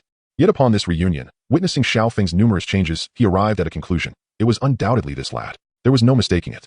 A sense of astonishment enveloped Yun Shan. He could not fathom how a Dowang could possibly slay a Dozong at its zenith, unless, perhaps, he had held back that night. Initially apprehensive about dealing with the guardian of the Mu, Yun Shan now merely chuckled to himself, envisioning a leisurely time at Yunlan, sipping fine tea while watching Xiao Feng dismantle the Dozong. Chapter 53. You may not believe it, but, in stark contrast to Yun Shan's tranquility, Xiao Feng was consumed by unease. Where's the guardian of the Mu? He pondered. He had merely passed through this area while searching for clues regarding the fallen Dozong. You did not enlist the help of Yunlan sect in your search? Xiao Feng was taken aback. Yun Shan nodded cautiously. He is very discreet. Even with me, he seldom reveals much. Only he alone came? Xiao Feng inquired. Only he alone. Perhaps, even your Yunlan sect has come under suspicion. A wry smile crossed Yun Shan's face as he considered this. Indeed, it would be unwise for him to make contact first. He must await the other's arrival. Xiao Feng appeared lost in thought, suddenly gazing skyward. If that is the case, is it truly only him? In a moment of realization, he spoke urgently. Quick, the magic core. Bring me the magic core. And, under Yun Shan's puzzled gaze, Xiao Feng uprooted the entire floor of the hall. This is... Yun Shan suddenly recalled that fateful night when he too had cast numerous magic cores into the abyss, unleashing a terrifying aura. At this thought, he hastily retrieved all the magic cores from his spatial ring and handed them to Xiao Feng. Just as Xiao Feng was preparing to set up the formation, he abruptly paused, raising his gaze to the heavens. Almost simultaneously, Yun Shan turned his attention to the same direction. his expression darkening, his tone stiffening. The figure in the center was the Protector Wu, while the other two were strangers to him. In the distant sky, 3 figures hovered. Led by Protector Wu, each was enveloped in swirling dark energy, their features obscured, discernible only by their aura. Protector Wu, Xiao Feng ceased his actions. Clasping his hands behind his back, his face turned slightly upward to meet the 3 silhouettes, his demeanor calm and composed. You know my name? How intriguing. Protector Wu descended slowly from the sky, his movement resembling a flash of lightning, appearing before them in mere moments. I heard from Yinshan that you are from the Soul Hall. Xiao Feng's gaze shifted across the 3 figures, retorting with a hint of sarcasm. But I find that hard to believe. Would the Soul Hall mobilize for a mere dozong? What a sharp-tongued little imp. So it seems. Your demise is closely tied to this matter. Protector Wu appeared unfazed, for in his understanding, this nation boasted only Yinshan as a dozong, and a newly ascended one at that, rendering any concern unnecessary. As for Xiao Feng, he recognized him as merely a lowly dowang. Though his talent might rank among the notable in the Duki continent, in actual combat, no one would compare talent. The only source of his unease stemmed from the inexplicable disappearance of Protector Mo, who previously possessed peak dozong strength. However, the presence of his 2 dozong companions beside him had washed away this unease. Their mission was to uncover the reason behind Protector Mo's disappearance, and Xiao Feng, having drawn attention, could not escape Protector Wu's scrutiny. The 3 figures glided through the air, swiftly arriving at the entrance of the Grand Hall. Bring them forth. Protector Wu's voice turned icy, and with his command, 2 sets of footsteps approached from the side. The footsteps belonged to the elegantly attired Yun Yun, who now appeared somewhat disheveled, flushed with anger and embarrassment. Half of her ire was directed at the dozong for their ambush, while the other half stemmed from the shame of being captured as the sect leader. The 4th dozong, accompanying Yun Yun, was yet another dozong, brandishing Yun Yun's sword. Xiao Feng's pupils constricted, a fleeting thought of escape flickering in his mind. Not to mention that he had yet to regain his peak strength. Even if he were at his best, he could not contend with 4 dozong simultaneously. Am I truly trapped in the hellish difficulty of Do Patsang Qiong? Xiao Feng lamented helplessly, his brow furrowing as he pondered an escape plan. The notion of abandoning the Yunlan sect to flee was swiftly cast aside. Regardless of whether he could escape, he feared that the moment he departed, Yun Yun would reveal all about him and the Xiao clan. What must one do to rescue the Emperor Do from the hands of 4 dozong? Despite the growing urgency in his heart, Xiao Feng's countenance remained devoid of any anxiety, exuding a nonchalance that seemed even more leisurely than a stroll accompanied by music. Brushing the dust from his hands, he settled beside and poured himself a cup of tea, leisurely remarking, "What do you intend to do with that foolish woman?" Before the Protector could respond, Yin Yin interjected, "Shut your mouth, you little rascal. Teacher, please don't concern yourself with me. As long as you live, the Yunlan sect shall not perish." With that, a fierce glint flashed across Yun Yun's brow, and the previously sealed Do Qi surged violently within her. Damn it, that foolish woman, Xiao Feng muttered under his breath. Though she often wore a cold demeanor towards him, she was nonetheless an ally. While he was devising a plan to save her, she was contemplating self-detonation. Yun Shan's brow furrowed in turmoil, his hand clenching tightly as he prepared to seize Xiao Feng and flee, when suddenly the wall behind them shattered with a thunderous crash. The 5th dozong. You cannot escape, a voice declared, cold and unyielding, as he stood silently, severing any route of escape for the 2 and extinguishing Xiao Feng's thoughts of resistance. At that moment, the dozong who had brought Yun Yun forward struck suddenly, slamming a palm against her. A dark aura emanated from his hand, transforming into iron chains that spread across her body, tightening as they fused into her flesh. The once tumultuous wind Do Qi within her was swiftly subdued, sealed once more within her form. Coughing up blood, Yin Yun's complexion turned pale. The self-detonation she had intended was forcibly interrupted, leaving her internal state in disarray. Even if the seals were to be lifted, she would barely be able to summon even a fraction of her strength. Seeing that Yun Yun had not been rendered powerless, Xiao Feng let out a sigh of relief while his mind raced. Since the Soul Palace intended to keep Yun Yun intact, it was merely a means to exert leverage. The sole reason for their meticulous efforts could only be attributed to the cause of the earlier demise of the Soul Palace's envoy. I never intended to leave. Xiao Feng suddenly chuckled, addressing the elder visitors. Please, take a seat and enjoy a cup of tea. Otherwise, others might accuse me of poor hospitality. Yin Shan's eyelids twitched slightly, having resigned himself to fate. Just as he was about to speak, Xiao Feng interjected, Elder Wu, your words are too grave. With a sincere expression, he continued, in truth, I have persistently sought Elder Yun Shan's acquaintance to become acquainted with the esteemed members from the Soul Palace. I merely wish to confirm your identities. The name of the Soul Palace resonates powerfully across the Do Qi continent and has long been my aspiration and goal. Since my youth, I have trained with the hope of one day entering the Soul Palace to work alongside esteemed predecessors. This is my lifelong pursuit.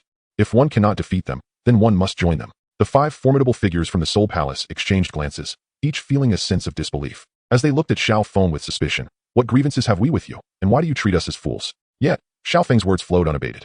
Protector Wu observed the seemingly deranged Xiao Feng, choosing not to interrupt him, but instead quietly inquired of Yun Shan, where did this young man come from? Yun Shan paused momentarily and candidly revealed that he had discovered the Yunlan sect by himself. What is your background? The Protector Wu inquired again. Yun Shan hesitated. Thus far, the members of the Soul Palace remained unaware of Xiao Feng's identity. Should he mention the Xiao family, it would surely result in his own demise. Regardless of the outcome of any confrontation, Xiao Feng suddenly raised his voice. Protector Wu, I am but a young man, caught up in excitement, and failed to introduce myself. Please do not hold it against me. I am Han Feng, born in the Beast Mountain Range. In my youth, I had a master, who unfortunately perished due to the skirmishes among the beasts. Initially nameless, I came to adopt the name Han Feng, inspired by the Soul Palace. Though I am merely a lowly Do Wang at present, I firmly believe. Enough. An imposing figure, blocking the retreat of the two, erupted with a chilling shout. A dark aura surged around him as he fixed his gaze upon Xiao Feng. Continue with your nonsense, and I shall shatter your body and imprison your soul, tormenting you until you are rendered speechless. The man could no longer restrain himself. He truly wished to crush Xiao Feng. Is it the Protector Wu's sudden concern for me that incites such wrath? Even Protector Wu's demeanor turned menacing as the inexplicably brash youth continued to prattle on.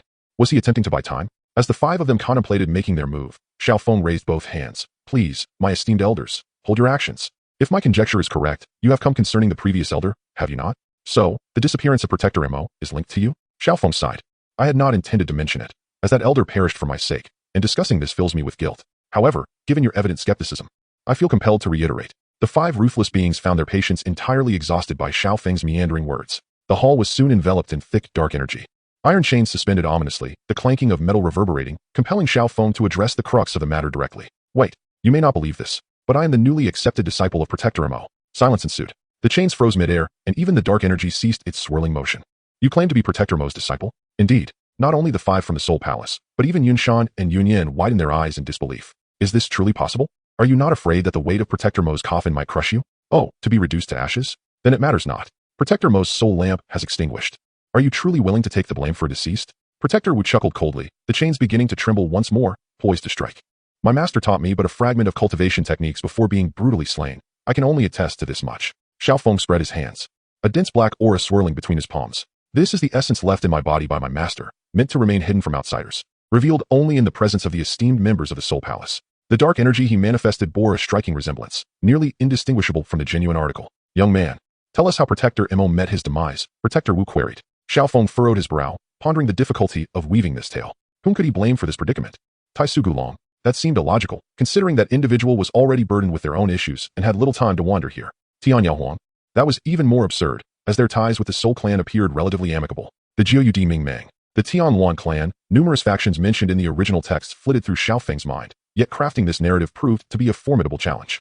The voice of the law guardian, Wu, grew increasingly frigid. What is the matter? Unable to articulate your thoughts? The chill of his voice jolted Xiao Feng's mind into clarity, and a name sprang forth. It's you. Speak. Wu urged, while the others remained silent, including Yun Yun, who stared intently, unable to discern the truth in Xiao Feng's words. Nevertheless, her gaze sharpened with vigilance, for the dense black aura was undeniably linked to the Soul Palace. Xiao Feng steadied his emotions. That day, my mentor, Imohu Fa, encountered me. He appreciated my talents, and due to my admiration for the Soul Palace, he decided to take me on as his disciple, despite the unconventionality of this choice.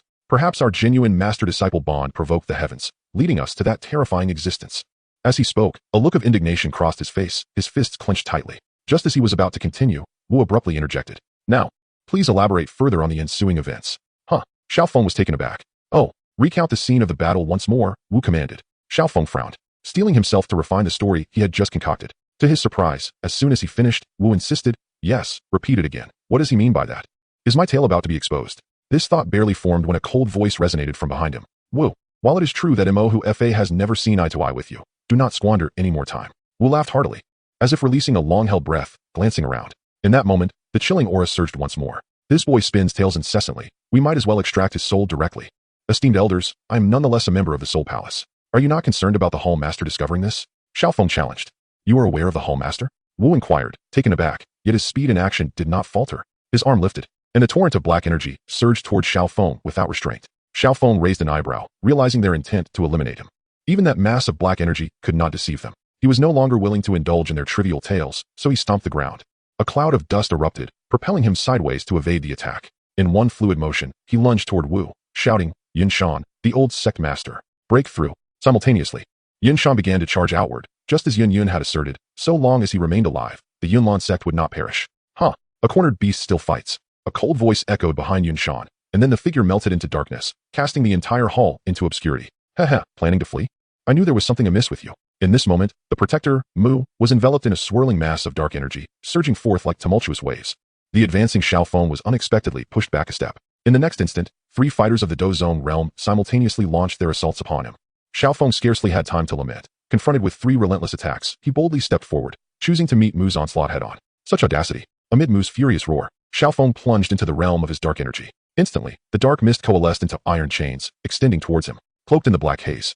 Xiao Feng's fighting spirit surged, his entire being shimmering with a radiant glow, making him conspicuously striking at that moment. With a thunderous clash, Xiao Feng's fist collided with the encroaching iron chains, shattering them into fragments. The immense force propelled him backward, causing chaos within his energy flow, and a streak of blood graced the corner of his mouth. As the other 2 Do Zone fighters advanced, the iron chains had already wrapped around Xiao Feng from behind, meeting him as he was sent reeling. Extending his wings, he forcefully halted his retreat and turned to charge once more at Mu, enraged beyond measure. Mu could not fathom how Xiao Feng dared to provoke him repeatedly, believing him to be the weakest among them. The black mist thickened around him, rolling outward as he unleashed a full frontal assault towards the rapidly approaching Xiao Feng. The gathering dark energy, more sinister than the iron chains, threatened to ensnare him like a malignant curse, impossible to shake off. It not only slowed the flow of his fighting spirit, but also impeded his movements, reaching deep into his very soul, threatening to rend it from his body due to their vast disparity in strength. As the tide of black energy surged towards him, a vivid memory suddenly flashed in Xiao Feng's mind. On that day outside the stone desert city, torrential rain fell as dark clouds loomed ominously overhead.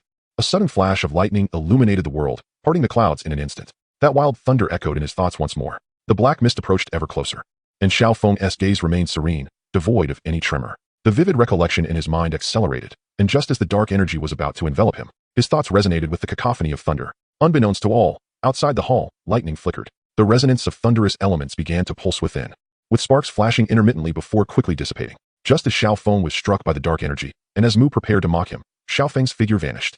In that instant, his speed was akin to a bolt of lightning, leaving even the senses of the soul to perceive only a blurred silhouette. Like thunder itself, he moved with such velocity that he could change direction multiple times in the blink of an eye, reaching his desired destination. The ferocity of the lightning attribute surged within Xiao Feng, not of his own cultivation, but rather a chaotic force drawn from the very essence of the heavens and earth, recklessly wreaking havoc within him, fracturing a portion of his meridians in mere moments. Pain relentlessly prodded his consciousness, igniting a countdown to his very survival, compelling him to waste not a single moment. As the air crackled with flickering lightning, it was only then that Mu realized Xiao Feng's true target had never been him, and could only manage to utter a warning.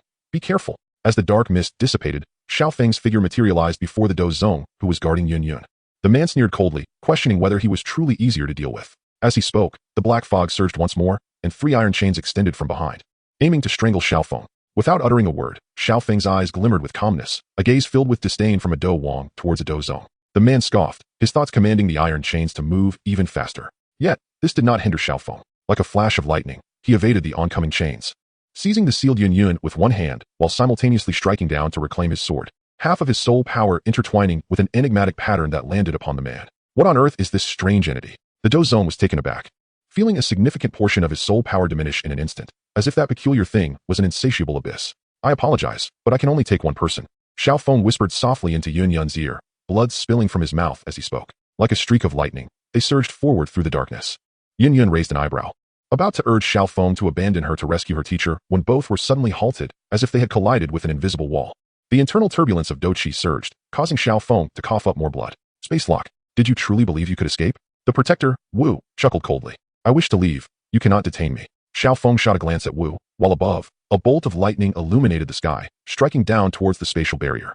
With a crack, the void shattered and reformed, followed by a deafening explosion. In an instant, Xiao Feng vanished from his spot, disappearing amidst the furious shouts of the onlookers. After them, Wu commanded, frustration evident in his tone. How can we pursue? That lad's movement technique is far more peculiar and swifter than anything I have encountered before. Moreover, I distinctly felt the threat of death moments ago. Mo's demise may indeed be connected to him.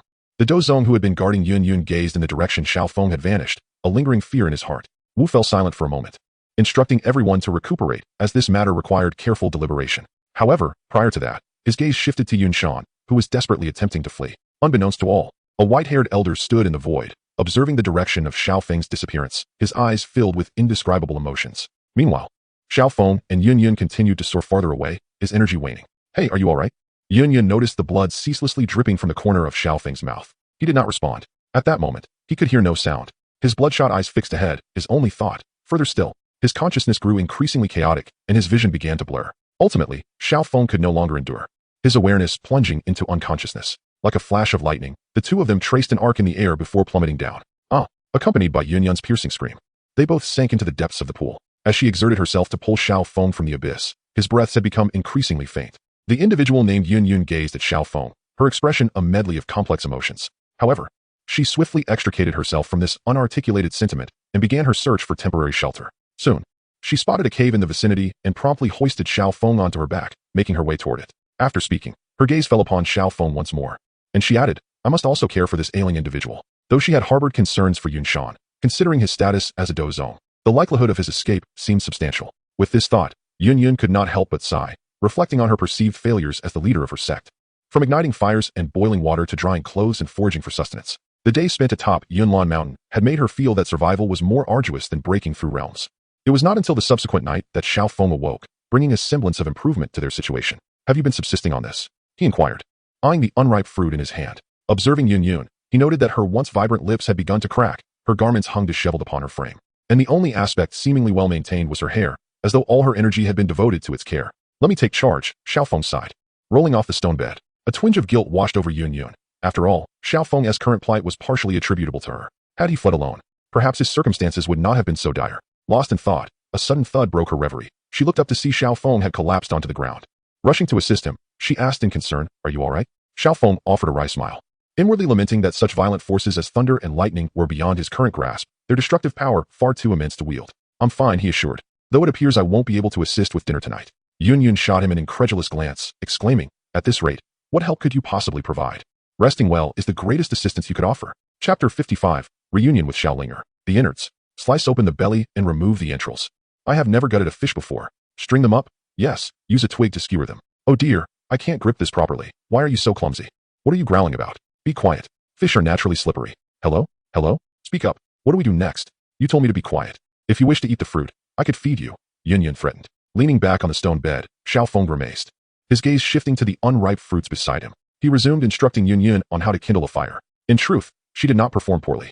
It was merely her first encounter with many of these tasks that rendered her somewhat flustered. Under Xiao Feng's guidance, she soon had a fish roasting over the fire. Though a few parts were charred, overall, it was quite commendable. By the time she prepared a second fish, the burnt areas were nearly non-existent. Here, I think it's quite good, Yun said, taking a bite from the first roasted fish before offering the second to Xiao Feng. With trembling hands, Xiao Feng reached out to accept it. Never mind, I shall feed you myself, Yun decided, feeling unable to watch any longer. Sensing that she was somehow taking advantage of him. Do not overthink it. I prepared this myself and would rather it not accidentally end up on the ground. Xiao Feng smiled, expressing his gratitude to the Grand Master Yun. Yun's face lit up with a smile. Indeed, her current meek demeanor appeared more agreeable. As Xiao Feng swallowed a mouthful of grilled fish, he suddenly furrowed his brow and inquired, So, have you forgiven me for what I did to your teacher? Yun rolled her eyes, replying, If my teacher himself has no objections, what more can I, as his disciples say? Then why were you so fierce towards me before? Xiao Feng pressed. Yun raised her delicate brows, instantly recalling the scornful expression he wore when he mocked her for being petty. In a huff, she shoved a piece of fish into Xiao Feng's mouth, exclaiming, Eat your fish. He choked, struggling to swallow. A few minutes later, he was still coughing, tears nearly spilling from his eyes as he mustered enough strength to look at Yun. If you wish to kill me, just do it directly. Don't torment me like this. Yun lowered her head like a child caught misbehaving and softly murmured, I'm sorry, I forgot you were quite weak right now. Forget it. Forget it. It was my fault for speaking carelessly. Xiao Feng dismissed, glancing outside the cave. How long have we been here? Is it already the next day? Furrowing his brow, he added, They haven't pursued us? No, she replied. Logically, they shouldn't have. Xiao Feng pondered and then asked, Are there wolves or any magical beasts lurking nearby? Yes, why? How much longer until you can recover your strength? We should relocate. Xiao Feng suggested suddenly. Relocate? Yun was taken aback, but quickly understood the reasoning, nodding in agreement. All right, we will change places tomorrow morning. Xiao Feng shook his head. No, let us move now. I can't shake this feeling of unease. Yun frowned slightly. Fine, I'll wash up first, and then we can go. The surroundings were picturesque. With a nearby bathing pool, and though she was reluctant to leave, Xiao Feng's words stirred a sense of urgency within her. Perhaps it was best to wash up and find a nearby water source afterward. Xiao Feng recognized her obsession with cleanliness. Even when her own fighting spirit was sealed and she was pursued by the amethyst-winged Lion King, she insisted on bathing, knowing he couldn't deter her. He settled on the bed, saying, Go ahead, you need not worry about me peeking. Yun chuckled, about to tease him, but then realized their relationship wasn't that intimate. She promptly adopted a serious demeanor, declaring, If you dare to peek, I'll have your eyes out. Xiao Feng lay back, rolling his eyes and muttering, Capricious woman. The cave fell silent once more. Despite Xiao Feng's complaints not being overly loud, Yun was far from deaf. She shot him a fierce glare before huffily exiting. The cave returned to its tranquil state as Xiao Feng closed his eyes, quietly assessing his condition. It wasn't long before he opened his eyes, a bitter expression on his face. This time, the situation was more severe than before, while the fighting spirit in his acupoints and dantian remained relatively stable. The majority of his meridians lay shattered, causing the residual fighting spirit to swirl chaotically within him, akin to a rebellion erupting. His body was engulfed in a haze of turmoil. With old injuries still unhealed and new wounds compounding upon him, Xiao Feng found himself unable to circulate his fighting spirit. Fortunately, his soul force had shown some improvement. With heightened spiritual awareness, he finally navigated around the shattered meridians and discovered a complete pathway for his fighting spirit to flow. Enduring the excruciating pain, Xiao Feng began to circulate his fighting spirit. For a moment, it felt as though countless needles were piercing his body, causing unimaginable agony.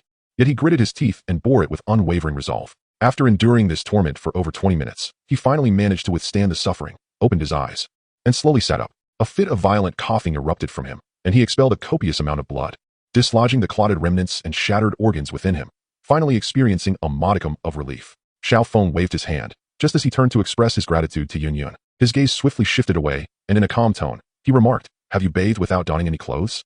It was only then that Yun Yun realized she was merely wrapped in a robe and inner armor, as viewed from Xiao Feng's earlier perspective. The more she contemplated it, the more embarrassment washed over her, and the usually cold and austere expression on her face flushed with a rare hue of crimson, though she feigned composure, insisting, "You must have seen wrong." When Xiao Feng and Yun Yun had escaped earlier, they had not even altered their course. Over the past couple of days, Xiao Feng felt fortunate to have navigated through unscathed. However, he hesitated to gamble on how long his luck might hold. Yun Yun cleared her throat softly, suppressing the earlier awkwardness, and stated, "Let us depart now." There was little to gather. Yun Yun stepped out to put on her clothes and, under Xiao Feng's guidance, addressed the traces they had left behind before shouldering him and leaving together. "I believe I can walk on my own now," Xiao Feng stated while resting on Yun Yun's back. In response, Yun Yun firmly admonished, "Do not move about. The ground here is slippery, and falling would be troublesome."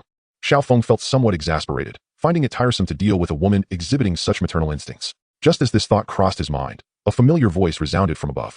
"If you can walk, why are you still carrying him? You finally decided to show yourself," Xiao Feng replied, raising his eyes to behold a woman clad in snow-white attire, standing gracefully with her profile angled slightly, her figure elegant and her voice melodious, though her words were decidedly irksome. "Do you have no shame, woman?" Yun Yun steadied herself, placing Xiao Feng behind her while brandishing her sword, her head held high and her gaze filled with vigilance. "Who are you?"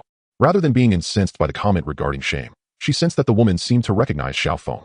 Yet her current demeanor left her uncertain as to whether she was friend or foe. At that moment, Xiao Feng stepped forward, first patting Yun Yun's arm holding the sword to signal her to remain calm, then turned his attention to the mountain peak. "Xiaolinger, I thought you would hide from me forever." Xiaolinger scoffed, "This is a once-in-a-lifetime opportunity. Why would I continue to evade you? Enough of this foolishness. If this continues, I truly shall perish." Xiao Feng coughed twice. "There are individuals of the Dozong realm pursuing us. You must summon the wolf pack and expand our presence." "Is that so? I wonder who is pursuing you." "I ought to express my gratitude," she replied. "Do not involve yourself in this matter. Those individuals exude a dark aura, and if they are seen, be exceedingly cautious." "Who is she?" Xiaolinger suddenly inquired. Yun Yun raised an eyebrow, though somewhat perplexed by their relationship. She found Xiaolinger's attitude, which treated her as a mere outsider, quite displeasing. "What do you mean? We are both entirely innocent in this situation." Yun Yun let out a soft hum, tilting her head to gaze elsewhere. Before Xiao Feng could speak, Xiaolinger also scoffed. "In that case, I might as well eliminate you both. At least I would have company on the journey." Xiao Feng felt a pang of frustration as he scrambled to the mountaintop.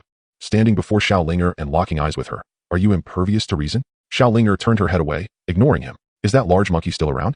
She remained silent. "Once this matter is resolved, I shall accompany you to see Xiao Zi. Are you prepared to sacrifice yourself to atone?" Xiao Feng disregarded her, calling for Yun Yun instead. Yet, Yun Yun had inexplicably changed demeanor. "I can't hear you. Just speak plainly. I'm exhausted." Xiao Feng descended the mountain once more, having spent the little stamina he had regained on these two women. "Take off your clothes." He extended his hand towards Yun Yun. Yun Yun was momentarily taken aback, struggling to comprehend, then swiftly drew her sword. "What do you intend to do?" Almost simultaneously, Xiaolinger's icy voice echoed from the summit. "You'd best sheath that sword. Otherwise, I won't hesitate to feed your corpse to the wolves." The girl atop the mountain commanded a pack of wolves. Handing her garments infused with our scent might confuse those who pursue us. Xiao Feng felt overwhelmed. Yun Yun regarded him with a mix of surprise and amusement before she sheathed her sword and removed the robe she wore, handing it over. Xiao Feng placed their clothes by Xiaolinger's feet. "You should leave this alone. Let the Qingmu wolves handle it. Those who pursue us are merciless. You must exercise caution." "You're utterly infuriating." Xiaolinger turned her back, refusing to look at Xiao Feng. Just then, a great eagle descended from the skies. "Master, am I timely enough?" Xiao Feng dared to summon the eagle only after encountering Xiaolinger. Otherwise, she would have certainly fled from him. "Xiaolinger, be careful."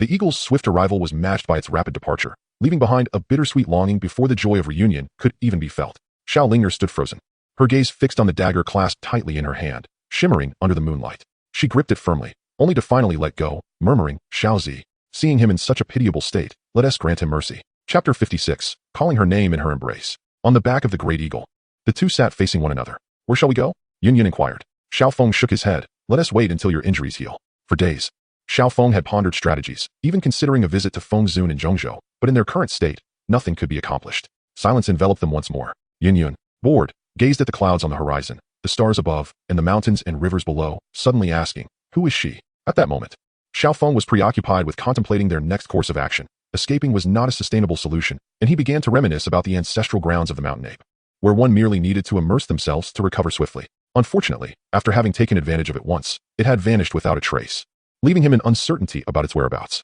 Shaking his head to dispel the chaotic thoughts, Xiao Feng gradually lifted his gaze. Master Yun, what did you just ask me? Yun's face was almost frostbitten as she coldly huffed and resumed her gaze towards the heavens and the earth. Xiao Feng wore a perplexed expression, once again lowering his eyes to ponder. He remained oblivious to the fact that out of the corner of Yun's eye, her gaze lingered on his visage. Suddenly, Xiao Feng raised his eyes. Master Yun, what if your teacher, Yun Shan, could not escape? His inquiry was not merely to elicit a response, but also to serve as a precautionary warning, preparing her mentally for the potential outcome. As anticipated, the moment Xiao Feng's words left his mouth, Yun's body stiffened, her complexion paling. In that instant, Xiao Feng slapped his forehead, realizing that if Yun Shan were indeed captured, the next to be affected would be the Xiao family. No, even if Yun Shan managed to escape, the Xiao family would still face repercussions. At that moment, Xiao Feng recalled that there were quite a few people in the Yunlan sect who were aware of his identity. The Xiao family, Xiao Suner. Yet, Yun furrowed her brow, equally concerned about her teacher's predicament.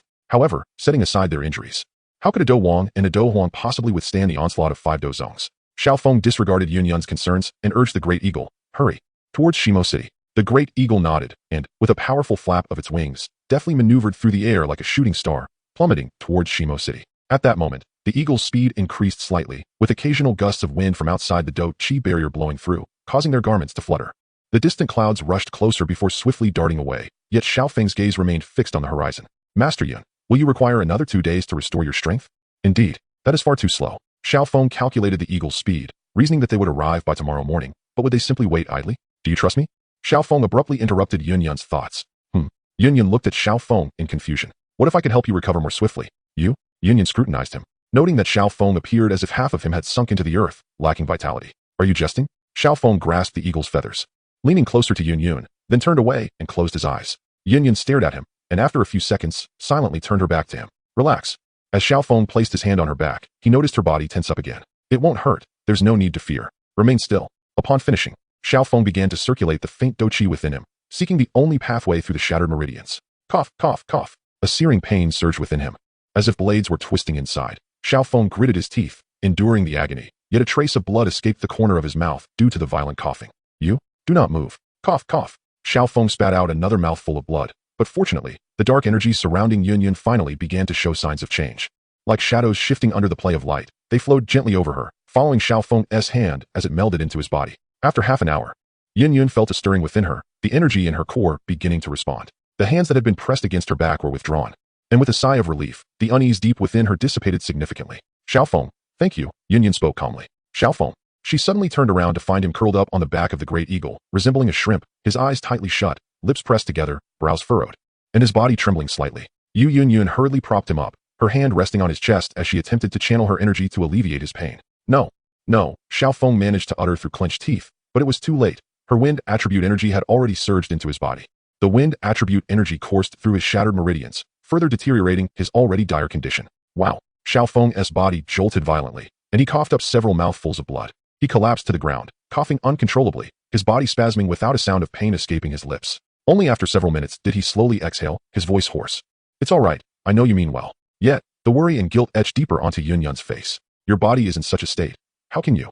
I am aware of my own condition. Let me rest for a moment. With that, he closed his eyes. Perhaps he was exhausted. As soon as his eyes fluttered shut, soft snores began to escape him. Xiao Feng was in a deep slumber, and had Yun not caught him, he might have tumbled from the heights. Lady, what has happened to my master? The Great Eagle shifted its weight, tilting its head to assess Xiao Feng's condition, but after 2 attempts, it abandoned the effort.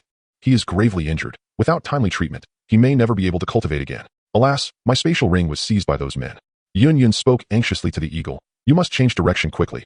I am somewhat acquainted with the Alchemist Guild. If we delay, it might be too late.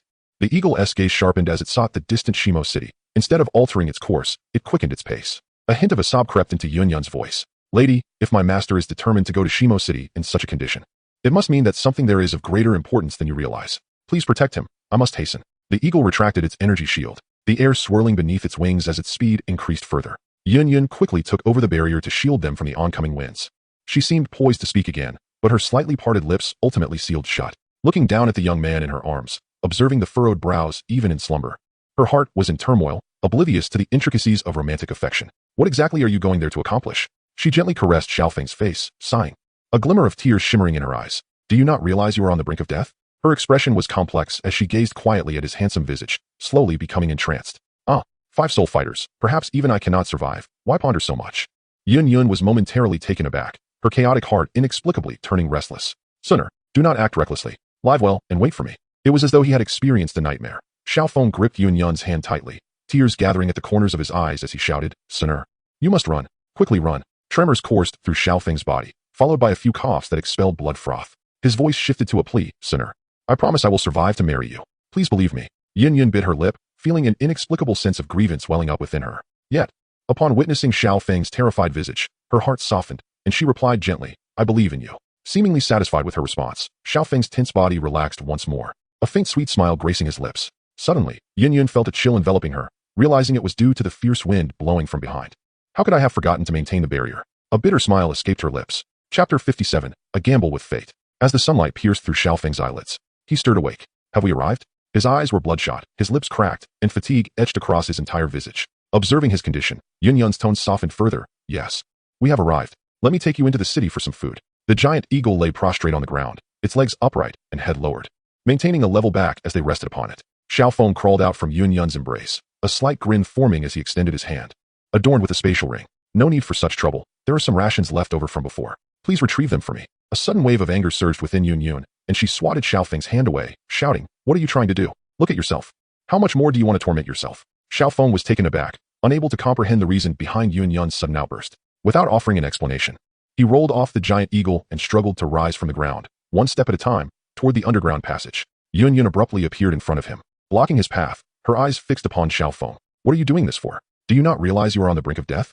Xiao Feng paused for a moment, blinking several times. As he attempted to sidestep Yun, he shook his head. No, I will not die. I cannot die. There are still those waiting for me. A pang of bitterness filled Yun's heart, fueling her anger further. Then take care of your injuries, will you? Where else do you intend to go? The words struck her like thunder, and Yun suddenly froze, her furious expression crystallizing on her exquisite face. The sect leader of the Yun clan. Yes, I am merely the sect leader of the Yun clan. A petty and inexplicable woman. A foolish woman who has brought him to this plight, endangering his life. Yun's body swayed imperceptibly as the anger on her face gradually dissipated. Her lips twitching slightly before her voice became as calm as water. Very well. Xiao Feng nodded, pointing into the distance. Please take me there first. Yun, feeling somewhat dazed, silently approached Xiao Feng, lifting him effortlessly into her embrace. With a swift spread of her wings, she soared into the distance. 10 minutes later, Xiao Feng stood unsteadily in the vast desert, his eyes clouded with confusion as he surveyed his surroundings. Despite possessing formidable spiritual power, most of his strength was consumed by enduring the excruciating pain coursing through his body and maintaining his breath, leaving him in a state of disorientation. What are you searching for? Yun inquired, her irritation flaring once more. However, as soon as the words escaped her lips, she paused, inhaling deeply before her tone returned to a placid calm. Xiao Feng, shaking his head to clear his mind, requested, Take me to a higher altitude. Observing his continued scanning of the area, Yun silently lifted him into the air. After several minutes, he pointed to a patch of yellow sand below. Strike here, he commanded. What could possibly be there? Yun furrowed her brow in concern. Xiao Feng remained silent for a moment, then replied, A gambling table. Without further ado, Yun unleashed her imperial aura, the long sword in her hand slicing through the air, unleashing blades of wind that struck the yellow sand. Clouds of dust were sent spiraling upward, ultimately revealing a dark passageway buried beneath the sands. Let us proceed. Xiao Feng gazed downwards. The atmosphere was eerily quiet and oppressively hot, the lava pool lying still, the air thick with the acrid scent of sulfur. Yun retrieved provisions from her storage ring for Xiao Feng and rummaged through her supplies for healing potions. Are there any restorative medicines here? She inquired. Xiao Feng shook his head. Ordinary healing potions are ineffective for me. They would only exacerbate my condition. He paused beside the lava pool, munching on the dried food while coughing incessantly. In a rush, he swallowed the chewed morsels along with blood, the true taste of the food lost in his throat. Yun erected a protective barrier of azure energy around them, offering him a bottle of fresh water. Her keen gaze scrutinized the young man before her, as if attempting to peer into the depths of his thoughts. This was Xiao Feng's third appearance in this place. Unlike the spirited demeanor he once possessed, he now exuded a sense of despondency. Will I succeed? He pondered, despair enveloping his heart for the first time. There was nothing here. Despite his wonder at the subterranean realm, Yun's eyes reflected more disappointment and concern. All that existed was lava. There is a lotus platform below. I will guide you. You must lead me there. Gazing at the churning lava beneath, Yun may not have fully grasped Xiao Feng's intentions, yet she understood he was treading on perilous ground. It was akin to the life and death gate of the Yunlan sect, where one, under the pressure of extreme circumstances, could extract potential through the will to survive, ultimately shattering their own limits. But at this moment, what potential remained for Xiao Feng? The lava pool was not a realm of extremes for him.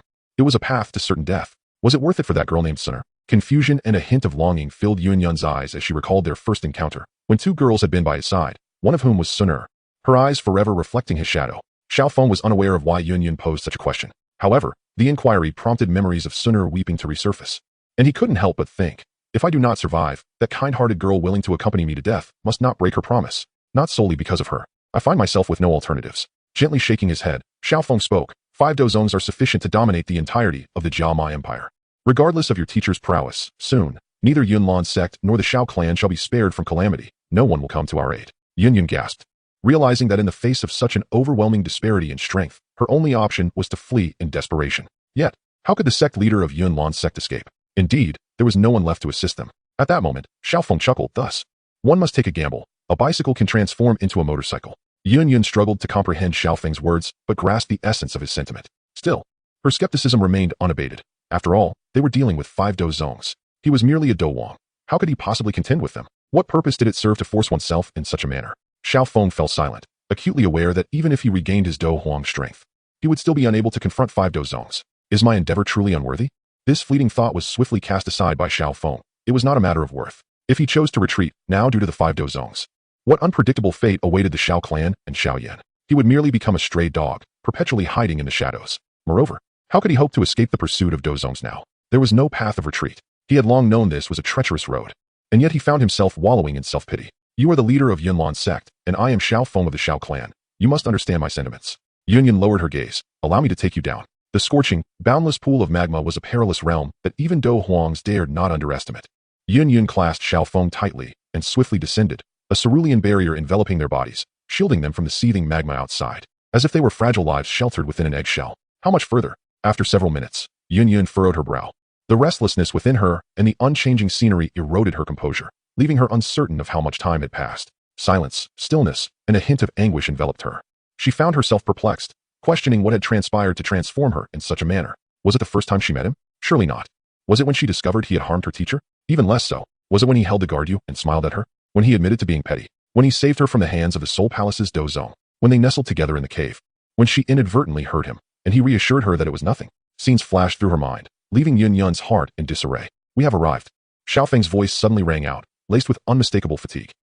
Before her lay a colossal green lotus floating amidst the magma, its roots stretching outwards for several meters, with numerous slender tendrils swaying gently in the molten flow, fervently absorbing energy. The visible ethereal energy gathered around the tendrils, only to vanish within, creating an enchanting and eerie spectacle. What is this? Yun exclaimed in astonishment. Be cautious of those tendrils. Let us proceed. Under Xiao Feng's guidance, Yun led him into that verdant expanse. This time, Xiao Feng wagered his life for the future, requiring an environment of absolute tranquility. With that, he turned and departed. As he observed Yun's evident reluctance fading into the distance, a sense of melancholy settled in his heart, replacing any hint of joy. Regaining his composure, Xiao Feng seated himself, cradling his chin in thought as he gazed at the pile of magic cores, meticulously extracted from his spatial ring by Yun. Resembling a small mountain, he had pondered the layout of the water basin from the inheritance acquired from the mountain ape. For someone as familiar with the human meridians and acupoints as Xiao Feng, reconstructing it posed no challenge. However, in contrast to the abundant medicinal liquid intended for bodily healing, he was left with only these volatile fire attributes as a substitute. This was the crux of his life gamble. Coughing violently, he watched as the blood he expelled evaporated upon contact with the lotus seed, his expression growing increasingly grave. He truly had little time left. Struggling, he arranged the magic cores according to the meridians, wiping the sweat from his brow as he performed a thorough check. Xiao Feng murmured softly, his eyes shining with determination as he bit down on his fingertip, letting drops of blood fall. Before they could pool, the droplets rapidly dried, leaving only faint impressions on the ground. Resolutely, he severed the tendons in his wrist, allowing a torrent of blood to flow forth. As the scant fighting spirit within him began to circulate, connecting the 108 cores on the ground with his soul energy. As the blood flowed swiftly away, his vision blurred increasingly, and in the haze, he caught a glimpse of his former self, tirelessly laboring at a desk. For over 20 years, he had worked in such a manner, departing with similar regrets. Would this life mirror that fate? To others, he appeared the pinnacle of success, yet to himself, he felt ensnared in an endless cycle of failures. Would this time end in defeat as well? Xiao Feng bit down hard on his lip, staving off unconsciousness. His already pallid lips, under the pressure of his teeth, split open, revealing the pink flesh beneath, yet no blood escaped. With a thud, Xiao Feng collapsed onto the lotus seat. All around him, the magma surged silently, while the roots and tendrils beneath the seat flailed aimlessly. Silence enveloped the surroundings. Even the sound of his heartbeat growing increasingly faint. Chapter 58, Death. When all returned to a state of calm, or rather monotony, time seemed to stretch unbearably. 2 days had passed. What had become of him? Yun gazed at the expanse of magma before her eyes reflecting emotions she herself could not comprehend. Beyond merely tracking the passage of time, she sought to quell the turmoil within her heart. She could not fathom why she had transformed in such a manner. Reason urged her to maintain composure, yet emotion drew her deeper into turmoil. Suddenly, she lifted her gaze to the horizon, where an overwhelming presence approached with alarming speed. Unmasked in its approach, Dozong. Yun's expression shifted. Apart from Yun Mountain, the Gamma Empire had never witnessed another Dozong, and with such fanfare. It seemed the Soul Palace had sent pursuers. The aura drew ever nearer, and from afar, she could see thick black mist swirling in the air, resembling a dark cloud. Eventually halting above the corridor, Yun's expression shifted dramatically as she left behind a phrase in the corridor, then soared into the sky, darting into the distance. A cackling laughter echoed from the dark clouds, pursuing the direction in which Yun had departed. Miss. After young Master Xiao Feng broke through the spatial blockade of the Soul Palace, he headed eastward.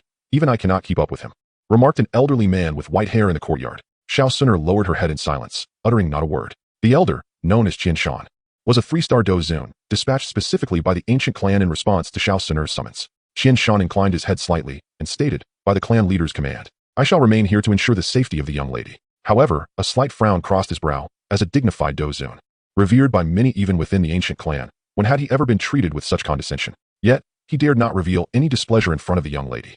The higher he stood within the ancient clan, the more he could sense the terrifying nature of her identity. Nevertheless, this did not imply that he was obliged to heed her every word. Upon his departure, Gu Yuan had summoned him privately, issuing a directive to protect Xiao Suner's safety as his primary task, while simultaneously assigning him another mission, to eliminate Xiao Feng under the guise of another S-hand. Xiao Suner paid no heed to Qian Shan and stepped out of the courtyard. Ling Ying hurriedly concealed his presence and followed closely. Upon noticing Ling Ying's pursuit, Qian Shan intended to join them, but was abruptly halted by Ling Ying's obstruction. With a sigh, Ling Ying pondered how Qian Shan, even after emerging, remained so blind to the obvious. Had his training dulled his senses? A noble Dozun claiming he could not catch a mere Dowang? Did he truly believe that the young lady could be so easily deceived? Even Ling Ying could discern that Qian Shan harbored ulterior motives. How could the young lady be oblivious to this? Qian Shan furrowed his brow. His young lady held an esteemed position, and though he could tolerate a few words of admonition from her, who was Ling Ying to presume to critique him? Had he spent too long in the young lady's company that he fancied himself her equal? Ling Ying, the Soul Palace has already dispatched 5 Dozong to this location. It is one thing for the young lady to act recklessly, but do you not understand the gravity of the situation? If anything were to happen to her safety, could you bear the responsibility? Qian Shan raised an eyebrow, his tone heavy with implication. Yet, Ling Ying dismissed him, realizing that the young lady was headed directly for the main gate, likely in pursuit of Xiao Feng. Xiao Suner arrived at the Yunlan sect, where previously she had encountered numerous patrolling disciples. Now, not a soul was in sight. The Yunlan sect had undergone a transformation. Brother Xiao Feng, where have you gone? The young lady did not recklessly storm into the Yunlan sect. Instead, she gazed toward the east, where the Beast Mountain range lay. Perhaps she had an inkling? A particular individual crossed her mind, prompting her to hasten toward the mountain range. Ling Ying sighed beside her, continuing to follow. Miss, would you not consider resting for a moment? Although Xiao Suner appeared well, Ling Ying knew she had not rested in 3 days. While 2 days without sleep might not be significant for a cultivator, the young lady showed no intention of pausing. How much longer could she endure? It's of no concern. Ling Lao, do keep an eye on our surroundings for me. Xiao Suner traversed mountains and rivers, refusing to allow Ling Ying to carry her through the skies, fearful of missing any subtle spots along their journey. After a day, upon reaching the Beast Mountain range, Xiao Suner appeared disheveled and weary. The sparkle in her eyes dimmed significantly. Ling Ying, filled with concern, fetched some water for her to cleanse herself. Ling, although I do not know where brother Xiao Feng is, I can sense that he needs me dearly. As soon as she uttered these words, Xiao Suner suddenly gasped, her heart pierced by an indescribable agony, as if a long needle had plunged mercilessly through her very soul. It felt as though her heart had been forcibly split in two, leaving an emptiness that signified the loss of something profoundly vital in this lifetime. Miss, why are you crying? Ling Ying inquired with worry. Am I crying? Xiao Suner touched her cheek, realizing that tears had already soaked her face. A sense of disorientation enveloped her. How could she be crying? Before she could ponder further, her head grew heavy, and utterly exhausted, she collapsed to the ground. Ling Ying hastily abandoned the basin, carefully lifting Xiao Suner in his arms, spreading his wings to fly towards the Xiao residence. Qian Shan stood in the void, observing everything with indifference, feeling only responsible for Xiao Suner as safety and disinterested in the rest. After 5 days of tranquility, the magma pool stirred with sudden activity. Vast torrents of lava surged upwards, crashing against the rocky walls before plummeting back down, creating a cacophony akin to roaring waves. Deep within, on the azure lotus seat, a figure, towering in crimson, stood there, seemingly in a daze, as if lost. What has happened to me? The figure surveyed his surroundings, bewildered by the inexplicable changes in the world, everything appearing blurred and disconcerting. It was only when he looked down and faintly perceived another figure at his feet that he froze in place. Through his hazy vision, he discerned that the silhouette was lying beside him, exuding a familiar aura. At first glance, an eerie thought surged within him. The one on the ground was Xiao Feng. Then who am I? As his spiritual essence expanded, clarity flooded in an instant. The figure staggered as if struck by lightning, collapsing beside the fallen body, engulfed in despair. Clutching his head as if to tear it apart, voiceless roars echoing within him, causing the lava to churn incessantly. Xiao Feng was dead. His lifeless form lay upon the lotus seat. Yet he lived on, his body wrought from the very magma, resembling that of a human. Unable to call out, unable to weep, even the contours of his face betrayed no sign of despair. Only his soul endured an agony akin to 1,000 cuts. He knelt there in silence, enduring an entire day and night. His spirit had wept and laughed, yet no one could hear, not even himself could produce a sound that resonated with his emotions. In the dark corner, a solitary soul trembled. The fire giant's mind was blank, motionless, until the pain in his heart dulled to numbness, prompting recollections of the 5-do zone from Yunlin sect. Thus, the fire giant resolved to venture outward, navigating solely by his spiritual essence in the absence of facial features. As his body emerged from the molten pool, a wave of chill enveloped him, and he could sense his strength gradually waning. Yun has vanished. The fire giant crawled out of the magma, leaving fiery footprints with each step, trailing towards where Yun's words were inscribed. I have departed, do not dwell on me. Casually, he erased the words, finally stepping out of the subterranean realm and striding through the void towards the Xiao clan. Chapter 59, The Catastrophe of Annihilation. Today, several guests arrived at the Xiao clan, all cloaked in black robes, shrouded in ominous mist, rendering their faces indistinguishable. The Xiao clan.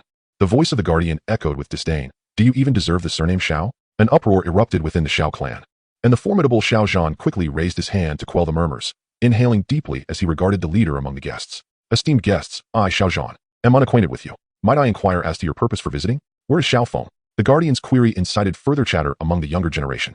He must have provoked someone he shouldn't have outside. Now the clan has to bear the consequences. Indeed, it must be so. How can the clan leader and the elders still favor him? He is nothing but a troublemaker.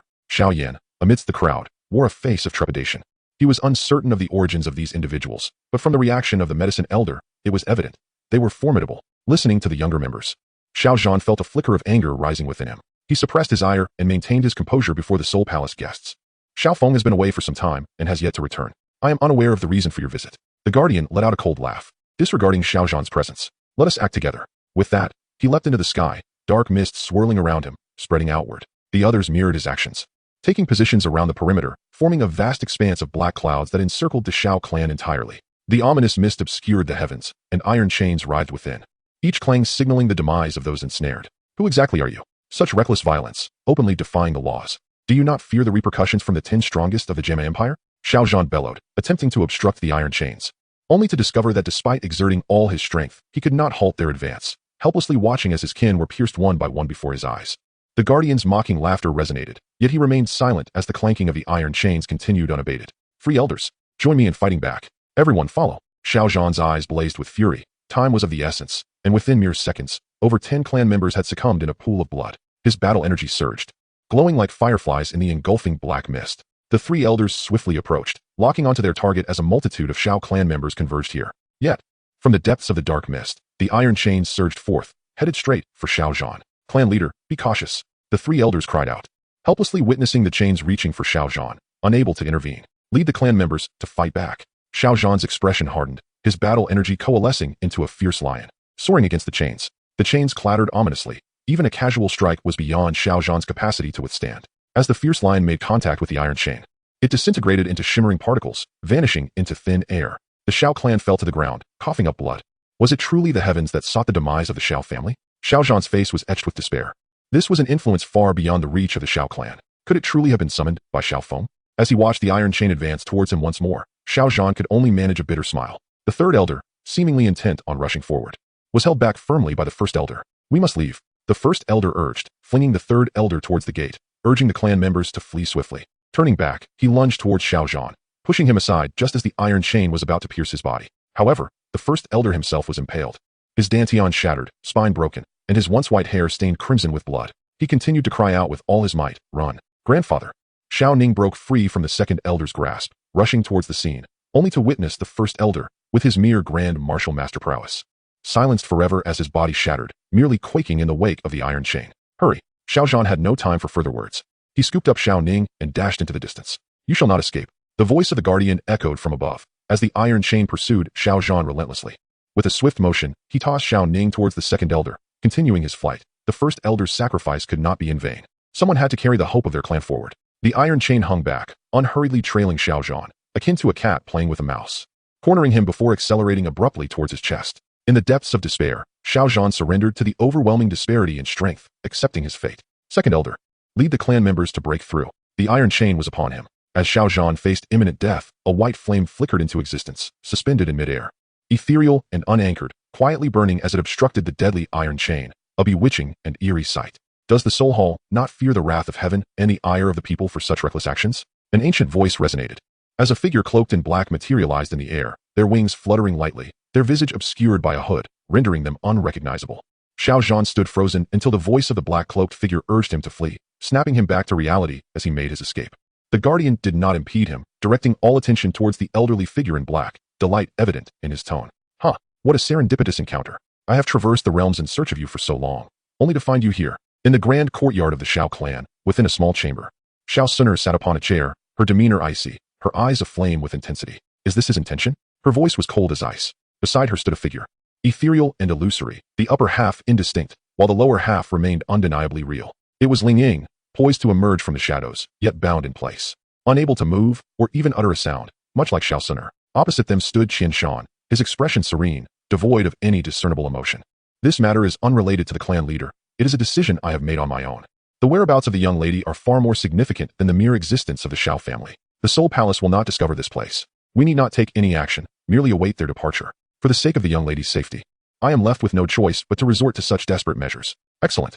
Qian Shan, you have performed admirably. The murderous intent in Xiao Suner's eyes was palpable, her cold glare so intense that even Qian Shan dared not meet her gaze. Several times, Qian Shan contemplated releasing the young lady and retaliating against a few of the Soul Palace's minions, but remembering the clan leader's words, he could only grit his teeth and endure. The stench of blood permeated the air, with the cries of the dying echoing incessantly. To Xiao Suner, each scream signified the fall of a familiar face from her childhood, never to rise again. Her hatred intensified. She loathed herself for possessing the power to alter their fate, yet remaining powerless to act. She despised her father, who had entrusted her to the Xiao family, only to turn a blind eye as they faced slaughter, and she harbored a deep resentment for Qian Shan, daring to act in such a manner. Outside, nearly half of the Xiao family members lay lifeless, predominantly the younger generation, the very pillars of the Xiao family's future.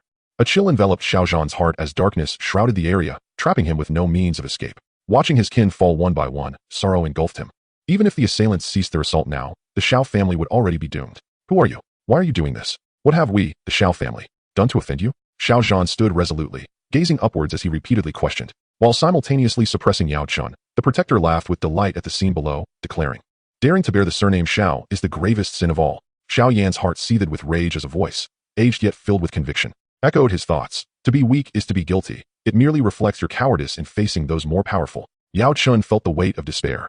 In his current state, confronting these adversaries was utterly futile, and even his own escape seemed uncertain. Little one, I can do no more. If we do not leave now, there will be no hope left. Xiao Yan remained silent, surrounded by carnage and the stench of death, his senses assaulted by the horrific sights and sounds, rendering his mind numb. Just days prior, he had reveled in the joy of becoming an alchemist, yet today, a band of butchers had invaded the Xiao family, slaughtering indiscriminately.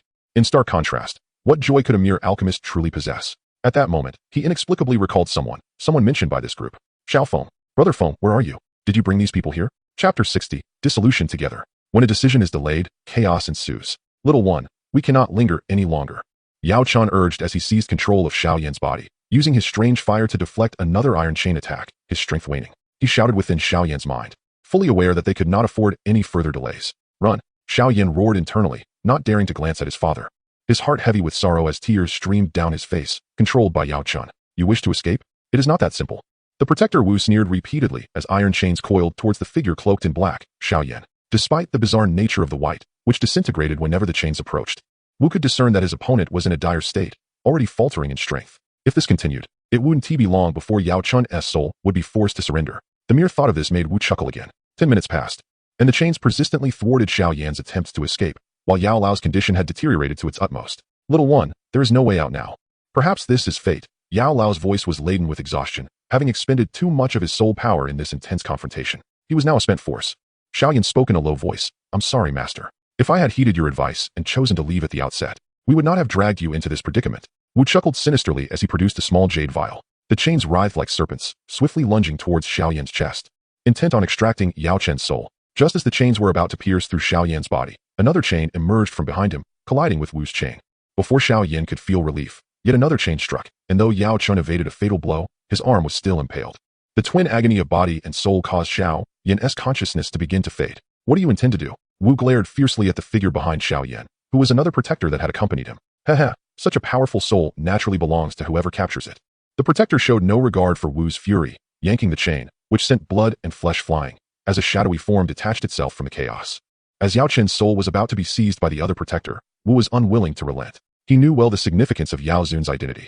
Once delivered to the Soul Palace, it would guarantee a tremendous reward. He immediately maneuvered several chains to attack the opponent. Cackling, your reaction suggests this soul is indeed extraordinary. Thus, it cannot be missed. The other protector also summoned more chains to shield Yao Chen's soul, refusing to yield an inch. As the struggle intensified, both combatants suddenly halted, turning their gaze towards the distance. Not just the two of them, all chains ceased their movement, as they all stared into the sky where an overwhelming aura was rapidly approaching. The presence was terrifying. Could it be that the death of Protector Mo was connected to this arrival? The four protectors shared this thought, their hearts heavy, no longer lighthearted as before. The remaining members of the Xiao clan gathered together, silent. Even their breaths became cautious, hope flickering in their despairing eyes. Surely, someone was coming to rescue them? The darkness was shattered by a blinding light. As the sun pierces through the darkness, the searing red aura dispels all malevolent shadows. A colossal figure, towering over 3 meters, looms in midair, warping the surrounding void, with molten rock occasionally dripping to the ground and hissing upon contact. Soon, a small pool of fire emerges beneath the fire giant, drawing the gaze of all present. Your Excellency, you have hastily arrived here. Is there something amiss? The guardian, Wu, stared at the imposing figure, uncertain whether the entity before him was indeed human. The fire giant remained silent, lowering his head to gaze upon the remnants of the Xiao family. The massive fiery silhouette reflected in each member's eyes, fear crystallizing on their faces, leaving them trembling in helplessness as panic began to spread and intensify. Wu's heart sank slightly. It seemed the giant regarded them with indifference, focusing solely on the frail Xiao clan members. A notion sparked within him. Since the entity showed interest in that group, let them be at its mercy. We shall take our leave. Sensing the terrifying aura emanating from the fire giant, Wu contemplated retreat, having captured the soul of Yao Chen. He was already content to share the spoils with others. As for the monstrous being before him, he would report it to the Soul Palace, and others would handle the matter. Noticing the fire giant's inactivity, Wu began to withdraw, with the other 3 companions sharing the same sentiment, retreating swiftly. At that moment, the Xiao family members felt even more desolate. They had initially hoped for a savior, only to find themselves facing a predator even more fearsome than the last. As Wu and his companions approached the boundary of the Xiao territory, the fire giant remained oblivious to their presence, causing him to exhale in relief. He glanced beside him. The other 3 were indeed present, prompting him to swallow hard and speak. Your Excellency, we are all servants of the Soul Palace, here merely to fulfill our duties. What is your intention? The fire giant lowered his gaze upon each individual on the ground, slowly raising his arm, his enormous hand gradually closing around one of them. The very guardian who had captured Yao Chen's soul. Dark energy swirled around him as he recoiled, attempting to escape the impending doom. The aura of Do Zone erupted, displacing the air around him, creating invisible waves that surged forth. In an instant, he ascended to the sky, hastily fleeing to a greater distance. Run. The remaining 3, including Wu, dashed in different directions almost simultaneously. Although Wu had invoked the name of the Soul Palace, the fire giant dared to strike at them, whether out of ignorance or indifference. It was clear that the entity had no intention of letting them depart. At that moment, hesitation would be folly. However, as the 3 began to move, the earth trembled violently, and columns of fire erupted, obstructing their path. The escaping figure was suddenly ensnared in the fire giant's grasp, the hand tightening with an overwhelming surge of dark energy. Please, end my suffering, he cried out, his voice echoing with despair. The individual gradually lost the ability to utter a sound, ultimately producing only a muffled thud that reverberated through the air as the last wisp of dark energy dissipated. The fleeing protector, known as the Wu, suddenly froze, sensing the soul of that guardian fading away, akin to a balloon bursting, with remnants of its essence scattered around. Yet the balloon itself had vanished. Pillars of fire erupted one after another, leaving no opportunity for the Wu to escape. He turned and shouted at the fire giant, imploring, "We bear no grudges against each other. Do you truly intend to commit such an annihilating act? Are you not afraid of retribution from the Soul Palace? Who are you?" Yao Chen inquired, gazing at the fire giant that had gently conveyed him to Xiaoyan's side, his eyes filled with bewilderment. It was only when the giant spoke that astonishment crossed his features. "I apologize for my tardiness. It is you," Yao Chen exclaimed, utterly astonished. As he stared at the fire giant, confusion evident in his gaze. How have you come to look this way? The members of the Xiao family were equally taken aback. Their joy at having narrowly escaped death momentarily overshadowed by shock. How had Xiao Feng transformed into his current state? Soon, however, the astonishment receded. Some began to laugh joyfully, while others wept in sorrow. Wind. Xiao Zhan could hardly believe his eyes as he stood at a distance, gazing at the fire giant, his tone filled with excitement. Is it really you? What have you become? Having spoken, he abruptly turned his attention to the other three guardians of the Soul Palace, his tone calm, yet chilling.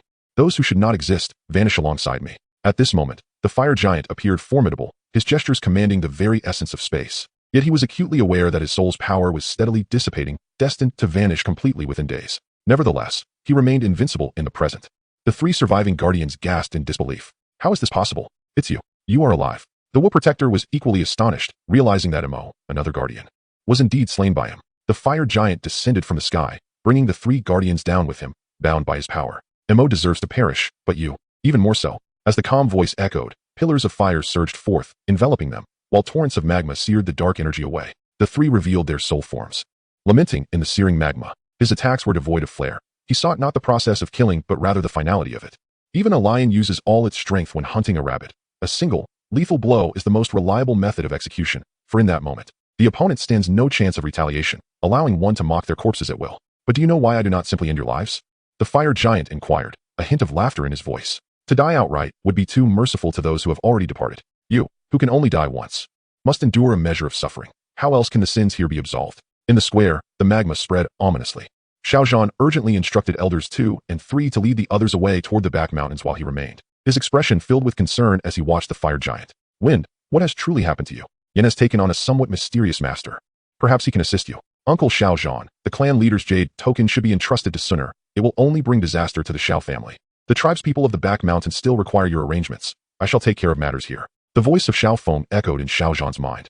And before he could respond, he felt a sudden shift in his surroundings. When he finally discerned the landscape around him, he realized he had instantaneously arrived at the back mountain. In the square, 3 guardians of the Soul Palace were howling incessantly, their bodies emitting a continuous hissing sound.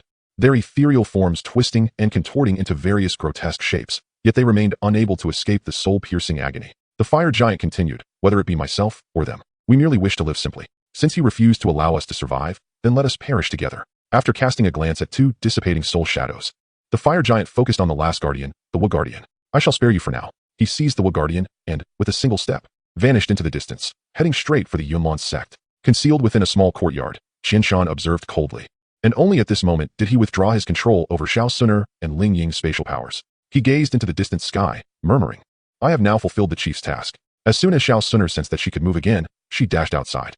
Upon witnessing the devastation of the Xiao family and the sight of countless corpses, her expression shifted dramatically. Miss, everyone from the Xiao family is at the back mountain. Ling Ying conveyed telepathically to Xiao Suner. At the Yunlan sect, Yunshan's cultivation had been rendered useless, several bones broken. The fire giant observed the mountain from afar, refraining from approaching, simply listening to the Wu Guardian recount events. Where's the other person? He has departed, acting independently to pursue your traces. After Yin Yun was captured and brought here, he was never seen again. The Wu Guardian